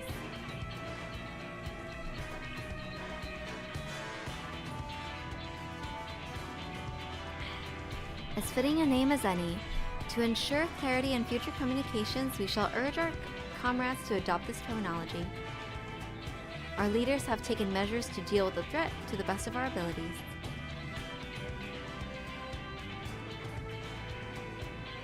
Aye, each nation has assembled their own groups of elite soldiers to put down these so-called blasphemies in their spawn as and when they appear. At the same time, they are doing all in their power to put the people's minds at ease and prevent panic and fear from spreading. That said, brave souls with the strength and fortitude to fell these terrible fiends are not so easily found. Just so, and it is for that very reason that we turn to you. Pray, lend us your strength and help us slay the blasphemies that plague our homelands. All of them? Me? Now, you don't have to give your reply before dinner. I should also mention that each blasphemy seems to possess wildly different characteristics. What works well against one may serve you poorly against another. So before you rush off to save everyone's day, have a word with the delegates. They'll tell you what to expect.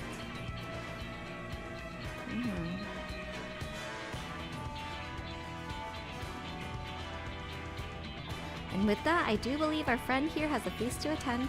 Spare a thought for us while you're tucking into all that fine cuisine, eh? Oh my.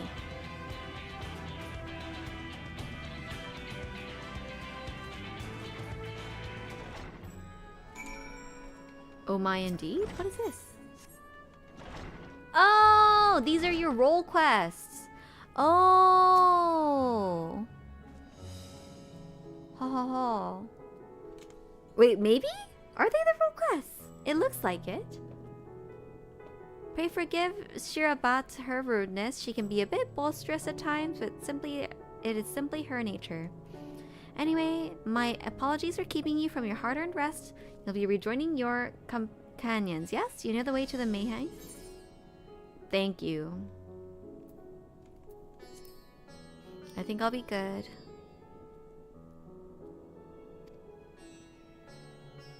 Excellent.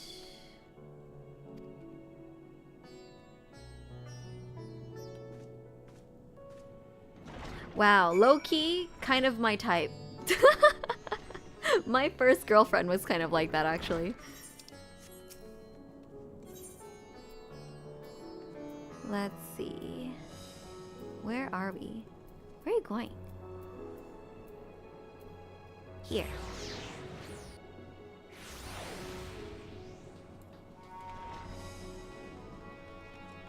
Food!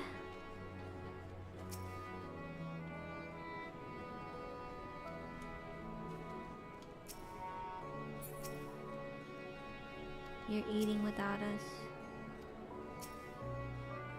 Overdue for a good meal indeed.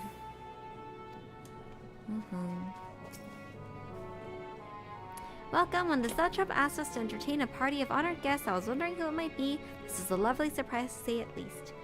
By the way, I heard all about Kazal from your friend Grahatia. I understood that there was nothing to be done, but I was heartened to hear he meant us no harm. I cannot thank you enough for dispatching the beasts. As the smallest token of our thanks, your food and drink tonight are Mary's treat. Speaking of which, what shall I start you off with? Oh my god. Water or chai, of course. We need some chai. Oh, perfect. I love that for us. Let's sit. Welcome back. Whatever did the Radiant want with you, pray tell. Help them beat up everyone. Allies have sent military delegates. That's news to me. Mind sharing the news?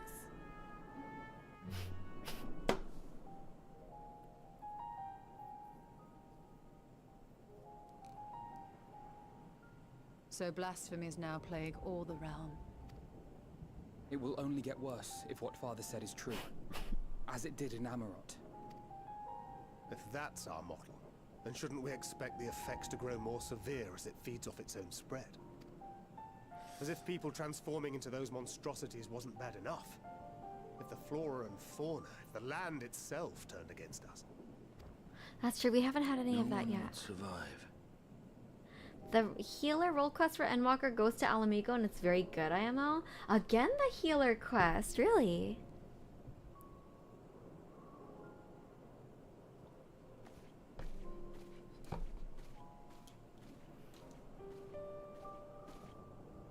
Here's your order, friend.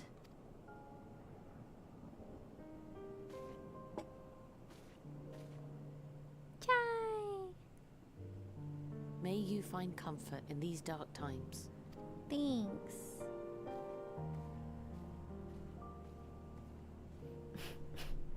Where do we go from here? If there's one thing we've learned, fighting blindly and simply reacting to what comes will accomplish nothing. We must find a solution that addresses the fundamental cause. Before our strength is exhausted, before this crisis spirals out of control. Is there something, anything we've overlooked? If there is an answer, Hydaelyn herself will have it. 'Twas she who bound Zodiac and forestalled the final days. Alas, we have heard naught from her since the Tower of Babel. Whether she cannot or will not speak, I can only speculate. Even the flower she gave us is no more.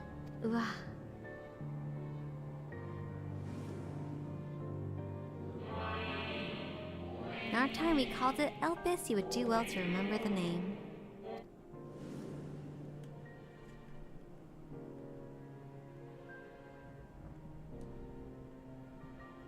So advise the Watcher. What could be the significance of that name? It is entirely unfamiliar to me. To me as well. It meant something to the ancients, though. In our time. Most surely. Yet I do not recall a single mention of it in the records of Anida. Another dead end. And quite literally. It's not as if there are any ancients living we could go and ask. Not alive as such, but not quite dead. The Watcher?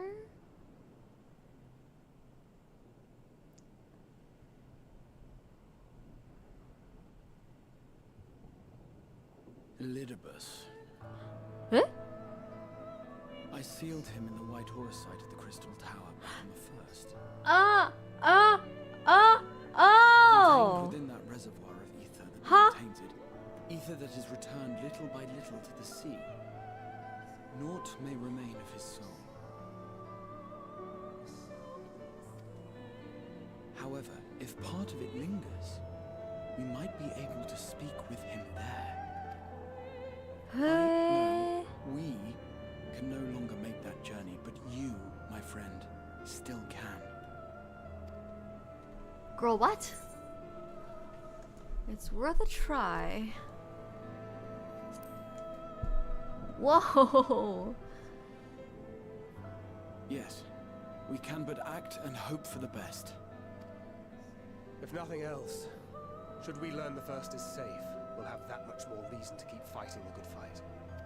True. That said, the odds are not in our favor, to say the least. Which is why we're fortunate to have Urianger up there on the moon, working hard to make all the necessary preparations for our departure, should it come to it. And why we have nothing to lose by staying the course till the last instant. Indeed. To the last, let us all do what we can. I will consult with Master Matoya and see if she knows of a way to reach Hydaelyn from the Ethereal Sea. And I will visit the nation's leaders and attempt to ascertain how far the final days have progressed elsewhere. Keep me abreast of your findings. I can seek out and slay the worst of the immediate threats, if only to slow the spread. Unease, terror, despair. Try as we might to suppress them, these emotions will return to harry us time and time again. But when they do, remember this. Your friends and loved ones are out there somewhere, sharing in your struggle. You are not alone.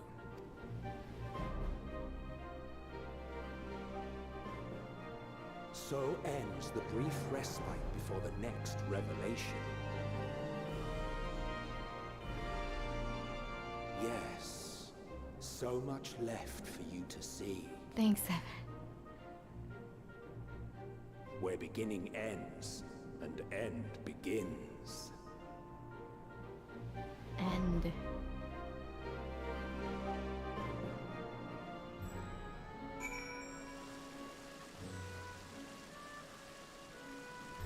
We sure are the Endwalker. Hey, cool. Ah!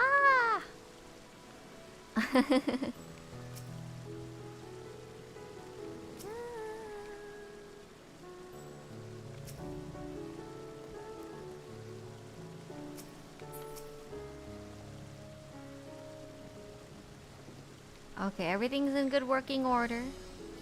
I travel back to the first. When you arrive on the first, give my regards to Reem. Tell her I miss her. I will! Wow. Take this, stop touching my spirit vessel. Oh, right. Call your branch or else. Our beautiful branch. Do you know what's going on? Can you help us? Hehe. Maybe.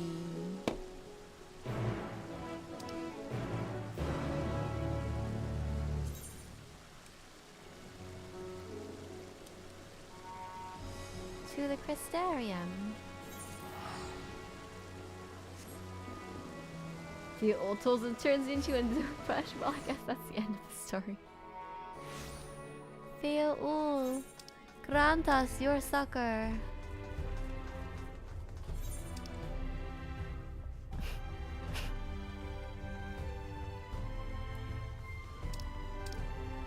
There are so many quests left undone. After we do, maybe, I'm not sure if we will come back and do post Endwalker first, or we'll do some of the other side content first. We shall see. Oh, I love flight. Oh, the sweet, sweet flight.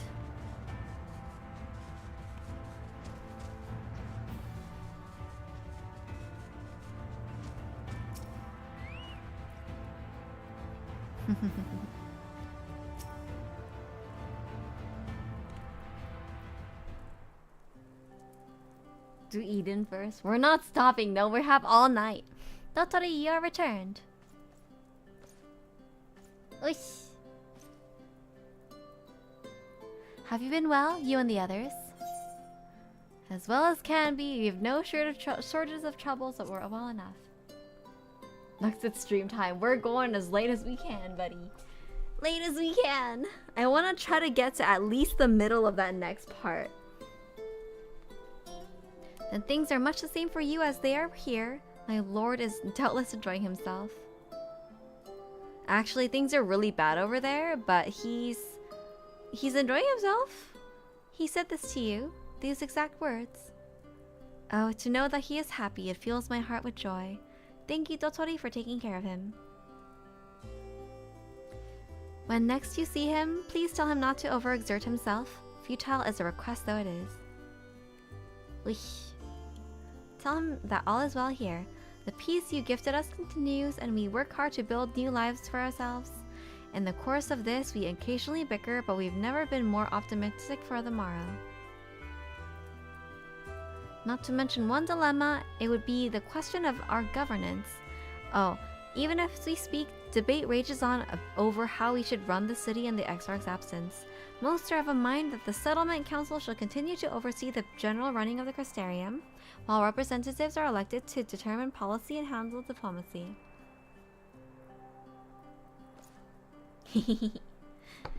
Thus far, nothing is set in stone, but however we choose to proceed, we will not replace our lord. No one could.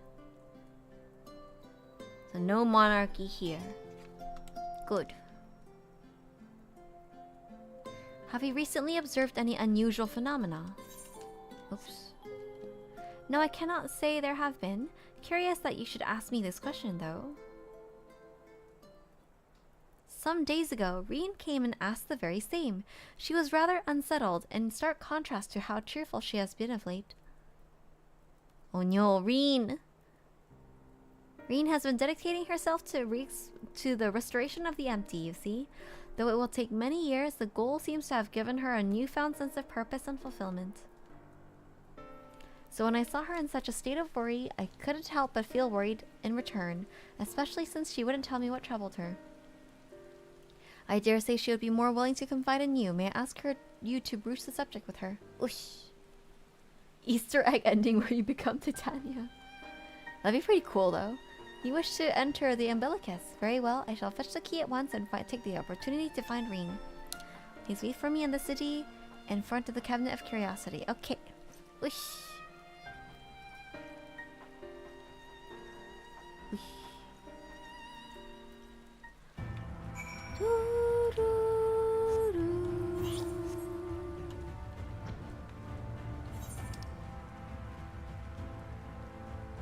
Should we just teleport in?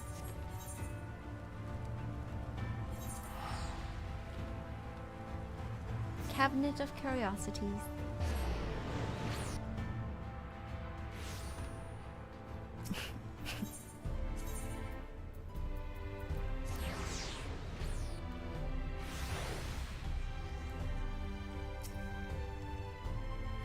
Reen, it's been so long.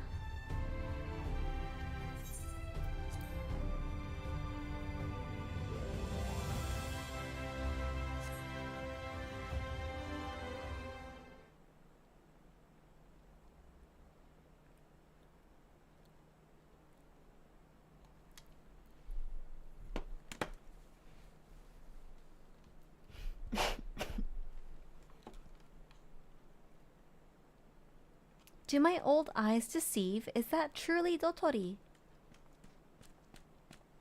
Is that the... Oh! Ha, it is. Full glad am I to see you hail and whole, my friend. Feglug! And Lauren! What a wonderful surprise it is to have you back with us, and at this most fortunate time. Or opportune time. In case you haven't heard, we are planning to produce a tome chronicling events from the Flood to the Knight's Return. For this project, we intend to draw upon records kept by the world's peoples. Historically and contemporary, first-hand accounts will be the centerpiece of the tome, but yours is the one to crown them all. I've been asked to contribute a chapter on the soul, a subject that is key to understanding much of your endeavors. In the course of developing the spirit vessel, I gained valuable insights into travel beyond the rift, knowledge that will allow me to attest to your existence and deeds. Whoa! There is no end to the questions I would ask you, but if you could indulge me for just one for now. In your quest to restore the night, you faced many a formidable foe. Amongst them, who offered you the greatest struggle?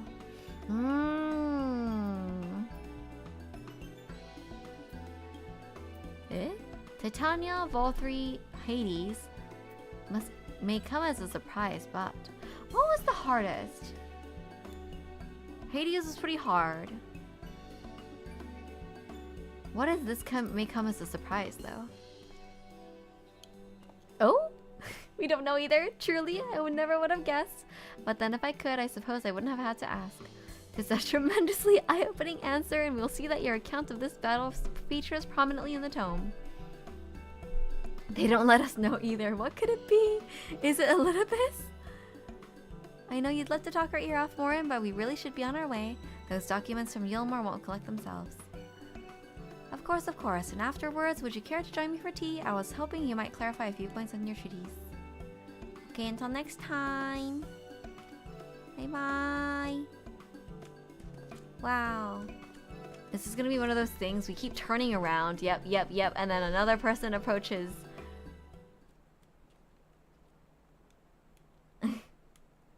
None of the above answer. Boo. Is that the Warrior of Darkness? Oh, it's it. Sorry. It's her. It's really her. What are you doing here? It's my little Ricky too. If you're going to battle, I can give you some medicine. I made it myself. Best not, Ricky. You'll only give her a stomachache. We've come to see Morin to get his advice. One of the guards finally agreed to teaching us how to fight, but first we need to choose a fighting style. While I know I want to be a mage, Arkil isn't sure. Magic isn't really my thing, so I was thinking of taking up the axe or the sword or maybe the bow. They all seem alright, but it's hard to decide, so I thought I'd ask Morin. He knows lots of things. No. He isn't here? Aww. Oh. Ooh, why don't you have the Warrior of Darkness choose for you? What do you think suits Arkil best? Axe, sword, or bow?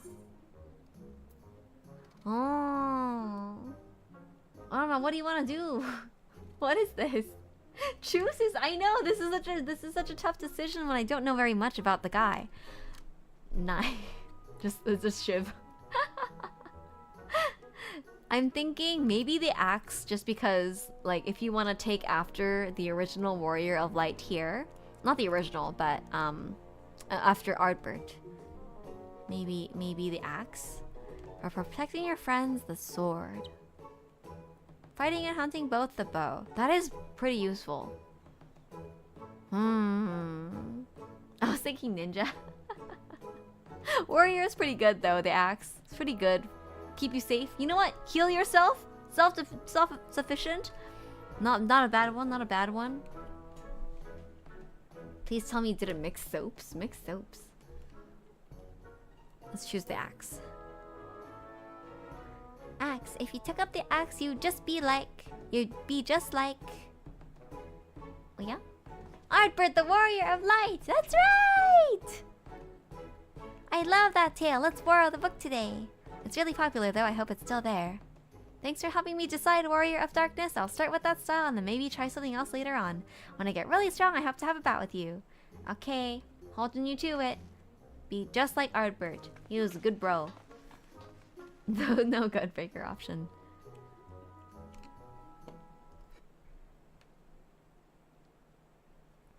What is happening? What are we doing? Just having little reunions all day?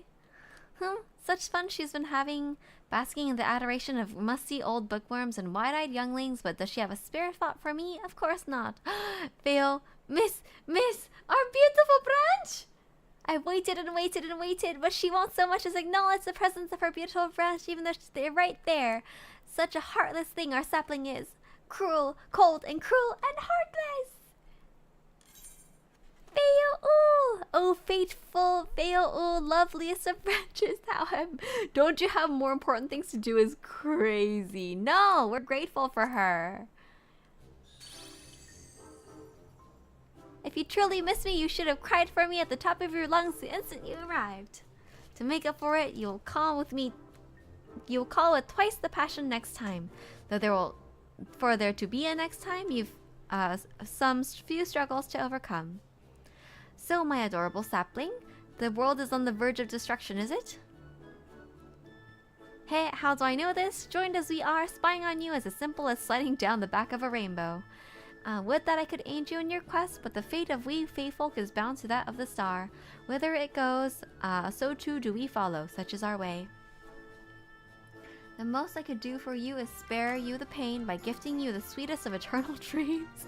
But if escape's not to your liking, then you must struggle with your fellow mortals. Please don't kill me.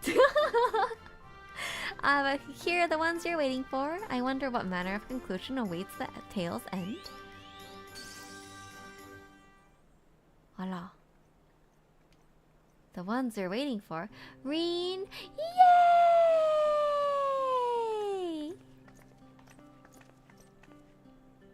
My apologies for the delay. May, thank you for joining the party. Welcome. And Lena, my love.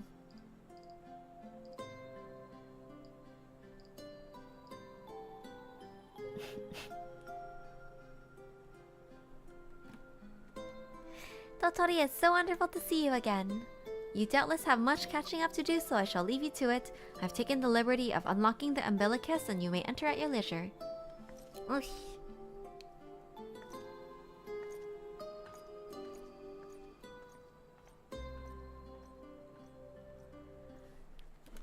Reen!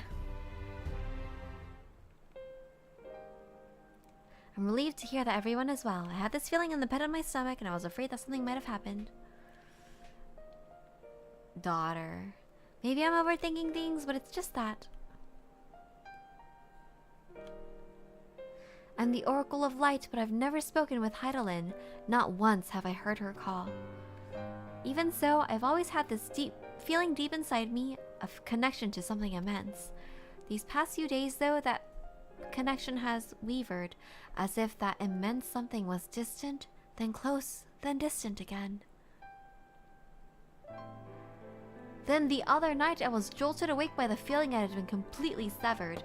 Wanting some fresh air, I went to the window, and to my horror the sky was ablaze, like during the sun shower. And then I blinked and everything was normal. The next day no one said a thing. No one else had seen what I had seen. As far as I could tell, nothing was out of the ordinary. I began to wonder if it was a figment of a half-remembered dream. We saw it too. Totori, what are you not telling me? Sir, I have to know, please. It doesn't matter how terrible it is. Yeah, she's grown. She can know.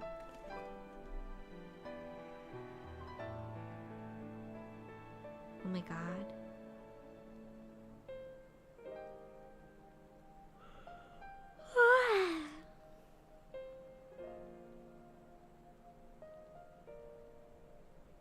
It wasn't my imagination then. The doom we witnessed in Amuro has come again. I can't believe it. Like I told you before, all is well here in the first. So don't worry about us, please. Only look to the threat before you.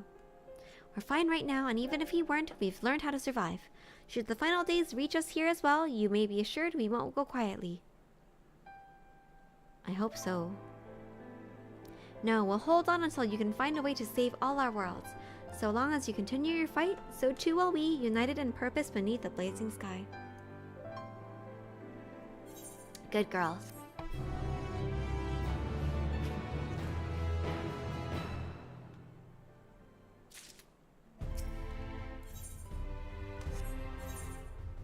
Hope upon a flower. You're headed to the Umbilicus to consult with Elidibus, right? I'll do some consulting of my own and speak with Lena, decide how we might best prepare for the final days. It's farewell for now, but we'll see each other again, I'm certain of it. I am certain too. Wow, Rebu, our daughter. Wait, where are we going? Go to the Crystarium.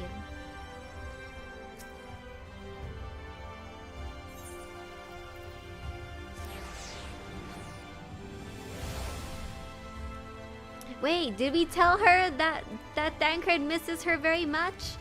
Did we let her know? I hope so.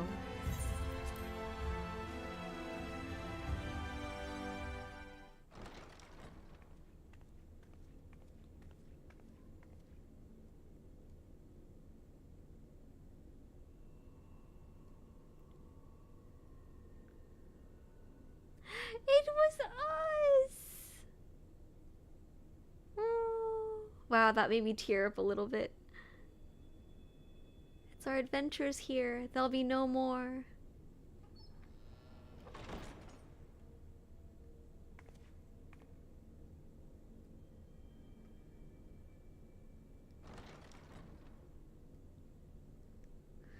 Well, most of the planet is covered in the empty, so if the final days did come, they may or may not see the effect for quite some time. That's an interesting theory. Or may it be even further exacerbated by the presence of still so much light? Please state your business. Talk to Elidibus.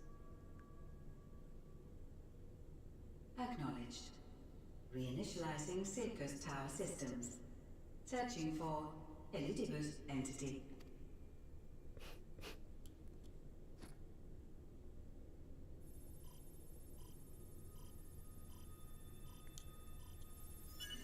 Target located in subterranean core power accumulator.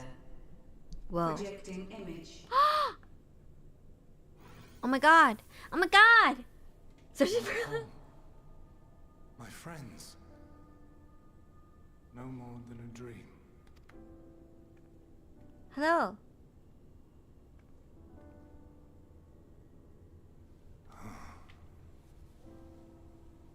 You. Why have you awakened me? Sorry. A little buddy. I no longer sense those places beyond. Or Lord Zodiac. You must explain all. So your friend Fandaniel kind of screwed it up for everybody.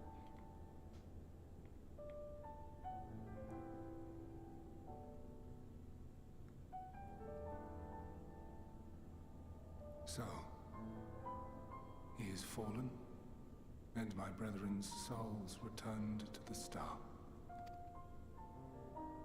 Mm-hmm. The doom we sacrificed so much to prevent is come again. Old burdens now yours to bear. Uh-huh. But if this is Fandaniel's design, then I, as Elidibus, have a duty to fulfill.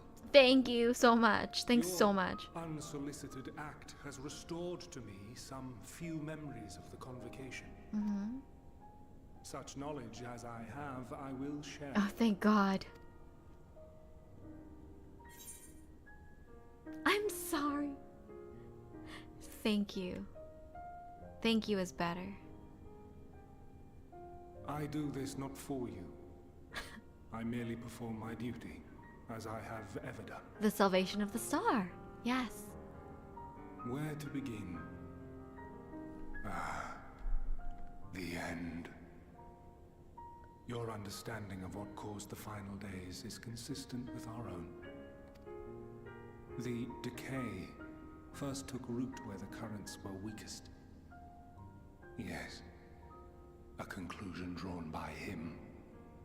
Fandaniel. Not the him of here and now, but as I knew him. Long, long ago. Having shed light upon the phenomenon, he dedicated himself to devising a countermeasure. Were it not for his knowledge of the Celestial, we would never have made the connection, and thence forestalled the final days. And though he inherited that noble soul, how different this last incarnation, so consumed by self-loathing and hate. I know, what happened?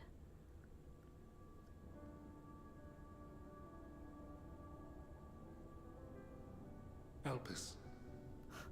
Yes, the name is familiar to me. Yet I know it not as a flower, but a place. Oh! A testing facility for determining which of our creations were fit to be released into the world. Many worked there, and before joining the convocation and assuming the title of Fandaniel, he was their chief. Whoa.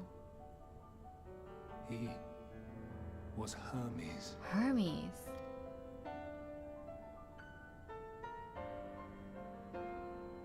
That is all I know.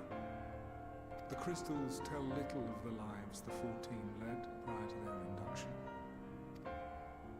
Elpis itself would tell even less. Nary a ruin has survived. Oh no! What happened to you? I saw you there. In Elpis. No. I did not. But I did. I did. A lingering trace of impossibility. Hello? And a truth that fills my heart. Huh? Please don't leave us hanging there. We have to know. My memories remain clouded, I fear. However, they have revealed to me one possible course. Okay. You must travel to Elpis, to the time when Hermes served as its chief. In glimpsing the Exarch's memories, not only did I make his summoning magic mine own, I also mastered the workings of this tower, which, having absorbed my empowered essence, now harbors an abundance of energy. Are we gonna...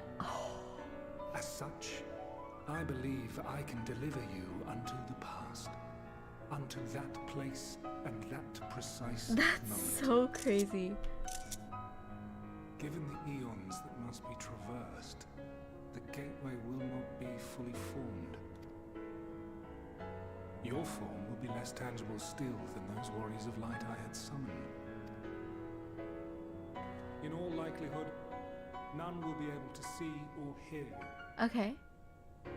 Yet even should you manage to interact with others, you will be unable to effect meaningful change. Okay. For the reality you wish to save, the reality to which you must return, exists as a result of the final days. Yeah. You cannot reshape the past to undo the tragedies of the present.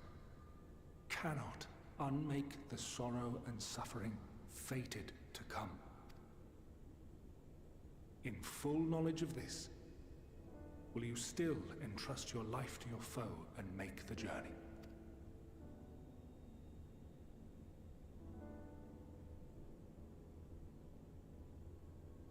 Very well. I shall cast you unto the river of time. Let this be my final act. Oh my god. You must input the commands. I no longer have the authority. How do we get back, though? First, you must reconfigure the systems, that the tower's ether may be channeled for the magic.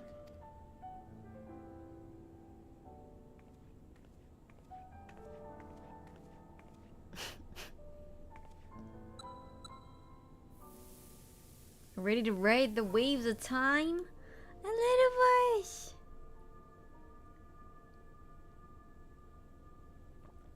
The preparations are complete. The gateway will soon open. Return at once to the ocular. Oh my god. Bye, Elidibus. All appears to be in order. The ether flows unimpeded. The magic should consume every last mote of my essence. Why are you surprised?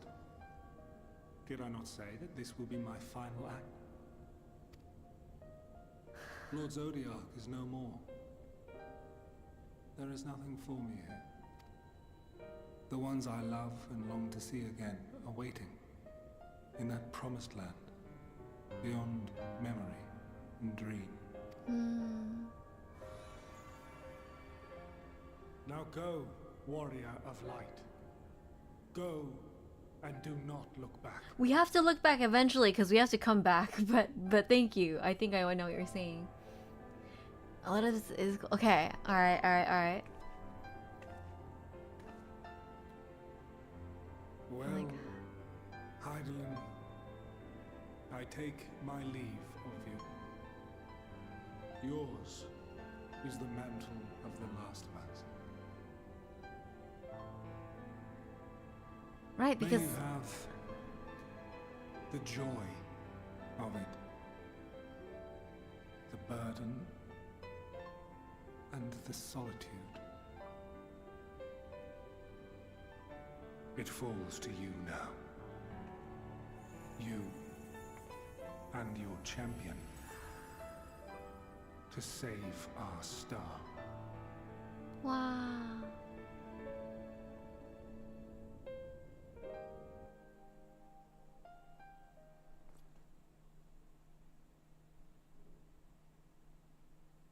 Right, good night. I hope you can see your friends again. Exactly. I hope your souls can rejoin. Meet again.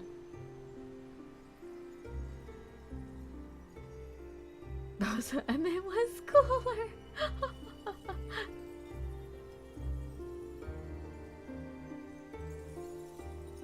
We swim through the ethereal sea. Are we gonna crash into a freaking iceberg? What is that? I would recommend you do the normal rates for Endwalker for some extra juicy story bits. I will afterward.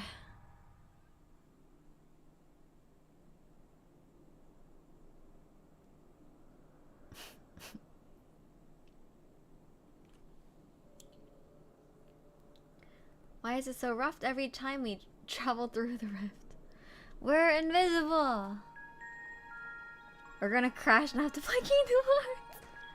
Whoa! Hey, they have forms! Eden first. Whoa! They indeed are wearing the same robes and stuff, but they have physical forms. Wow, we're so little.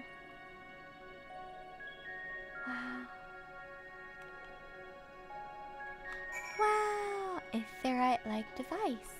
Can we attune to such device?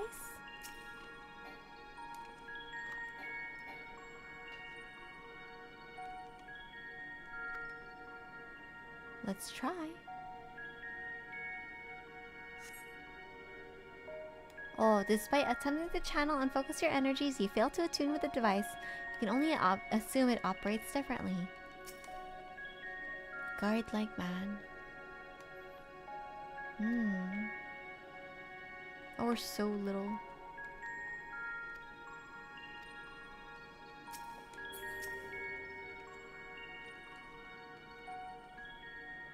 This is the right place, yes? Propylaean?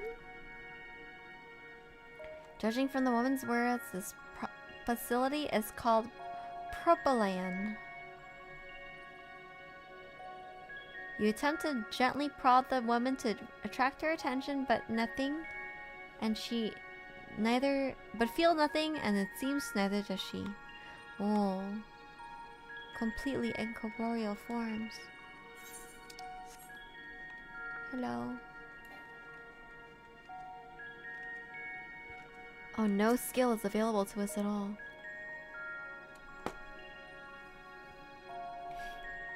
The remarkably large man wears a black robe and half mask, much like the phantoms you encountered in Mare Lamatorium and the recreated Emerald.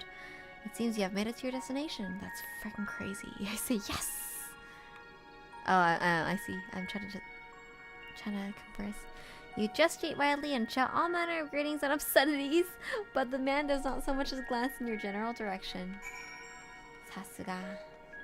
How do we go through doors? Can we just go through? That's so freaking crazy. Obscenities.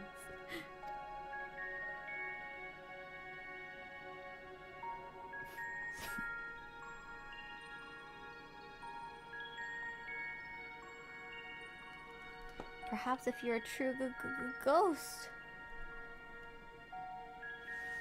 Ora. And here we are, Elpis.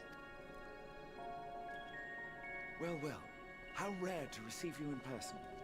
To what do we owe the honor? Oh, just a few odd tasks. We'll be here a while. You're welcome to stay as long as you see fit, of course. As a matter of procedure, however, I must ask that you kindly remove your masks. Oh my god, oh my god, oh my god, oh my god, oh my god, oh my god. Okay. Please. I need to see your face. Come now. Is this truly necessary? Surely you can tell who we are. Who you are, perhaps, but I am far less infamous. Regardless, if we do not follow protocol, 'tis our hosts who would be held accountable. So, please, do favor us with your handsome face. Is there BL of these two? I need to know.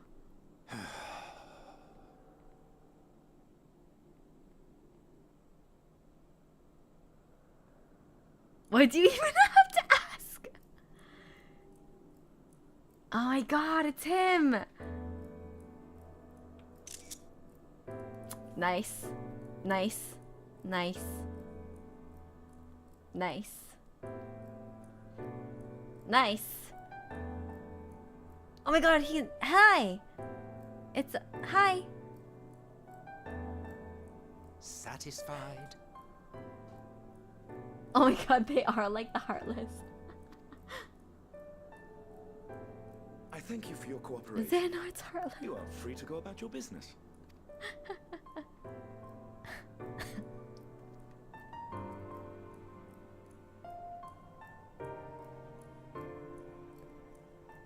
Hello.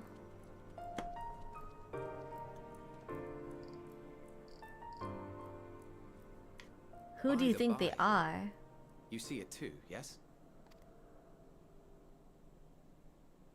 Hi. There's a little guy. There's a little toddler-looking guy. What you're talking about? Witness us. That's odd. Hello. It's right here. A bit thin in the ether, but there's no mistaking it. The color of its soul is almost identical to Azem's. Do you suppose she created it? Rather unusual for a familiar to have a soul, though. Hi. Don't ask me. All I know is that it's trouble. Doubly so if it's her spitting image. So let's leave it be. Come now. They said, honey, don't talk to the weird lady. Just keep walking. It's trying to say something, but it's literally too intangible to form words. Wow. Why don't you give it some ether? Spare a snifter of your bounteous reserves. Who do you take me for? Why, a dear friend, of course. One who wouldn't let acts of kindness Such as my accompanying him on errands to far-flung outposts? Go unrewarded?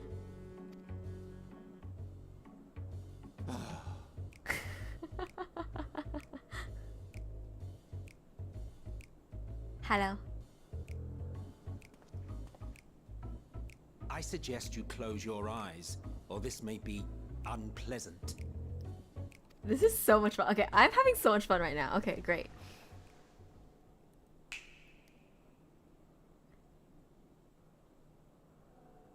What happened? This snap, I know. You may open your eyes. Oh, we are tangible. Whoa. Thanks. And now we're oh wait, what? We're taller. We're like a lot taller. Whoa. You even adjusted its size. Yeah. The better to indulge your whim. This way, it will be easier to communicate. Oh my god, what did he tell him? How very thoughtful of you. And may I applaud your artful reinforcement. Without further ado then. Greetings. I am Hythlodaeus, Chief of the Bureau of the Architect. Sulking beside me is the most honorable Emmett Selk of the Convocation of 14. He does the comment about being bigger or smaller if you're Ro or Lala. Eh.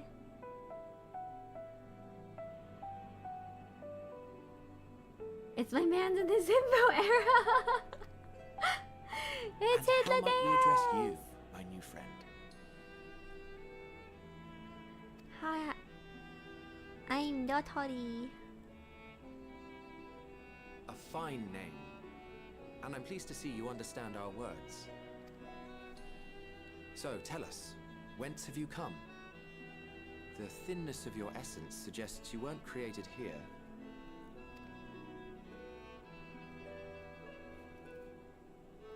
Oh my god, we You can't do let them not know. Or cannot say? Allow me to ask a different question. So kind. What brings you here? I want to know. I seek a man named Hermes versus I want to learn about Elpis. I do want to learn about Elpis.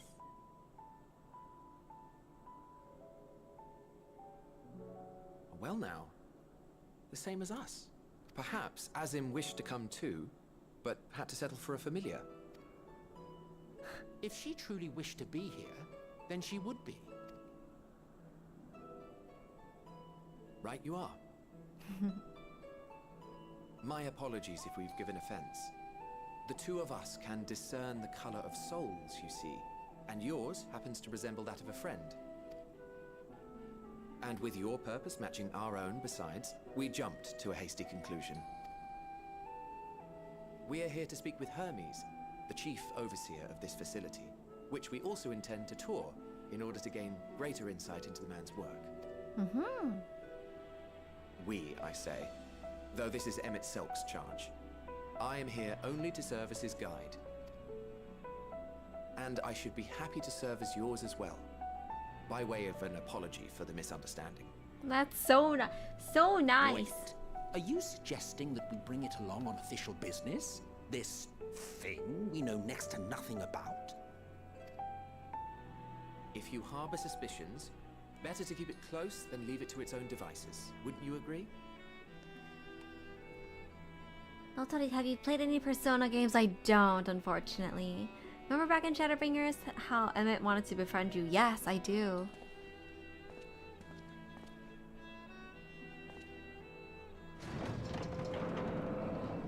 Besides, having a mysterious life form in tow is the norm rather than the exception here. Thanks. Imagine just having like a little half-sized person follow along. You just picked it up on the street. Welcome, my friends, to the testing ground of creation at Heaven's Edge, Elpis. Oh. Oh. This is so freaking crazy. What? Oh my god. Welcome to the world unsundered. Yeah, this is so crazy. It's This presence. I do. Wow. Hermes! Visitors! We have visitors!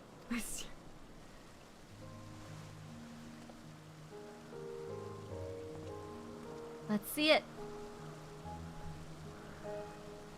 Also, who is this bird person? Cute. Whomst are you? I feel like we should change. What secrets are you hiding, I wonder? Oh, there's so many. Oh, girl, there's so many.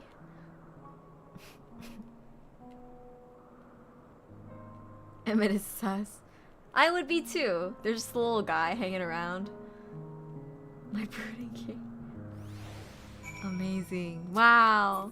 Wow. Demokritos. Those researchers are from the Academia's Aniders Words of Hal Marut, here to observe the state of the local flora. I wish they would give equal attention to the ambient environment, specifically how much noise they're adding to their little debate. Oh, people have the fit. I want to have the fit. How do I get the fit?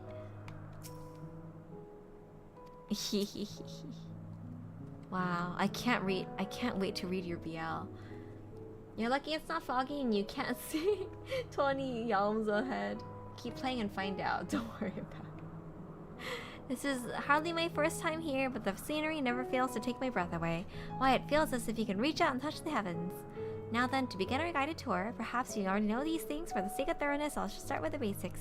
Using concepts to give shape to ether, creation magics allow us to bring forth anything we desire, be it inanimate objects or living beings.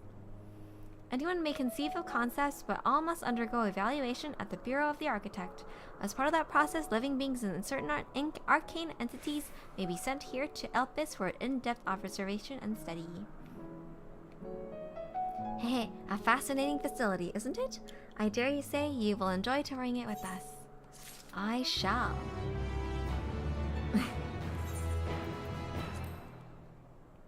We can't apply glamour plates here. I'll come as this then. Now then, our friend Hermes. Aside from overseeing the facility, he also conducts his own research. Chances are he'll be at the main observation hub, so let us seek him out first. Okay. Attired as you are, however, you stand out a little too much. Our dear Emmett Selk wishes to keep a low profile for his errand, so... Do you know how to make a robe? A basic concept will do. I don't. No, in that case, Emmett Selk. No, your whim, your responsibility. You're not getting another thimble of ether out of me. Ah, the way he scrimps sometimes. You'd think he wasn't a nigh bottomless font of magic. Very well, I shall make the robe, but perhaps you could assist me? Come, let us search for the requisite material. Wow. There's sexual tension. There's so much, exactly. Ooh. Is there freaking aether currents here? There are. Amazing. Wow. There's so much. Of course there would be. Look at Hidlodeus. Look at Hidlodeus and tell me there's no BL of him.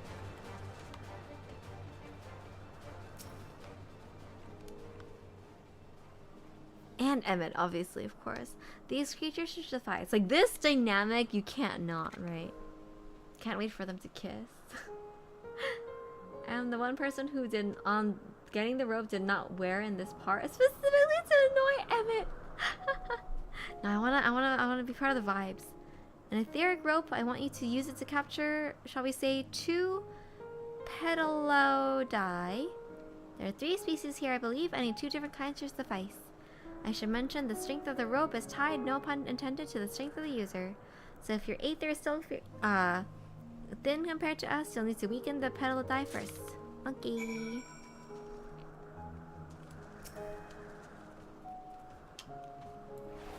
Oh, not that one.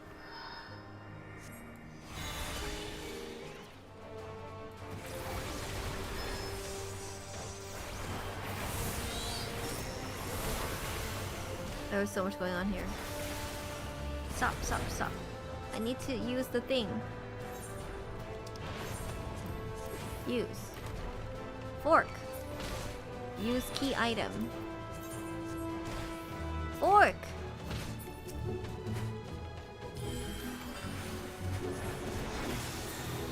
No!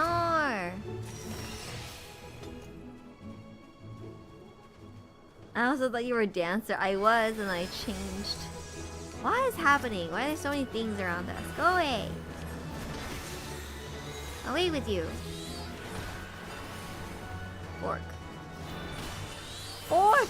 There's so many things! Hold on, I'm gonna run away.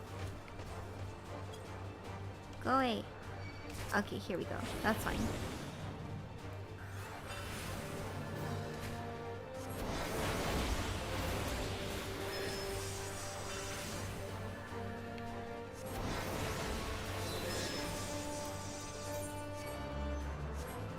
Nice.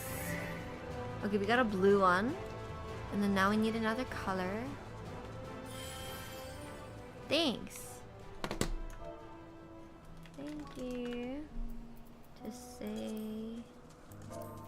Someone's helping me.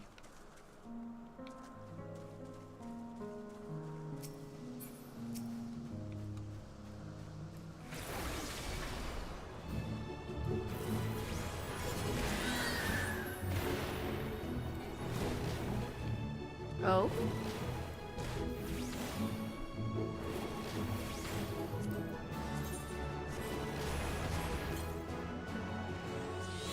It didn't work? Oh, nice.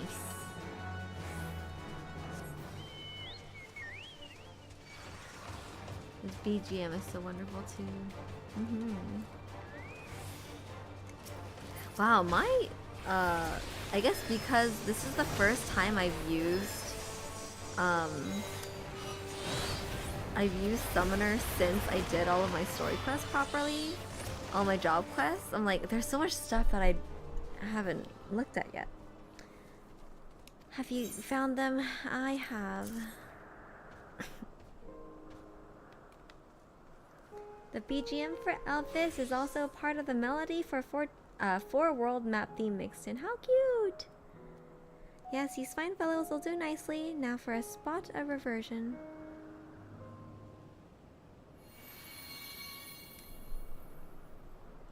There, it's ready.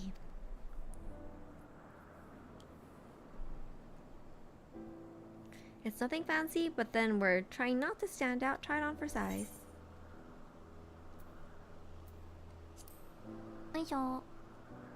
Summoner changes significantly after 86. I see. Victor Masato, thank you for joining the party. Welcome.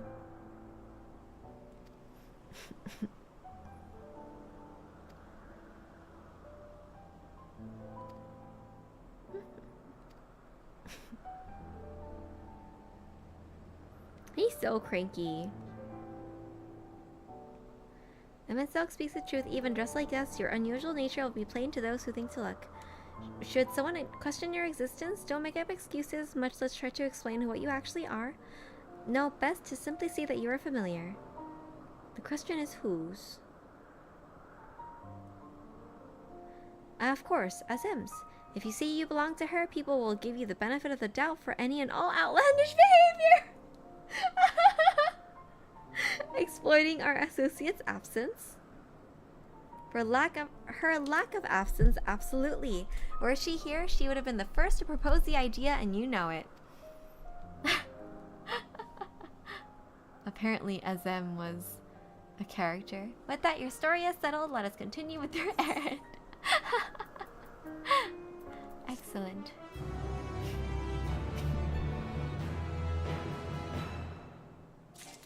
Looks... okay, I'm so glad. We'll do it. Nice. Very nice. Look at us go. Cute.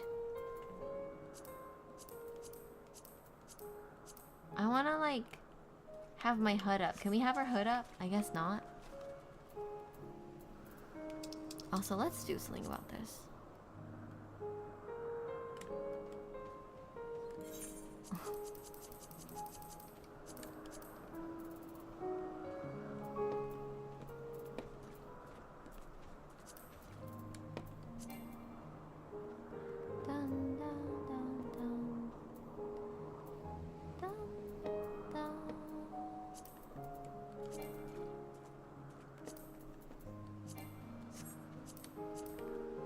There we go.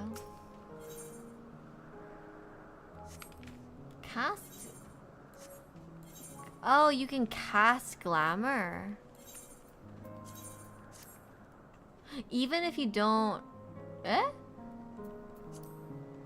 Oh, you can indeed. Look at that. Eh? This one, right? Oh. Oh. What was it again? That's fine. I have glamour prisms, whatever. And the feet? Yes, it was. Great. Great, great, great. Wow! Ara! Hello. Ara, ara.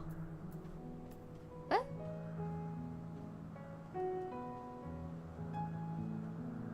Eh?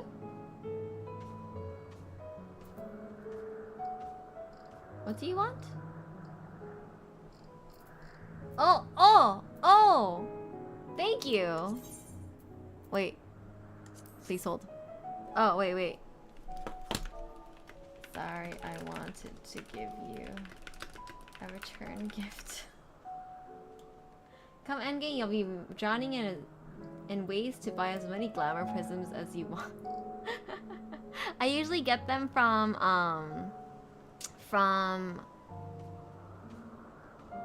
what do you call it? The Grand Company things. The Grand Company. What? Who is this? Company seals. Yes, yes. Should I trade? I give you... Sorry. I'm going to give you a cookie. Where's my cookie?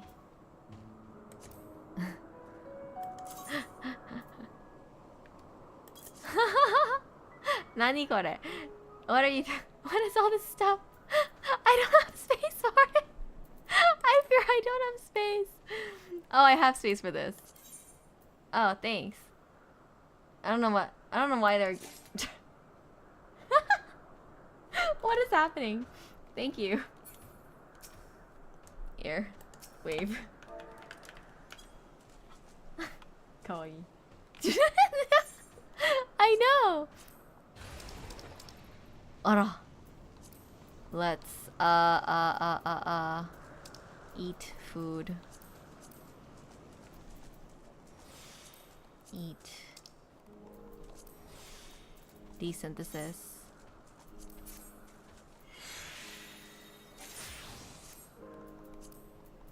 Discard. I like to desynthesize stuff instead of just throwing them away.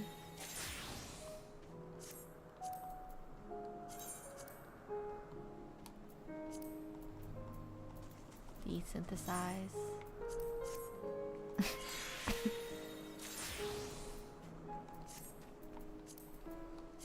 Cool, anyways.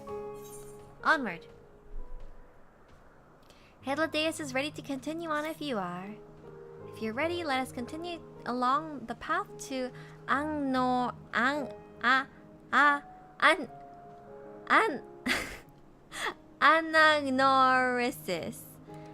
The place serves as an observation hub and residence both. Someone there should be able to point us in the direction of Hermes. Hermes? Hermes? I don't know. How fancy you.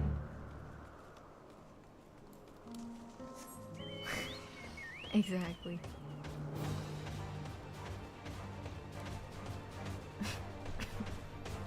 There's dinosaurs here. They're dinosaurs. Like, don't ask me how to pronounce all that stuff. It's all Greek to me, literally. It is all Greek. Is it Greek?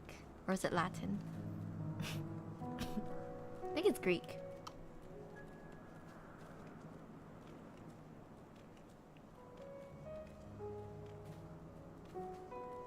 Oh, what are we doing?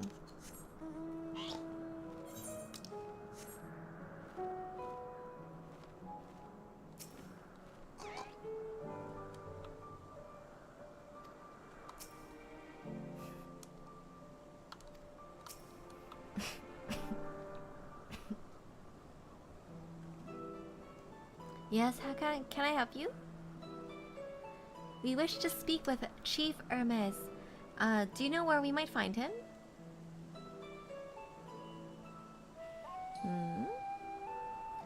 Well now, by your mask, I assume you are one of the 14. I wasn't aware there was to be a visitation. Between you and us, it's something of a surprise. Your discretion in the matter would be appreciated. I see. My lips are sealed. The chief should be out conducting observations as usual. His focus of late has been aquatic creatures, so I expect you will find him at one of the pools here. The pools, you say. Many thanks and apologies for disrupting your work. I say, Hylodeus. While I've never met Hermes, you know him well, do you not? That being the case, shouldn't you simply find him by his ether? I thought I could. As you know, Emmett Silk and I can discern the color of souls.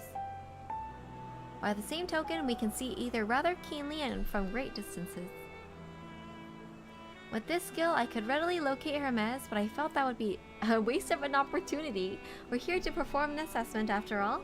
By searching the ordinary way, we stand to gain insight into Elpis and the man in charge. This is as much for your own enjoyment as like as not, but point taken. If you're going to accompany us, make yourself useful and help us look for Hermes. According to his profile, he has short, dark hair.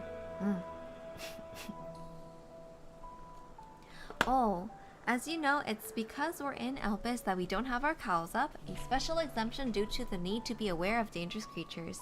Elsewhere, we do not exhibit our individuality. It's unseemly. This is all common sense, but I do not assume you possess any. I don't. Hey, it's a rare treat indeed to be able to search for someone by their appearance, and I thank you for humoring me. Come, let us find our man. Wow. Secret Emmett Surprise. Sounds like one of the BL titles. Emmett's Secret Visit. Emmett's Secret Inspection. There we go.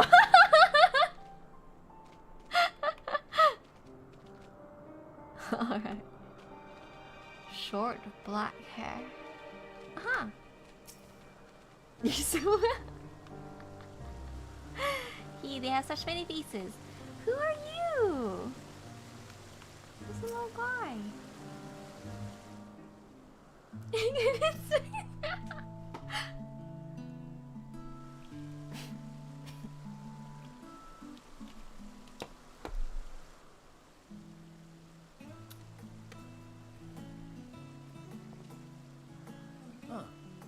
You are... Oh my god. I may have asked before, but do you accept friend requests? I do not, unfortunately. Sorry about that. Hello. Oh, you have little birdie feet. How cute. Different. You're different too. You and me. We're alike. Friends. I want to be... How cute. Do you accept any requests? Wait. Please. Wait. Cute.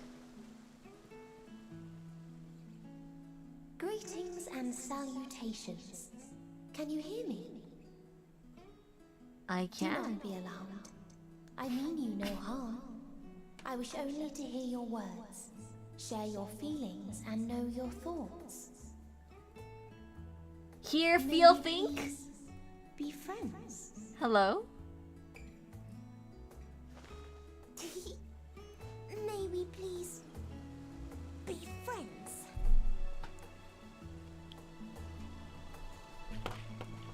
She thought the thing, yeah. I see you found him.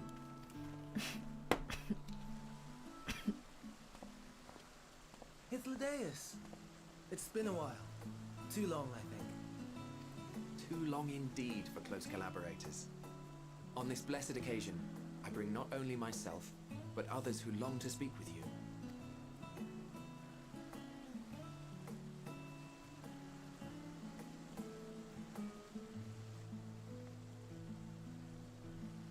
Foreboding. You are of the convocation. Emmet Selk at your service. Do I have the honor of addressing Hermes, Chief Overseer of Elpis? You do. You have traveled far for it. Given your facility's purpose, its remote location is something of a necessity.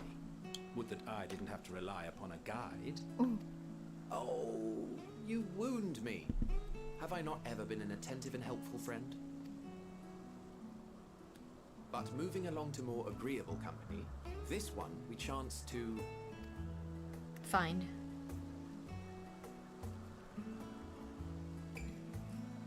Reconstitute. Hello.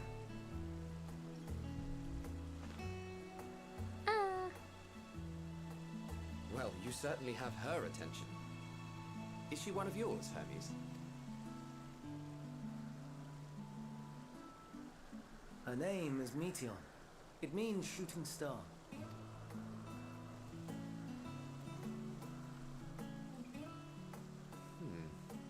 If I may make an observation, her ether is terribly thin.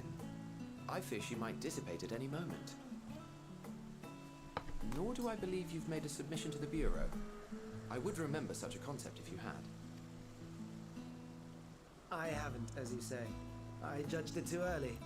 She's a pet project of mine, still undergoing preliminary testing. But rest assured that I will attend in person ere long. Very well. Being an authority on flying life forms, I appreciate that you are exacting in your work. I shall look forward to your submission. If we have finished with the perfunctory chit-chat, I would discuss official matters. By my coming, I trust you already anticipate the subject. I have an inkling, yes. Please wait to the main building yonder. I shall join you as soon as I've returned these creatures to their homes.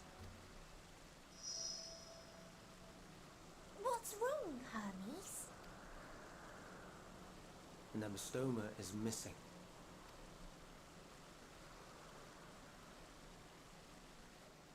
Oh?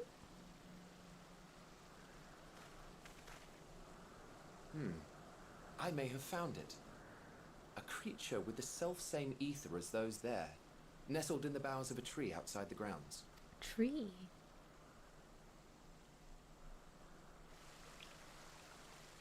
You're saying they can climb with their sorry excuses for limbs? Ooh. Look at The fashion them! has been to imbue aquatic creatures with the power of flight, ever since the words of Metron created a sky-swimming fish. The Ambistomas too can fly, if only slightly, and they could conceivably climb a tree. Whether they can come down safely, however. Excuse me. Oh my god.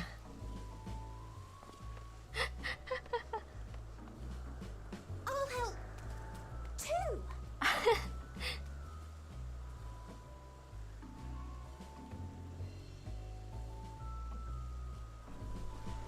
And what are we supposed to do with this lot? May I suggest we split up? If you would be so good as to assist Hermes, Emmet Selk and I shall keep an eye on these adorable creations in the meantime.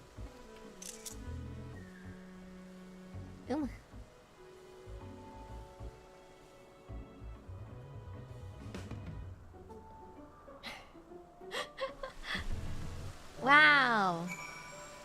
Okay, I like it here. Let's see what's up.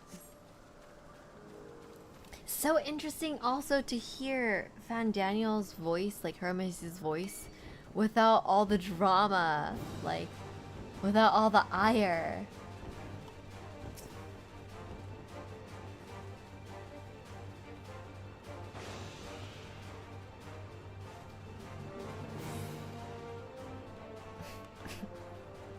The ambystoma. Hermes saw it high up at the tree. He climbed up to get it, but it jumped on him and he slipped. Oh no! Everything under control, I trust. Oh my god!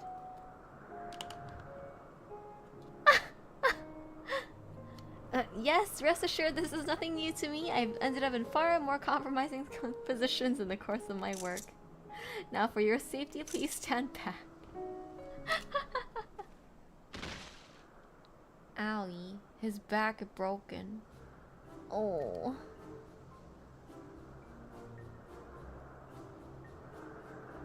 Hermes, are you alright? Quite alright, yes.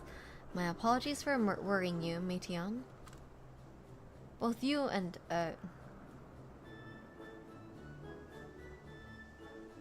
Lotori Merchant you are called? An intriguing name.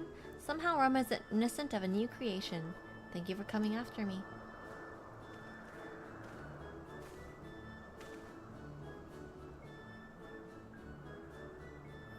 As for you, little one, you must be more careful.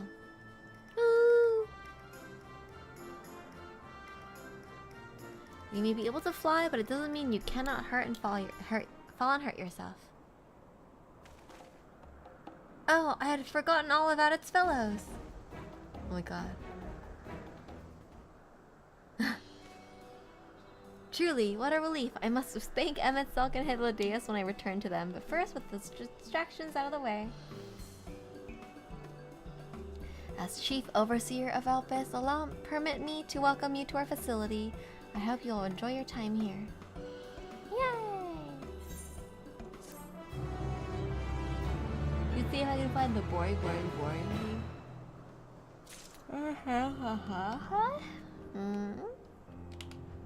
Absolutely wild difference of character indeed. Well, you mustn't keep the others waiting. Let's return to Anagnorisis.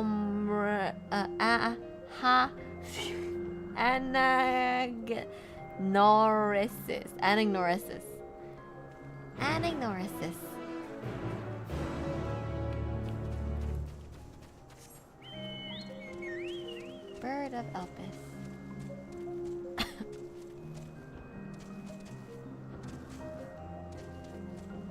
Yippee. Right. My apologies for the trouble. Owing to your kind assistance, all the ambystomas are safe and well.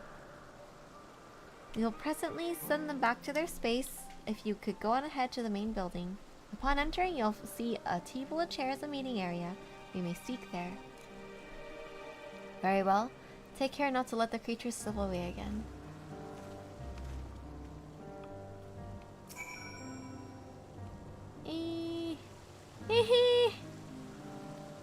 So cute! I love it. Some creations stay outside, others stay at Ctasis, like the ambystomas. Ooh. The little tail thing is so freaking cute. Wow. Cute. Do you think I can attune to this aetherite? It looks the same as the other one. Trauma Center is here. Wonder why. Hello. A gemstone trader.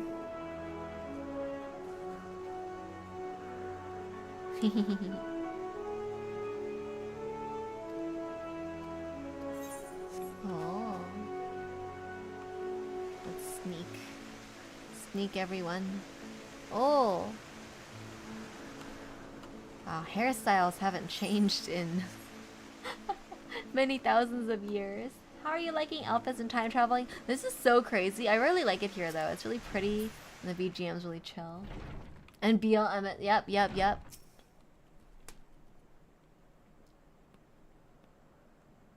Hidlo Emmett. Well, Emmett Silk has been accompanying thus far. He is the one who has business with Hermes. If you wish to attend, you'll have to ask his permission. I posted Van Daniel's VA talking about little things in the Discord under a Simeon Subway commercial. Thank you, Meanie. Thank you. This appears to be the place. And here is where we part ways. No. We will be discussing highly sensitive affairs. Only a select few may be privy to such knowledge, and that does not include someone who cannot or will not divulge their origins. Oh, it's fair, honestly. Sag. What? Will I have to remove you by force?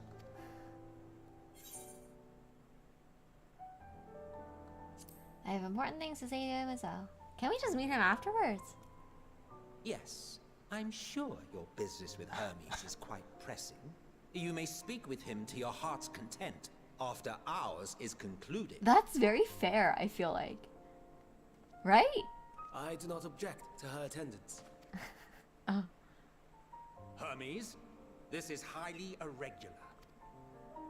Perhaps, but I believe she can be trusted. Meteon would not have taken to her so quickly otherwise. Moreover, the presence of a third party may help me to maintain composure. He nervous. You're scaring him. You're scary. As you wish then. Behave yourself. Do you hear? Wow, we're a child. We're a child here. That's crazy. It's actually interesting that everyone is the same height because, like, I have a height difference like that for some people, you know? So, it's finally happened then. Aye. Van Daniel has declared his intention to step down and named you as his preferred successor. In recognition of your knowledge and your works, the convocation is giving the recommendation due consideration. As one who does not know you personally, I am to use my impartial eye to take your measure. And above all else, to ascertain your disposition towards the invitation.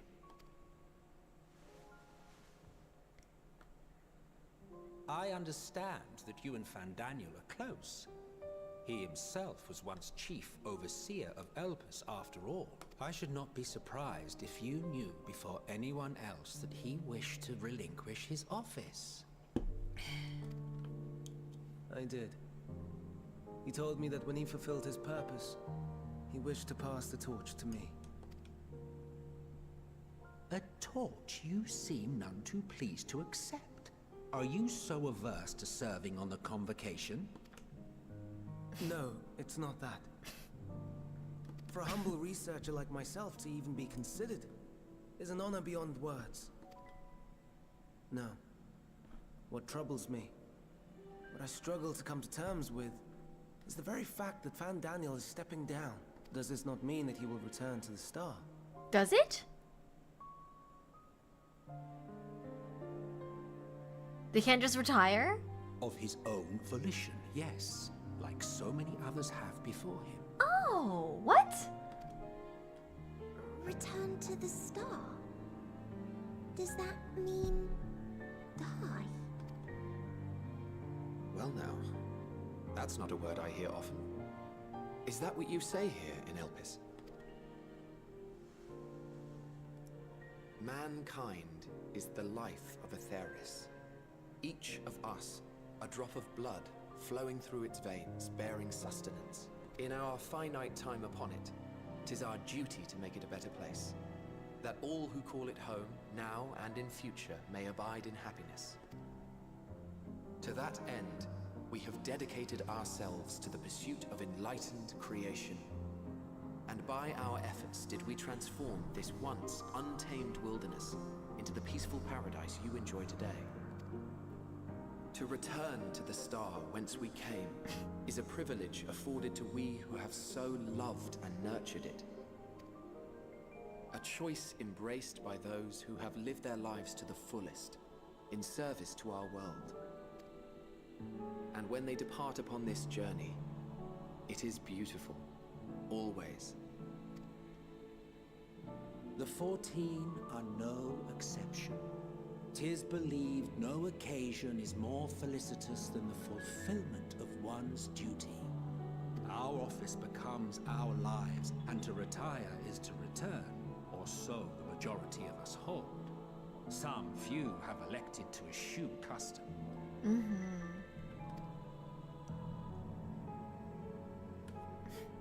Mayhap you feel Fandaniel's deeds do not warrant his return. Yet you should know his accomplishments as well as any. During his time, he conceived of countless outstanding concepts. And channeling the wealth of experience he attained here in Elpis, he brought forth many new specimens. I know of all this. I do. It's just... I cannot fathom why someone so great and wise, who could still do so much good, would want to end it all.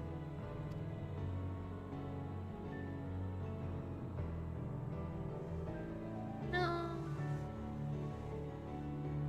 She's an empath. She's Shad. Oh no.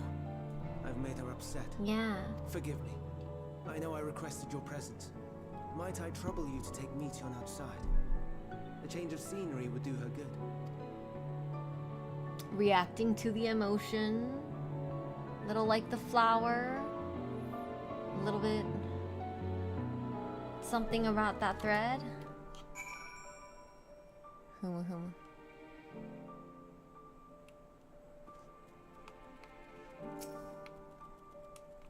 Oh, we are tall. I'm sorry, Dotori. I didn't mean... a walk. Perhaps we can go for a walk. Yeah. Meteon. How do we go outside? Hello? Here? Aha. Hermes gets sad when he thinks about death. When others are sad, I'm sad too. That's how I am, how he made me. But don't worry, I'm fine now. So, why did you come here? You want to learn about Elpis and Hermes? Ooh, teach you! I can teach you! We can take turns. I'll tell you something, then you tell me something. Sounds like fun! It will be! Where to start? Oh yes, let's talk to Memnon. He should be near the Aetheryte. I'm not good at explaining, but Memnon is, so I'll have him explain instead.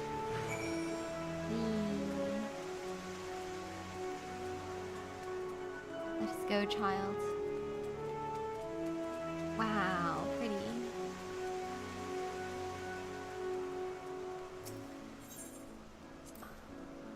At the Aetheryte, anyone can use it to teleport anywhere.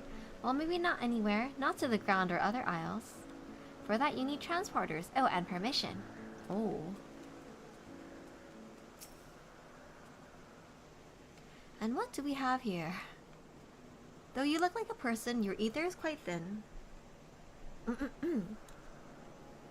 I assume you're a familiar like Meteon. Is there something you need? This is Dotori. Could you teach her about Elpis? A newly arrived familiar, is she? Very well, I should be glad to introduce our fair facility to her. As you know, it is mankind's duty to make the star a better place. As part of this duty, we employ creation magics to bring forth new life. However, we cannot simply release our works into the world, for it would lead to chaos. No, any and all life forms must undergo extensive testing to determine their fitness to exist. Oof! Testing is what is conducted here in Elpis. Every candidate is subject to rigorous study, which in which we identify their properties, surmise what habitats might be suitable, and speculate as to the effects they will have on the environment and other species. Should it be judged a beneficial addition to the star, it will be allowed to take its place in the world. The two of you two were created with the hope of making the star a better place, so heed your masters well and be good. Do you hear? We will, Minlon, we will. Thanks for the lesson. Yay!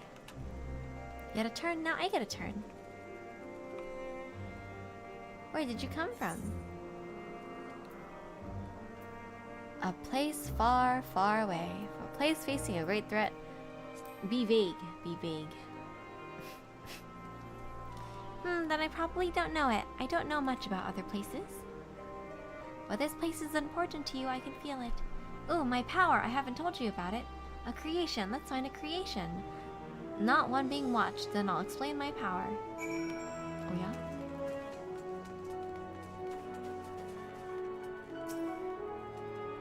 Hehe.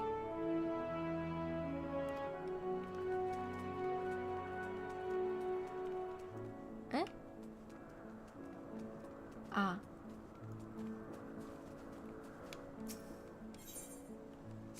The Spriggans! Spriggans? What are Spriggans? Oh, we call them Orei.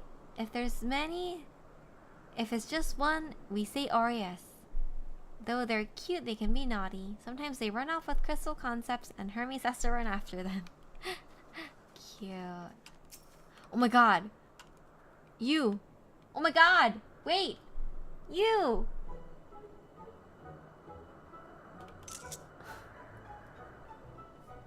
Oh, this creation is perfect. But I don't remember seeing it before. Perhaps it's new. Here, anyway, I'll try reading its mind. That's my power. He's been alive for 5 billion years!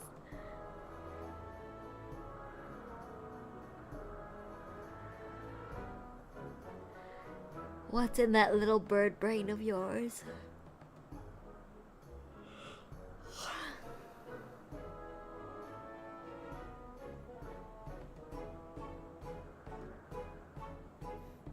I can't read it. Or maybe there's nothing to read? His head is empty! His head is empty! Wait, please wait. I'll try again with you this time. Oh, I don't know if I want you to read my mind, though. We're despairing very much. Greetings, can you hear me? I can. This is my power. I can read the emotions of those around me and project my emotions to others in turn. I am not actually speaking to you in your mind. Rather, you are converting my emotions into words and intention, a process performed subconsciously by intelligent life forms. This ability is vital to my mission, for it allows me to interact with intelligent beings even if they should communicate via unknown languages or nonverbal means. As a consequence, I am clumsy at speaking. Yet, though I struggle to express myself in this fashion, Hermes wants me to speak as much as possible, for everyone has thoughts and feelings they may wish to hide. I harbor an affection for you, one that is difficult to define. Aside from the fact that you share common traits with us, your thoughts are more complex, prismatic. They draw me in and leave me wanting to know more. Out of respect for your privacy, I will refrain from using my power when speaking with you. Nevertheless, I want you to know that I wish to be your friend. Aww.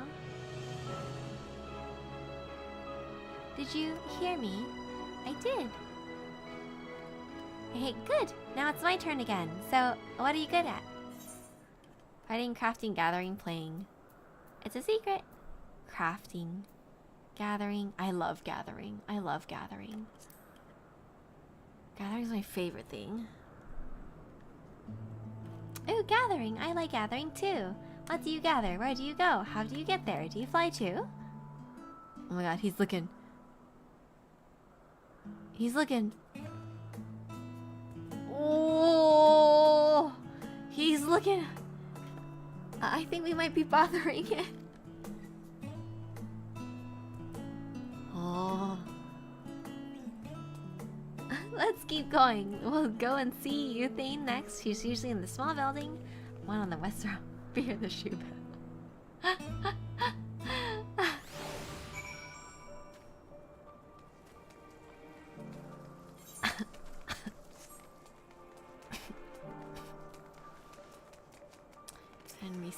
cannot attune, eh? Oh, we can! What the heck? We did! Apparently we did.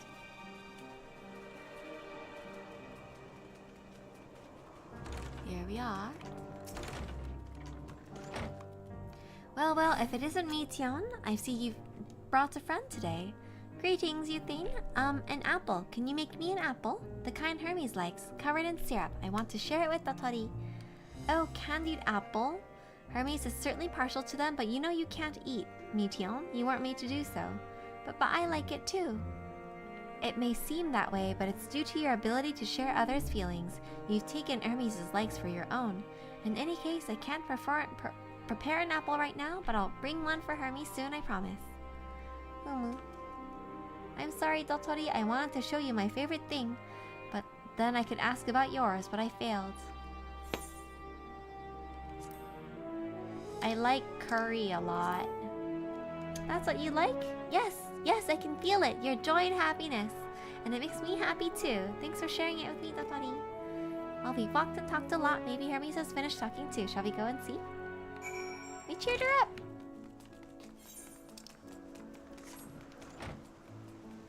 What a cute little lad. Wow.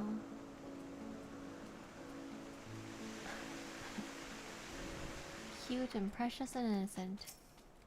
You done?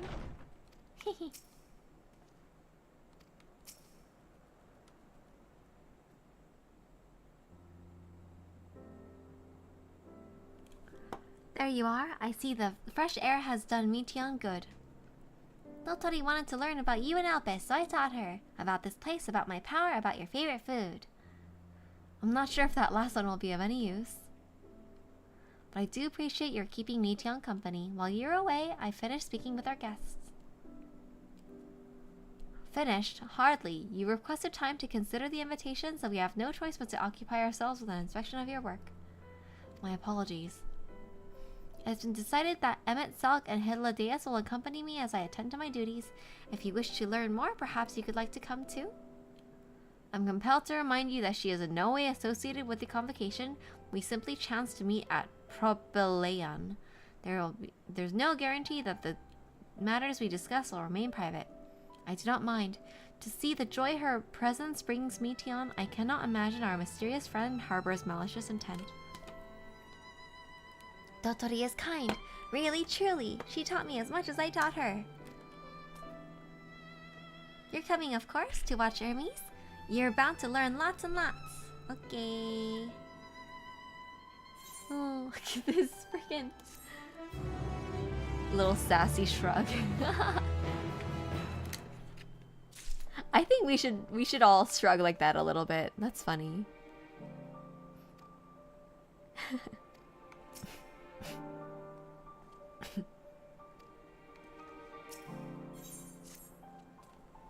If everyone is ready, there are a few creations I need to check on. First, we shall return to the spot where we found our wayward Ambystoma. Have care when you step outside a hub, for there may be unruly creatures about. There are many indeed.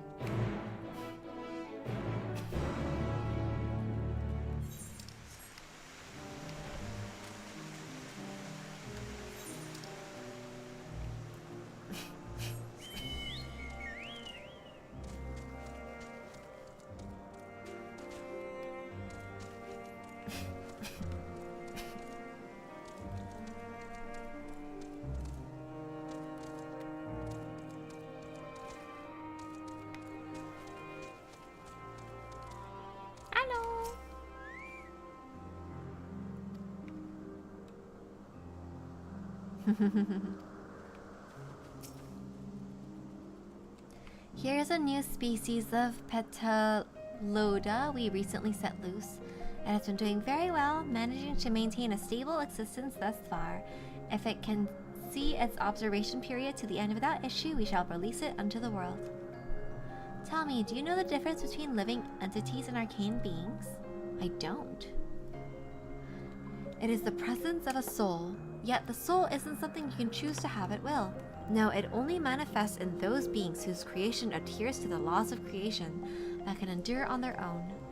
beings that do not fulfill this requirement, such as those spontaneously born of magic or natural phenomena, do not have souls.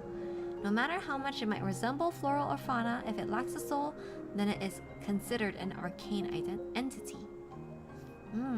As you see, it is not for mankind to decide what is living. That domain lies beyond our manipulation, and it is hubris to assume otherwise. But come, let us head to the nearby beacon. I've received a report that arcane entities have gathered there. Oh. Getting some lore in today.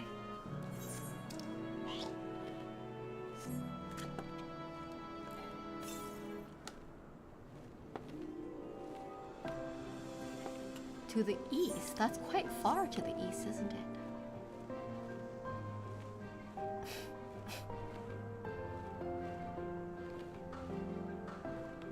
Oh.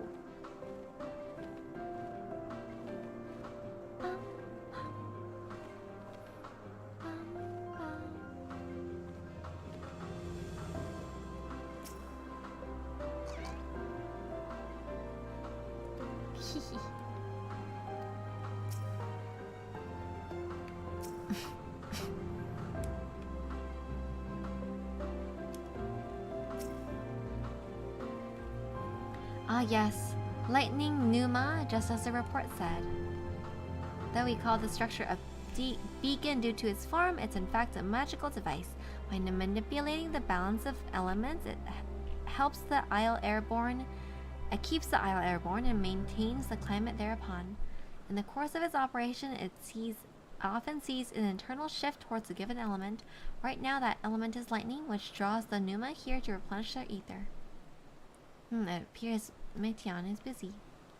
Would you care to assist me in her stead and feed the pneuma? Oh.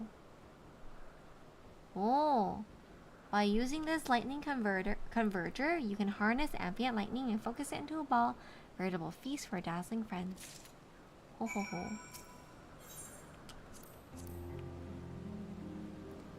Oh. Like that?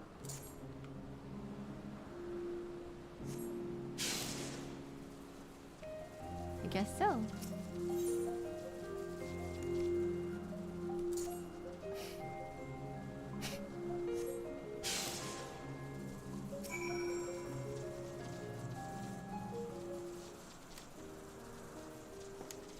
Perfectly done. That's how they look. Yum yum yum yum yum. See how they gather to feed, how they express themselves through their actions despite their lack of words. Speech is not the sole defining characteristic of a thinking, feeling creature, nor is silence an indication that they do not just possess these qualities. Be it a soulless arcane entity such as the pneuma, or the ethereal lifeforms such as the petaloda, all seek to perpetuate their existence to survive. Is Meitian a living being?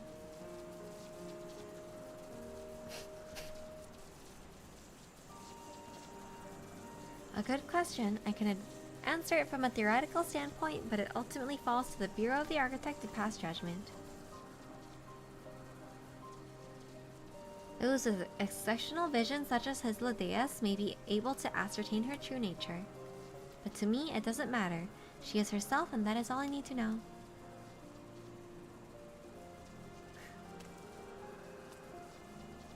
Oh, you finished already? I'm sorry, I was in the way. Not to worry, my dear. They've missed nothing of note, and we will have plenty of work for them to observe. Next, you'll head east to the Morning Dew. I need to speak with some observers there.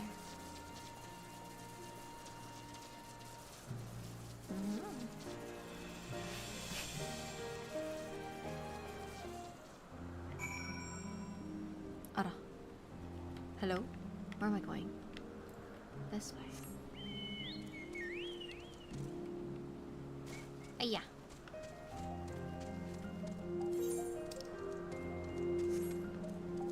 Woohoo! An aether current approaches.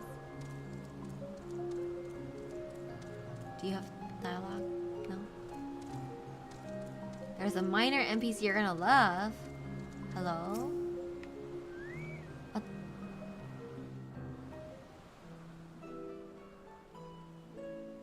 Allah.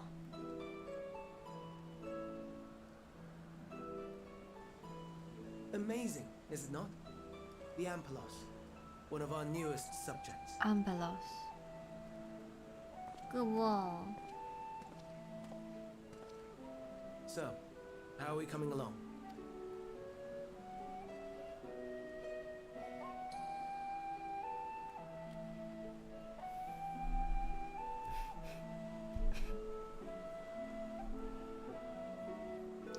It's them.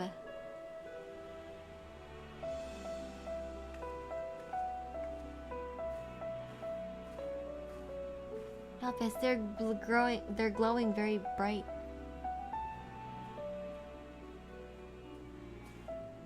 This place is Elpis. Those flowers. Elpis.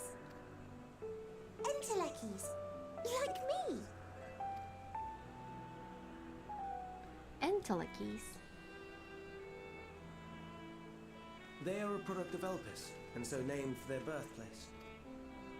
A happy accident, born of the hands of a former researcher who loved beautiful blossoms. Unique for how they change color, to reflect the emotional state of those nearby. Though be it here or elsewhere, they are seldom seen in any hue save purest white. Reflect the emotional state, you say? By what means do they achieve this? In creation, there exists an energy wholly apart from ether, one driven by emotions. In like manner to how we manipulate ether, this flower is subject to the influence of said energy. Well, it has no will of its own. It is sensitive to the prevailing emotion in the vicinity, and reacts by altering its color and vibrancy.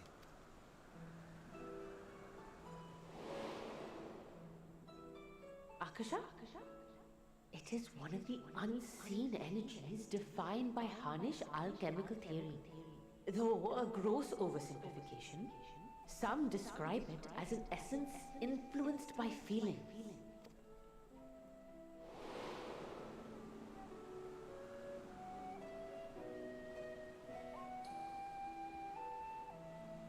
Akasha. Though I'm not familiar with the term, your description suggests it is the self-same energy. Dynamis, we call it. Blah. And those entities like the Elpis flower that have the ability to interact with this energy, converting emotions into tangible phenomena. They said the thing, yeah. Are Entelekis. Entelekis. That's me! That's me! An Enteleki! That you are, my dear. And no ordinary one at that, but the first possessed of free will. Wait, a form of energy other than ether? Dynamis? I've never heard of such a thing. So loud. Hardly surprising. Dynamis cannot be seen, much less felt. And though its existence has long been theorized, we had no proof until the flower's serendipitous creation. What's more, Dynamis is far weaker than ether. Under normal circumstances, its effects are drowned out by the latter, on account of which, beings comprised of and reliant upon the ether, like you and I, are unable to make practical use of Dynamis. 'Tis a truly esoteric thing, known to but a select few scholars. Intriguing. Then, given the limitations you described, why create Netion?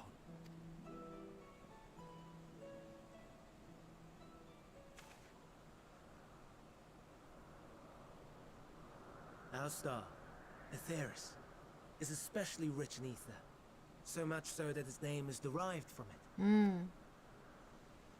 However, when we consider all energy in existence here and in the vast space beyond, Dynamis may account for as much as 68.3%, the more abundant form by far. Were we able to control it, we could open the door to limitless possibilities.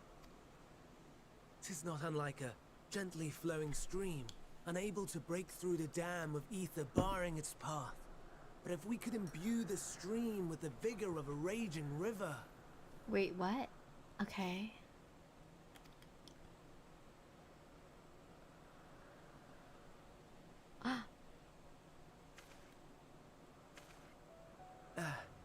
Not that I have such grand ambitions. If you could dam the flow of ether so that the emotion thing can take over, did they cause the calamity? Hello?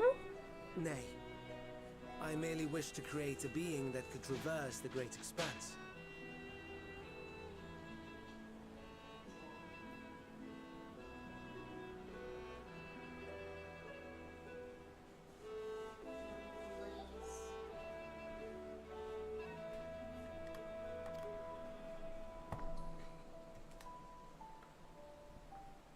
The relative scarcity of ether beyond the bounds of this star was a concern. And so, I looked to another source of energy by necessity.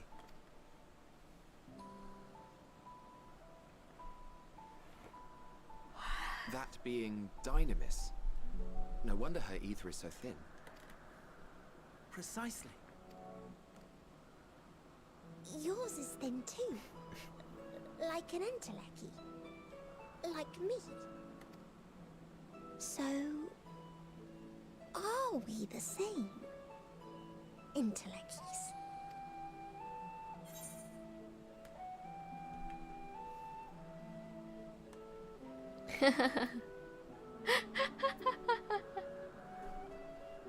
I'm sure I don't see why I couldn't be one. Well, I have been known to transcend my limits with nothing but determination.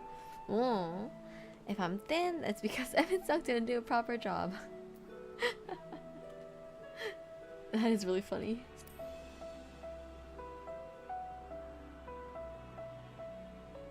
Well, aren't we ungrateful? Mayhap I should revert you to the pathetic, faded thing you were. Why are you bullying me? The deficit of ether alone does not an enteleki make. It would, however, make it easier for you to interact with Dynamis. And limited though its influence may be, this quality could prove the difference between victory and defeat. You do well not to underestimate it. Limit break. That's crazy. Oh dear. I'd forgotten about the poor fellow. You must excuse me a moment while I go and verify a few more things.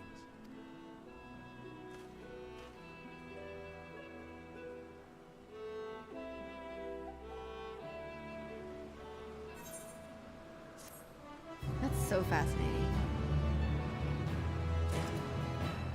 Dun, dun, dun. Wow.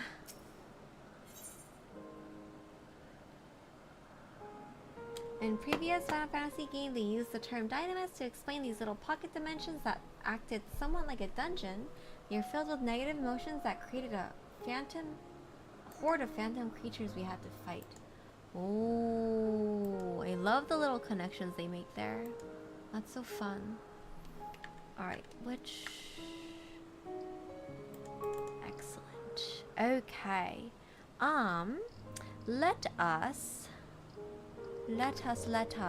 take a quick break. I know the thumbnail, it's so cute. It's a selfie. Yeah! Is it it does kind of look like a selfie, doesn't it? Memory does charge faster when you survive near-death blows. Really? I didn't know that. Let us leave? Oh, no. Oh. Let's take a quick break. I'm gonna heat up some dinner. And we'll be back soon. That's right. Yes. We'll check out the minor NPC after the break. And I need to find my ether currents. Remind me of that. Be back.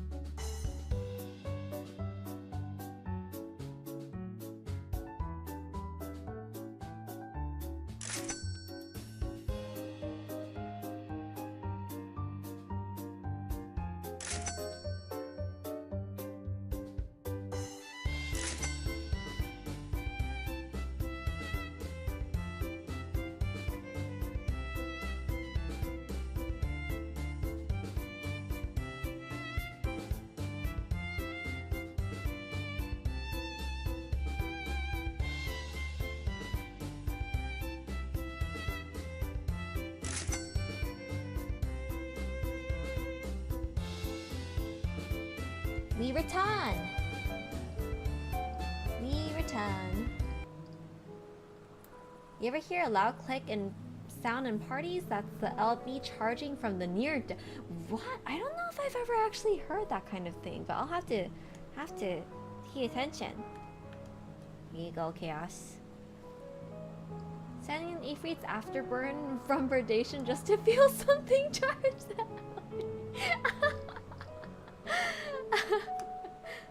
Time for ether thing. Here, let me grab this. Not that I or anyone else would be able to make use of it even if we knew, but it irks me to discover that there is an entirely different form of ether and no one told me. You're so dramatic. That personal annoyance aside, Hermes' knowledge is undeniably impressive.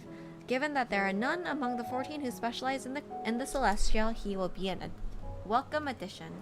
Assuming he can be persuaded to join, that is, I still can't understand his hesitation.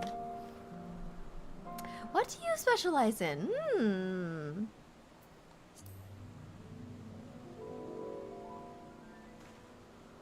Oh, you wish to know why Emmet Silk was chosen for the convocation? I would be glad to share the tale. It began when... Not another word. Lest you've forgotten, we're here to learn about Hermes, not me. My misspent youth is not your concern. Alright, let's first seek this out. Southeast. Aha! There you are. And hear it when bosses do attacks that drop you down to single. Oof. Single digit. Alright, where is this man? He was fun before he became a brute. Is it you? Menandratos? None? Minor NPC northeast area of this platform. Sappho! Sappho!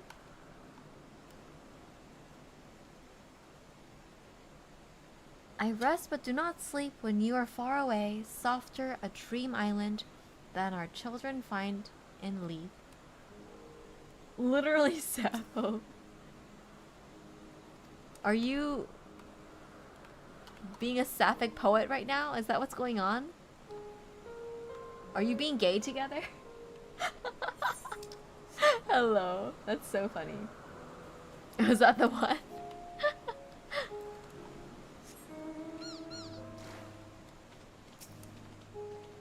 Alright, we'll be eating less, or reading less because I'm gonna be eating. But we carry on.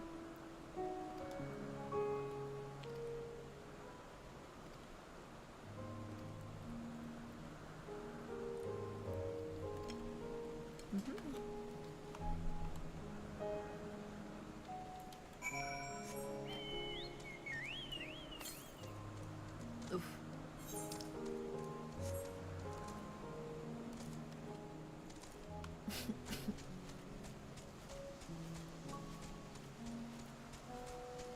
I love leftovers.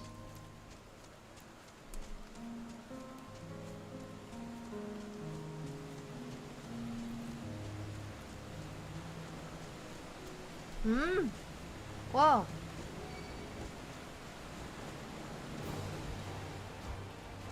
Please go away. There we go. Oh.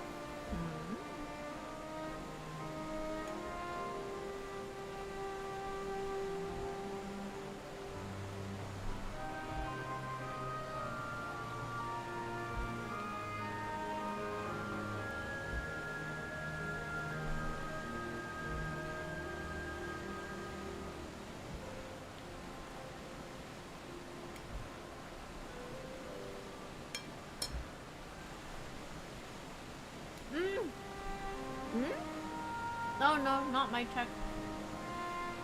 I'm eating. Eating dinner.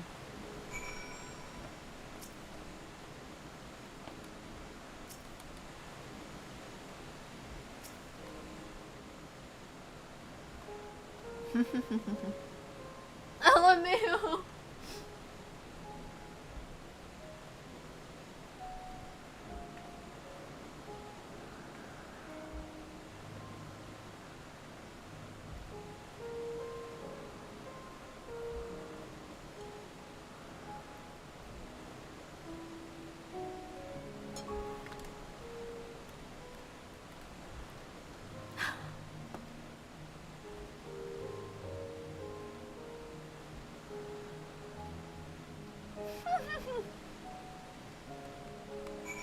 Oh my god, let's go bother Emmett. That's so funny. I can hear you, but not the chewing noises, so sound seems good. Yeah, I have the mic a little further away from me while I'm eating. A little further away. So I do not grace you with chewing, gross chewing sounds. It's his favorite pastime. And soon to be ours. Let's go.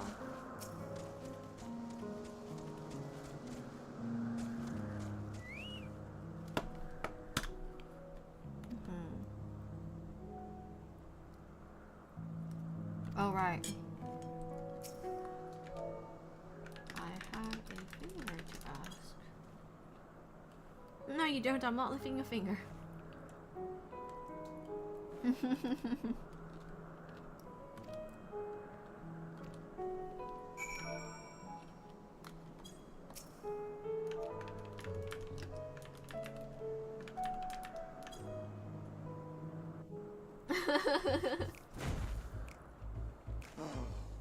No, no, no. You are not foisting this nonsense on me.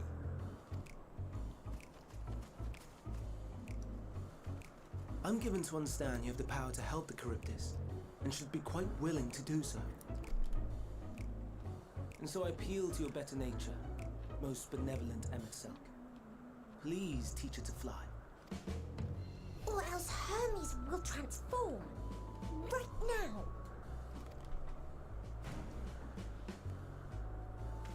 Now, there's no need to go quite that far. Altruism is its own reward, as I'm sure he would agree. Oh, would he now? And who contrived to put me in this position, pray tell? Nothing so devious. I merely suggested a possible course of action.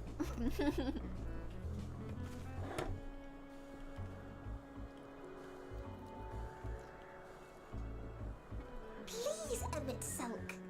Please.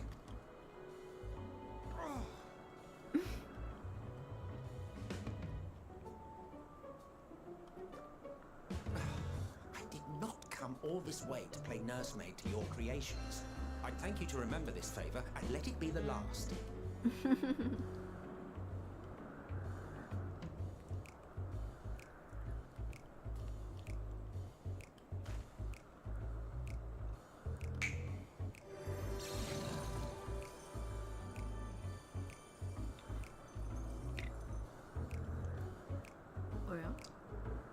I will aid it once it has taken to the air.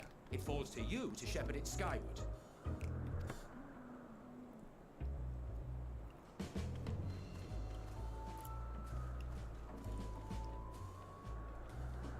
Well, let's relax and enjoy the spectacle, shall we?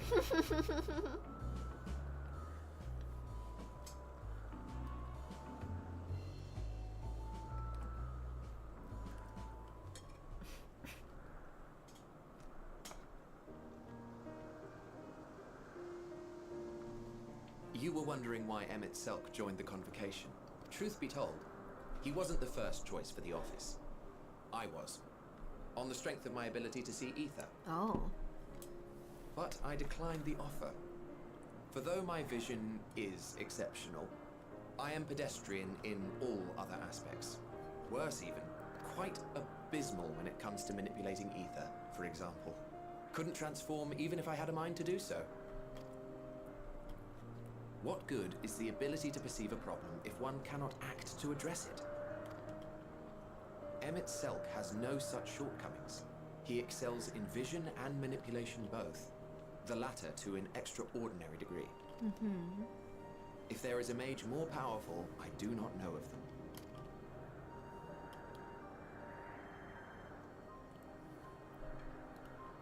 Thus did I recommend him for the office in my stead. And I wasn't the only one. Far from it. Countless others vouched for his skill and character. People the world over, to whom he had previously lent a helping hand. Oh, how surprised he was. Claimed he hadn't done anything remarkable for anyone. Modest to a fault. He deserved every bit of acclaim he received. Yet he may well have gone unappreciated were it not for a mutual friend. A singular soul who can't help but involve herself in the business of others. Where she walks, excitement is certain to follow. Her antics irritate Emmett Selk to no end. But much of his grumbling stems from genuine concern. When our friend calls, he never fails to answer and lend his talents. And in the course of doing so, he himself came to be recognized and respected by those around him. They are truly remarkable individuals, and I'm proud to call them friends. So you were little heroes in your own right, in your own world. To help them realize their dreams. This will be my greatest contribution to our world, and when they have fulfilled their respective purposes, so too shall I have fulfilled mine, and together we may return to the star. Look at me, spilling my innermost secrets. I can't seem to help it with you. I can only assume it is due to the color of your soul. I just don't understand how you can be so alike and yet so different. Well done, my pet. Well done! Whee! Ah, yes. I dare say the Charybdis will be fine here on. Why don't you go and signal to Emmett Selk? Let him know that his arduous task is at an end.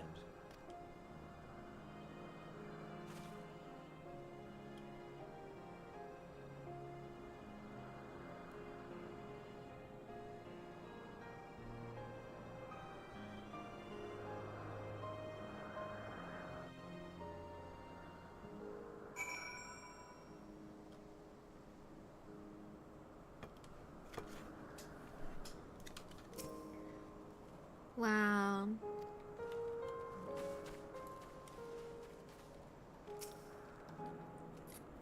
What a strange thing.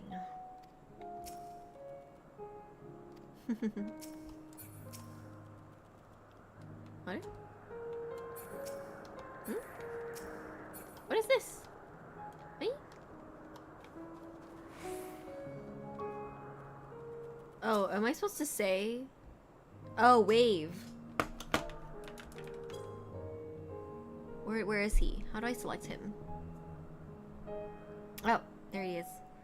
Emerging from his reverie, Emmett's dog notices you and begins to descend with the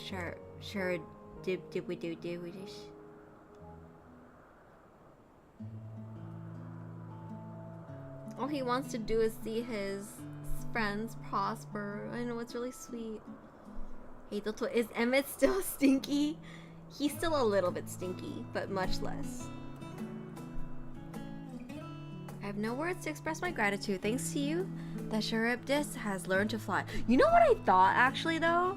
Is that they're in this position of, like this literal godlike position of creating life and deeming it fit or unfit. And so the way that they talk of mankind reflects that habit of, like, I've tested you again and again, and I deemed you unfit for existence. Like, I thought that was really interesting, and it's like a how should I say, result of their upbringing, I guess? It's like a habitual judgment.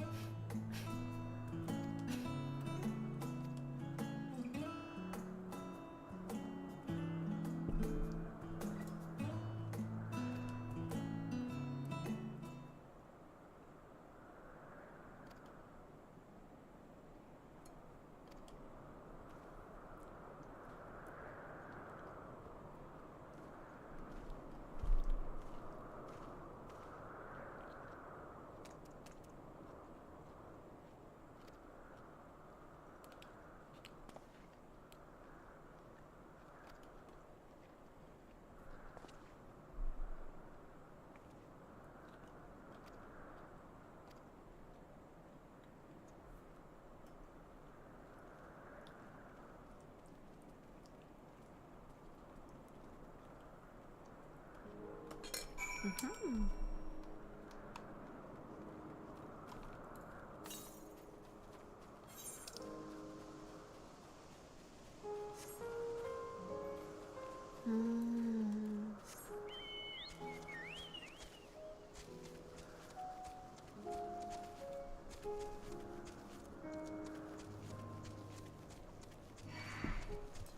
Do you think, like, since we've received so much ether, when we go back, are we just gonna be like really buff? Or is it all gonna dissipate when we travel back?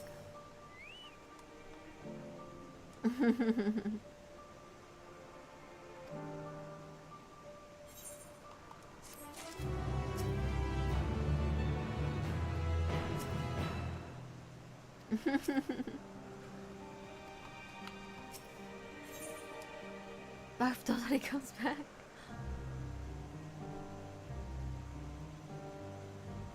Something seems to be weighing on Hermes' mind.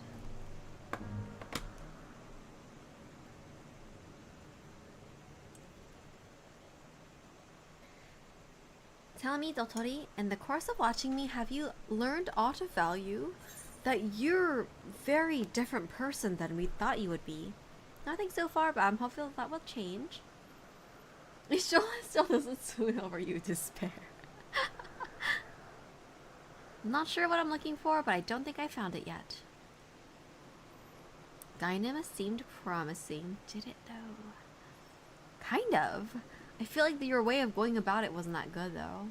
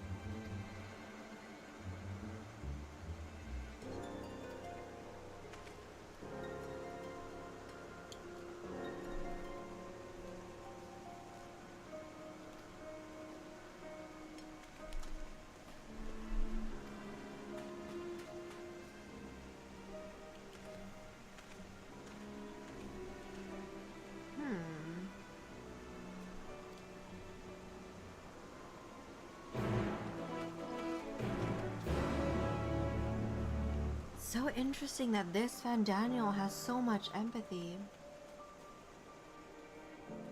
for all life.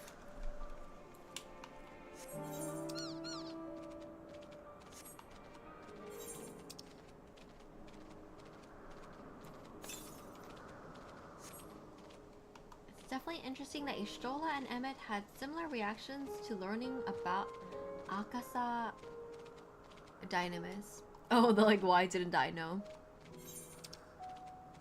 Like, that'd be great if we could use it, but what the heck?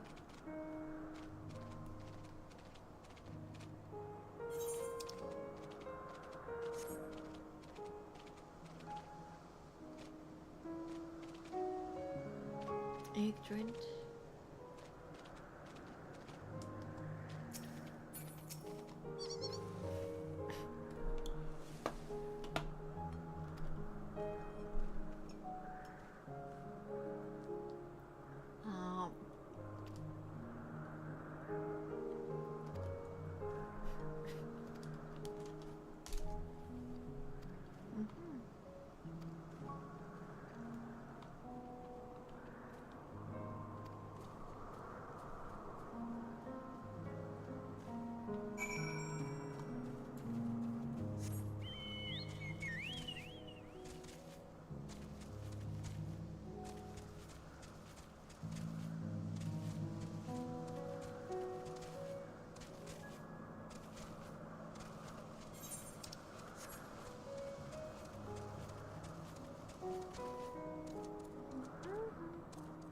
Ooh!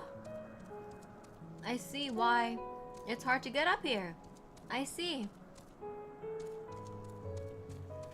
Very far from Almorod indeed.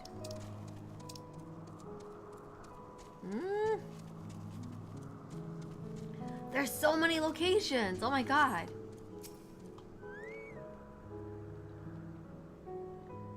You're so high up, you see the stars during the day. We do? There it is, the 12 Unders. Hermes is looking for Doros. Let's look for Doros too. Oh, cute. Let's go.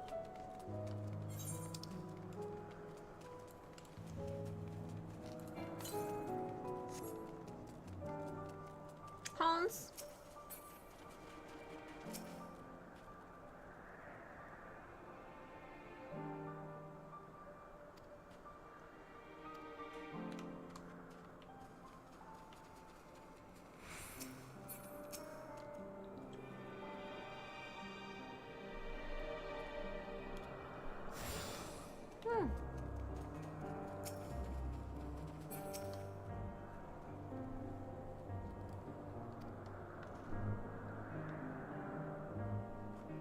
Is that Uma Musume Pretty Derby reference? Running, and now it's a running anime. Right, the moon wasn't created yet. I'm so curious, before the moon, how was it lit at night? Like, did creatures just live in the dark? Because the moon, it serves to bring some light at night.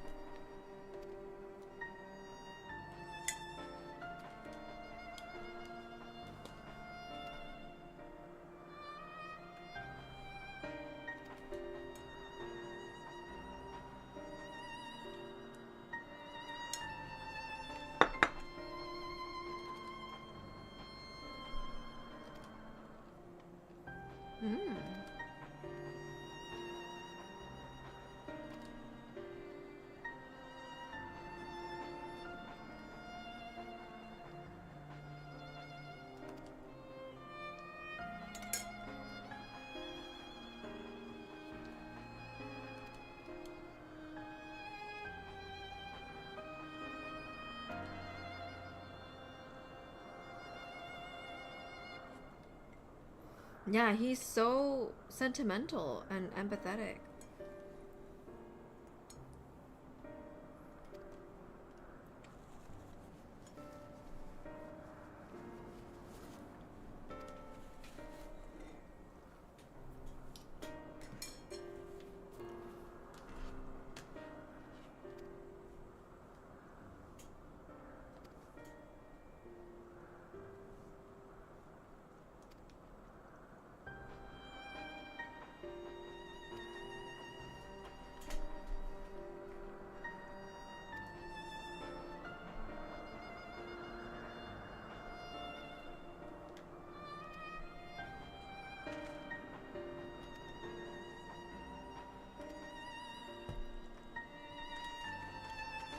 My dinner is done.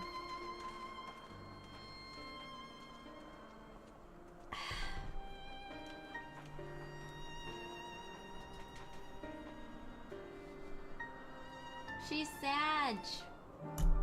She's Sag because Hermes is Sag.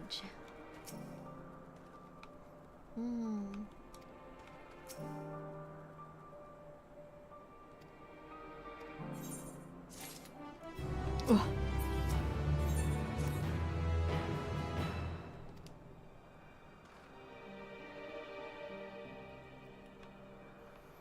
Meteon, are you feeling unwell?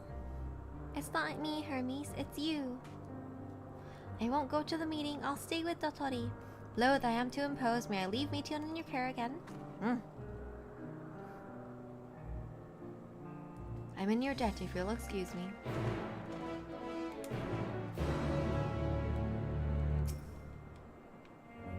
Can you help me with something, Dotori? It's interesting, like, if there's no sun, like, how light where? Where light? The meeting will make Hermes sad. I want to cheer him up with a flower. Hermes likes flowers the most of all the creations in Lapis. Most creations are expected to be interesting or beautiful or strong, better in some way, but flowers are different. They're designed to suit our emotions, what we feel and want to convey. Hermes likes that.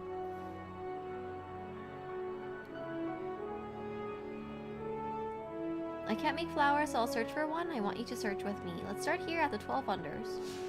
I mean, look up, but also, what did you mean the sun didn't exist? I don't know, that's what someone said. That's what y'all said. Pixie said, no moon or sun. I guess it's cloudy, so I don't literally see a sun. Assuming a sun is like right there though, no? Is Pixie wrong? Are you calling them out on this? Can you find a sun? Supposedly it's behind that cloud over there. Points at Magni.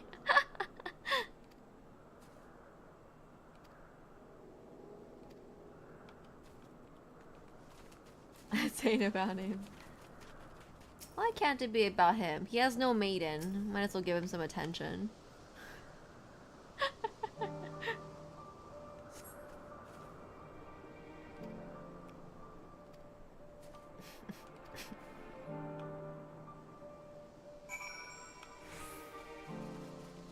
Horns? Wow, pretty horns.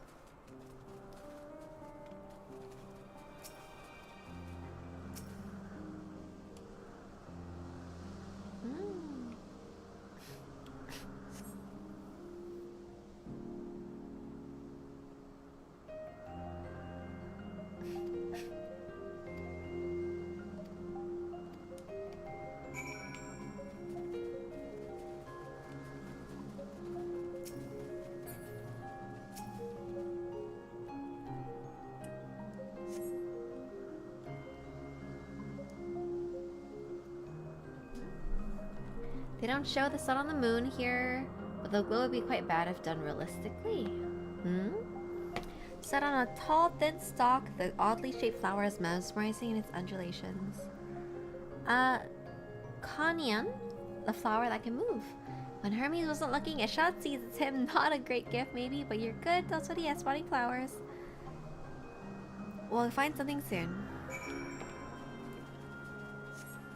Oh, my child. Oh, is this another moving plant?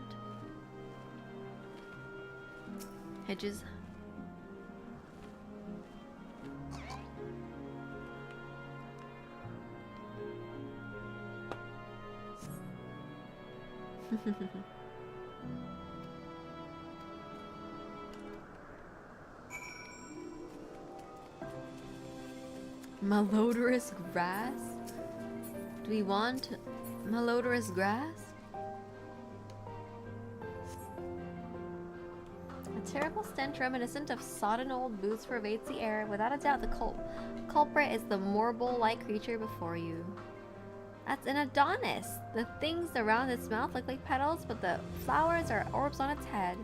When Hermes inspected it, it swallowed him up. He didn't leave his room for days.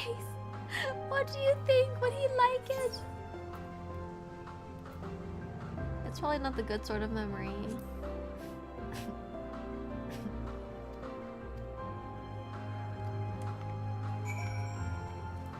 LMAO. Oh, sweet child. Oh, fork. Oh, again.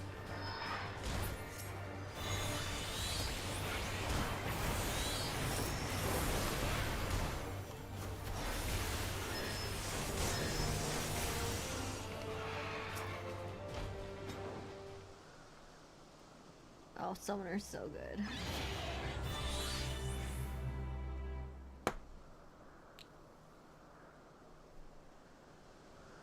This implies an ancient created the marble and it became improved. I'm assuming they created most things, isn't it? Most basic life forms.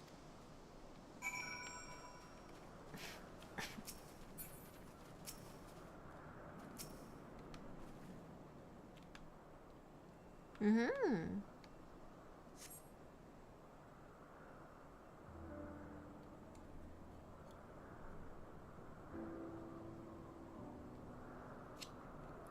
Ooh, Elpis flowers. They're here too.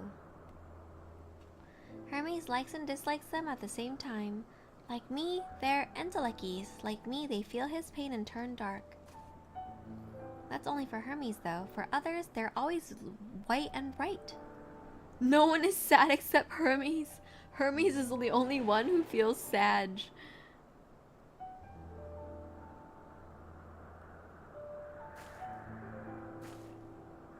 Ignorance is bliss indeed. Truly, the flower was dark in your home? Then do you have it too, a dark emotion? Oh no, my speaker is weird. I've known the pain and sorrow of loss.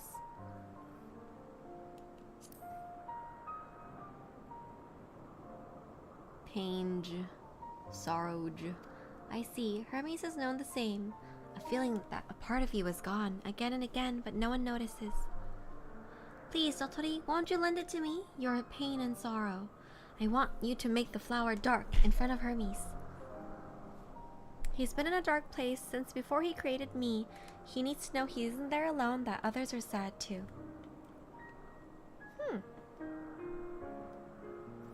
Sure, we can be depressed together.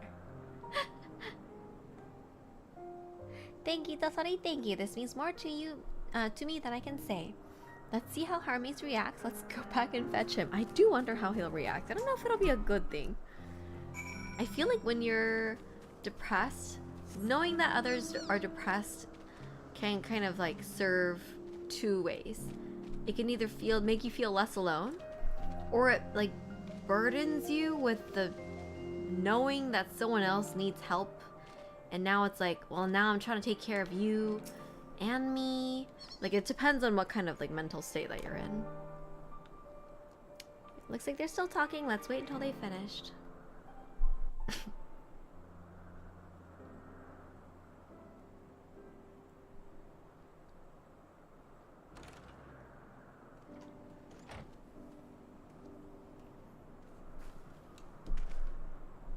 Hermes!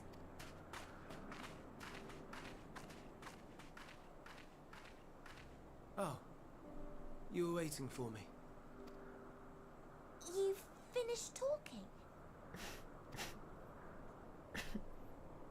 Yes, we've come to a decision. My thanks for keeping Meteon company. Emmett Selk and Hythlodaeus have already retired to their rooms. There is room for you too, if you would follow me. Ooh. Wait! I want to show you something first.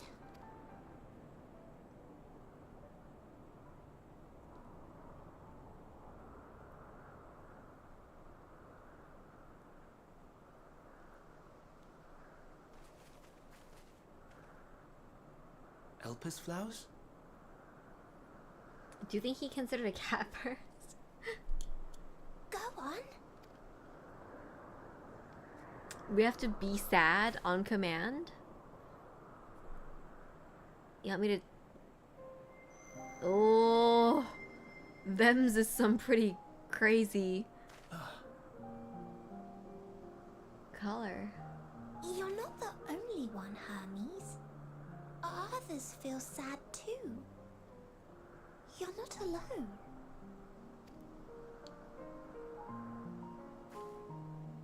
I see Mission has shared much with you. Sorry, that's probably a breach of privacy.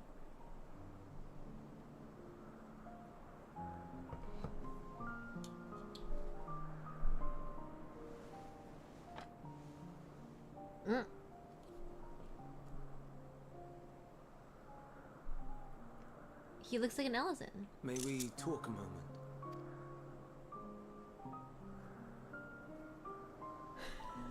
Nanikore. Oh! Oh! It's a little guy!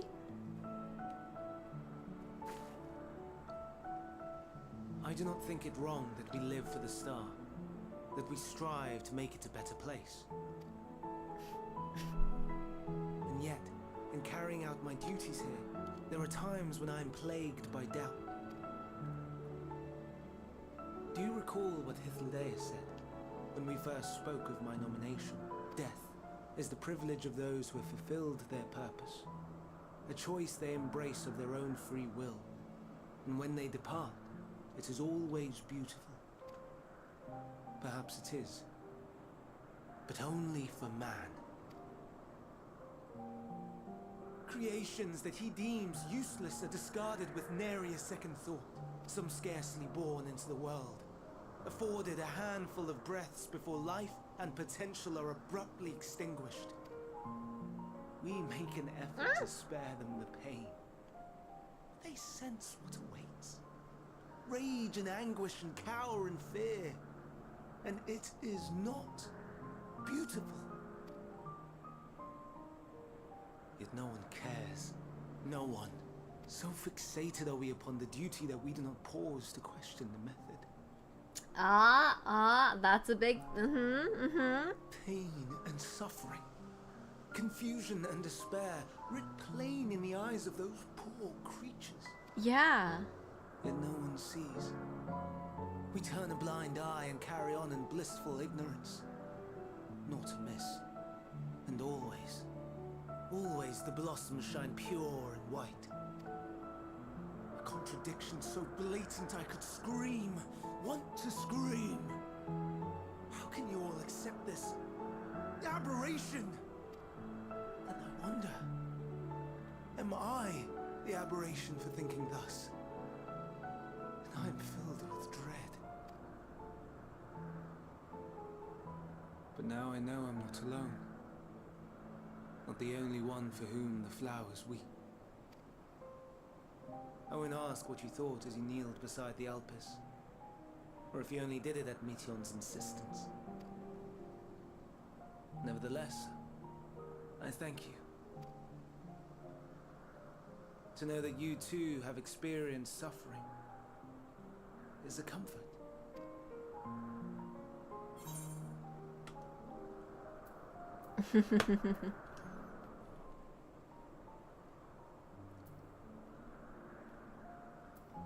I could tell you all about suffering, but we don't want to spoil too much for him, so...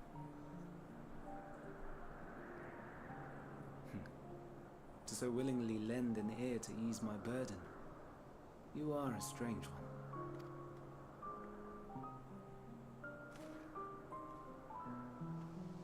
The stars in the heavens, Know you what they are? No spoilers for them. Though it is too far to tell, each glittering light could be a world not unlike Aetheris.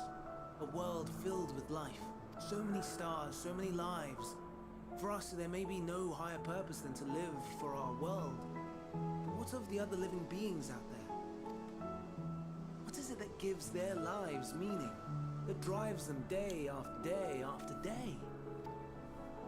To pose that question to our undiscovered cousins, I created beings of Dynamis, who can traverse the vast emptiness between the stars. Meteon and her sisters. Sisters. She has a great many of them, and they have already departed on their journey, traveling to one star and then the next in search of life. Oh? As one might expect, exploration on such a grand scale is rife with difficulties, and thus far I've naught to show for it. But I have faith that we will make some manner of discovery ere long. Hello, Damon Ominion. Welcome to the party. I should be glad to share our findings with you. Oizo. In gratitude for your kindness. Hello, Tsuna. Thank you for joining the party. Welcome. Oh, Helio, Tsuna. It's getting rather late. We had best find our beds. It would not do for both of us to be sleep deprived on the morrow. Come, Meteon. Let's head back. All right.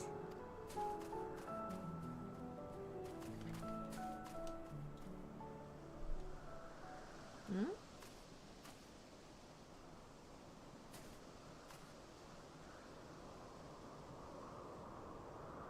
Hmm?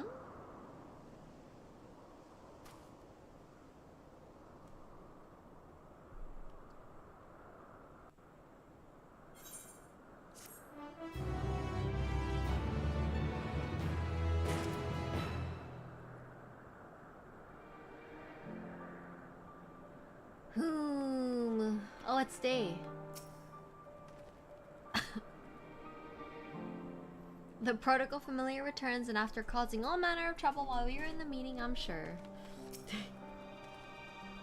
Were you able to get some rest? Please do not hesitate to let us know if you're tired. I worry we might exhaust your scarce reserves of ether.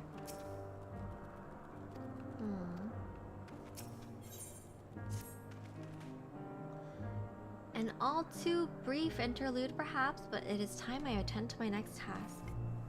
As Emmett Silk and Hydradeus are aware, we reached the verdict regarding the fate of the Laconis. 7 were created for observation, and all 7 must be unmade. Doros has followed the correct protocols, and as chief overseer, I can find no fault in his judgment. The Laconis, Lycaons would disrupt the natural order, ravaging and consuming other species until they themselves starve and perish. They cannot be released into the wilds, and they cannot be allowed to remain here in Lapis. I intend to position the Bureau of the Architect to have the concept preserved as a restricted purpose hazardous life form. Hydradeus has pledged to support me in this endeavor. Yet whatever the Bureau decides, the existing Lycaonis have served their purpose. Doros has already isolated the creatures and is preparing to carry out the necessary measures. I will join him forthwith. It is my duty to witness the conclusion to the study. If you are resolved, then we have but to accompany you. Shoving Emmett, like, I would never cause trouble. Of course, let us be off then. We return to the main aisle. Hola. There is a something here. Nice. Woohoo. Pretty lady.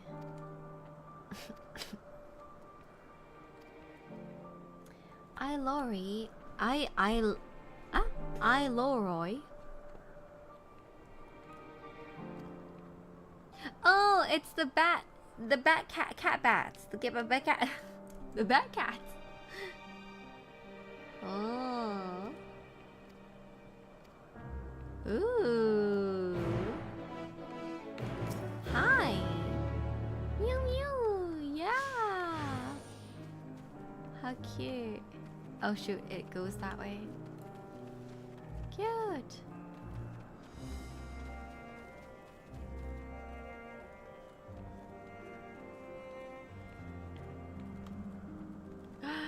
Big griffiny guy.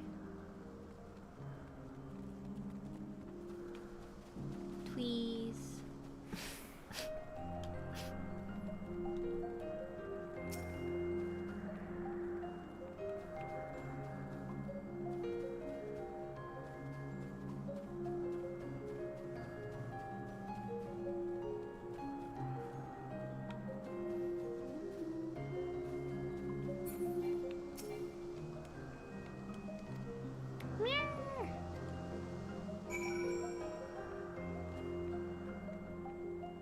Subdue the dueling creature. Subdue the dueling creatures. That's so funny.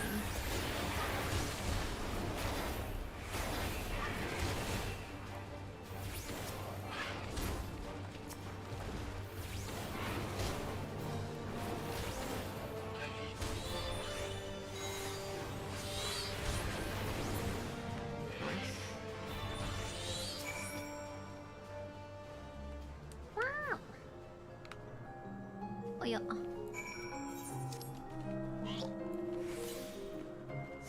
Northeast.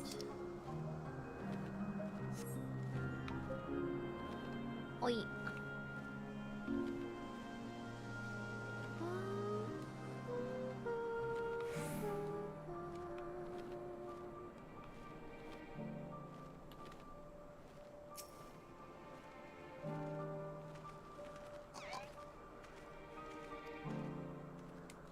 Simple.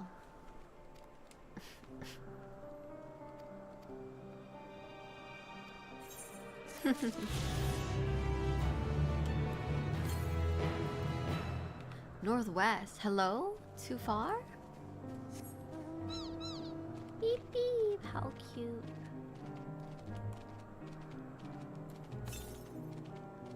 Northwest. Hey, hey, Abyss Octo Aurora. Thank you for joining us here today. Thank you for the first time chat. Aha! I love to see it. Beautiful. Beautiful, beautiful. Yippee!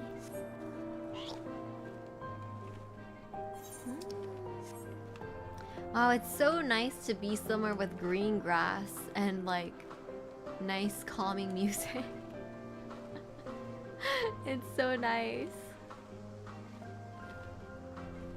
Ay. Sit up straight.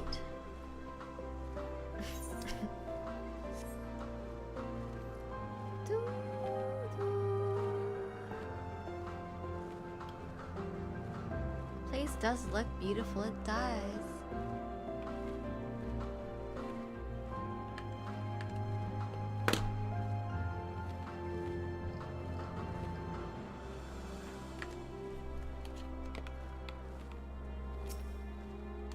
No. Oh.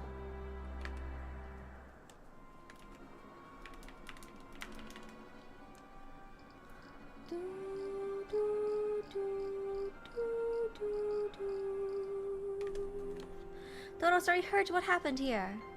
They caught me off guard. I bound them with ethereal shackles, but they became frenzied, even more so than usual, and broke free. I was able to stop 4 other 3 escape. I see them. 2 have taken to the air above the 12 unders.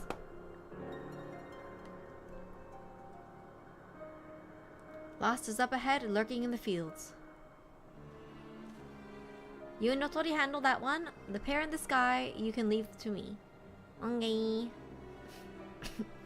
If this is how it must end, then so be it. I will render assistance to Emmet Silk, unneeded though as it is.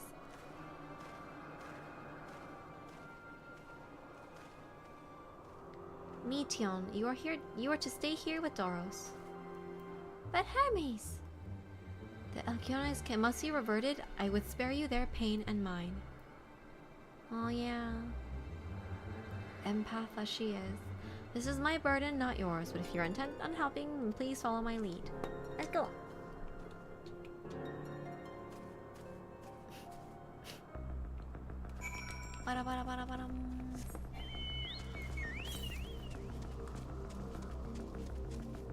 Northwest. Northwest. I see that inevitable encounter with a strange creature, but that looks like something straight out of a horror movie. It's actually kind of cool. It's like a weird dragon lion hybrid. Here it is, our quarry. Within striking distance at present, but if it feels threatened, it may well flee beyond our reach. Here's my plan. You will approach slowly in full view and draw the Lycaon's attention. Now I warn you, its abilities are as fiery as its temperament. Once it spots you, it will unleash orbs of flame. I read Fenrir. Yeah, Fenrir. But fear not, by my measure, you are more than equal to the task. Withstand the onslaught for a few brief moments that it will give me time to catch it unawares. Okay.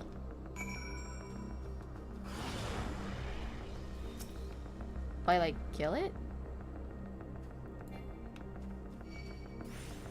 Like that? Oh. Just that? Should I?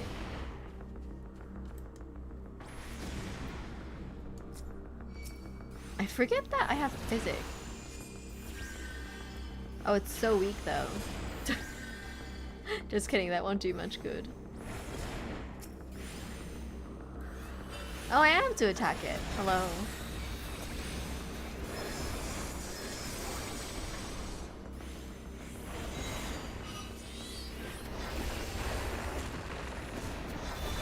I'm gonna die. Hold on.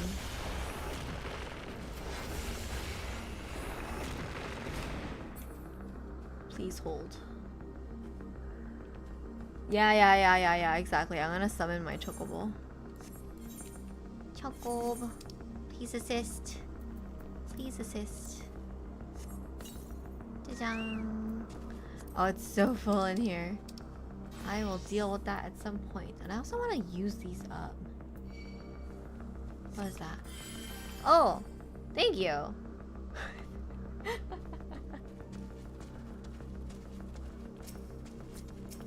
Ella.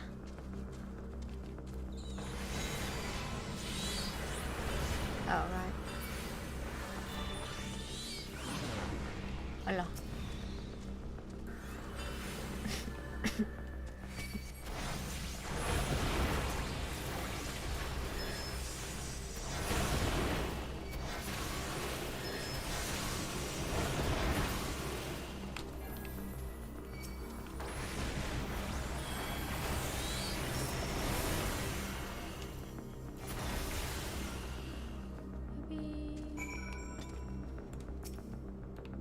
Destination.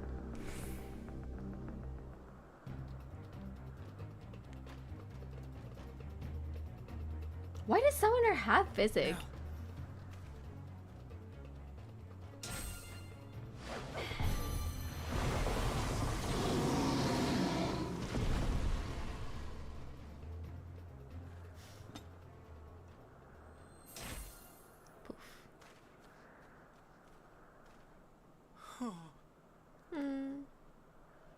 Forgive me.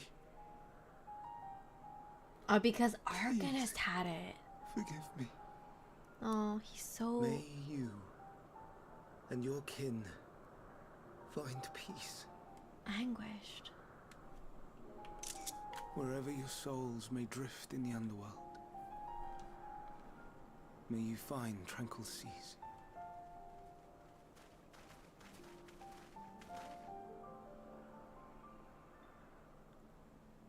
Be not forgotten, in concept endure, to reclaim form and one day live again. Serve not the star, or any purpose save your own. Live again,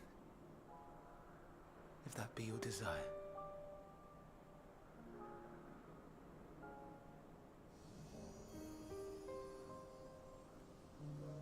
Hate, if that be your want. We are worthy.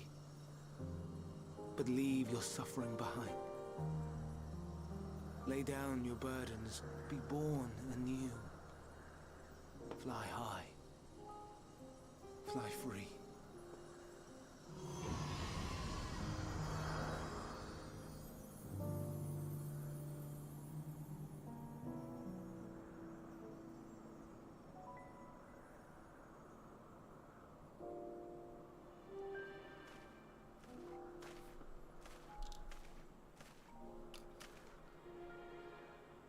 Join the convocation, Hermes.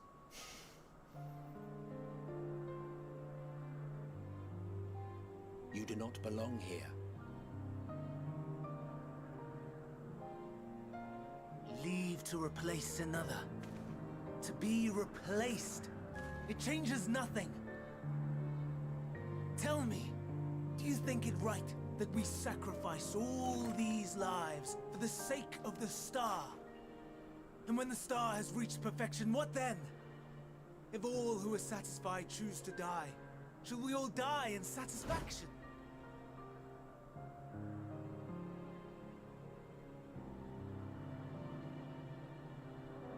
I do not know. Were I to take up the seat of Van Daniel, it would be tantamount to approving my predecessor's death. I do not know if it is right. And to be torn by such thoughts, I do not know if I am fit to represent mankind. I feel like usually when you have these kinds of doubts about your fitness, like... Please don't be angry. It hurts so.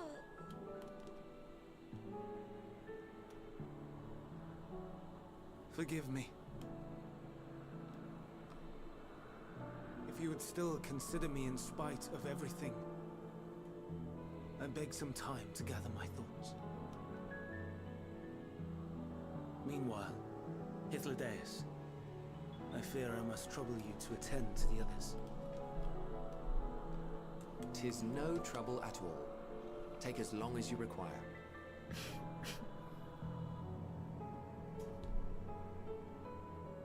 And you, my friend, I pray you find that which you seek. Me too. What did we come to seek? Like the secrets of Akasha? Dynamis? I expect we have some few matters to discuss. Shall we return to the 12 Wonders for a time? Aye.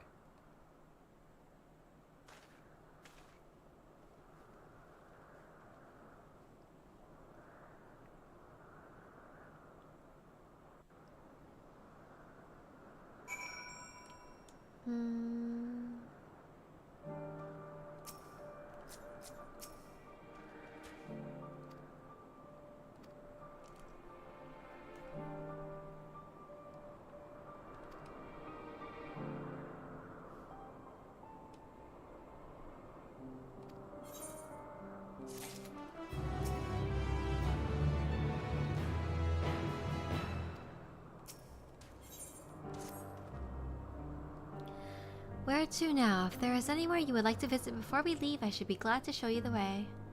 Hermes has not yet outright refused the position with the convocation, merely postponed the decision.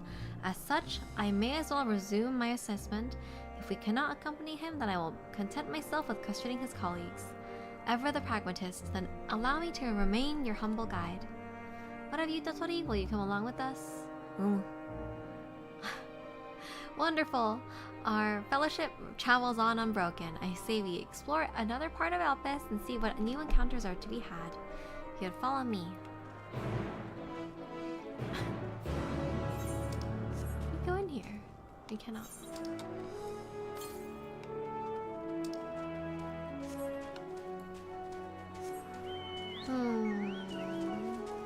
Yeah, definitely not fit for that job.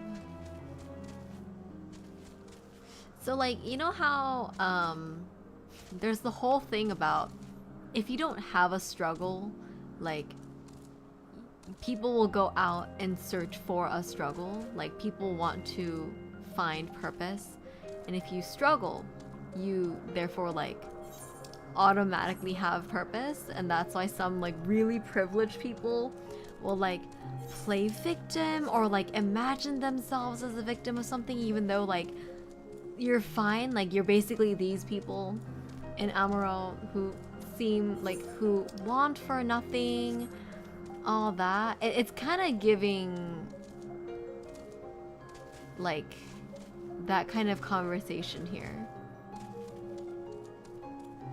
It's like, indeed, do you mourn? I don't know. I guess like death itself being a choice means that it's not a tragedy. I don't know. There's lots to think about here.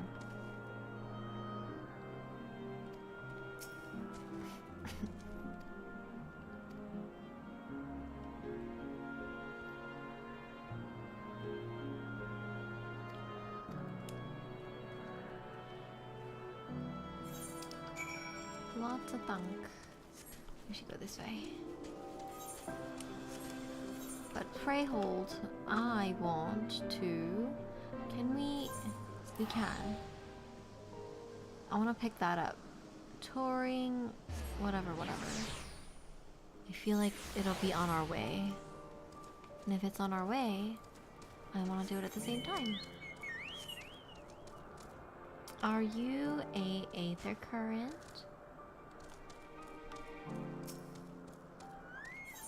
Yes. Hee hee hee.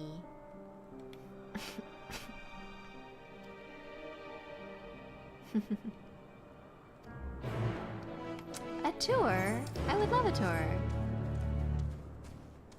Hans.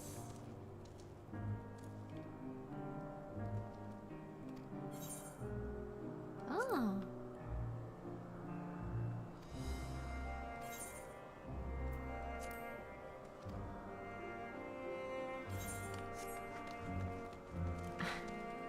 It's so funny being treated like a pet, you know?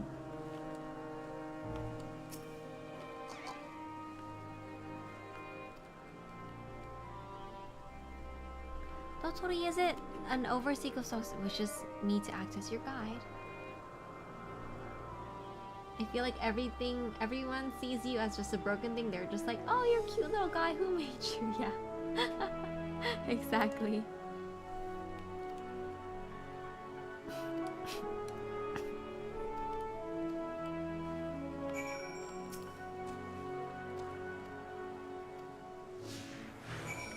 We are escorting.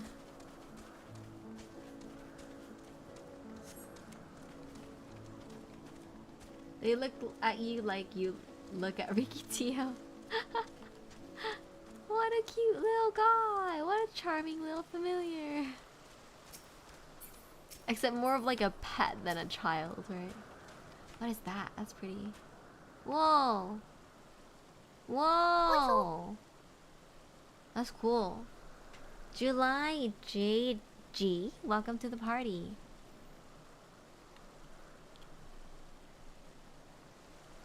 Oh my god.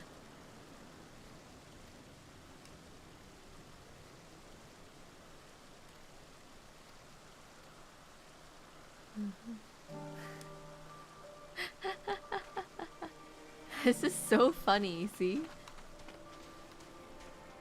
What an adorable little Miko. Where are your parents? Truly though, where are her parents? But still. Maybe they're all orphans. I know some of them are orphans. Oh. These fairy creatures are so fun.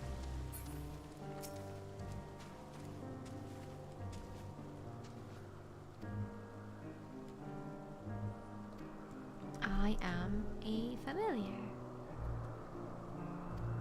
That's so funny to like when we were little and formless, just to have Hyladeus be like, who is this little rat like in the corner? Can you help it speak?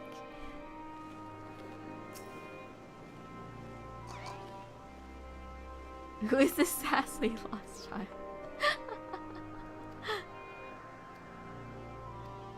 Someone please make that with Emmett.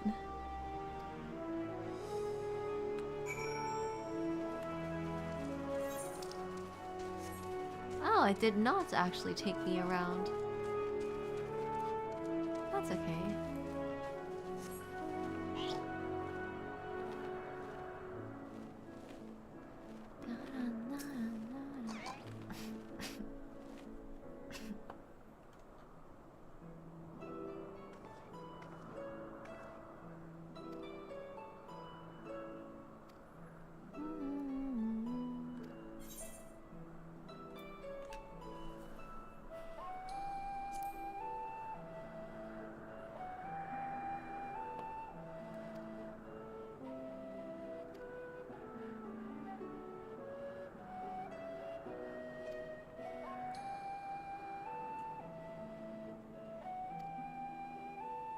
I have an inspirational aura, apparently.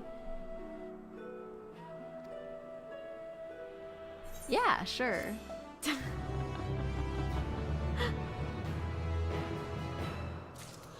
That's hecka funny.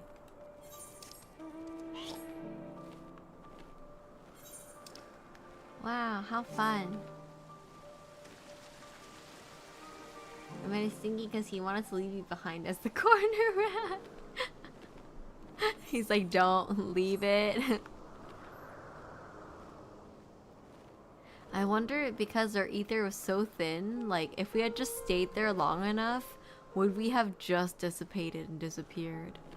Also, how does time work here? Is it like 1-to-1 with our world? And right now, like the world is falling apart as we speak?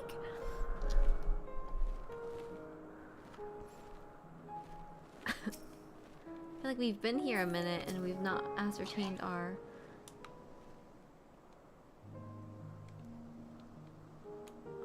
methods. Unless the need is pressing, I won't be tracking Hermes with my ethereal sight. 'Tis poor manners to spy on one's comings and goings in such a fashion, so don't ask. Social conventions notwithstanding, perceiving ether requires deliberate and intense concentration, and we otherwise keep our eyes on the corporeal world. Here we are, Notonius. This Neus will take us to Kalimilios Zephyros, the western island. That's it right there, looming large over us. Step this way and we can soon admire the view from above. Oro.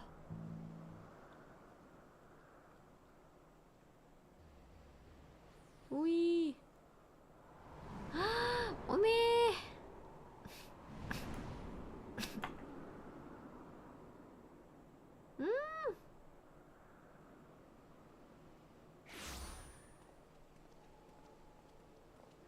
I present to you Kalimelios Zephyros. Here you will find a number of testing facilities, as well as the observation hub of Poiton Oikos. Right then. Let's begin by...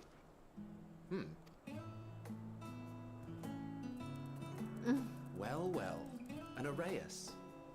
How delightful.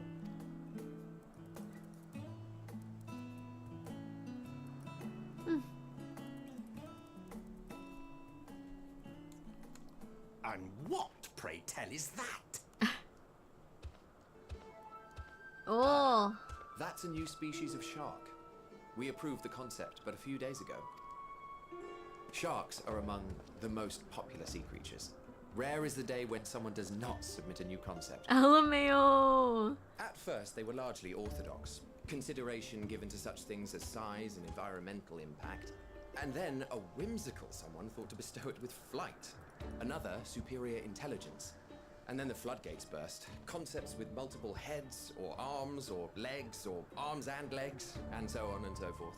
It was getting absurd. A part of me wanted to tell them to go away and find something else to create, but in the end, I couldn't deny their passion. Here we are.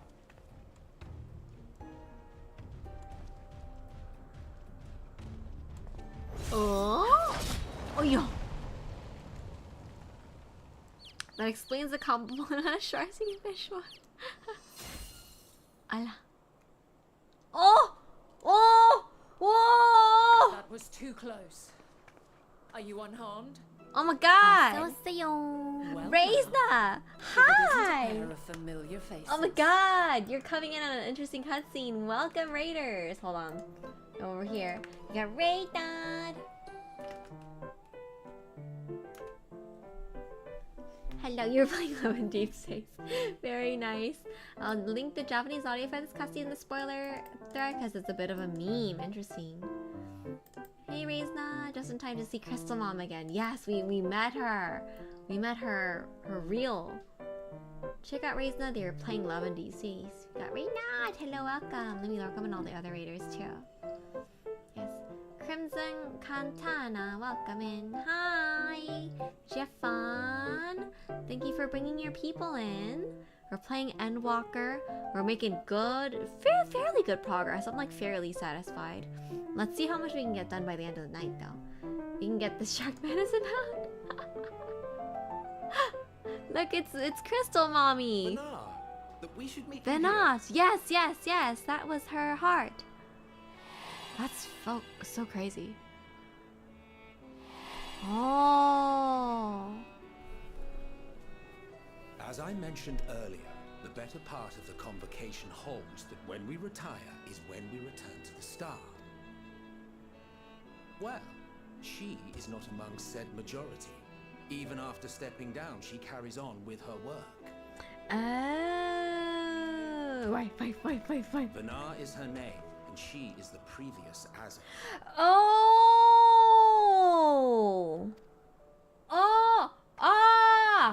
It has been a while, Hythlodaeus. You look So many. well. Screw the M&IBL, where's the Venat MGL? Literally! Less so, Emmett Self. Mommy. I dare say the lines upon your brow have both deepened and doubled in number. She's calling you Shame for old. one so young. You must make an effort to frown less often. She's such a mom, that's so funny. He does indeed have a lot of furrows between his brow. Easier said than done, thanks to your unruly successor. How is That's she, so funny. if I may ask? Incorrigible as ever. Rushed headlong into a volcano on the brink of Exactly. eruption just the other day. I should be glad to share the tale in its entirety later. I mean, you're on the if you're moon so this inclined. morning, a lot faster progress than a lot of my friends that spent weeks there to play with the bunnies! Traumatized. Hello, Natju, welcome. That was good. So his birthday was ending, so I needed to do it. Ah, nice prog for you too. Nice, timeline prog. You know I am. There's so many revelations in Endwalker. Oh my god. You are? I'm your champion. Wow, she's so pretty. Oh my god. Are we allowed to be meeting all these people? Is this gonna mess with the timeline? These people are all gonna die.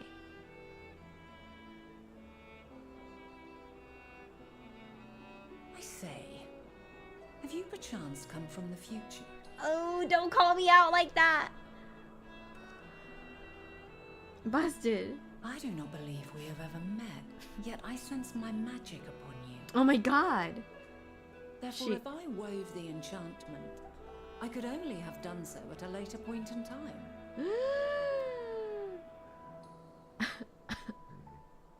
What manner of magic is this? If I may But ask? not 200 IQ. That's crazy.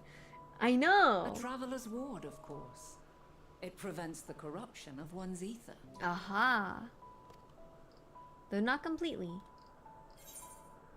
Oh my god. Anyways, Raiders, if you need to go and go to sleepy time, then please don't let me keep you. If you're gonna follow along with us in Endwalker, then welcome along. I am a new sprout, so please no spoilers and no hinting at future things.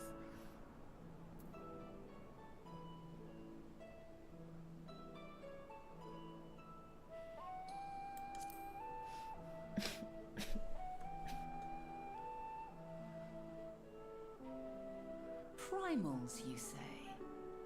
But I'm not familiar with such beings. But if they enthrall by warping the balance of ether, then yes, the magic would afford you a measure of protection. We finally know what the blessing of light is and what protects us from primals. I since they gather are from ours. your question that you are not ignorant to its presence. Hold on. From the future? That's absurd.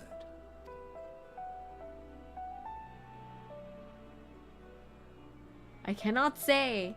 My lips are sealed. What is it? Are you unable to speak of the matter?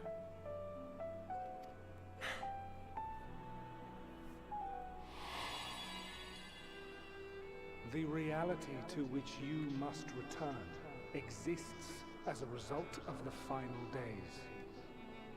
You cannot reshape the past to undo the tragedies of the present. I'm actually surprised that he said that because, like, would he not have the incentive to prevent the future from happening? So, your actions here will not change your history, but they may yet affect the course of ours. How very exciting. I'm quite fond of delving into the unknown, and there's naught more unknown than the future. Until a moment finally arrives, we cannot know for certain what will come to pass, regardless of our supposed foreknowledge, so you needn't worry for us. More importantly, that you should go to such great lengths as to travel unto the past bespeaks the gravity of your quest. Will you not reveal it to us? Mayhap we can be of aid to your cause. But then it might help you solve your final days. It's the same thing, so it's like, I don't know if I'm allowed to. If this is true, then you've been keeping quite the secret to yourself. As a representative of the Convocation, I will hear it all. Your identity, purpose, everything. Not a paradox, I believe it's a paracausality.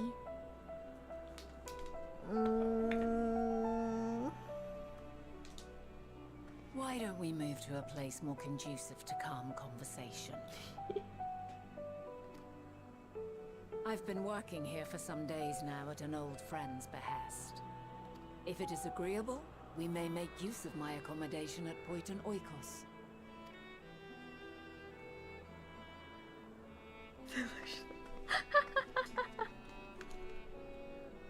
We were meant to meet. I am certain of it. This is so freaking crazy. Else I wouldn't have marked you so clearly and sent you unto myself in the past. It's precisely the sort of mischief I would get up to. And quite inspired, if I do say so myself.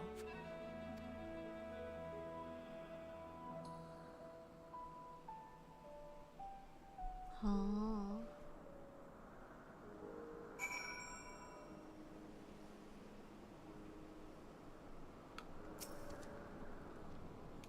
And here I thought you were harmless, stray familiar.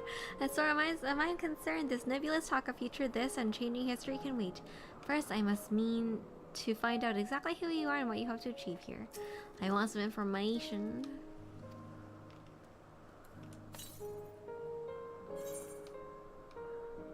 Darn. My apologies, but before we move along, a colleague has tasked me with a matter of which I'd rather not leave unresolved. It includes finding a certain concept engraved crystal and the quick-fingered Aureus, which made off with it. Uh-oh. And Aureus, you say, I think we might have seen the culprit before being distracted by that business with the shark.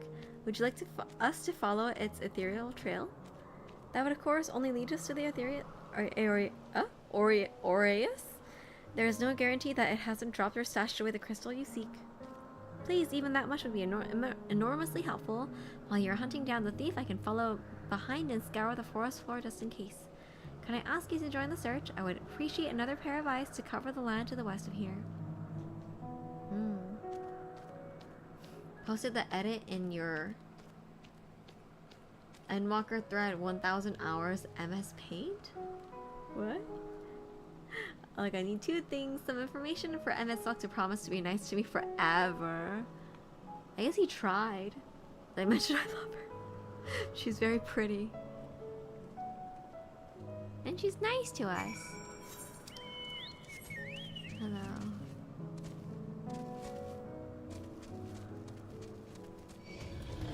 No, go away. Away with you. Where am I seeking? Huh? Where are we seeking? Oh. Huh? Sorry, what are we here for?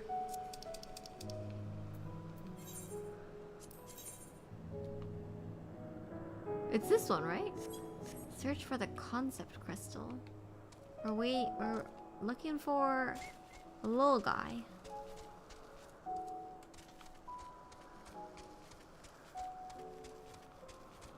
Ah, the aether current. I love it. Eat. Delicious. Oh. Thank you.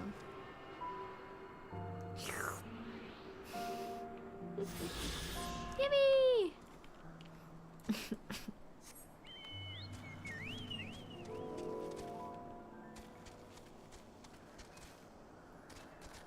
Funny thing about these big cats, there's a world boss in Heaven's Ward that's a huge one, so just multiple being out here is pretty crazy.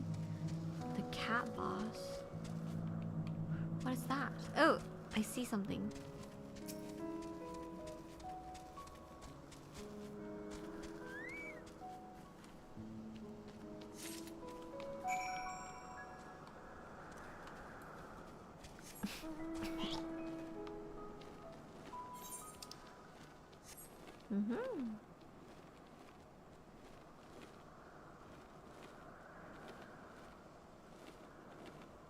Oh, these ones.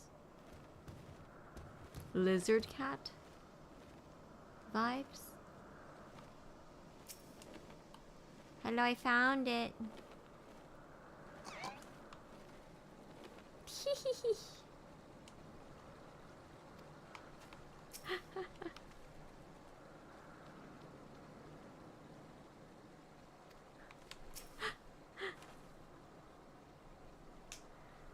For some reason, Curls naturally grow horns, and given enough lifespan, they grow into antlers. Whoa.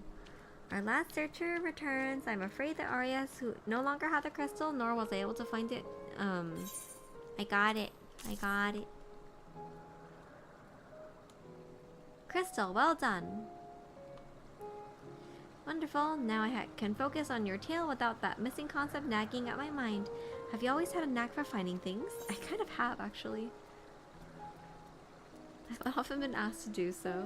My Nutkin is here. Oh, you too? Some of us seem destined to always be searching for ourselves and for others. Long ago, when I held the seat of Azem, I was forever tracking back and forth across the star in search of answers to people's problems. Naturally, the need for such journeys has lessened considerably since I entrusted the position to my whimsical successor.